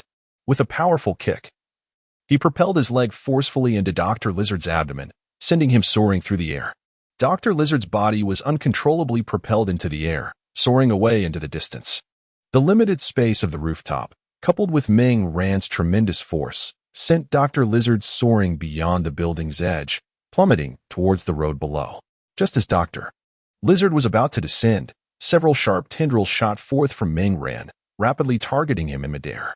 Accompanied by a piercing sound, the tendrils pierced through Dr. Lizard's limbs, pinning him in the air. Unable to leverage any support, he could only thrash helplessly, consumed by impotent rage. Ming Ren manipulated the tendrils to draw Dr. Lizard back, retracting them from his body. The tendrils withdrew, dragging forth a spray of blood from Dr. Lizard's wounds, and he once again began to plummet, but this time, the ground below was not the empty rooftop. As Dr. Lizard descended, just before making contact with the rooftop, countless dark spikes erupted, piercing through his body. Following this, the dark spikes transformed into soft tendrils, intertwining to form an immense black net, gradually tightening around Dr. Lizard, ensnaring him like a dark cocoon, rendering him immobile. Having subdued Dr. Lizard, Ming Ren turned his gaze towards Gwen. She had extracted the green reagent from the device, while on the other side, Peter climbed up with the antidote in hand. Upon seeing Gwen had retrieved the green reagent, Peter leapt powerfully, landing securely next to the device. He quickly placed the antidote into the apparatus as the countdown dwindled to just 1 minute. Observing the remaining time, Ming Ren briefly communicated with Gwen and Peter before preparing to replicate his abilities, confident that 1 minute would suffice. With a thought, he tightened the black net around Dr. Lizard, transforming him into an impenetrable cocoon. Calming his mind, Ming Ren soon heard the familiar electronic voice announce, "Congratulations, host. You have acquired a new ability, Super Regeneration, possessing an exceptionally rapid healing speed, though slightly slower than that of the lizard monster due to genetic alterations." Ming Ren mused, although it may not quite match that creature, it is undeniably powerful. Opening his eyes, he retracted his combat suit and Venom from his left arm, revealing his skin, and then drew a dagger to make a cut on his arm. As the blade sliced through, a wound instantly appeared, but before much blood could escape, it began to heal rapidly, vanishing within mere breaths, leaving only a faint trace of blood from the initial cut. Experiencing this newfound ability, Ming Ren could hardly contain his joy. This power was undoubtedly one of the most remarkable he had recently acquired, the other being teleportation. As Ming Ren had just absorbed his newfound abilities, the countdown of the Kanali device reached its conclusion nearby. With the device releasing the antidote into the air, a deep azure cloud formed in the sky. It was twilight, the sun was setting, and all the citizens would forever remember the extraordinary sunset of this day. As the clouds billowed, specks of blue light descended, gradually restoring the monstrous appearances of those affected by Dr. Lizard's spray back to their human forms. Dr. Lizard, who had been liberated, lay on the ground as the blue radiance enveloped him, slowly erasing his monstrous visage. His once emerald eyes transitioned back to a serene azure, and the madness within him faded away. Dr. Connors, bare and dazed, lay on the ground, grappling with the tumultuous memories swirling in his mind. After a moment, clarity began to dawn upon him as he recollected his previous actions, supporting himself with his left arm. He wobbled to his feet and staggered towards the edge of the building. Ming Ran stood still, observing Dr. Connors, while Gwen and Peter approached, joining him in watching Dr. Connors make his way to the building's edge. As Dr. Connors neared the precipice, a sudden thought seemed to strike him. He turned to them and spoke in a solemn tone. "Could I trouble you for a piece of clothing?" At this, Ming Ran retrieved a set of clothes from his space and tossed it to Dr. Connors. "Thank you," Dr. Connors said as he donned the clothing with haste. Soon fully dressed, he resumed his approach to the building's edge. Finally, he stood at the brink of the rooftop. "Dr. Connors, this is not entirely your fault," Peter said to the figure standing with his back to them. Upon hearing this, Dr. Connors turned, looking at Peter with a gentle shake of his head, a soft smile gracing his lips. "No, it is my fault. Perhaps I should have met my end long ago." With those words, he turned away once more, opened his arms wide, and plunged downwards into the abyss below. There followed a dull thud, and then silence enveloped the space where Dr. Connors had once stood. Chapter 46. The birth of the devil. A few days have passed since the resolution concerning Dr. Lizard, and the police investigation has yielded an official conclusion. The majority of blame has been cast upon the late Dr. Connors, a fate that bears little consequence for him now that he has departed from this world. Ming Ran and his companions have returned to their quotidian lives, with Ming Ran reveling in his newfound abilities. Initially, he had intended to confront Dr. Connors personally. Considering the significant harm he had inflicted upon so many, resulting in numerous fatalities, there was no justification for allowing him to escape retribution. However, Ming Ran was surprised to find that Dr. Connors had chosen a dignified exit, thereby sparing Ming Ran the effort of providing him with a semblance of honor in his demise. During this period, the activities of Blackwater Corporation have fallen silent. After Ming Ran eliminated 3 of Blackwater's mercenaries and the Crocodile Gang, the corporation ceased to pose any further threats, which left Ming Ran somewhat astonished. It seems the villains of today possess a measure of intellect, eschewing mindless aggression. Ming Ran even contemplated the possibility of encountering more mutated mercenaries, hoping they might bestow additional skills upon him, for even the smallest mosquito is still a morsel. He would not refuse extra power. Yet, with their inactivity, Ming Ran found himself unable to provoke Blackwater into action. His understanding of the organization remains insufficient. Prudence is essential. It would be wise to gather more information before taking any decisive action, ensuring a more stable approach. As Ming Ran and his companions continued their routine, significant developments unfolded within the Osborne Group. In a clandestine laboratory, Norman Osborne was engaged in research alongside several scientists. Clad in a white lab coat and seated in a wheelchair, he was tethered to a respirator, his body ravaged by a merciless illness that aged him beyond his years, rendering the man in his 40s to appear as though he were in his 50s or 60s. Norman's gaunt visage bore a tinge of green, and his weary eyes occasionally flickered with pain, emanating an aura of decay. The scientists were presenting their latest findings to him. As he listened, deep in thought, he inquired, "What progress has been made with the green lizard serum?" The scientists exchanged apprehensive glances, and the lead researcher responded, "We have made some advancements and have devised a method to mitigate the side effects of the serum. However, there remains an issue. As we reduce the side effects, the efficacy of the serum diminishes as well. We are still seeking a solution to this problem." "Damn it," Norman exclaimed in frustration, his voice low and furious. Time was not on his side. He needed to eradicate this hereditary affliction before it claimed him. He could not bear the thought of Harry enduring a fate akin to his own, living a life more agonizing than death itself. Norman's thoughts drifted to the deceased Dr. Connors. If only he had survived, his presence would have hastened their progress. Agitated, he succumbed to a fit of coughing, the turmoil in his mind manifesting physically. Once he regained his composure, he gestured for the scientists to resume their work and instructed those behind him to wheel him to another desk. Before he transformed into this state, he often sat behind this desk, lost in contemplation while conducting his research. Many of the Osborne Group's achievements were birthed from his intellect. Norman settled at his desk, once again engaging in writing and calculations, a practice he had long abandoned since his body had deteriorated. Now, he found himself in a predicament. The experiment had reached a critical juncture, and Dr. Connors, responsible for this step, had encountered an unforeseen incident. He felt utterly bereft of options. He needed to utilize his limited time to defuse the bomb threatening Harry. He had dedicated his entire life to this endeavor and could not afford to falter at the final hurdle. Enduring the discomfort afflicting his body, Norman sat at his desk, organizing his thoughts. Ideas and hypotheses flickered through his mind, which he promptly jotted down, urging the nearby scientists to test these conjectures for feasibility. Tom quietly slipped away. He had been seated for a full 12 hours, an immense burden for a healthy individual, let alone for someone in his precarious condition, akin to a poison that hastened demise. Yet, Norman dared not pause, fearing death might claim him before he could resolve this issue. Those behind him had reminded him countless times to rest and take his medication, but he consistently rebuffed their concerns. Once more, he was urged to take a break, but this time, Norman acquiesced, sensing his exhaustion mounting. Just as those behind him began to pull his wheelchair away for him to rest and medicate, Norman's frail hand suddenly grasped the desk. Gasping for breath, he firmly declared, "Just a moment longer."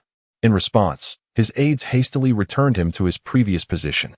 Norman seized his pen and paper, fervently scribbling once again. Soon after, he summoned the researchers, imparting his thoughts to them. They gathered around, captivated by his explanations, their eyes alight with hope. Once his exposition concluded, they took the notes and commenced their tasks, all believing this might be the closest they had ever come to success. At that moment, Norman had no desire to retreat. This revelation stirred his spirits, and he sensed that the moment to alter the Osborne family's fate was imminent. He anxiously observed the researchers at work, awaiting the outcome. After a while, several scientists congregated around a device, prompting Norman to ask his aides to push him closer. A crowd encircled an apparatus that spun rapidly, emanating an eerie green luminescence. Moments later, the device ceased its motion, and the researchers extracted 5 vials from within. This was the product of their earlier hypothesis, representing their closest step toward success, yet the ultimate verdict would await the final experiment, as one leading researcher informed Norman. Norman nodded, striving to calm his tumultuous emotions, and solemnly instructed, "Conduct the experiment promptly. I will await your results right there." With that, he signaled to his aides to return him to his previous workspace. He reclined slightly in his chair, closing his eyes to rest as he awaited the experiment's outcome. Several hours passed before the slumbering Norman was roused by those nearby. The results had emerged, and the researchers stood before his desk, clutching the report. Norman's countenance was grim, the toll of prolonged fatigue rendering his body nearly beyond endurance. However, more disconcerting than his physical exhaustion was the apprehension he felt upon observing the researcher's troubled expressions. A foreboding sensation washed over him. In a low voice, he inquired, "What are the results?" "Speak freely." The lead researcher glanced once more at the report before responding, "Sir, the experimental results are in. However, they diverge somewhat from our expectations. While we have established that it exhibits efficacy, we cannot ascertain whether this effect is beneficial to your body. After all, you are the sole individual afflicted with this ailment. Although our observations of your blood indicate the reagent's usefulness, its efficacy throughout your entire body, across various organs, remains untested, thus precluding any definitive conclusions. We may require additional time to address this issue." As Norman listened to the researcher's elucidation, he furrowed his brow in contemplation. After a moment, he stated, "Without a test subject, we cannot determine the ultimate effect. Therefore, proceed with its application.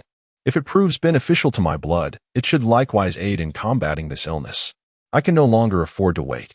The lead researcher was taken aback by Norman's assertion and immediately sought to dissuade him from such impulsiveness. Yet, Norman merely shook his head, reiterating, "I can no longer afford to wait." He then forcefully commanded them to commence preparations. Observing his resolute demeanor and recalling his circumstances, the researchers could only acquiesce with solemn nods. After a brief interval, the apparatus was ready. Norman was gently placed upon a cylindrical, inclined testing platform, encased in thick glass. Once he was situated, the researchers affixed sensors to his chest and various points on his body, securing him firmly to the experimental table. As the glass chamber began to close, Norman addressed those outside, saying, "If I perish, preserve this data. Utilize it to continue the experimentation until success is achieved, and ultimately cure Harry's affliction." The researchers who had assisted him nodded in agreement. With that, Norman closed his eyes, preparing for the experiment. He had long since composed his last will, anticipating that Harry would comprehend everything in due course. As the glass chamber sealed, a researcher began pressing buttons on the adjacent apparatus. In response to his commands, small syringes filled with a green reagent emerged from the sides, piercing Norman's arms and legs. As the reagent was introduced into his body, his physiological indicators began to fluctuate dramatically, surpassing all expectations. The monitoring devices emitted alarms, and within the glass chamber, Norman began to cry out in agony. The leading researcher, upon witnessing the unfolding scene, contemplated shutting down the apparatus and terminating the experiment. However, just as he was about to proceed, Norman within the glass enclosure widened his eyes and bellowed furiously, "Do not stop, continue." After uttering this command, Norman resumed his agonizing wails. The researcher, compelled by the urgency of the moment, pressed another button, and suddenly, a green mist surged forth, enveloping Norman in its embrace. As the mist permeated the enclosure, Norman's tormented cries gradually subsided, prompting a collective sigh of relief from all present. Yet, without warning, an eerie laughter erupted from within the glass chamber, where Norman Osborn was shrouded in the verdant haze. Chapter 47. The Green Goblin. Norman Osborn. A chilling, eerie laughter resonated from within the glass enclosure, sending shivers down the spines of the researchers who had just begun to relax. The unsettling sound was enough to raise the hairs on their necks, and their hearts raced as they fixated on the glass chamber, anxiously awaiting the dissipating green mist. The sinister laughter lingered for but a moment before fading into silence, leaving only the hum of the instruments in the laboratory. As the green smoke gradually receded, Norman's figure began to emerge, starkly transformed from the gaunt, ailing man who had entered moments before. Now, shrouded in the emerald haze, he appeared to have regained the robust vitality he had lost to illness, astonishing the onlookers. With a renewed brightness in his eyes, devoid of fatigue and despair, Norman awoke, revealing a profound verdant gleam within his gaze, observing his revival without any apparent anomalies. The researchers eagerly manipulated the apparatus to lift the glass cover. Norman, unassisted, leaped from the examination table, exuding an aura of remarkable health.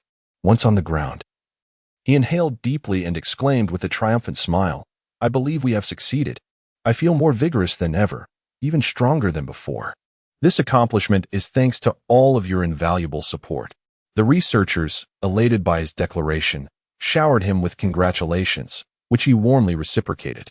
Amidst the jubilation, a bespectacled researcher in his 40s, named I.B., furrowed his brow with unease. As the head of the laboratory and a close friend of Norman, he had been the driving force behind the experiment.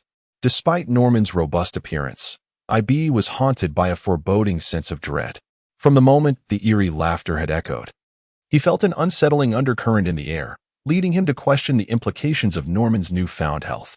Though I.B. witnessed Norman's astounding transformation, he could not shake the feeling that something was amiss. Approaching Norman with a smile, he voiced his concerns. "My dear brother, why do you seem so untroubled? Look, my ailment has vanished." I.B. hesitated, then softly replied, "I believe this experiment must continue." Norman frowned, inquiring, "Why do you say that? Does my restored health not signify something?" Shaking his head, I.B. explained, "I recognize that you are healed, but that does not dismiss the possibility of issues with the serum. We must refine it further, especially considering Harry." "Enough!" Norman suddenly exclaimed, "I have already stated that this matter requires no further discussion." He then turned and commanded, "Seal off this laboratory. Everyone move to another location. This experiment is concluded." I.B. hesitated, but observing Norman's unfamiliar silhouette, he swallowed his words, sighed, and shook his head. Subsequently, all the researchers departed in an orderly fashion. The laboratory was sealed, relegated to the annals of history. As I.B. gathered his belongings, he cast a glance back at the laboratory's entrance, shook his head, and departed. Norman returned to his office on the top floor, reclining comfortably in his chair as he gazed out at the view from the floor-to-ceiling windows. Since his condition had begun to deteriorate, he had not set foot in this space for quite some time, having been confined to a specially designed ward while remotely managing Osborne Enterprises. At that moment, the office door swung open, and Norman's secretary, clad in high heels, gracefully approached his desk. In a soft voice, she informed him, "Mr. Osborne, the meeting begins in 15 minutes. You may proceed now." Upon hearing this, Norman turned his chair to face her, admiring her alluring figure encased in professional attire. He replied with a smile, "I understand, but I suspect I may arrive a tad late. What do you think?" The secretary responded with a captivating smile, her beautiful eyes sparkling with charm. She then swayed her supple waist, leaning against Norman, gently brushing her body against his robust frame. As night descended, the Osborne group stood deserted. Before the sealed laboratory, IB cautiously approached the door, carefully dismantling the seal before entering the code to unlock it and slipping inside. Once inside the laboratory, IB exhaled in relief, switched on the lights, and began to manipulate the instruments. He resolved to clandestinely continue his research on the serum. This endeavor was not solely for Norman, but also for Harry, who was still young. He could not afford to gamble with a half-finished serum, especially given that the nature of Norman's affliction remained unclear to him. As IB fiddled with the test tubes, lost in thought, a voice suddenly resonated from behind him. IB, you are indeed as disobedient as I expected." Startled by the unexpected voice, IB swiftly turned around. In the dim light, he discerned Norman Osborne staring intently at him. Seeing Norman's presence, IB steeled himself and candidly stated, "Norman, why do you not trust me? We are good friends, and I watched Harry grow up. How could I wish harm upon you? This serum truly requires refinement. Please grant me a little more time." His plea became tinged with desperation as he spoke the last words. Norman continued to regard IB with an impassive expression, gradually advancing towards him. Faced with the unsettlingly unfamiliar Norman drawing near, IB felt a surge of panic, instinctively retreating until he found himself cornered by the table. Norman approached IB, his tone icy. "I have already stated that this reagent is perfect. No further experiments are necessary." However, IB attempted to speak, only to be abruptly seized by the throat by Norman's outstretched hand. Struggling for breath, IB managed to utter, "And Norman, we are brothers." "Harry." Upon hearing IB's fragmented words, a flicker of uncertainty crossed Norman's cold visage, his eyes betraying a hint of internal conflict. His expression twisted into a grimace, and his grip momentarily slackened. Yet, the green glint returned to his eyes, solidifying his previously softening demeanor back into frigid resolve. As Norman's expression turned once more to ice, his grip tightened, rendering IB's feeble struggles futile against Norman's strength. With a sharp crack, IB's neck succumbed under the pressure, his head lolling forward lifelessly. Witnessing IB's broken form, Norman's countenance softened slightly. He instinctively recoiled, stepping back as if scorched. Staring at the contorted body of IB crumpled on the ground, a memory flickered in Norman's mind, and his cold demeanor was overtaken by fear and disquiet. "What have I done? What have I done? I'd have killed IB?" he murmured in horror, cradling his head in disbelief. Suddenly, a chilling, sinister voice echoed, "Heh, is this how you react to eliminating a nuisance? Truly pathetic. We have been reborn." Norman, alarmed, scanned his surroundings, shouting, Who is speaking? Who are you?" The eerie voice continued, "I am you, and you are me. We are one. Move forward, yes. Take another step, behold me, for we are reborn." Murmuring to himself, Norman followed the voice's guidance, advancing. Suddenly, he halted as a large pane of glass appeared before him, reflecting his own visage. Do you see it? Rebirth. Ha ha ha ha. The reflection of Norman's face twisted into a maniacal grin, and as he gazed into the glass, his own lips curled into a smile, joining his reflection in a cacophony of laughter, the green light in his eyes intensifying. Chapter 48. School Parents' Day. Meng Ran's orderly life finally encountered some turbulence. However, this disturbance did not stem from perilous troubles, but rather from the routine of school life. Zhongqing High School was hosting Parents' Day, an event that required students to bring their parents to engage in school activities. The agenda included watching performances together, allowing parents to experience the esteemed cultural atmosphere of Zhongqing High School, while also providing a promotional opportunity for the school to attract future students. Both of Meng Ran's parents attended, with Zhao Li deliberately canceling all her commitments for the day to participate in this event. Naturally, Meng Hua, as Ms. Zhao Li's faithful companion, could not be absent either. Early in the morning, after a hearty breakfast, the Meng family set off for the school. Upon arrival, they were greeted by a bustling crowd, with students wandering about with their parents. Gradually, the Meng family immersed themselves in the lively atmosphere. After strolling around with his parents for a while, Meng Ren encountered Peter and Uncle Ben. After exchanging greetings, they began to explore together, and soon spotted Gwen with her father, George, as well as Mary Jane with her mother. Since they were all acquaintances, they took a moment to introduce their parents to one another. This was the first meeting between Meng Ran's parents and Gwen along with her father, and it was also George's first encounter with Meng Ran's parents. Both parties engaged in amiable and cordial exchanges, leaving one another with favorable impressions. George was certainly aware of the close relationship between Gwen and Meng Ran. It was evident to anyone with eyes. Zhao Li and Meng Hua shared similar sentiments, appreciating the charming and graceful Gwen, and they thought Meng Ran had made an excellent choice. While Peter and Mary Jane were engrossed in conversation, Uncle Ben proved to be much more humorous and engaging than Peter, resulting in a joyful dialogue. As the time for the performances approached, Meng Ran and his companion strolled toward the venue while continuing their conversation.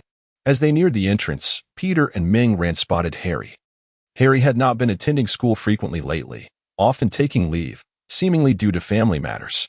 Meng Ran and Peter greeted Harry, who responded enthusiastically, his spirits notably high today, as his father had finally recovered and was able to accompany him to the Parents' Day event. Harry introduced his father to Meng Ran and Peter, who were both curiously observing the handsome middle-aged man before them. Although Meng Ran had known Harry for some time, this was his first encounter with Harry's father. As for Peter, despite knowing Harry longer, he too had never met Harry's father. Norman smiled warmly, exchanging pleasantries with Meng Ran, Peter, and the other parents. Harry was delighted to join Meng Ran and Peter, engaging in discussions about recent happenings. Eventually, they reached the performance venue and settled into their seats, ready to enjoy the show. Meng Ran even spotted Flesh with his parents. Ever since their initial conflict upon Meng Ran's arrival at the school, Flesh's demeanor had notably improved. He no longer bullied his classmates and was now focused on basketball. After watching the program, Meng Ran parted ways with several individuals, each accompanied by their parents to explore for a while longer before heading to the dining hall for lunch. The afternoon would also feature inter-school sports competitions, including basketball, football, and baseball. After a brief stroll with his parents, Meng Ran arrived at the dining hall, which offered a diverse selection of American and Mexican cuisine, though Chinese fare was limited to rice. As Meng Ran and his parents settled down to eat, his attention was drawn to Harry and his father not far away. Norman instructed Harry to get their meals while he engaged in conversation with another parent, though the atmosphere appeared rather tense. Meng Ran, able to overhear their dialogue from a short distance, found the exchange quite intriguing. The man spoke arrogantly to Norman, remarking, "You're quite fortunate. I thought our next encounter would be at your funeral." Norman retorted coldly, "Mac, your mouth remains as foul as ever. What you say is inconsequential. I have recovered, and the Osborne group remains under my control." Mac's expression turned mocking as he listened to Norman. "It seems you are still unaware of your predicament," per Norman. "Allow me to enlighten you." Leaning closer, he whispered, "Tomorrow as shareholders' meeting is when you'll be ousted, Norman. You should have just perished. At least then you could be remembered as a success." Upon hearing Mac's words, a fierce glint ignited in Norman's eyes, a sinister green hue emerging from their depths. In a swift motion, he seized Mac by the throat. Mac, initially reveling in his triumph, suddenly found himself choking and gasping for breath. He struggled to pry Norman's powerful grip from his neck, but Norman's hands were as unyielding as iron. Their altercation caught the attention of nearby parents, who turned to observe. At that moment, Harry approached with his meal in hand. Noticing his son, Norman released Mac, who staggered back, rubbing his reddened neck with a venomous glare directed at Norman. Unfazed, Norman returned Mac's gaze, the green light in his eyes intensifying. Ultimately, Mac huffed in irritation and turned away. Harry reached his father and inquired with confusion, "Dad, what just happened?" Norman replied with a smile, "Nothing of consequence, just a discussion with a colleague." He then took the plate from Harry's hands, and together they made their way to a table. As Meng Ran continued to eat, he kept a watchful eye on the unfolding situation. The earlier conversation and confrontation seemed peculiar to him. Norman Osborn, Harry's father, had recently been gravely ill and, astonishingly, had recovered in just a few days. If he had indeed been healed, then what accounted for the fierce intensity and green light in Norman's eyes, as well as his formidable strength? Was this miraculous recovery accompanied by some inexplicable enhancement? Or had Norman been robust even before his illness, regaining his vigor immediately upon recovery? Meng Ran pondered over the peculiarities he had just observed in Uncle Norman, musing to himself, could it be that this Norman had also been bitten by a spider? Were these spiders procured in bulk? How could there be so many, all connected to the Osborn group? Could it be that the Osborn group has developed a new drug that enhances one's strength? Meng Ran struggled to make sense of it all, yet clarity eluded him. Never mind, he thought. He would discuss it with everyone at the base and analyze the situation together. With that, Meng Ran gathered his thoughts, setting aside the matter for the moment. After the afternoon activities concluded, Meng Ran informed his family and hurried off to the secret base. Venom was quite displeased with Meng Ran's actions. After all, if he had just waited a bit longer, they could have indulged in some delectable ribs. Oh, the fragrant ribs were now a lost cause. Sensing Venom's discontent, Meng Ran attempted to console him as he hurried along. "Don't worry. I just told Peter to pick up some pizza and drinks on his way. There's a pizza place near his house that serves delicious pies. Don't you remember how you devoured 2 large ones last time?" Despite Meng Ran's reassurances, Venom continued to grumble. "I didn't get to eat anything tasty at noon. And now I can't even have ribs in the afternoon. Pizza is fine, but it simply cannot compare to ribs." Meng Ran chuckled in response. "All right. Today you shall have 3 slices of pizza, along with a large bottle of cola." This perked Venom up a bit. "That sounds good, but I want my cola ice cold." "A Pepsi slushie, please." Meng Ran replied with a grin. "No problem. I'll let Peter know to grab extra." With a burst of speed, Meng Ran swiftly arrived at the secret base. Shortly after he entered, Peter arrived, laden with 2 hefty bags. "Phew. Spider-Man delivery. This is so exhausting." Carrying all these things while swinging around, Peter lamented. As Meng Ran and the others arranged the pizzas, Venom peeked out from Meng Ran's shoulder, his adorable head bobbing as he rasped, "Hey, little spider, my cola hasn't been shaken up too much, has it?" Peter, feeling a bit guilty, replied, "It should be fine. My hands are quite steady." Venom eyed him suspiciously before twisting off the bottle cap. Suddenly, a geyser of cola erupted from the bottle, splattering Venom's face. Venom instantly opened his mouth wide and lunged after Peter, who quickly darted away, leading to a merry chase around the base. Meanwhile, Meng Ran, Gwen, and Mary Jane calmly enjoyed their pizza, watching the spectacle unfold. After a while, Meng Ran called out to Venom, "If you don't come back soon, the pizza will be gone." At this, Venom promptly returned and began munching on the pizza, for it was far less satisfying than what Peter had brought.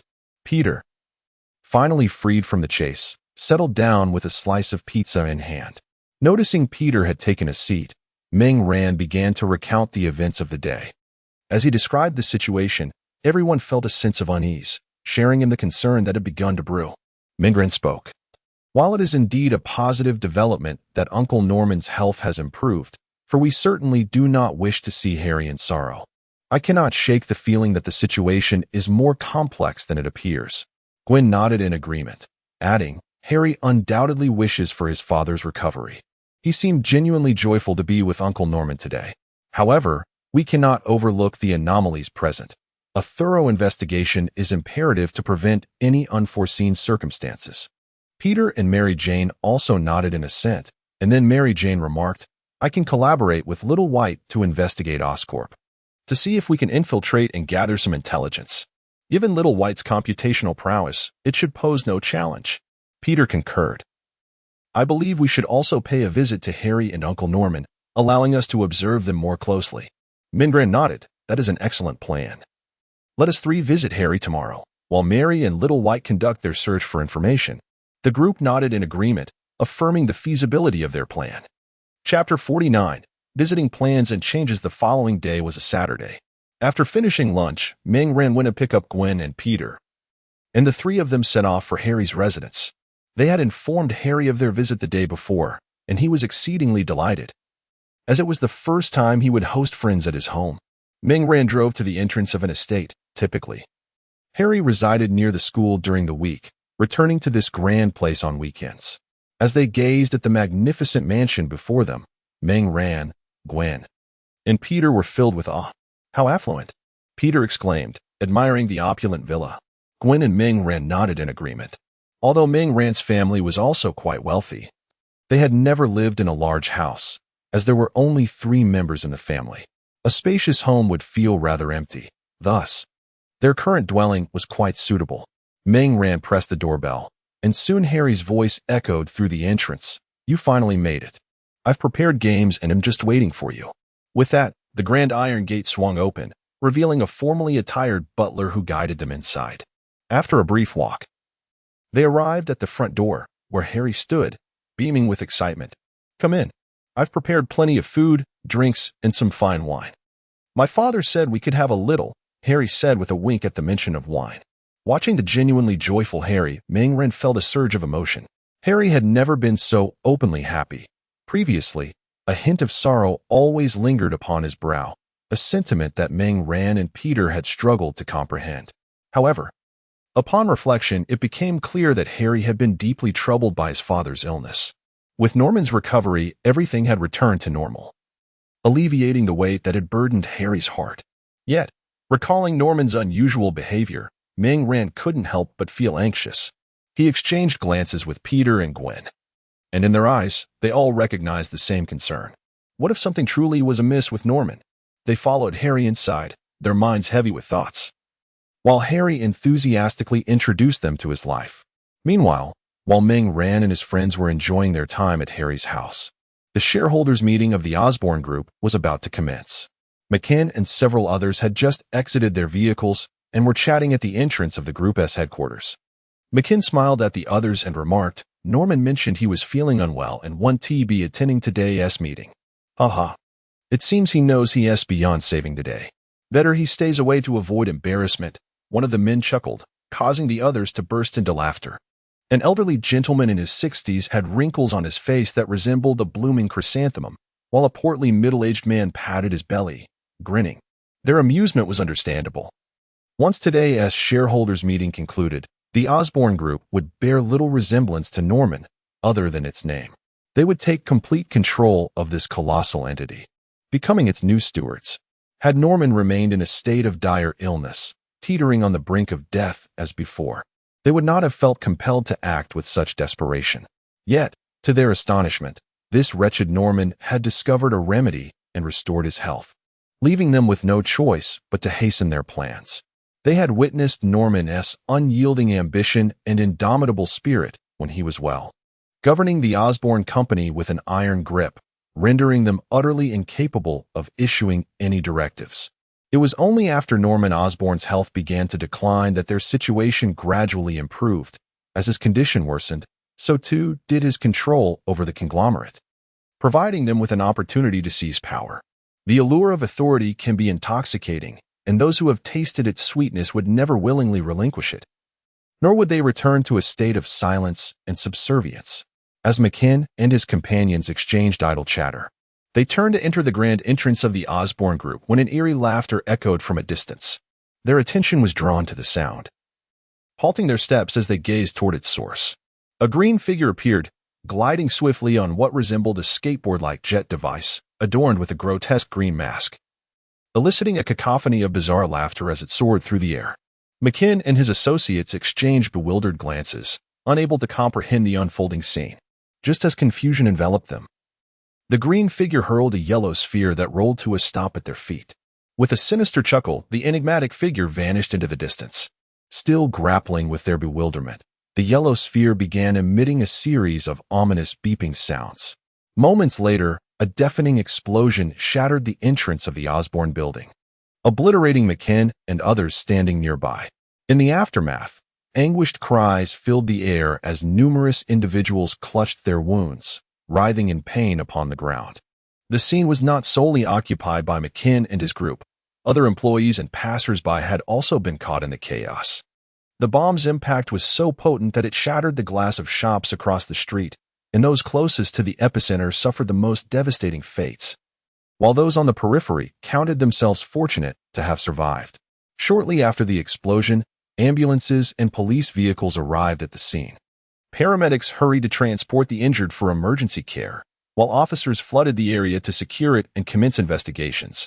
A short while later, another police car screeched to a halt, from which George Stacy emerged, surveying the devastation before him as he listened to reports from his subordinates. Frowning, George reflected on how, since the emergence of those masked vigilantes known as the Demon Heroes, crime rates in New York had steadily declined, plummeting to an unprecedented low with the gradual dismantling of the Crocodile Gang. He had hoped that after such arduous efforts, his work would finally become less burdensome, only to find that unrest had once again begun to grip the city. First, a lizard-like creature suddenly appeared, and now there's a bomb terror attack. George couldn't fathom what was happening.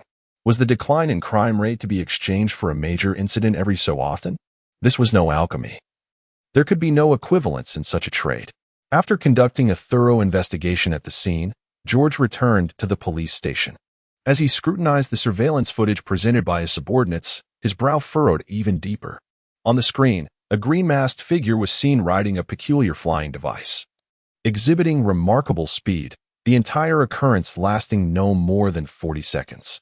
The sequence unfolded as this enigmatic figure emerged from one street, gliding through the air on a board-like contraption, soared to the entrance of the Osborne group, hurled a bomb, and then cackled away from the scene. Just 3 seconds after his departure, the bomb detonated, transforming the entrance of the Osborne group into its current state. Another oddity, following the lizard creature. This bomber had now emerged. George mused silently, running his hand over his head, and sighed before resuming his work. Yet another exhausting day lay ahead. Meanwhile, in Harry's home, Mingran and others were engrossed in a video game. They had been there for 20 to 30 minutes, and had yet to see Norman Osborn make an appearance. Mingran casually inquired, "Oh, isn't Uncle Norman home? Did he go to the office?" Gwen and Peter continued their game with an air of nonchalance, yet their ears were perked, listening intently. Harry, focused on the large screen before him, replied while maneuvering his controls, "Dad's at home. I saw him head to the study just a moment ago. I mentioned that you all were coming over, and he said he would come by to greet you."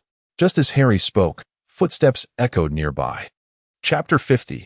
The Green Goblin's Information in the Four Corners Alliance. Harry, the guests have arrived, yet you seem oblivious to call for me, Norman remarked with a hint of reproach. He then turned to Mingran and his companions, smiling as he said, "Greetings. Harry is truly fortunate to have such remarkable friends." Harry had previously mentioned Mingran and his group to Norman, who was well aware of their reputation as the top 3 students from Zhongqing High School. Norman was indeed pleased with them. Having such connections would prove immensely beneficial for Harry. Mingran and his friends promptly returned the greeting. Norman gestured for them to join him in the dining room, where an array of snacks and beverages awaited. As they engaged in light conversation, they also discreetly observed Norman for any signs of abnormality. So far, Norman appeared perfectly normal, amiable and humorous, exhibiting no peculiar behavior.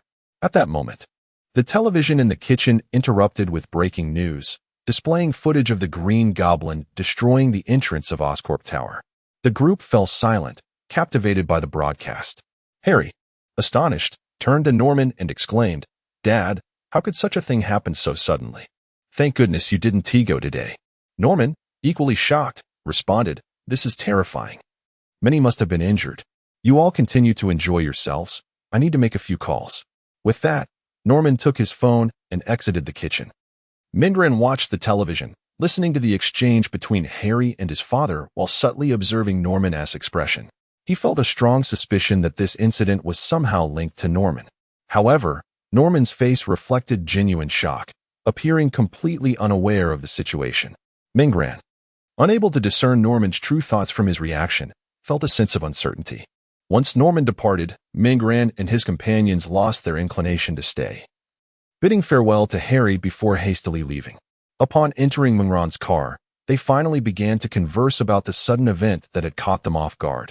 Filled with confusion and curiosity, they all sensed an underlying connection between this incident and Norman, yet could not identify anything amiss.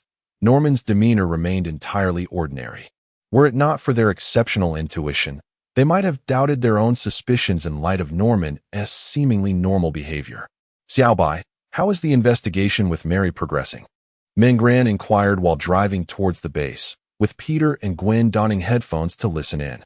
Xiaobai reported, based on the information gathered from Oscorp and aligning it with the current situation, there are a few useful insights.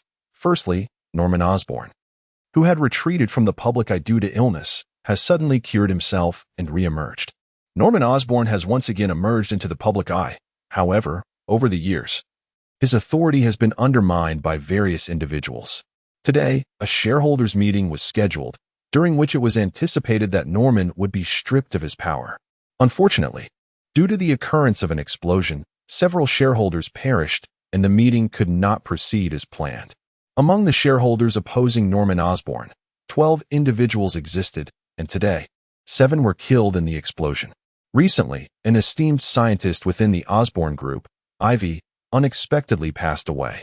This individual was a longtime friend of Norman Osborn and had been responsible for overseeing Norman's treatment during his illness. The official explanation provided by the Osborn Group regarding Ivy's death was that an explosion in the laboratory led to his demise. As Mingran listened to Xiaobai's report, he swiftly made his way to the base. Upon arriving, Mingran and his companions gathered around a table, examining the projected information as they analyzed the day's events. Mingran initiated the discussion. Based on this information, Norman Osborn is highly suspicious. Whether it pertains to the death of the scientist Ivy or the bizarre attack and explosion outside the Osborn Group's headquarters. Peter nodded in agreement. Additionally, from what Mingran observed at school, Norman possesses formidable power, accompanied by a fierce and green glow in his eyes. Mary Jane interjected.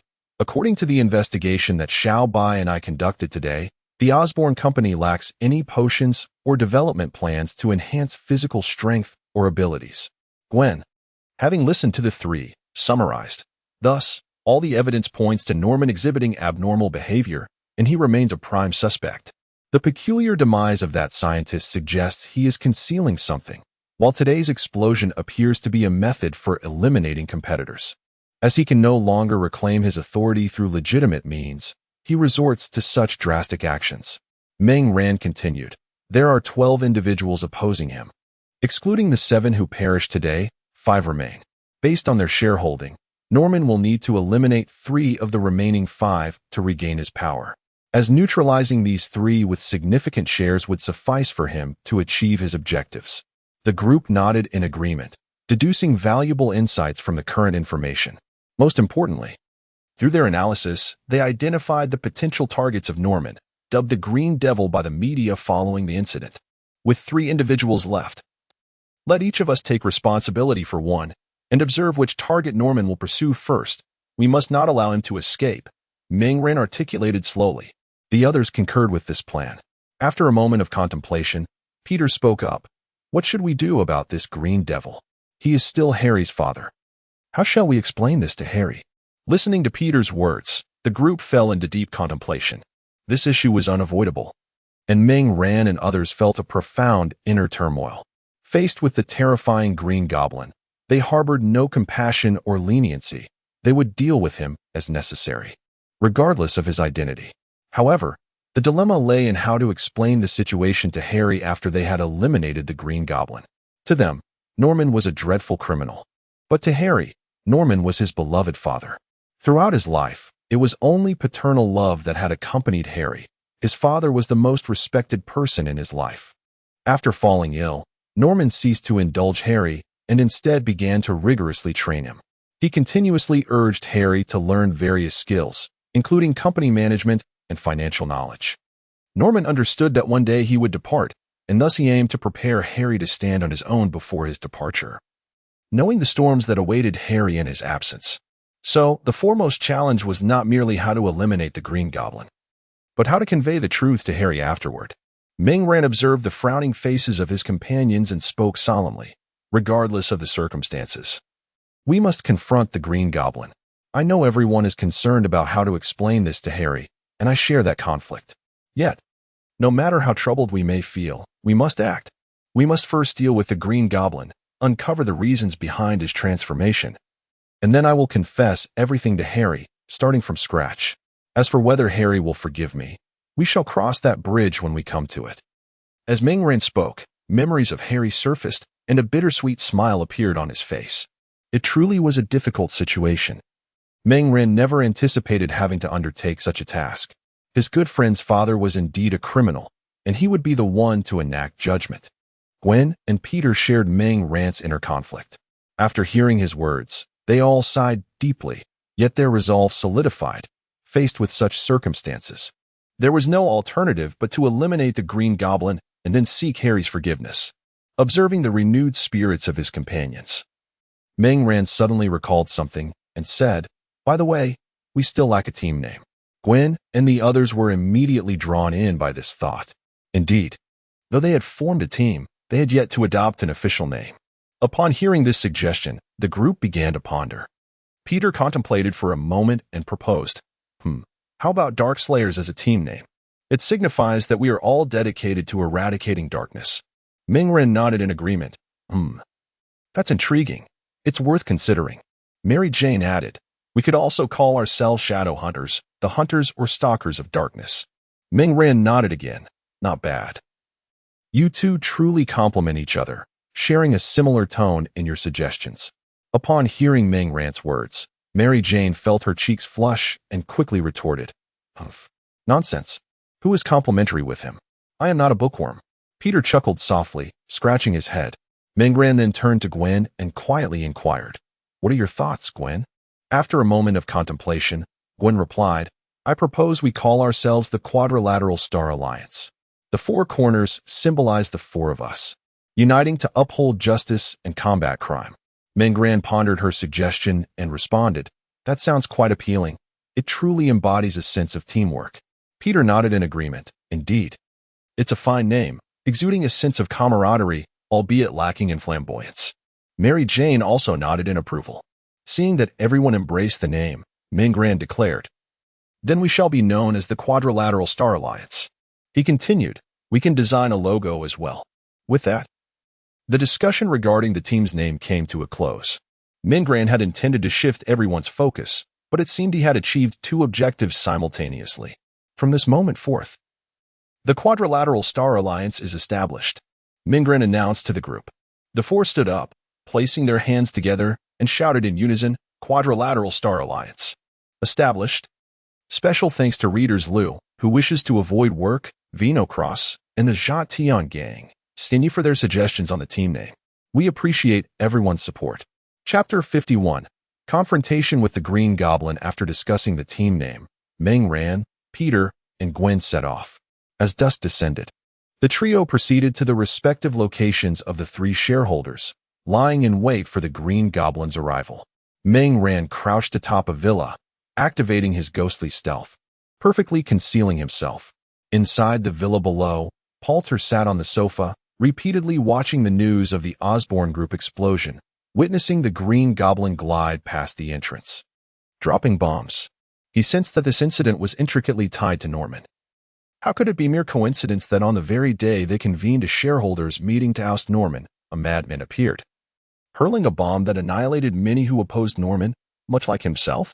Poulter could not fathom that the culprit was indeed Norman. He presumed it was a hired assassin sent by Norman to eliminate his adversaries.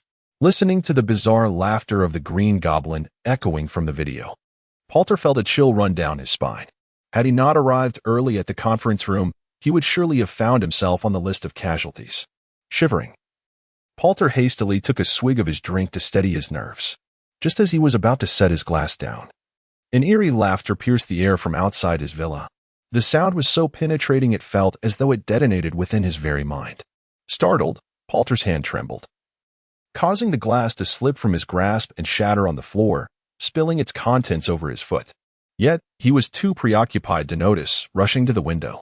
Amidst the chilling laughter, a green figure on a peculiar skateboard drew closer, soaring through the air as if performing acrobatics, intermittently dropping yellow bombs that erupted violently upon impact. As the Green Goblin advanced towards the villa, Palter's face blanched in terror, and he sprinted back into the room, realizing that the expansive floor-to-ceiling window offered him no sense of security. From the rooftop, Meng Ran narrowed his eyes, observing the approaching menace. Xiaobai, inform Gwen and Peter that the Green Goblin is here with me. They should come this way. He then activated the recording feature of his combat suit's visor. While issuing instructions to Xiaobai, Meng Ran continued to focus on the encroaching Green Goblin. As the villain neared the villa, he ceased his aerial maneuvers and launched several bombs directly at the house. Just as the bombs left his grasp, a flurry of blades shot down from the rooftop, expertly slicing each bomb before they could travel far. The Green Goblin's explosives detonated mid-air, sending shockwaves that hurled him through the air in a chaotic spin. As he was tossed about by the explosion, the Green Goblin emitted an odd shriek. Meng Ran, bemused by the sound, mused, "Could this fellow's voice be some form of sonic weapon?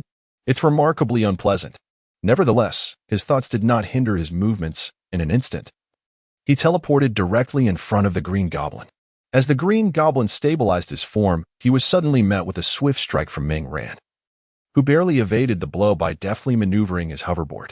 Although he escaped unscathed, a gash was still inflicted upon the side of his flying apparatus.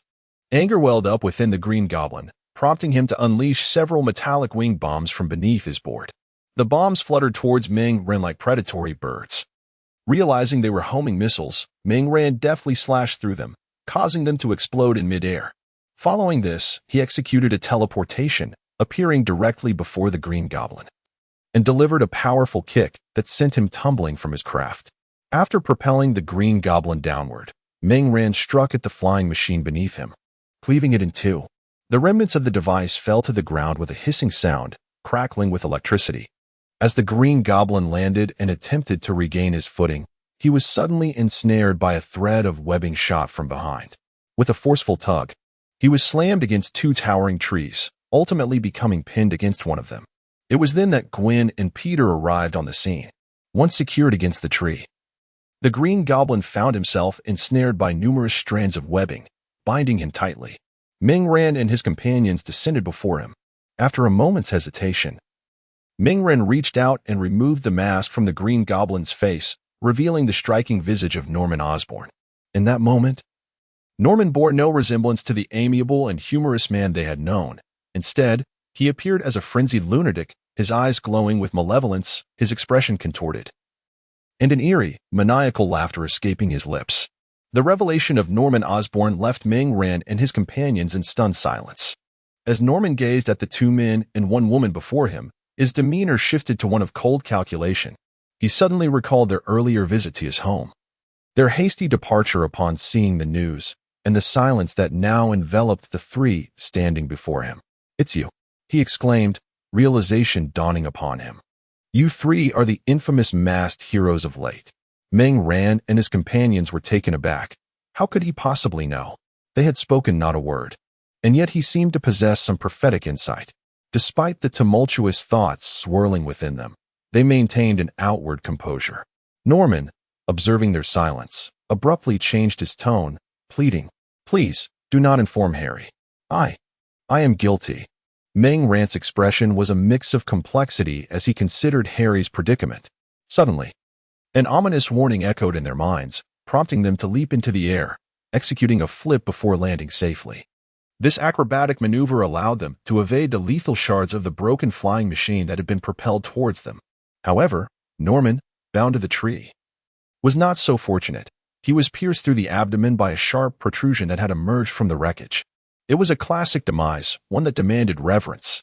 The three, having narrowly escaped the ambush, gazed at Norman in sheer horror.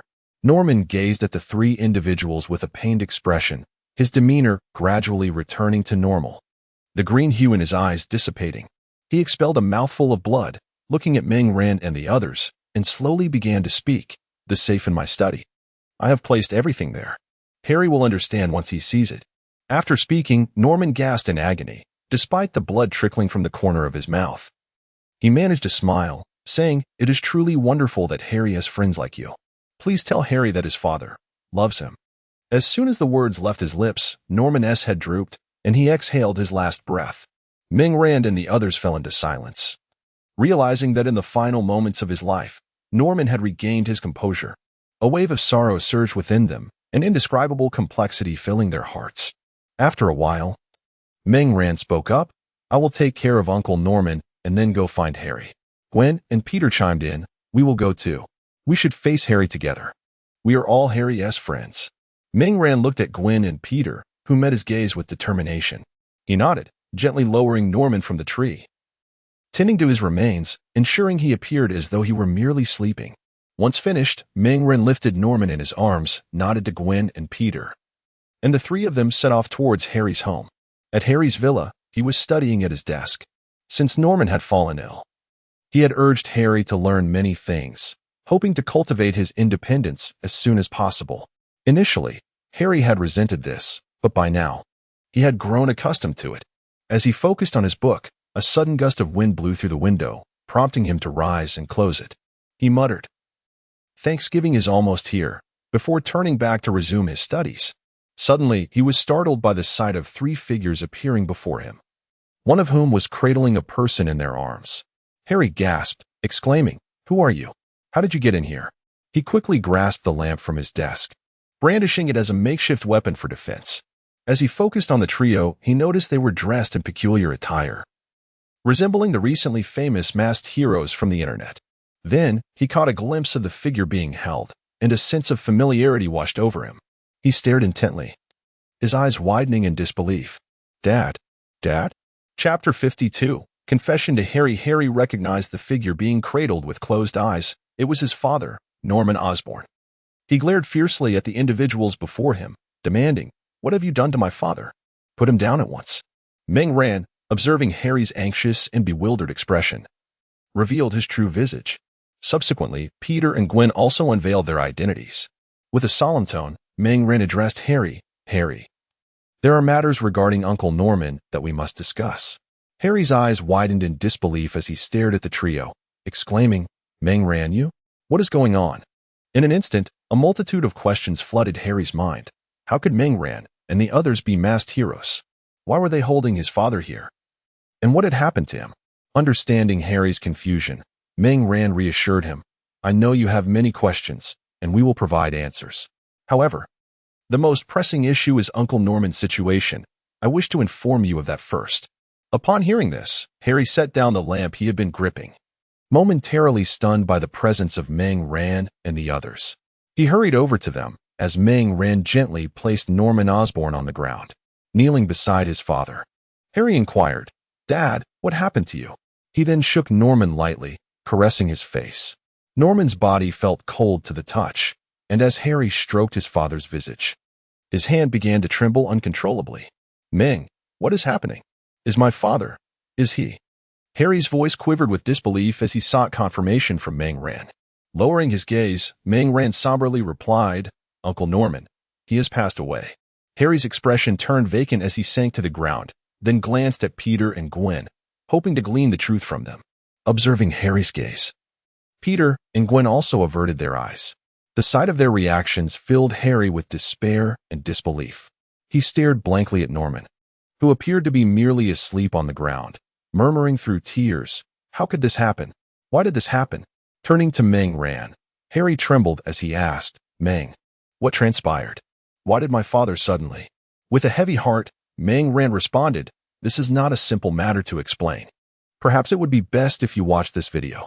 At that moment, the television in Harry's study powered on by itself, displaying a video. The footage was captured from a first-person perspective on the rooftop of a villa, showcasing Ming Rand in battle. The video began with an eerie sound echoing from afar. As Harry watched, he recalled the peculiar bomber featured in the day's news.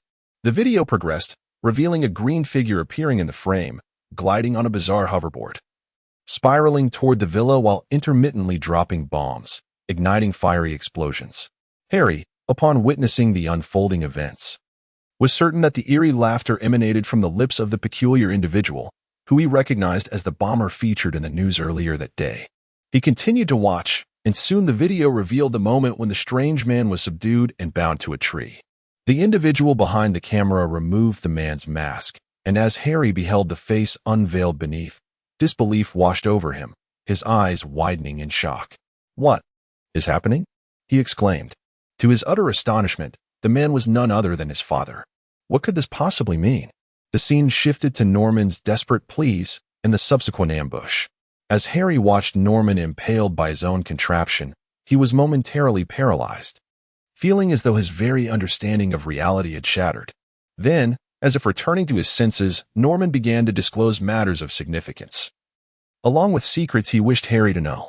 The video concluded, leaving Harry with his head bowed and fists clenched, lost in tumultuous thoughts, unable to fully comprehend the revelations he had just witnessed.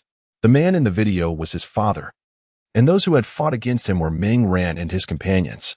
In the video's climax, Norman had recognized them, hence his confessions. Ming Ran, observing Harry's silent contemplation, gently remarked, "It was only at the end that we realized Uncle Norman was the Green Goblin." The term Green Goblin, was this the moniker bestowed upon him by others? Harry muttered to himself, "The Green Devil." He then disregarded Ming Ran and the others. Carrying Norman's lifeless body upstairs, he laid him on the bed in Norman's room, covering him with a quilt to present the semblance of peaceful slumber. The others watched in silence, unsure of how to respond to Harry's somber actions. After a moment of hesitation, they followed him upstairs. Ming Ran, observing Harry as he tenderly covered Norman, softly spoke, "Harry, it seems Uncle Norman became that way due to certain circumstances. It is not entirely his fault. He appears to have suffered from a split personality, the Green Goblin being his alter ego." Harry, however, paid no heed to Ming Ran's words, continuing his solemn task. Only after ensuring Norman was settled did he turn his back to them, fatigue evident in his voice as he requested, "Could you please leave? I wish to be with my father for a while." At this, Ming Ran and the others lowered their heads, quietly turning to depart. Just as Ming Ran had turned away, he suddenly pivoted back, placing a card on the ground, addressing Harry's silhouette. "We will wait for you here, Harry. No matter how long it takes." Harry did not respond nor turn around. Seeing this, Ming Ran and the others slipped away quietly. Back at the base, the group sat in silence, the atmosphere heavy with unspoken tension. Peter, with his head bowed, spoke solemnly, "I cannot fathom why Uncle Norman transformed in such a manner, developing an entirely separate persona." Gwen added softly, "I sense it must be linked to his recovery, yet we remain in the dark regarding the specifics." Ming Ran pondered for a moment, letting out a sigh as he remarked, "Alas, Uncle Norman must have left something for Harry that holds the answers. I just wonder if Harry will ultimately come here to seek us out." Mary Jane remained silent, while Peter, upon hearing Ming Ran's words, suddenly declared with conviction, "Harry will definitely come." Meanwhile, at Harry's home, he knelt beside his deceased father, overwhelmed with grief. He had never anticipated witnessing his father's death so abruptly, especially after Norman had miraculously recovered just days ago, bringing him immense joy. The disparity of emotions was far more distressing than when Norman had been gravely ill. In the vast room, the only sound was Harry's incessant weeping.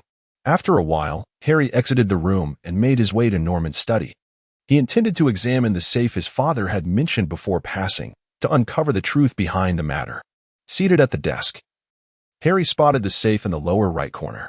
It bore a combination lock, and after a moment of contemplation, he attempted to input his birth date. With a sharp click, the safe sprang open. Inside, he found a box, which he placed on the desk. Within it lay a small metallic cube along with several letters. Harry opened the earliest letter to read. This was penned by Norman during his illness, intended for Harry to peruse after his passing. In the letter, Norman elucidated the reasons behind his grave ailment, attributing it to a hereditary disease afflicting the Osborne family. He informed Harry that this affliction manifested at the age of 18, typically claiming the lives of its victims in their 30s or 40s. This year marked Harry's recent 18th birthday, the very threshold of potential onset. Harry proceeded to open the second and third letters. These missives, akin to a diary, chronicled Norman Osborne's research progress on the hereditary disease, culminating in his last will and testament for Harry. The metallic cube served as the nexus controlling all affairs of the Osborn Corporation, a key bequeathed by Norman for Harry to wield authority over the company. Having perused these letters, Harry then opened the final one. The most recent correspondence dated after Norman's recovery. As he gazed at the letter, his eyes widened in astonishment. Harry, there has been a complication with the reagent for curing the hereditary disease. It feels as though there are two individuals within me, and I am uncertain how to control the other self. He has killed Ivy and sealed the laboratory. I know this reagent remains incomplete, yet I can no longer govern my own being. I can only write this while he sleeps, so you may know in the future. I have discerned the pattern of his emergence. I am utilizing my lucid moments to finalize this reagent. Forgive me, Ivy, my dear brother. I shall descend into hell to atone for my sins, hoping you will grant me the strength to complete this reagent. Harry cannot be without it.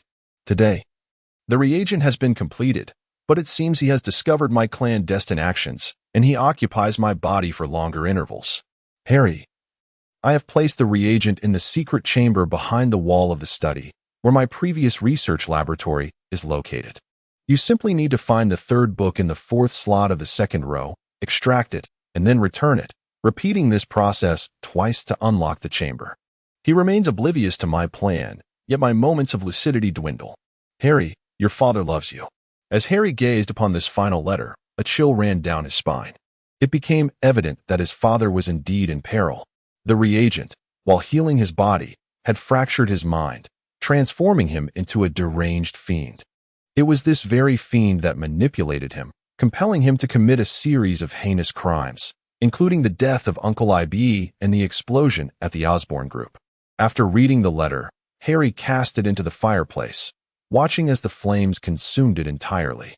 He then approached the bookshelf, following Norman's instructions to unveil the secret chamber.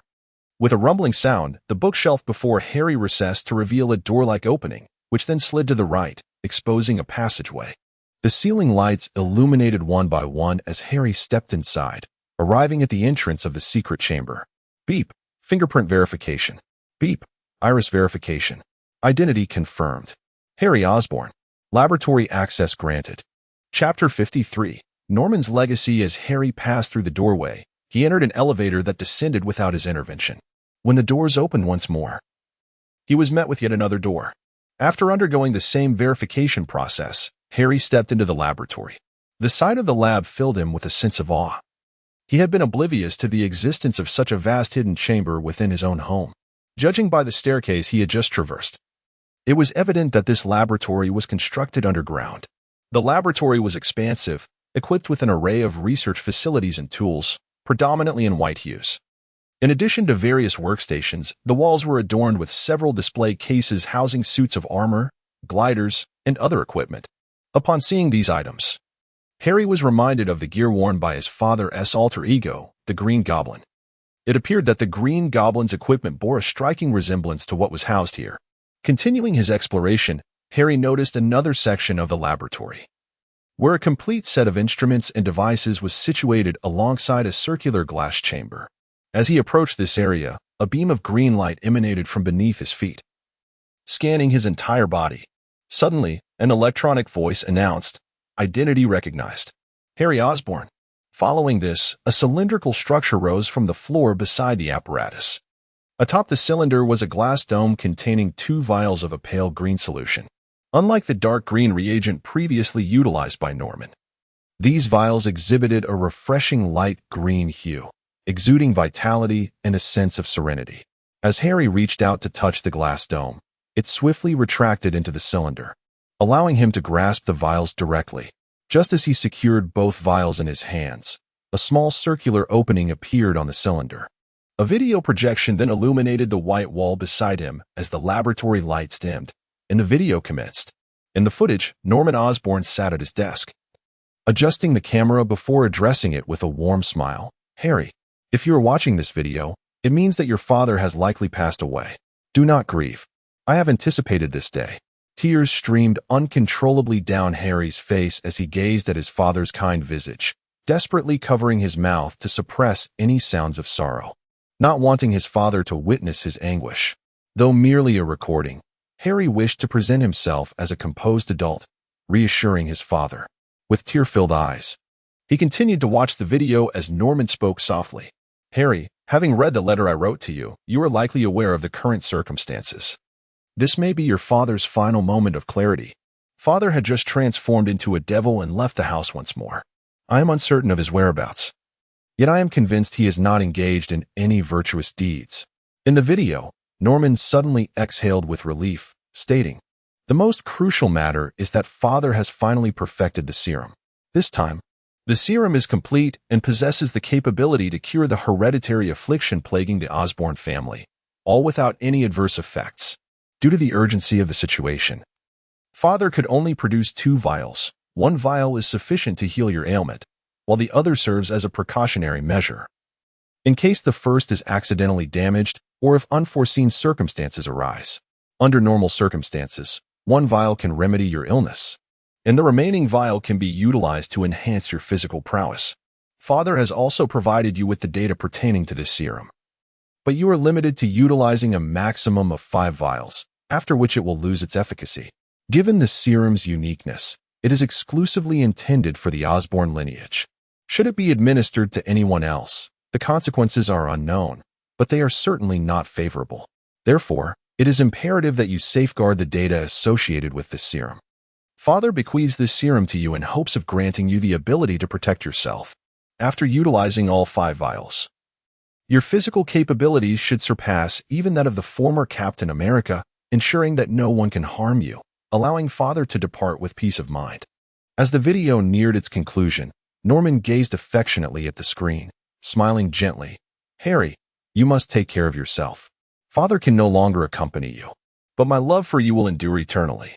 Your classmates have already arrived, and I have delayed for some time. Now, I must go meet them."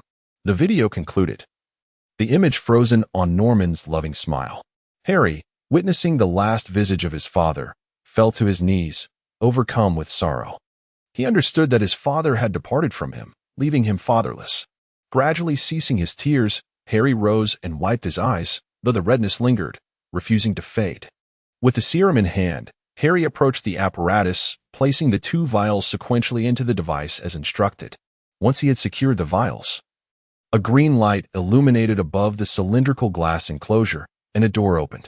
Upon seeing the entrance ajar, Harry shed his clothes and stepped inside. As he entered the glass chamber, the door sealed shut behind him, ensuring absolute containment. Within the glass enclosure, Harry felt a twinge of anxiety. Shortly thereafter, several petite syringes emerged from the side, injecting the liquid from each into his limbs. Once the injections were completed, the syringes retracted, and a fine mist of pale green gas began to disperse from the top of the glass chamber, gradually enveloping Harry's figure. Standing inside, he sensed the surge of power coursing through him and the intensifying pain that accompanied it. Soon, excruciating pain rendered Harry unable to maintain his stance. He trembled and collapsed to the ground, arching his body like a shrimp. As time elapsed, the green mist within the glass dome gradually thinned, ultimately being absorbed into Harry's being. When the green haze finally vanished, Harry stood up, quivering slightly, although he could feel a surge of power coursing through him. The intense pain he had just experienced still lingered, leaving him disoriented. Never before had he endured such agony. It was a profound torment that penetrated to the very marrow of his bones, an all-encompassing suffering from within. Yet, Harry was likely aware that this excruciating pain was a necessary consequence of healing his ailments. He reasoned that subsequent applications of the reagent would not inflict such distress. Drenched in sweat, Harry emerged from the glass apparatus and made his way to the laboratory's bathroom, cleansing himself of the foul perspiration. Once he finished bathing, he gradually began to perceive the transformations he had undergone, having previously overlooked them amidst the pain. He had gained some height, and his muscles had become more robust and sculpted, resembling a naked statue with a physique chiseled to perfection. Now, Harry understood the secret his father intended to reveal to him. Following his father's guidance, he had utilized the reagent to cure his hereditary illness and enhance his physical capabilities. He wandered slowly through the laboratory, endeavoring to comprehend his father's past life and work within these walls. Though his father was no longer present, he had meticulously arranged everything for Harry, including the remedy for his genetic affliction and the reins of the Osborn group. It was imperative that he strengthen himself and become self-reliant as swiftly as possible. Chapter 54. The Pentagon Alliance in the time that followed. Meng Ran and his companions had not seen Harry again, yet the newspapers were replete with news about him.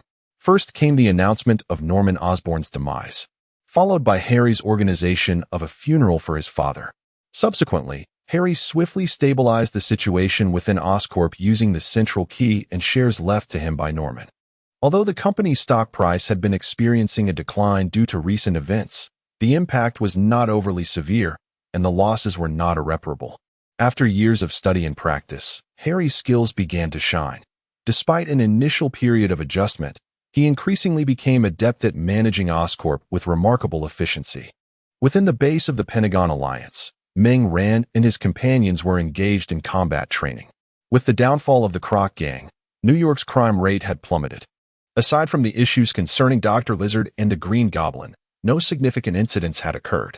Hence, the members of the Pentagon Alliance found themselves with ample free time, allowing them to focus on self-improvement. In the training room, Gwen and Peter were sparring, honing their combat techniques through mutual offense. Meanwhile, in a nearby open space, Meng Ran was instructing Mary Jane in self-defense skills.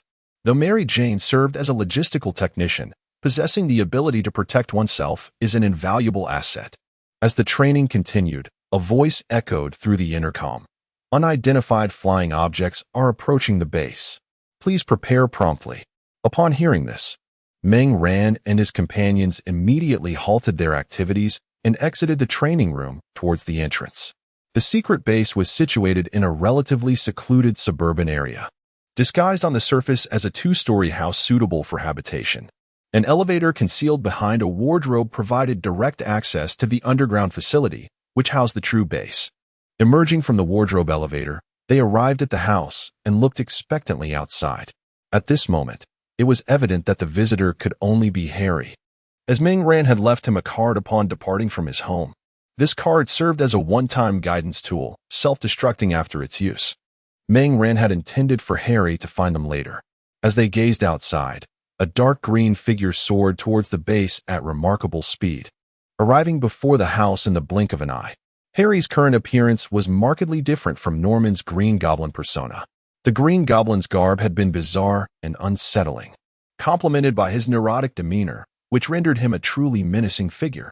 Now, Harry donned a battle suit resembling dark green armor, complete with a specially designed mask.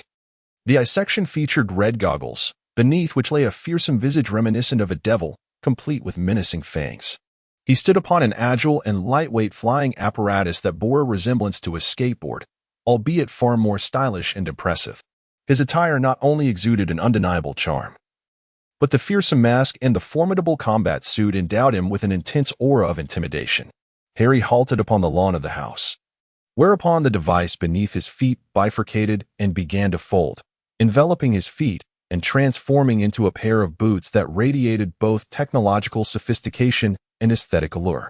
As Harry approached the entrance, the door swung open without his prompting, and he strode confidently inside. Upon entering, he was met with the sight of Meng Ran and the others standing awkwardly in the living room, gazing at him as if he were the rightful master of the space, and they, the uneasy guests. Meng Ran and his companions watched Harry's entrance with palpable tension, having not seen him for quite some time. Though they harbored concerns for his well-being, they refrained from visiting, uncertain of Harry's current sentiments towards them, and how their relationships might evolve. Looking at the group, Harry removed his mask and smiled, saying, "It has been quite a while. These days have felt interminable, and I appreciate your concern." Meng Ran, along with Peter, stepped forward and embraced him tightly. Harry's smile began to tremble as tears welled in his eyes. Overwhelmed by the affection and anxiety of his friends, he understood their apprehension and turmoil. In truth, he had resolved his own inner conflict upon discovering the truth. Yet, a multitude of events had transpired, leaving him with little opportunity to reconnect with his friends until this very day. As Meng Ran and Peter held him close, their eyes glistened with unshed tears. Mary Jane and Gwen, standing nearby, wiped their own tears, for the emotional strain was excruciating for both them and Harry. Once their emotions settled, they gathered on the sofa in the living room. Without waiting for Meng Ran to speak, Harry took the initiative, saying, I have come to understand the truth regarding my father. The root of it all lies in the hereditary illness afflicting our Osborne family. Hereditary illness? Ming Ran and the others inquired, confusion evident in their expressions. Harry continued, this ailment is exceedingly complex and insidious. My grandfather, before his passing, was unable to inform my father of its existence. Thus my father only began to investigate once he himself exhibited symptoms. He dedicated his entire life to unraveling this mystery, achieving a significant breakthrough only recently. However, lacking test subjects, my father had no choice but to experiment upon himself. The outcome was that the serum healed his body. Yet it fractured his psyche, birthing a frenzied alter ego. This alter ego suppressed his normal consciousness, allowing him only brief moments of lucidity each day. As time progressed, those moments dwindled, and ultimately, he utilized those rare instances of clarity to refine the serum, liberating me from this hereditary affliction.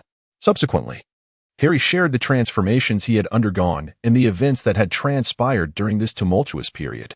After several individuals listened to the tale of the Green Goblin and Harry's recent intellectual duels with the Osborne group, an ill-timed remark surfaced. It was fortunate that the Green Goblin had eliminated many of his adversaries with a bomb.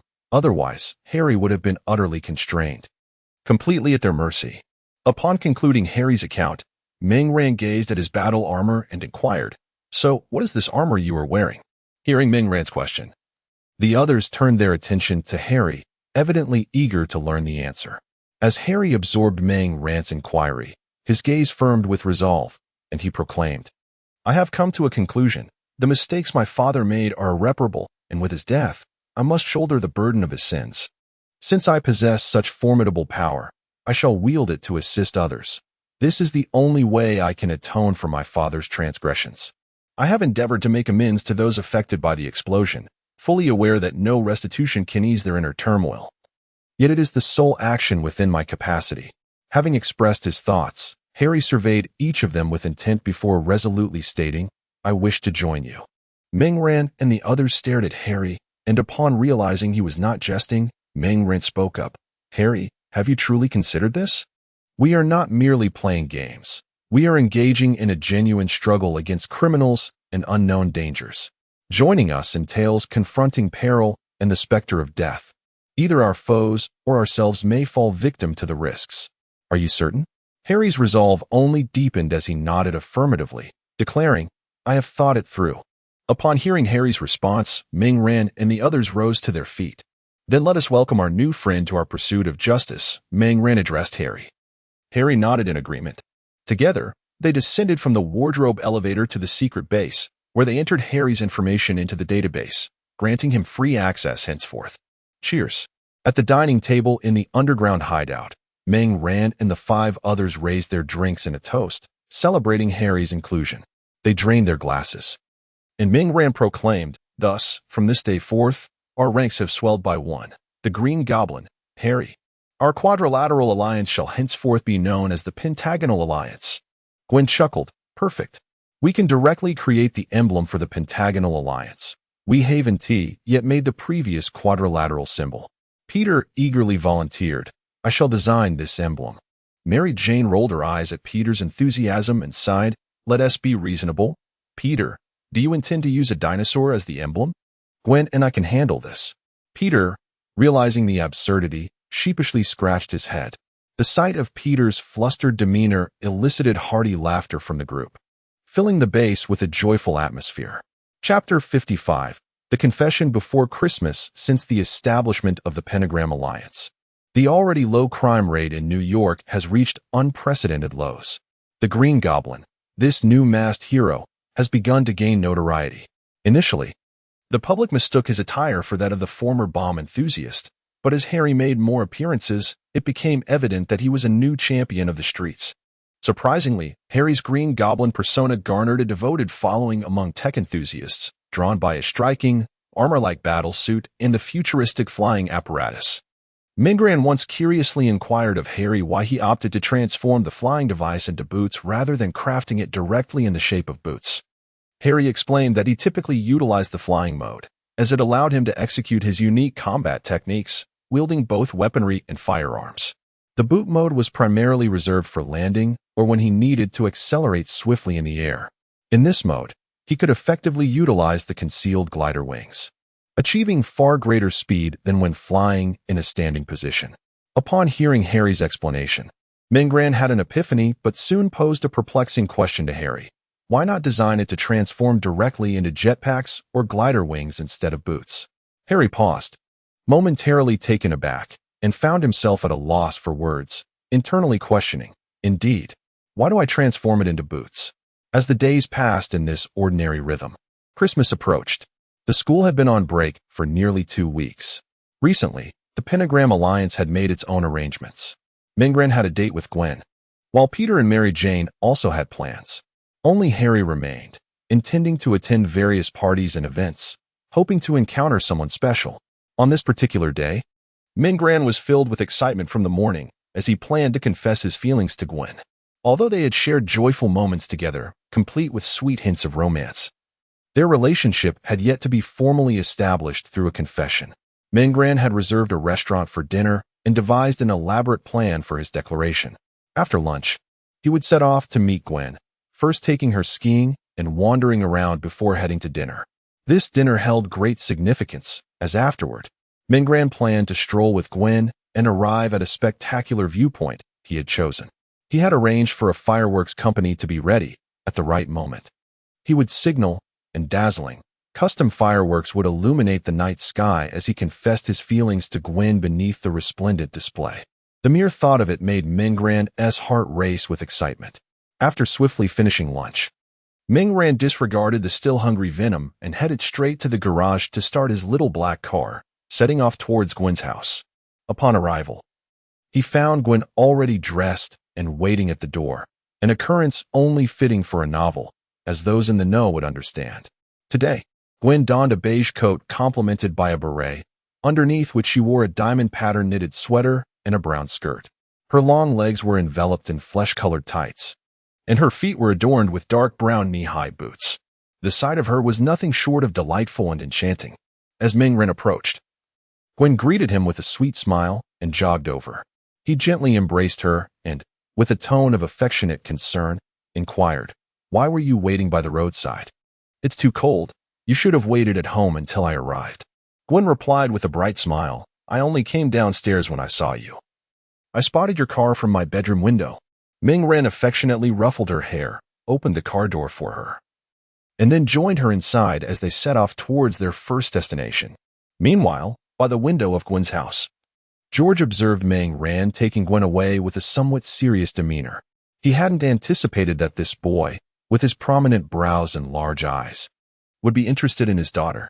Although George held a favorable impression of Mingran, the notion of someone courting his daughter was a different matter entirely. Watching the pair drive away, he let out a fatherly sigh before turning away from the window.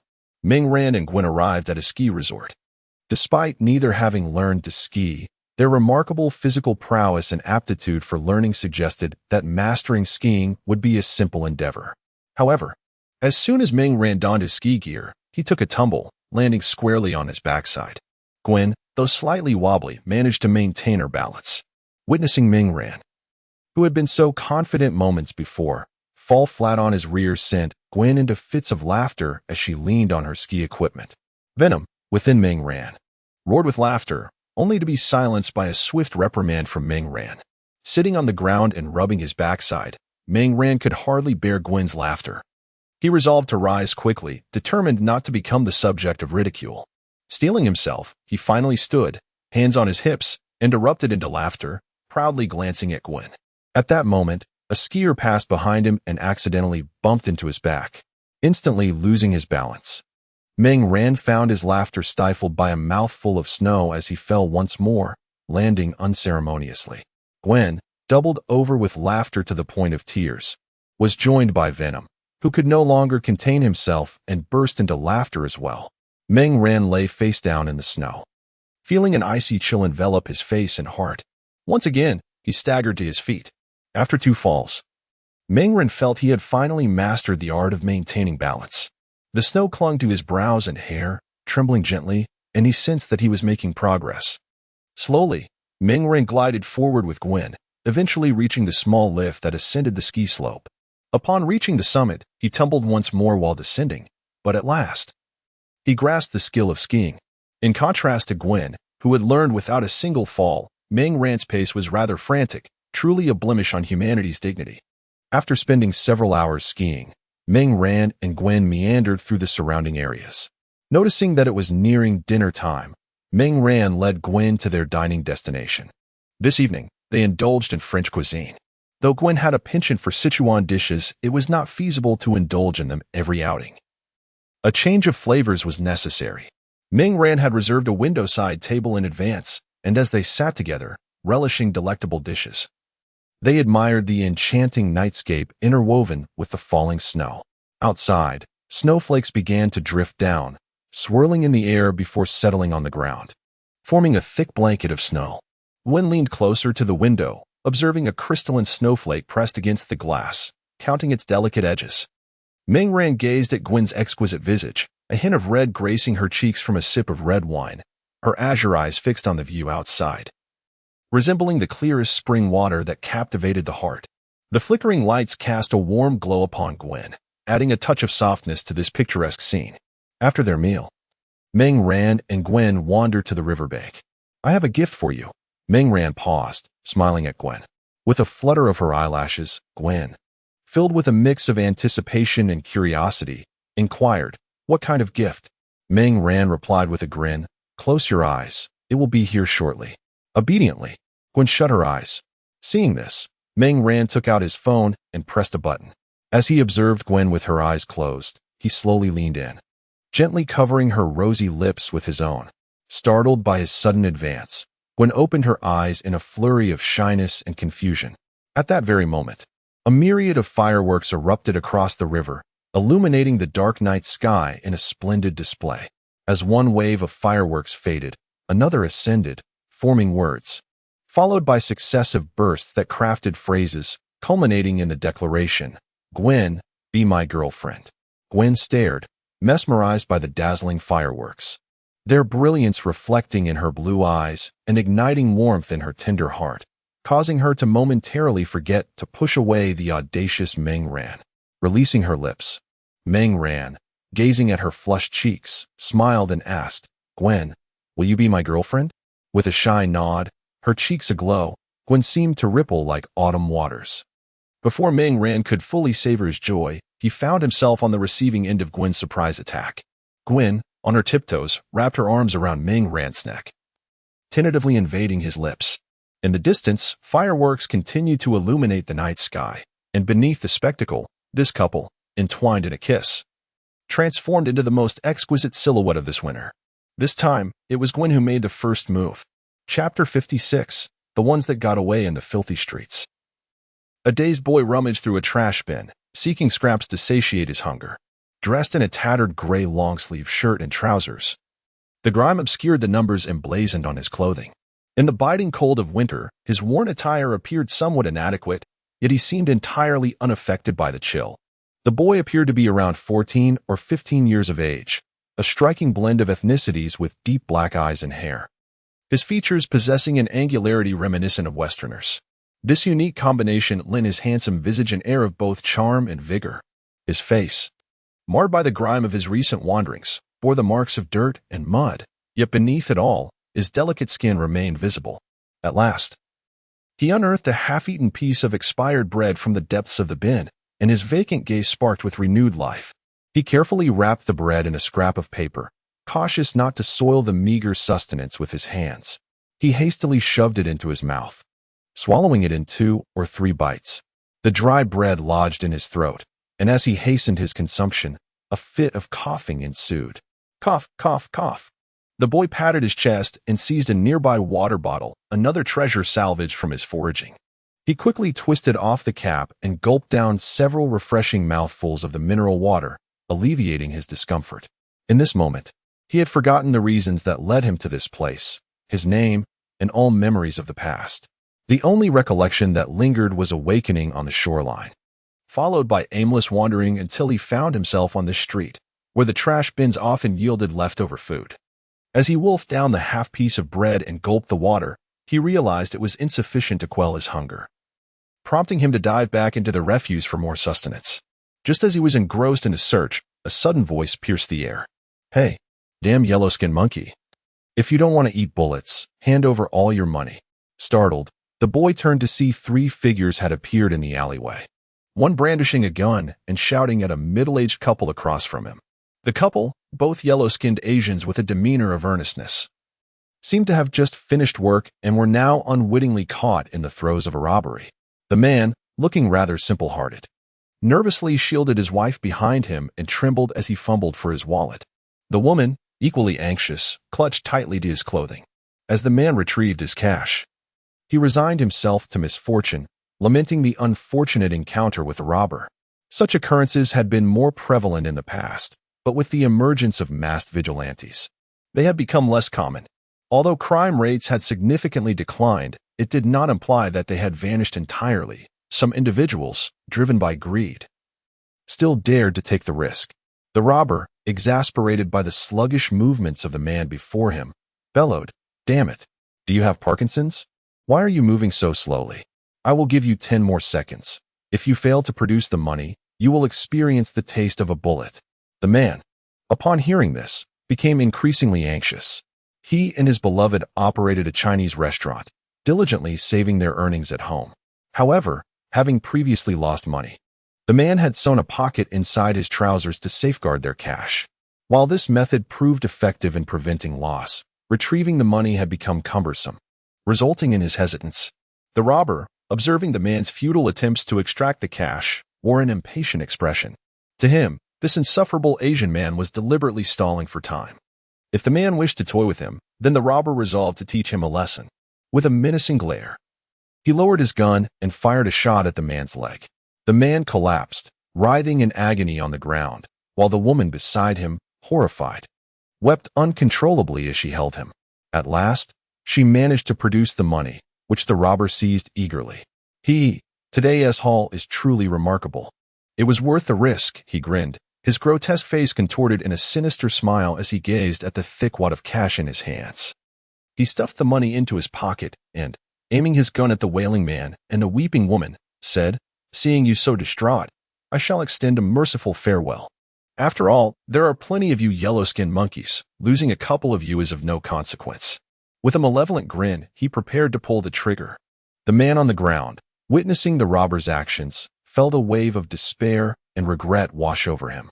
He should have fought back and allowed his wife to escape. He had initially thought that sacrificing money might avert disaster. Direct resistance could endanger his beloved. Yet, he never anticipated that this deranged robber would not only steal their money, but also seek their lives. Regrettably, there is no remedy for remorse in this world, and the man could not foresee the future. All he could do was shield his wife in his embrace, bracing himself for the inevitable, hoping to afford her a glimmer of hope.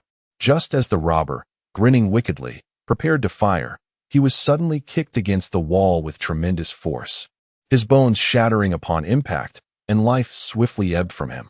The couple, seated on the ground, lifted their gazes in shock to find the robber, bloodied and lifeless, slumped against the wall. A boy, his eyes ablaze with fury and dirted by the struggle, glared menacingly at the fallen robber. Suddenly, a shadow descended from above, landing between the boy and the couple. It was Meng Ran. As Meng Ran landed, the boy with crimson eyes immediately fixed his gaze upon him, then charged forward with a swift kick. Ignoring the impending attack, Meng Ran turned to assess the man's injuries. Just as the boy was about to strike, a thick, elongated black tentacle emerged from behind Meng Ran, swiftly sending the boy flying. Meng Ran, crouched on the ground tending to the wounds, remained unfazed by the boy's futile aggression. Soon, Meng Ran had bandaged the man's injuries and helped him to his feet. "Thank you. I know you are a demon, and I am immensely grateful."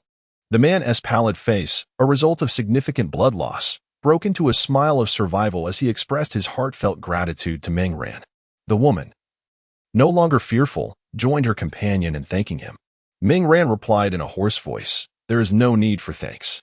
Please return home and remember to visit the hospital for a blood transfusion. He has lost quite a bit of blood. I will handle the deceased and the boy. You need not concern yourselves with them." The man and woman nodded in acknowledgement and supported each other as they departed the alley. Just as they took a few steps, The woman turned back to Meng Ran, hesitating before speaking.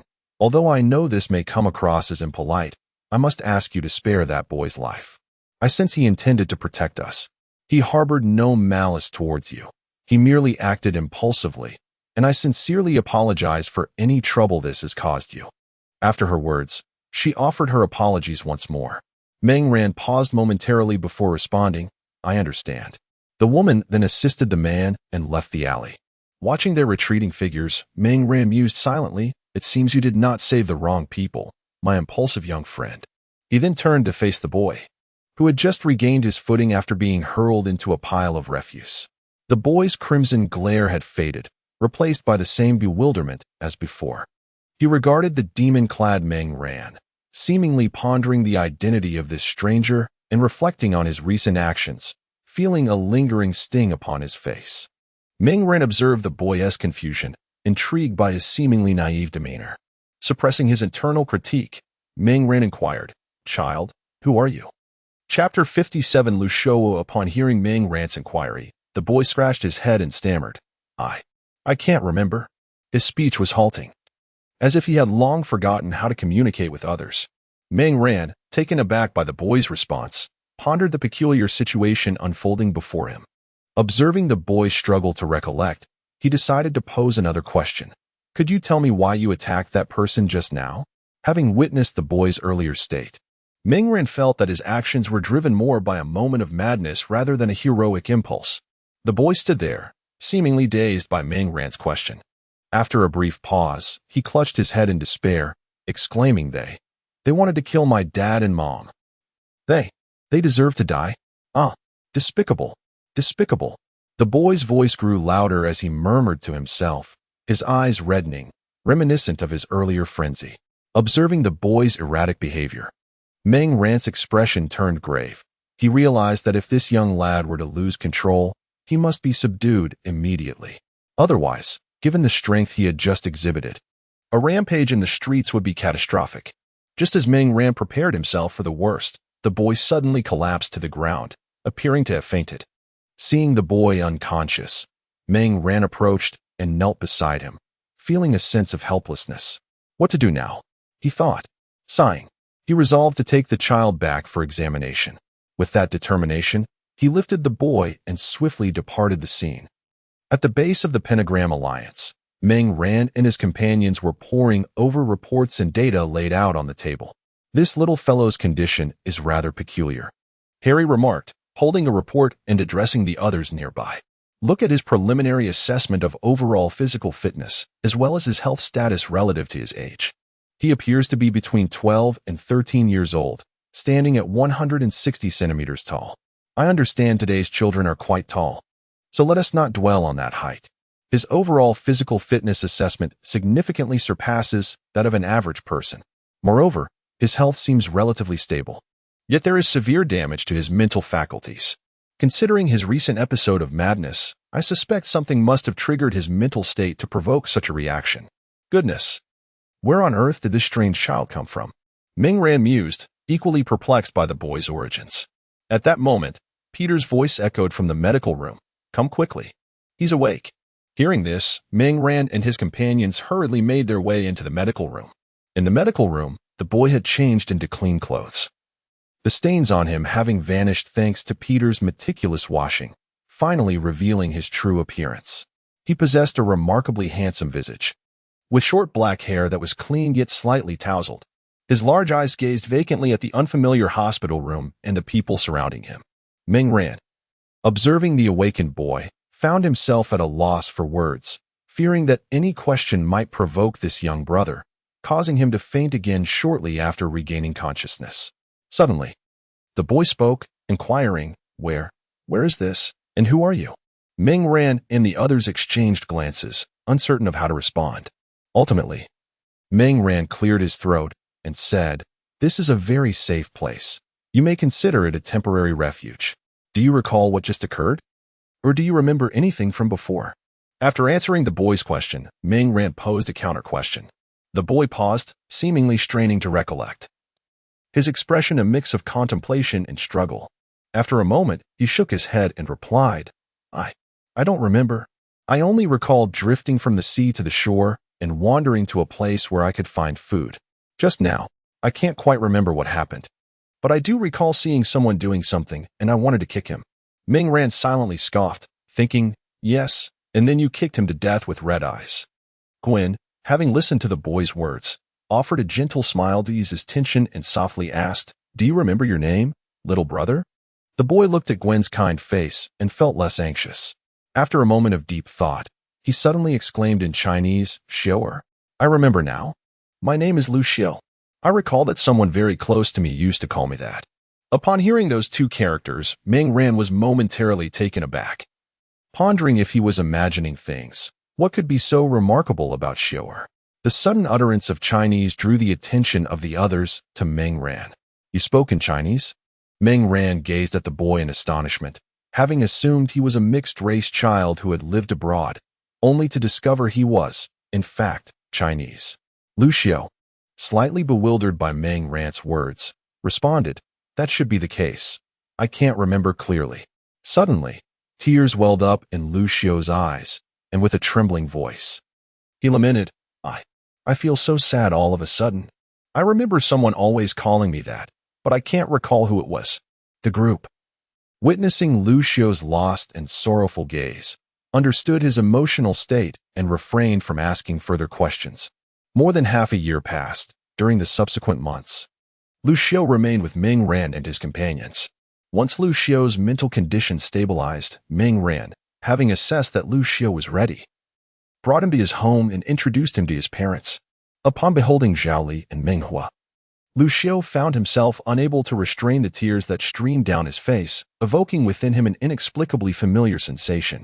He recognized this feeling as reminiscent of his parents' presence. Yet the specific memories eluded him, leaving him helplessly weeping in sorrow. The sudden display of grief from Lu Xiu bewildered Zhao Li and Ming Hua, however. After Ming Ran elucidated Lu Xiu's circumstances, their expressions transformed into ones of profound compassion for him. A mere adolescent, Lu Xiu wandered alone in a foreign land rife with racial discrimination, and Zhao Li and Ming Hua, without hesitation, understood the torment he must have endured. Subsequently, Lu Xiu took up residence in Ming Ran's household, where Zhao Li and Ming Hua embraced him as their own child. And Ming Ran regarded Lu Xiu as a younger brother. Though Ming Ran exhibited coldness towards adversaries and criminals, he was invariably the warmest presence for his family and friends. During their time together, Ming Ran and the others discerned Lu Xiu's remarkable attributes, such as his formidable physical prowess and remarkable recuperative abilities, which were comparable to Ming Ran's extraordinary capabilities.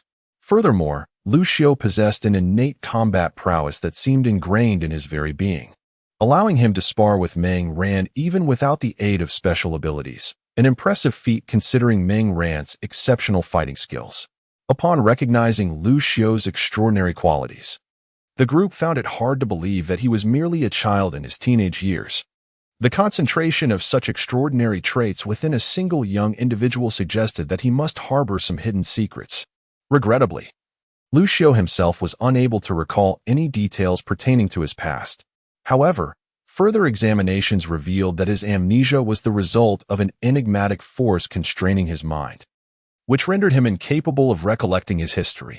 With the passage of time and aided by Lu Xiu's remarkable self-healing capabilities, the grip of this force would gradually diminish, and his memories were likely to resurface.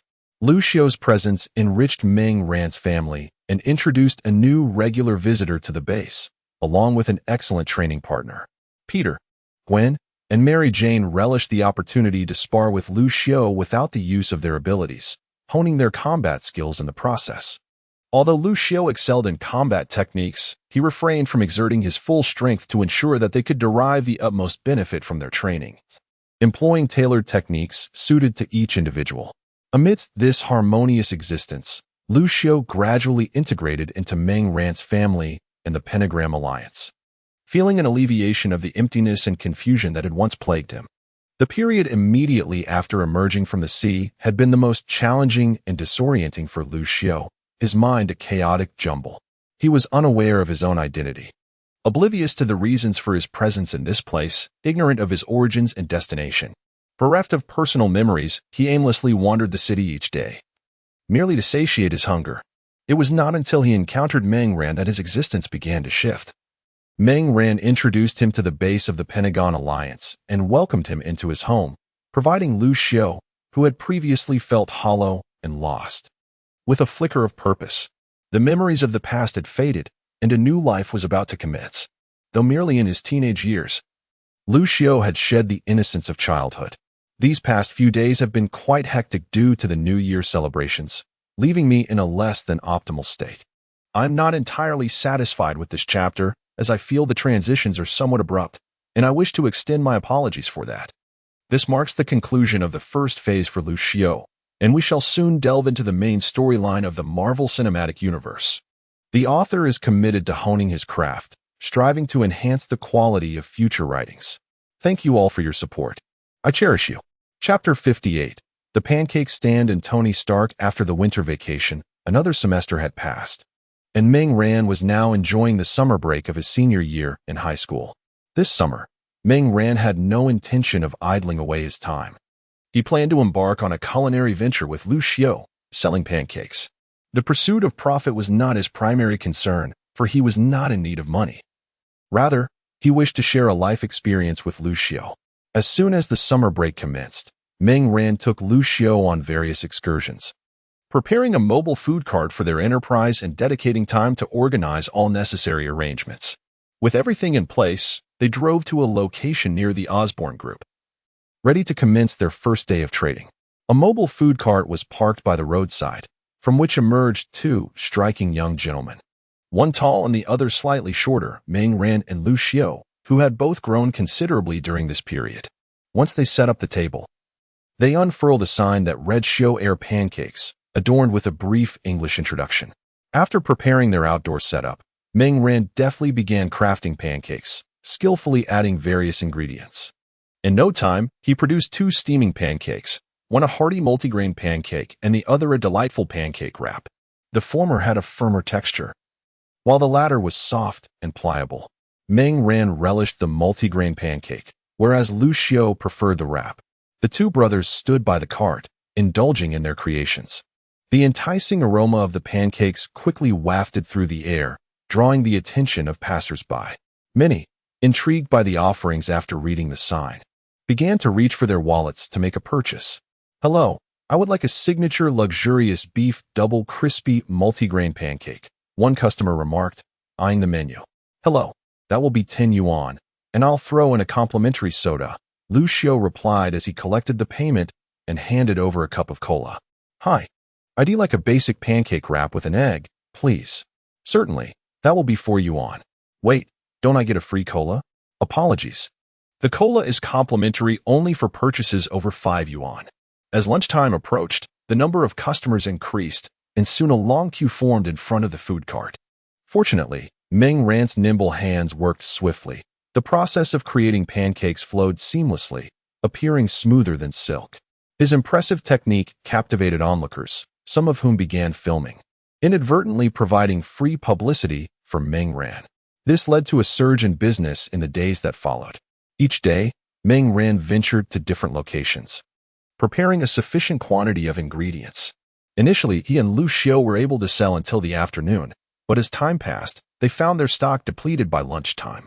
Today, Meng Ran and Lu Xiao set up their stand beneath Stark Tower, where the foot traffic was substantial, and they anticipated their goods would sell out shortly after the lunch hour. As customary, Meng Ran prepared a pancake for both himself and Lu Xiao to enjoy while awaiting customers. Just as Meng Ran was finishing the last bite of his pancake, a somewhat flamboyant voice suddenly resonated nearby. "Hey, I hear the pancakes here are quite famous. Is that true?" Meng Ran looked up to see a man wearing sunglasses and sporting a small mustache, curiously observing both Meng Ran and his food cart. Recognizing the dapperly dressed gentleman immediately, Meng Ran realized he was speaking to none other than Tony Stark. He recalled the moment he first realized he was in the Marvel Universe. Sparked by the sensational news surrounding Tony Stark, which had left him in a state of disbelief for quite some time. Regaining his composure, Meng Ran smiled at Tony Stark and said, "Indeed, Mr. Stark. If you wish to indulge, I recommend the signature luxurious beef crispy pancake. It's our best seller. However, you may need to queue, Mr. Stark."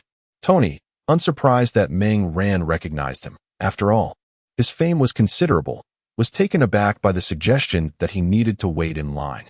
Wasn't he the first? Turning to the side, he noticed there were already 4 or 5 people in line. As if sensing Tony's thoughts, Meng Ran cheerfully explained, "You were standing at the pickup area. The ordering station is over there." Tony felt slightly embarrassed upon hearing Meng Ran's words, cleared his throat, and moved aside to join the queue. After a few minutes, Tony Stark finally reached the ordering counter. "I'll have the signature luxurious beef crispy pancake and a cola, please," he said, glancing at the menu. Lucio maintained a professional smile and replied, "That will be 10 yuan, and I'll throw in a cola for free." After placing his order, Tony stepped aside to wait for his food. A minute later, Meng Ran completed the pancake and handed it to Tony. However, upon seeing the item being offered, Tony felt somewhat uncomfortable and turned away, saying, "You can place it here. I dislike receiving things from others." Recalling Tony's peculiarities, Meng Ran set the pancake on the counter, allowing Tony to pick it up himself. Holding the warm pancake and inhaling its enticing aroma, Tony turned to find an empty chair to sit down. As soon as he sat, he eagerly took a bite, instantly realizing the profound allure of Eastern cuisine. The grain pancake had a richer flavor compared to the softer versions, while the double crispy filling and the tender, perfectly cooked beef created a delightful contrast, complemented by the freshness of the vegetables that rendered the pancake light and refreshing. Each bite was a delicious revelation. Tony savored the pancake heartily, elevating its status in his mind to just below that of a cheeseburger. Seated at the outdoor table, he enjoyed his cola alongside the pancake, and before long, he had devoured it entirely. Tony let out a hearty belch and stood up, striding towards Meng Ran. "Hey there, kid. This pancake is truly delightful. Consider this your tip." He produced a crisp $100 bill and placed it before Meng Ran. Meng Ran smiled, continuing his work, and glanced at Lucio, who promptly pocketed the bill. Leaning against the food cart, Tony proposed, "I have a rather enticing offer for you. How about you become my pancake chef? A salary of 500,000 a year, and it won't interfere with your other pursuits. Just come by whenever I need you to whip up some pancakes. What do you say?" Quite the tempting proposition, isn't it? After hearing Tony's words, Meng Ran shook his head with a smile. "Thank you for the generous invitation, Mr. Stark, but I prefer selling pancakes from my own cart. I'm not in need of money. Making pancakes is merely a way for me to savor life." Tony, somewhat regretful, shook his head in response and turned to leave. Suddenly, he pivoted back and said, 1 million. That's my final offer. Are you truly not considering it? Even I find it tempting." Meng Ran continued his work, maintaining his smile. "Thank you for your kindness and appreciation, but I'm afraid I'm genuinely uninterested. However, I can offer you a special deal for pancakes without the wait, as a token of gratitude for your sincere invitation." Seeing that Meng Ran remained steadfast, Tony refrained from further persuasion and walked toward Stark Tower. Today's pancakes were all sold out, and Meng Ran had hung up a sold-out sign. Nonetheless, he reserved one each for Gwen, Peter, Harry, and Mary Jane. They had mentioned they would come by after finishing their midday tasks, and Harry had something to discuss. Meng Ran cleared most of the tables, leaving one large table in anticipation of Gwen and the others' arrival. Before long, Gwen and her companions arrived, prompting Meng Ran to fire up the grill once more. He deftly prepared several pancakes tailored to their individual tastes. As they sat at the table, enjoying their meal and engaging in light-hearted conversation, Harry, having finished his food and soda, wiped his mouth and prepared to address a matter of significance concerning Gwen and Peter. With a serious tone, Harry looked at everyone and said, "Ever since my father passed away, I have been striving to take control of Oscorp. Recently, I uncovered some secret files in the database regarding mutated spiders. I believe that the information within those files pertains to the spiders that transformed Peter and Gwen." Chapter 59. The Truth of Mutation. Harry continued to share the information and data he had discovered. The Osborne Group had once conducted research on a mutated spider, whose silk was remarkably resilient, suitable for various applications. Subsequently, my father sought solutions for our family's hereditary illness and stumbled upon the unique attributes of that mutated spider. He resumed his studies on the spider, this time not for the purpose of amassing wealth, but rather to address the genetic disease. My father explored numerous species and ultimately identified the most exceptional spider, the very one now cultivated by the Osborne Group. This spider was significantly more advanced than the original generation, yet its utility in combating hereditary ailments remained limited. Eventually, after accumulating sufficient data from the mutation project, my father ceased his research, and this spider replaced the first generation, being utilized for silk production across diverse projects and fields. Based on Peter's experiences, I suspect that it was indeed this spider that bit him, as it was showcased in the Science Museum. As Harry articulated this, he glanced at Peter, who wore an expression of sudden realization. Harry then turned his attention to Gwen, stating, "Regarding Gwen's mutation, we must discuss the spider that emerged from a subsequent research accident. About 2 years ago, a new spider was born among the mutated ones, and the researchers named it Muse, for it possessed a singular beauty, being a remarkable accident of nature. Unlike its predecessors, its various metrics were slightly inferior, yet it boasted some unique abilities. One day, this spider inexplicably vanished from the Osborne Group's laboratory. The researchers initially assumed it had escaped and scoured the premises, only to discover it had merely concealed itself in its original location. This spider would later disappear multiple times, always remaining in its vicinity, simply rendering itself invisible. Then, nearly a year ago, it vanished once more. Given the previous instances, the researchers presumed it had hidden again, until I recently reorganized the Osborne Company, at which point they realized it had genuinely gone missing. It appears it must have mingled with the exhibition spiders and was subsequently taken to the Science Museum, where it ultimately bit Gwen." Upon hearing this, the group finally comprehended the reasons behind Peter and Gwen's mutations. After reflecting on Harry's words, Mingran inquired, "Why did only Gwen and Peter mutate? Is it because they had not bitten anyone else?" Or Harry gravely responded, "It is because the others they bit perished. These mutated spiders die after biting a human. 2 researchers who tended to the spiders succumbed due to inadequate protective gear, having been bitten fatally. Thus, these spiders are kept sealed when taken out for exhibition, in an effort to minimize their exposure to the outside world or prevent any possibility of escape." Upon hearing this, Mary Jane pondered and inquired, "How did the spider that bit Peter and Gwen manage to escape?" In response, Harry remarked, "I have thoroughly verified with the relevant personnel, and we have concluded that there is only one plausible explanation. During transportation, the mutated spider escaped alongside the Muse. It subsequently bit Gwen and Peter at different times, leading to their mutations. With this revelation, all doubts were dispelled. It appears that both of you are chosen ones, having been bitten by the spider. You underwent mutations without succumbing to death. In Chinese, there is a saying that translates to a blessing in disguise, which aptly describes your situation." Meng Ran smiled at Peter and Gwen. The others nodded in agreement, while Gwen gently patted her chest and exhaled. "It seems we truly are fortunate, having escaped unscathed. Just thinking about it gives me chills. If we had met the same fate as those 2 researchers, it would have been devastating." Peter nodded in agreement, expressing, "If I had perished, what would Aunt May and Uncle Ben do?" As the 2 fell into a sentimental mood, Ming Ran affectionately ruffled Gwen's hair and softly said, "Enough of that. Such a scenario did not come to pass, so why dwell on it? You both are now renowned as the Ghost and Spider-Man." Peter, emboldened, requested a hug from Mary Jane, and the 2 had confirmed their romantic relationship shortly after last Christmas, just a few days later than Ming Ran. Harry, observing the affectionate display of the 2 couples, felt a mix of exasperation and a tinge of envy. He turned to seek solace in Lucio's company, wishing to share in their mutual plight. However, just as he spotted Lucio, he noticed that Lucio had returned to the dining car and was tidying up. Moreover, a lovely girl stood before him, blushing as she whispered something and then handed him her phone number. Harry's expression soured, feeling as though he had been struck by lightning. What is this world coming to? Lucio, with his striking features, had managed to charm a young lady.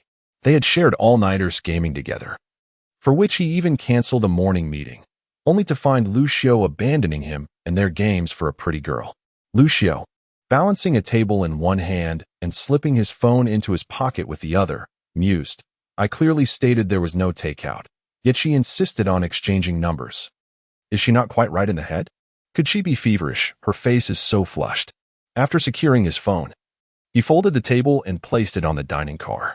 Turning around, he was met with Harry's gaze, filled with sorrow, indignation, shock, and helplessness. Lucio, bewildered by the look, tentatively asked, "Harry, do you need to use the restroom? I have no tissue on me, but I can fetch some from the dining car for you. Hang in there." Before Lucio could reach the dining car, his elder brother Harry bestowed upon him a moment infused with fraternal affection. Alas, Lucio met his end. In Afghanistan, in the province of Kunduz, the impeccably dressed Tony Stark sat within a dusty yellow Jeep, a glass of liquor in hand. The road was far from smooth, causing Tony to sway precariously in his seat, even as pulsating music filled the vehicle. Yet, an air of tension and awkwardness lingered. Tony took a sip of his drink, casting a glance at the young soldier seated beside him, who appeared somewhat stiff and uneasy. The soldier, in his early 20s, sat upright with a firearm, occasionally stealing glances at Tony, only to quickly avert his gaze as if fearing discovery. It felt as though he were being led to a military tribunal. This was absurd. Had he done something wrong? It seemed that the moment the vehicle stopped, he would be executed. Was speaking prohibited? "Hey, Forrest," Tony jested, attempting to lighten the oppressive atmosphere. The young soldier, upon hearing Tony's quip, replied, "No, sir, we can talk." Tony feigned injury, suddenly enlightened. "Oh, I see. It's that you don't wish to converse with me." The handsome driver interjected, "No, it's just that you seem to have startled them." "Oh, my heavens. You're a woman." "Oh, I apologize. I shouldn't have said that." With Tony's efforts, the atmosphere in the vehicle finally thawed, and casual chatter ensued. The young soldier in the passenger seat turned to Tony, curiosity gleaming in his eyes. "May I ask a question?" "Of course," Tony replied with enthusiasm, taking another sip of his drink. The soldier, donning a gossiping expression, inquired, "I heard that the cover girls of Maxim magazine for 12 months have all slept with you. Is that true?" Tony removed his sunglasses, responding, "Good question. Part of it is accurate. The March cover girl clashed with my schedule, but fortunately, the December cover girl is a twin. Honestly, I envy that." Having answered, the previously reserved young soldier hesitantly raised his hand, seemingly eager to pose another query. "Is there another question? You're a child. Why raise your hand?" Tony remarked, bemused by the soldier's gesture. The young soldier lowered his hand and asked, May I take a picture with you?" "Of course. Come here." Tony replied matter-of-factly. The young soldier promptly produced a camera, handing it to the man in the passenger seat, and leaned in close to Tony, beaming with joy. Tony, grinning and gazing into the lens, continued to exchange playful banter. Suddenly, a barrage of gunfire erupted around them. Boom! An armored vehicle ahead of them erupted into a fiery explosion. The occupants of the vehicle immediately tensed, swiftly preparing for battle. The 3 soldiers aboard exited one after another, only to be met with a relentless barrage of bullets. Tony hastily leaped from the vehicle, searching for cover while frantically fumbling with his phone. In a swift motion, a long, Stark-branded bomb landed beside him. Upon noticing it, Tony instinctively tried to flee, but his reaction proved insufficient. With a thunderous explosion, the bomb detonated, leaving Tony dazed and disoriented. Blood began to seep from his chest, gradually spreading, and he collapsed to the ground, unconscious. Chapter 60. The disappearance of Tony and the mysterious visitor. During the summer of 2010, Tony Stark vanished. Mingren learned of this news while having breakfast with Lucio at home, after which they planned to sell Jianbingguizi. They had made a fair amount of money during this period and were not particularly busy, as their prepared ingredients were often sold out shortly after lunchtime. As Minghua perused the newspaper, the television broadcasted the news. It was the 3rd day since Tony Stark's disappearance. Just yesterday, Stark Industries had dismissed the reports as mere rumors, but today, a video purportedly released by terrorists surfaced, claiming to have kidnapped Tony Stark. The anchor's voice faded, giving way to a grainy video. In it, Tony Stark had a burlap sack pulled from his head, bright lights and disorientation causing him to squint, his expression dazed as he slowly shook his head. The video was accompanied by a cacophony of unintelligible foreign voices. Approximately a minute later, the video concluded, igniting a chaotic uproar online, while Stark Industries stock plummeted incessantly. While purchasing shares at a low price can be a lucrative strategy, Meng Ran opted against this course of action, aware that the stock had not yet reached its nadir. The lowest point for Stark Industries shares would likely occur after Tony's return, particularly following his announcement to cease the production of weaponry at Stark Industries during a press conference. That would be the prime moment for Meng Ran to invest. As many would think Tony Stark had lost his sanity, Meng Ran found himself uncertain about the exact duration of Tony Stark's disappearance. But he surmised that creating a suit of armor would take no small amount of time, at least 2 months, he estimated. Moreover, since arriving in this world, he had begun to realize that it was not merely the Marvel Cinematic Universe he had once watched in his previous life, as he encountered numerous discrepancies, such as the existence of Spider-Man. In his hazy recollection, he recalled that the Spider-Man from the Marvel films did not resemble the one he currently knew, as the one from the movies seemed to have a deep connection with Iron Man and had not emerged so early. Given the divergence from the films he had previously watched, he had wondered if the crises depicted in those films would not transpire in this world. However, now it appeared that with Iron Man missing, the plot he remembered was beginning to unfold, suggesting that while the world was somewhat altered, those narratives were likely to occur. As Meng Ran nibbled on a youtiao, he pondered these thoughts while watching the television. After finishing breakfast, he and Lu Xiu took a brief respite before stepping outside, readying their food cart and ingredients for the day's location. It was another day of business, and as they arrived beneath the Stark Industries building, the recent news of Tony Stark prompted them to come here today. Setting the table and preparing the ingredients and utensils, as noon approached, Meng Ran, as usual, prepared a jianbing guozi for both himself and Lu Xiu, and even made one for Venom. Initially, when they began their stall, Venom scoffed at the idea of eating jianbing guozi, claiming, "Such a tiny portion is hardly sufficient. I can finish it in a single bite." He further asserted that the meat was scarce, preferring the taste of braised spare ribs, which offered both meat and bone, providing a hearty meal.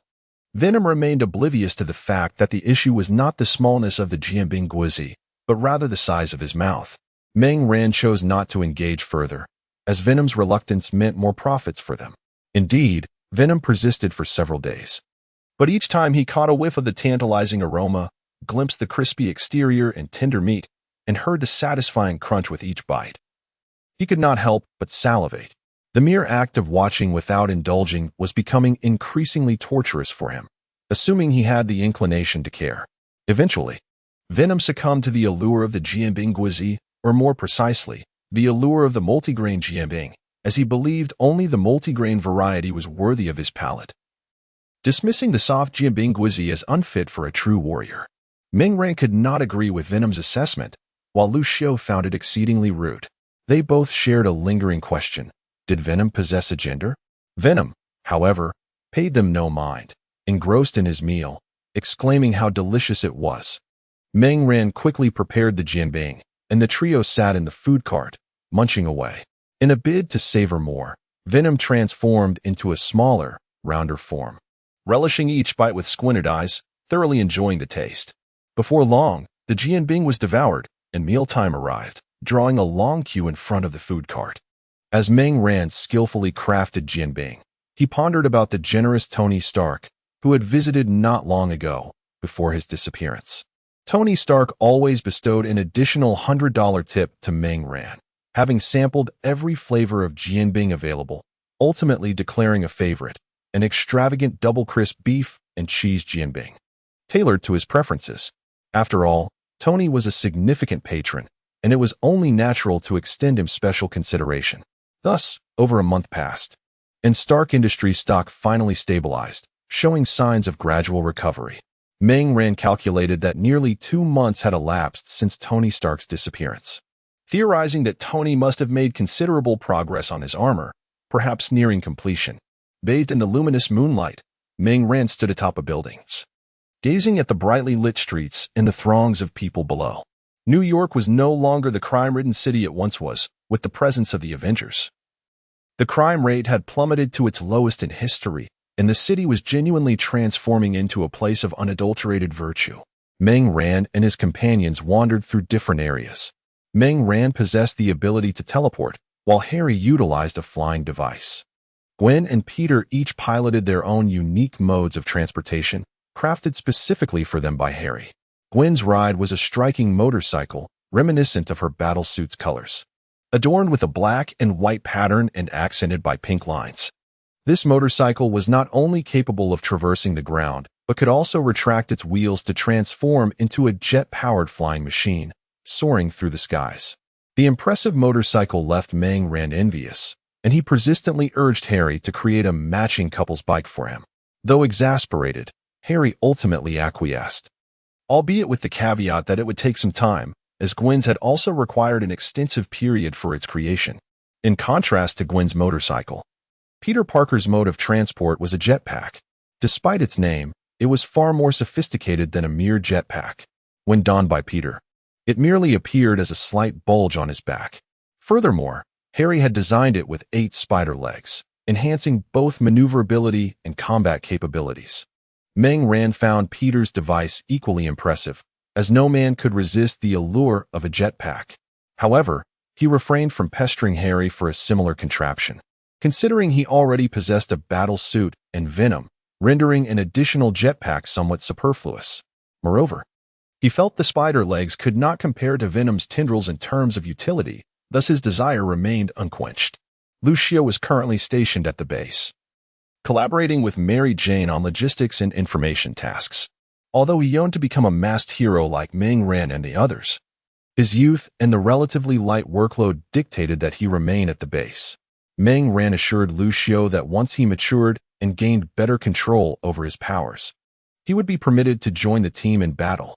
At that time, the Pentagon Alliance would transform into the Hexagram Alliance, with Lucio as its 6th member.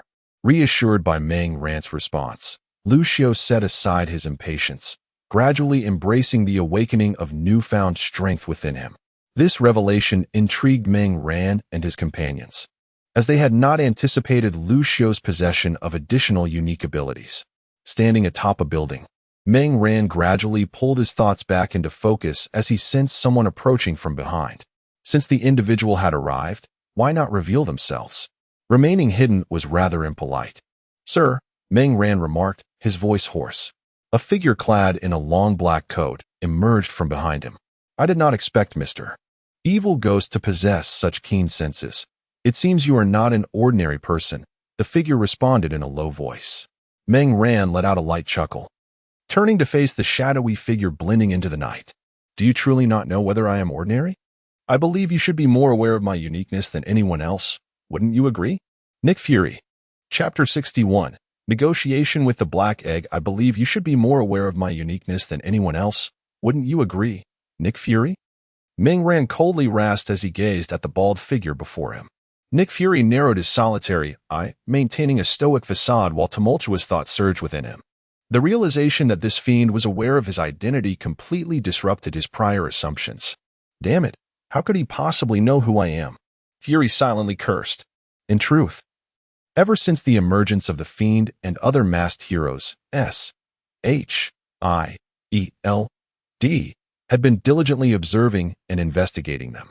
However, due to the presence of Spider-Man and Mary Jane, their inquiries had yielded no fruitful results, leaving them with only the information displayed by these individuals. Thus, Nick Fury remained utterly ignorant of Mang Ran's identity and had never anticipated that the Fiend would possess knowledge of his. Feigning indifference, Nick Fury addressed Mang Ran. "It seems Mr. Fiend is well acquainted with me, which is rather unexpected. I suppose I can forego my self-introduction, can I? However, I am quite curious about how you came by this information. Could you satisfy my curiosity, Mr. Fiend?" Although Fury's tone was inquisitive and his words appeared to be a humble request for enlightenment, the aggressive demeanor and the glint in his eye clearly indicated a forceful interrogation of Mang Ran. Mang Ran's unflinching voice resonated. "I believe I have no obligation to disclose how I acquired this knowledge. You only need to understand that I know far more than you can imagine." Fury chuckled. "Oh, is that so?" Mang Ran offered no response, merely letting out a disdainful snort. His grotesque mouth opened to reveal a profusion of sharp, menacing teeth, while his narrow, pallid eyes glimmered with an icy light from beneath his hood. Suddenly, a multitude of tendrils erupted from his form, shooting towards the surrounding shadows. Simultaneously, Mang Ran drew his pistol, aiming one at Hawkeye perched atop a distant building, and the other at Nick Fury himself. The striking red-haired female agent who had appeared by his side was ensnared by the tendrils of Venom before she could react, the sharp blades at the tips pressing menacingly against her pale, slender neck. Meng Ran scoffed derisively. Humph. Who gave you the confidence? Do you think these pathetic creatures can threaten me? Maintaining his posture, Meng Ran began retracting the other tendrils. It became evident that several black-clad agents, choked and gasping for air, were being drawn back from the darkness. Nick Fury's expression darkened as he stated, I merely came to discuss a few matters. There is no need for such theatrics. Meng Ran, observing Fury's transition from impassivity to evident tension, coldly remarked, there is no need to be so anxious, Director. Did you not bring the entire assets of S.H.I.E.L.D. with you? Let me count. Ignoring Nick Fury's grim countenance, Meng Ran continued, 1, 2, 3, 4, 10 agents, and the renowned Hawkeye and Black Widow. TSK, what a lavish ensemble, Director. It seems the matters you wish to discuss are rather significant. Nick Fury gazed coldly at Meng Ran, acutely aware that he had initially fallen into a disadvantageous position. He had not anticipated the demon's keen perception and the extent of information at its disposal. Meng Ran continued, I presume that the enormous creature is currently hovering above me. Is that correct? Nick Fury replied in a low voice, Demon, we harbor no ill intentions. Meng Ran scoffed, Humph. No ill intentions? Even if that were the case, your sincerity is equally lacking. If you truly meant no harm, none of you would leave here alive today. Upon finishing his statement, Meng Ran flung the captured agents aside with his tendrils, then impatiently added, have those insignificant pests step aside. Director, you ought to know that no one enjoys being scrutinized so closely. Cease your agent theatrics. If there's something to discuss, let us do so openly, without any pretense. My patience is finite. Nick Fury regarded the demon before him and commanded those around him, everyone, stand down. Natasha, you and Barton remain here. I shall converse with Mr. Demon. The Black Widow rubbed her sore arm, having been restrained, while Hawkeye took a defensive position at the rooftop's entrance and vantage point. Nick Fury then approached Meng Ran, inquiring, shall we engage in a proper discussion now, Mr. Demon? Meng Ran responded, this could have been addressed sooner. Fortunately for you, I possess a good temper. Had you encountered someone with a worse disposition, you might have found yourselves scattered to the winds. Now, let us discuss your matters. Nick Fury listened to Meng Ran's remarks, feeling a wave of frustration, but choosing to remain silent. Together, they approached the edge of the building, observing the incessant flow of vehicles below. Nick Fury began. You are likely aware of Tony Stark's disappearance. Meng Ran nodded, signaling him to continue. Nick Fury proceeded, we have searched for him extensively over the past 2 months. Yet we have uncovered little in the way of leads. I wish to enlist your assistance, along with your team, in locating him. After all, if we are unable to obtain any effective information from you, I surmise that your technical team must be quite formidable. Meng Ran did not respond immediately. Instead, he contemplated the request. He was not surprised that S.H.I.E.L.D. was aware of his team. Such matters could easily be deduced by any diligent investigator. Furthermore, he had complete confidence in the defensive system constructed by Xiao Bai and Mary Jane. No matter how thoroughly S.H.I.E.L.D.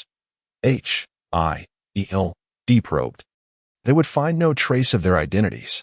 It was likely that Nick Fury recognized their exceptional capabilities, prompting him to seek assistance in finding Tony. After a moment of reflection, Meng Ran curiously inquired, as far as I know, Tony Stark is merely a wealthy playboy.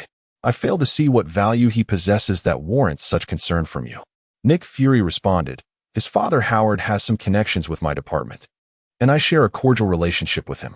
You are certainly aware of his significance. Aside from his playboy persona, he is a genius, is he not? The great United States cannot afford to lose such a weapons prodigy. At this juncture, a playful smile crept across Nick Fury's face. Ha. Meng Ran let out an unpleasant laugh, seemingly amused by Nick Fury's words. So why should we assist you? Or to rephrase, what benefits can we derive from this? Meng Ran inquired, suppressing his laughter. Nick Fury, realizing they had finally arrived at the crux of the matter, adopted a serious demeanor and gazed intently at Ming Ran. "What are your demands? We can negotiate." Ming Ran pondered silently. To be honest, he had not anticipated making any requests, especially since he had not foreseen that S.H.I.E.L.D. would approach him. He was well aware that Tony would be found eventually, leading to the birth of Iron Man. But he certainly could not divulge this to Nick Fury. It would be foolish to pass up such an opportunity. Ming Ran understood that the information he possessed was unknown to Nick Fury and his team, who were genuinely seeking Tony to rescue him. In a hoarse voice, Ming Ran declared, "I will assist in this endeavor. I will locate Tony Stark and bring him back. As for the matter of compensation, let's put that on record. I trust the director will not renege on his word, will he?" Nick Fury had been contemplating what conditions Ming Ran might propose, ready to negotiate if they were excessive. But he was taken aback when Ming Ran agreed outright. The matter of compensation for favors is often far more complex than mere monetary exchange. This troublesome individual might indeed pose challenges, yet he was relieved that cooperation had been established. Reining in his thoughts, Nick Fury extended his hand to Ming Ran and, with a resonant voice, stated, "Then let us collaborate harmoniously, Mr. Evil Spirit. I accept your terms." Ming Ran reciprocated the gesture, shaking hands with the formidable figure. This favor would undoubtedly yield greater benefits. After all, he lacked neither money nor information. What Nick Fury knew, Ming Ran was also privy to. Yet the information he sought, such as details regarding Blackwater security, might elude Nick Fury. With their collaboration formalized, Nick Fury handed Ming Ran a folder containing the clues they had gathered thus far regarding Tony Stark's whereabouts. Ming Ran accepted the folder and began perusing its contents. As Nick Fury gazed out at the nightscape, he continued speaking to Ming Ran. "This is the information we have collected so far. Since we are cooperating, we hope you can locate Tony Stark swiftly. It would be a mutually beneficial arrangement." Nick Fury spoke at length, yet he received no response from Ming Ran. He turned his gaze, only to discover that Ming Ran had long vanished from the rooftop. As a seasoned veteran agent, he was astounded that he had not noticed when Ming Ran made his departure. Nick Fury's expression darkened further as he glanced at Natasha and Barton nearby, silently questioning why they had not alerted him. Natasha and Hawkeye exchanged glances before she resignedly replied, "Apologies, boss, but we too were unaware of his departure." He truly slipped away without a sound. Meanwhile, Ming Ran felt a sense of exhilaration. He had long wished to test this approach. Previously, during his interactions with George, he had refrained from such actions out of fear of alarming his father-in-law. However, in the presence of the Black Egg, he felt no such hesitation and indulged himself wholeheartedly. Chapter 62. The rescue of Tony Stark. The following day, Ming Ran, as usual, went to sell pancakes with Lucio. After the lunch hour had passed and they had packed up their stall, they made their way to the Pentagon Alliance's base. Ming Ran had informed everyone in advance, so there were no absentees. All were seated around the table. Once he saw that everyone was ready, Ming Ran approached the projector and began his presentation. He first introduced the situation of S.H.I.E.L.D., combining his own recollections with the intelligence gathered by Xiaobai and Mary Jane, providing a comprehensive overview. After concluding the presentation on S.H.I.E.L.D., Ming Ran recounted how Nick Fury had sought his assistance the previous day. He made copies of the documents Fury had given him and distributed a copy to each person. "So, our goal now is to track down Tony Stark and rescue him from the terrorists, correct?" Harry observed while perusing the materials. Ming Ran nodded affirmatively, stating, "Indeed. But first, we need to enlist Xiaobai and Mary Jane to use this information and any leads we can find to pinpoint Tony Stark's approximate location." Mary Jane responded with a smile, "No problem. I just need a little time." Ming Ran nodded and continued, "I plan to undertake this mission alone. The rest of you should remain here and continue with your normal activities." Gwen looked at Ming Ran with concern and said, "Is it wise to go alone? What if you encounter danger?" Ming Ran gently ruffled Gwen's hair and replied with a warm smile, "There is unlikely to be any danger. They are merely a group of terrorists. Moreover, I can easily resolve or evade any threats. Do not forget, I possess the ability to teleport, making me the most mobile member of our team. Nothing can truly ensnare me, and I have many hidden cards. If I were to face an unavoidable peril, I would surely escape, but bringing you along could complicate matters. I do not wish to place you in harm's way. Listening to Ming Ran's reasoning, the others nodded in agreement, reminding him to prioritize safety. Peter then remarked, "While you are on your mission, I will oversee your area. Crime rates have significantly decreased, so I can manage it alone. However, you must return promptly, or the residents may all become infatuated with Spider-Man and turn into his fans." Peter jested, his eyes sparkling with mischief. Everyone burst into laughter at Peter's comment, and Ming Ran chuckled in response. "Your scenario is unlikely. Perhaps I will leave in the morning and return by evening, before you even have a chance to charm anyone. Haha." As the group continued to share their laughter, Lucio suddenly hesitated and spoke up. "Ming Ran, can I join Peter in patrolling at night? I want to learn some experience." Ming Ran was not surprised by Lucio's words. He had long envisioned her, like them, becoming a masked hero in pursuit of justice. Ming Ran nodded with a smile and said, "Remember to protect yourself and ensure your identity remains concealed. Stay close to Peter and refrain from wandering off on your own." "Understood?" Lucio eagerly nodded, delighted that he could finally join his older siblings. Peter glanced at Ming Ran, flexed his right arm, and patted his bicep with his left hand, proclaiming loudly, "Rest assured, Ming, I shall take good care of him. I stake my Spider-Man name on it." Upon witnessing Peter's sudden burst of enthusiasm, Ming Ran gave him a thumbs up. In response, Peter also raised his thumb, flashing his bright smile. On the fourth day following the meeting, Ming Ran was prepared to embark on a mission to rescue Tony Stark. The days leading up to this moment were spent with Xiaobai and Mary Jane diligently gathering information to pinpoint Tony Stark's location. Simultaneously, Harry was tasked with preparing a long-range flying device for Ming Ran. Although the exact location was still unknown, it was certain that it lay in the Middle East, as that was where Tony had gone missing. Ultimately, through sporadic signals and subtle clues, Xiaobai and Mary Jane were able to ascertain the precise coordinates of Tony Stark's location in the mountainous region. Harry worked tirelessly through the night and successfully crafted a single-person long-distance flying device.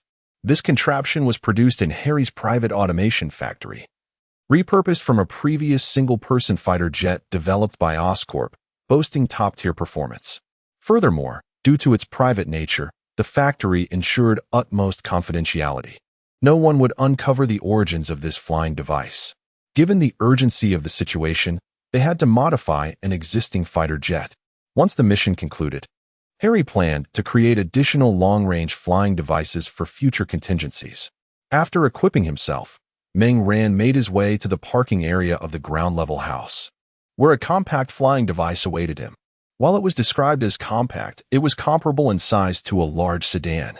To enhance its endurance capabilities, the aircraft sacrificed weaponry and other superfluous elements, and it was fueled with Oscorp's latest solid energy technology, ensuring Ming Ran could complete the round trip effortlessly. After bidding farewell to the others, Ming Ran entered the aircraft, which was already connected to Xiaobai and the base for full autopilot functionality. He merely needed to recline and rest until they reached their destination. "Xiaobai, prepare for takeoff, and remember to cloak the aircraft. It must not appear on satellites, radar, or cameras," Ming Ran commanded once settled. "Understood. Takeoff countdown. 5-4-3-2-1 liftoff." Ming Ran felt the vibrations of the aircraft, realizing they had ascended. He reclined his seat, squinting his eyes to conserve energy, knowing that once they neared the designated location, he would need to approach cautiously to assess the situation, ensuring Tony could complete his armor before taking action. The dimensions of the system space are each 100 meters in length, width, and height, so Ming Ran need not worry about where to store the aircraft. Such a vast area can accommodate numerous flying machines. In fact, he hardly utilizes even a cubic meter of space for his belongings. Within the system space, items float as if liberated from gravity, each enveloped in a small bubble that corresponds to its size, ensuring no fear of collision or wear among them. After approximately 5 hours, a reminder from Xiaobai echoed within the aircraft. "Boss, we are expected to arrive at our destination in 10 minutes. Please prepare yourself." Ming Ran, sitting cross-legged in meditation, opened his eyes upon hearing the notification. He took a deep breath and stretched his body, producing a series of cracking sounds within the cabin. "What time is it?" Ming-Ran inquired of Xiaobai, noting that the sky outside had turned dark. Xiaobai replied, "It is currently 2:15 p.m. in New York and 11:45 p.m. in Afghanistan, having departed the base at 9 o'clock in the morning. It had been just over 5 hours since then. In New York, it was indeed a little past 2 in the afternoon. However, in the Middle East, the time was approximately 9.5 hours ahead, making it 11:45 p.m. locally." Now aware of the time, Ming-Ran made a mental note of his plans.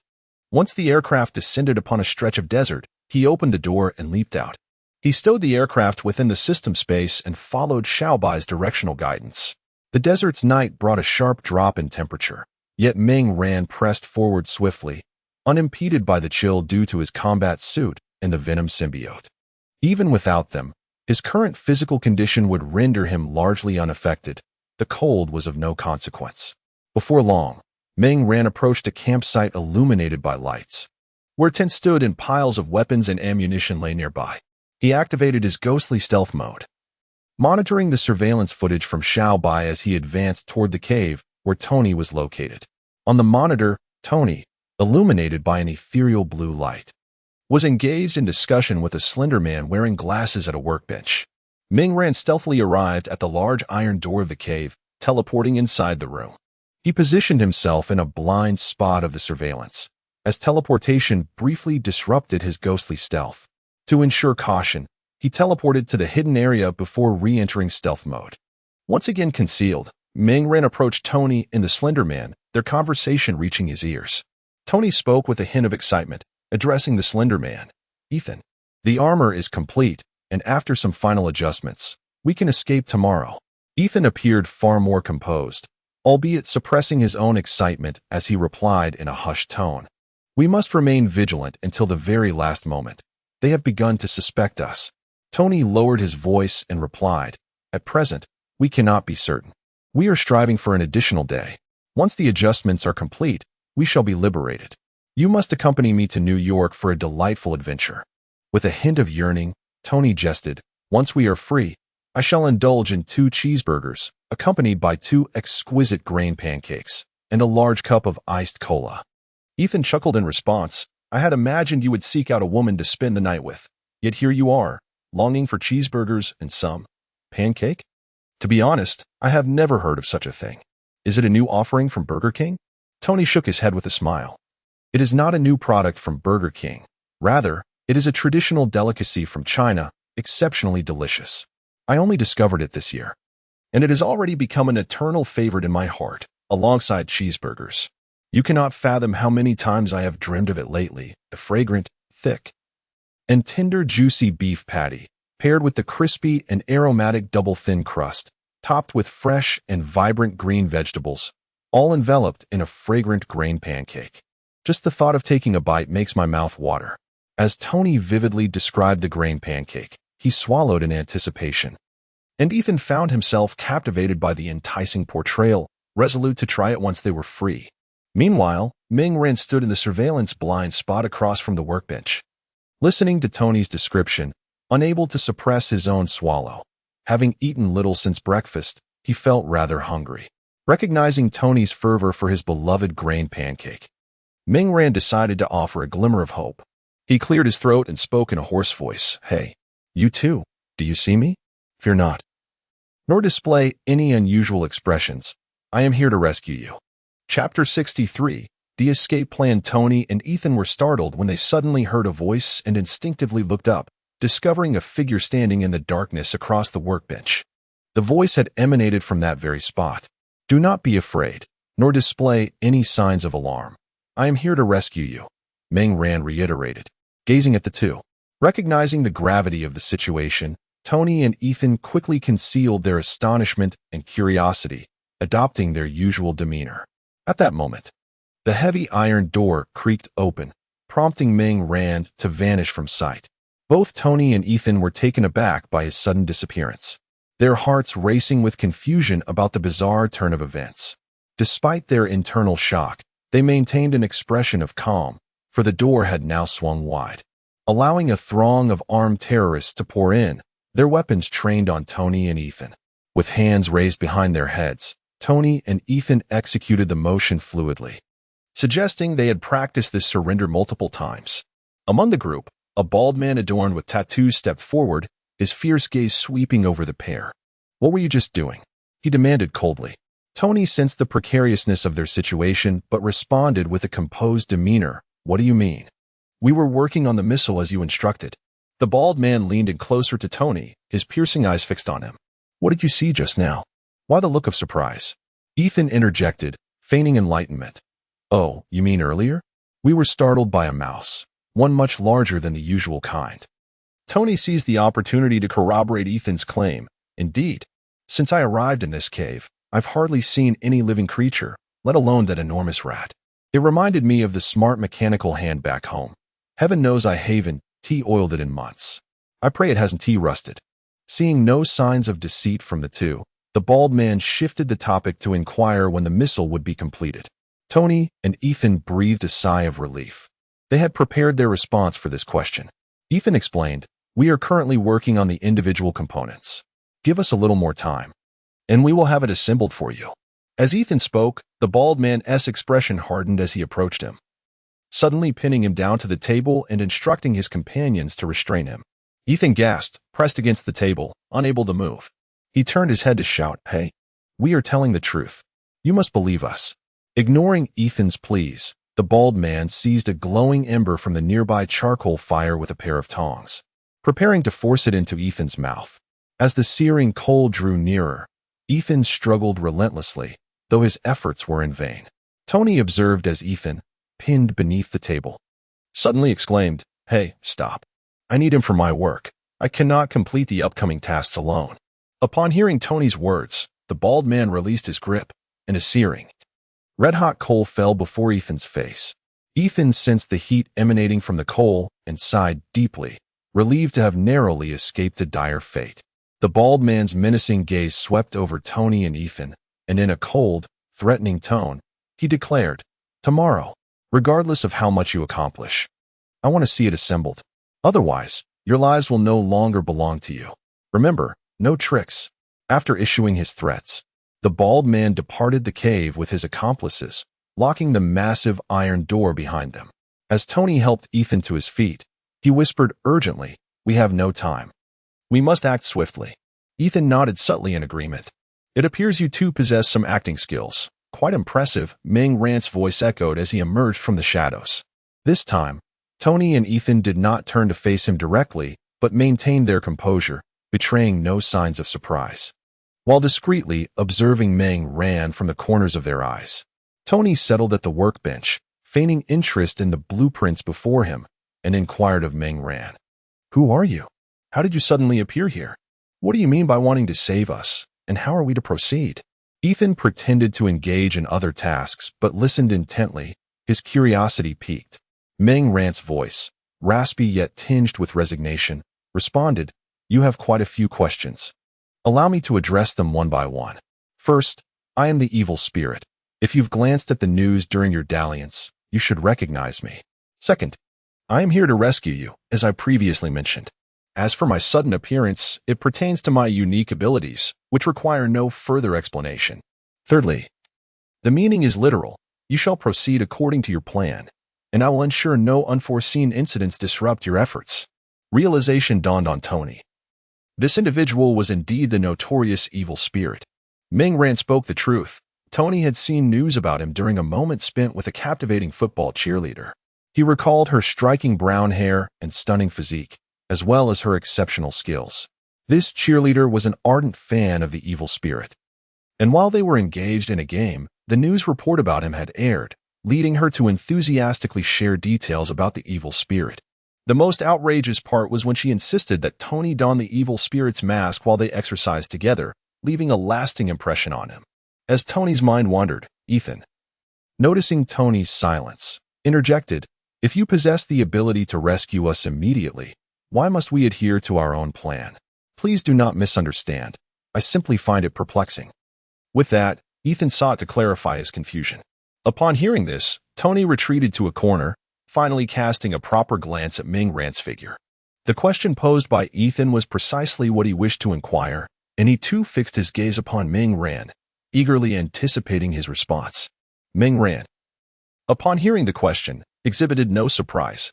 He spoke with an air of nonchalance, stating, "In truth, there is no extraordinary reason. I am merely curious about the armor you are constructing. Rest assured, with my presence, no harm shall befall you, so there is no need for concern. Simply proceed with your plans as intended. You need not pay me any mind, consider me non-existent." Tony and Ethan exchanged glances, although this rationale was somewhat unexpected. It was not entirely unacceptable. Moreover, with the assistance of the evil spirit, they could confidently carry out their plans, as the spirit's emergence alleviated their final doubts. Thus, Tony and Ethan continued with their tasks, with Ethan occasionally inquiring about the evil spirit. Although he had refrained from questioning earlier, he was indeed curious, yet Tony, being knowledgeable, had chosen not to direct his questions at Meng Ran. Observing the two working diligently, Meng Ran settled cross-legged on the ground, then concealed his form. "Xiaobai, play me a movie," he instructed while unwrapping a packet of potato chips and beginning to munch. The combination of film and chips was truly delightful. Oh, and there was cola as well. He retrieved a bottle of cola and drank heartily, letting out a satisfied belch after a generous sip. Tony and Ethan, engrossed in their work, were intrigued by the sounds emanating from Meng Ran's direction. The darkness enveloping him concealed his figure, yet it did not muffle the delightful noises. The crisp sound of the packaging being opened, the crunching of chips, the pop of the bottle cap being twisted off, and the audible belch resonated through the air. Tony listened attentively, a sense of familiarity washing over him. Suddenly, he caught a whiff of the tantalizing aroma of potato chips and the sweet, yet refreshing scent of cola. His eyes widened in disbelief, and he could not suppress a gulp of saliva, mentally exclaiming, "This evil spirit brought chips and cola. Is he on vacation? No. I want some too. I can't take it." Tony's mind was consumed with visions of chips and cola, and he glanced over at Meng Ran, poised to speak. At that moment, Meng Ran's raspy voice drifted over, "Stop overthinking. There's none for you. Focus on your work, and hurry outside where everything awaits. Eating here risks exposure." Upon hearing Meng Ran's words, Tony regained his composure, transforming his frustration into motivation, thereby accelerating the progress of their plan. Meng Ran observed Tony, who was now fiercely determined, and nodded in approval. Indeed, the strength of a person is boundless, much like the water within a sponge. With a little pressure, it will surely flow forth.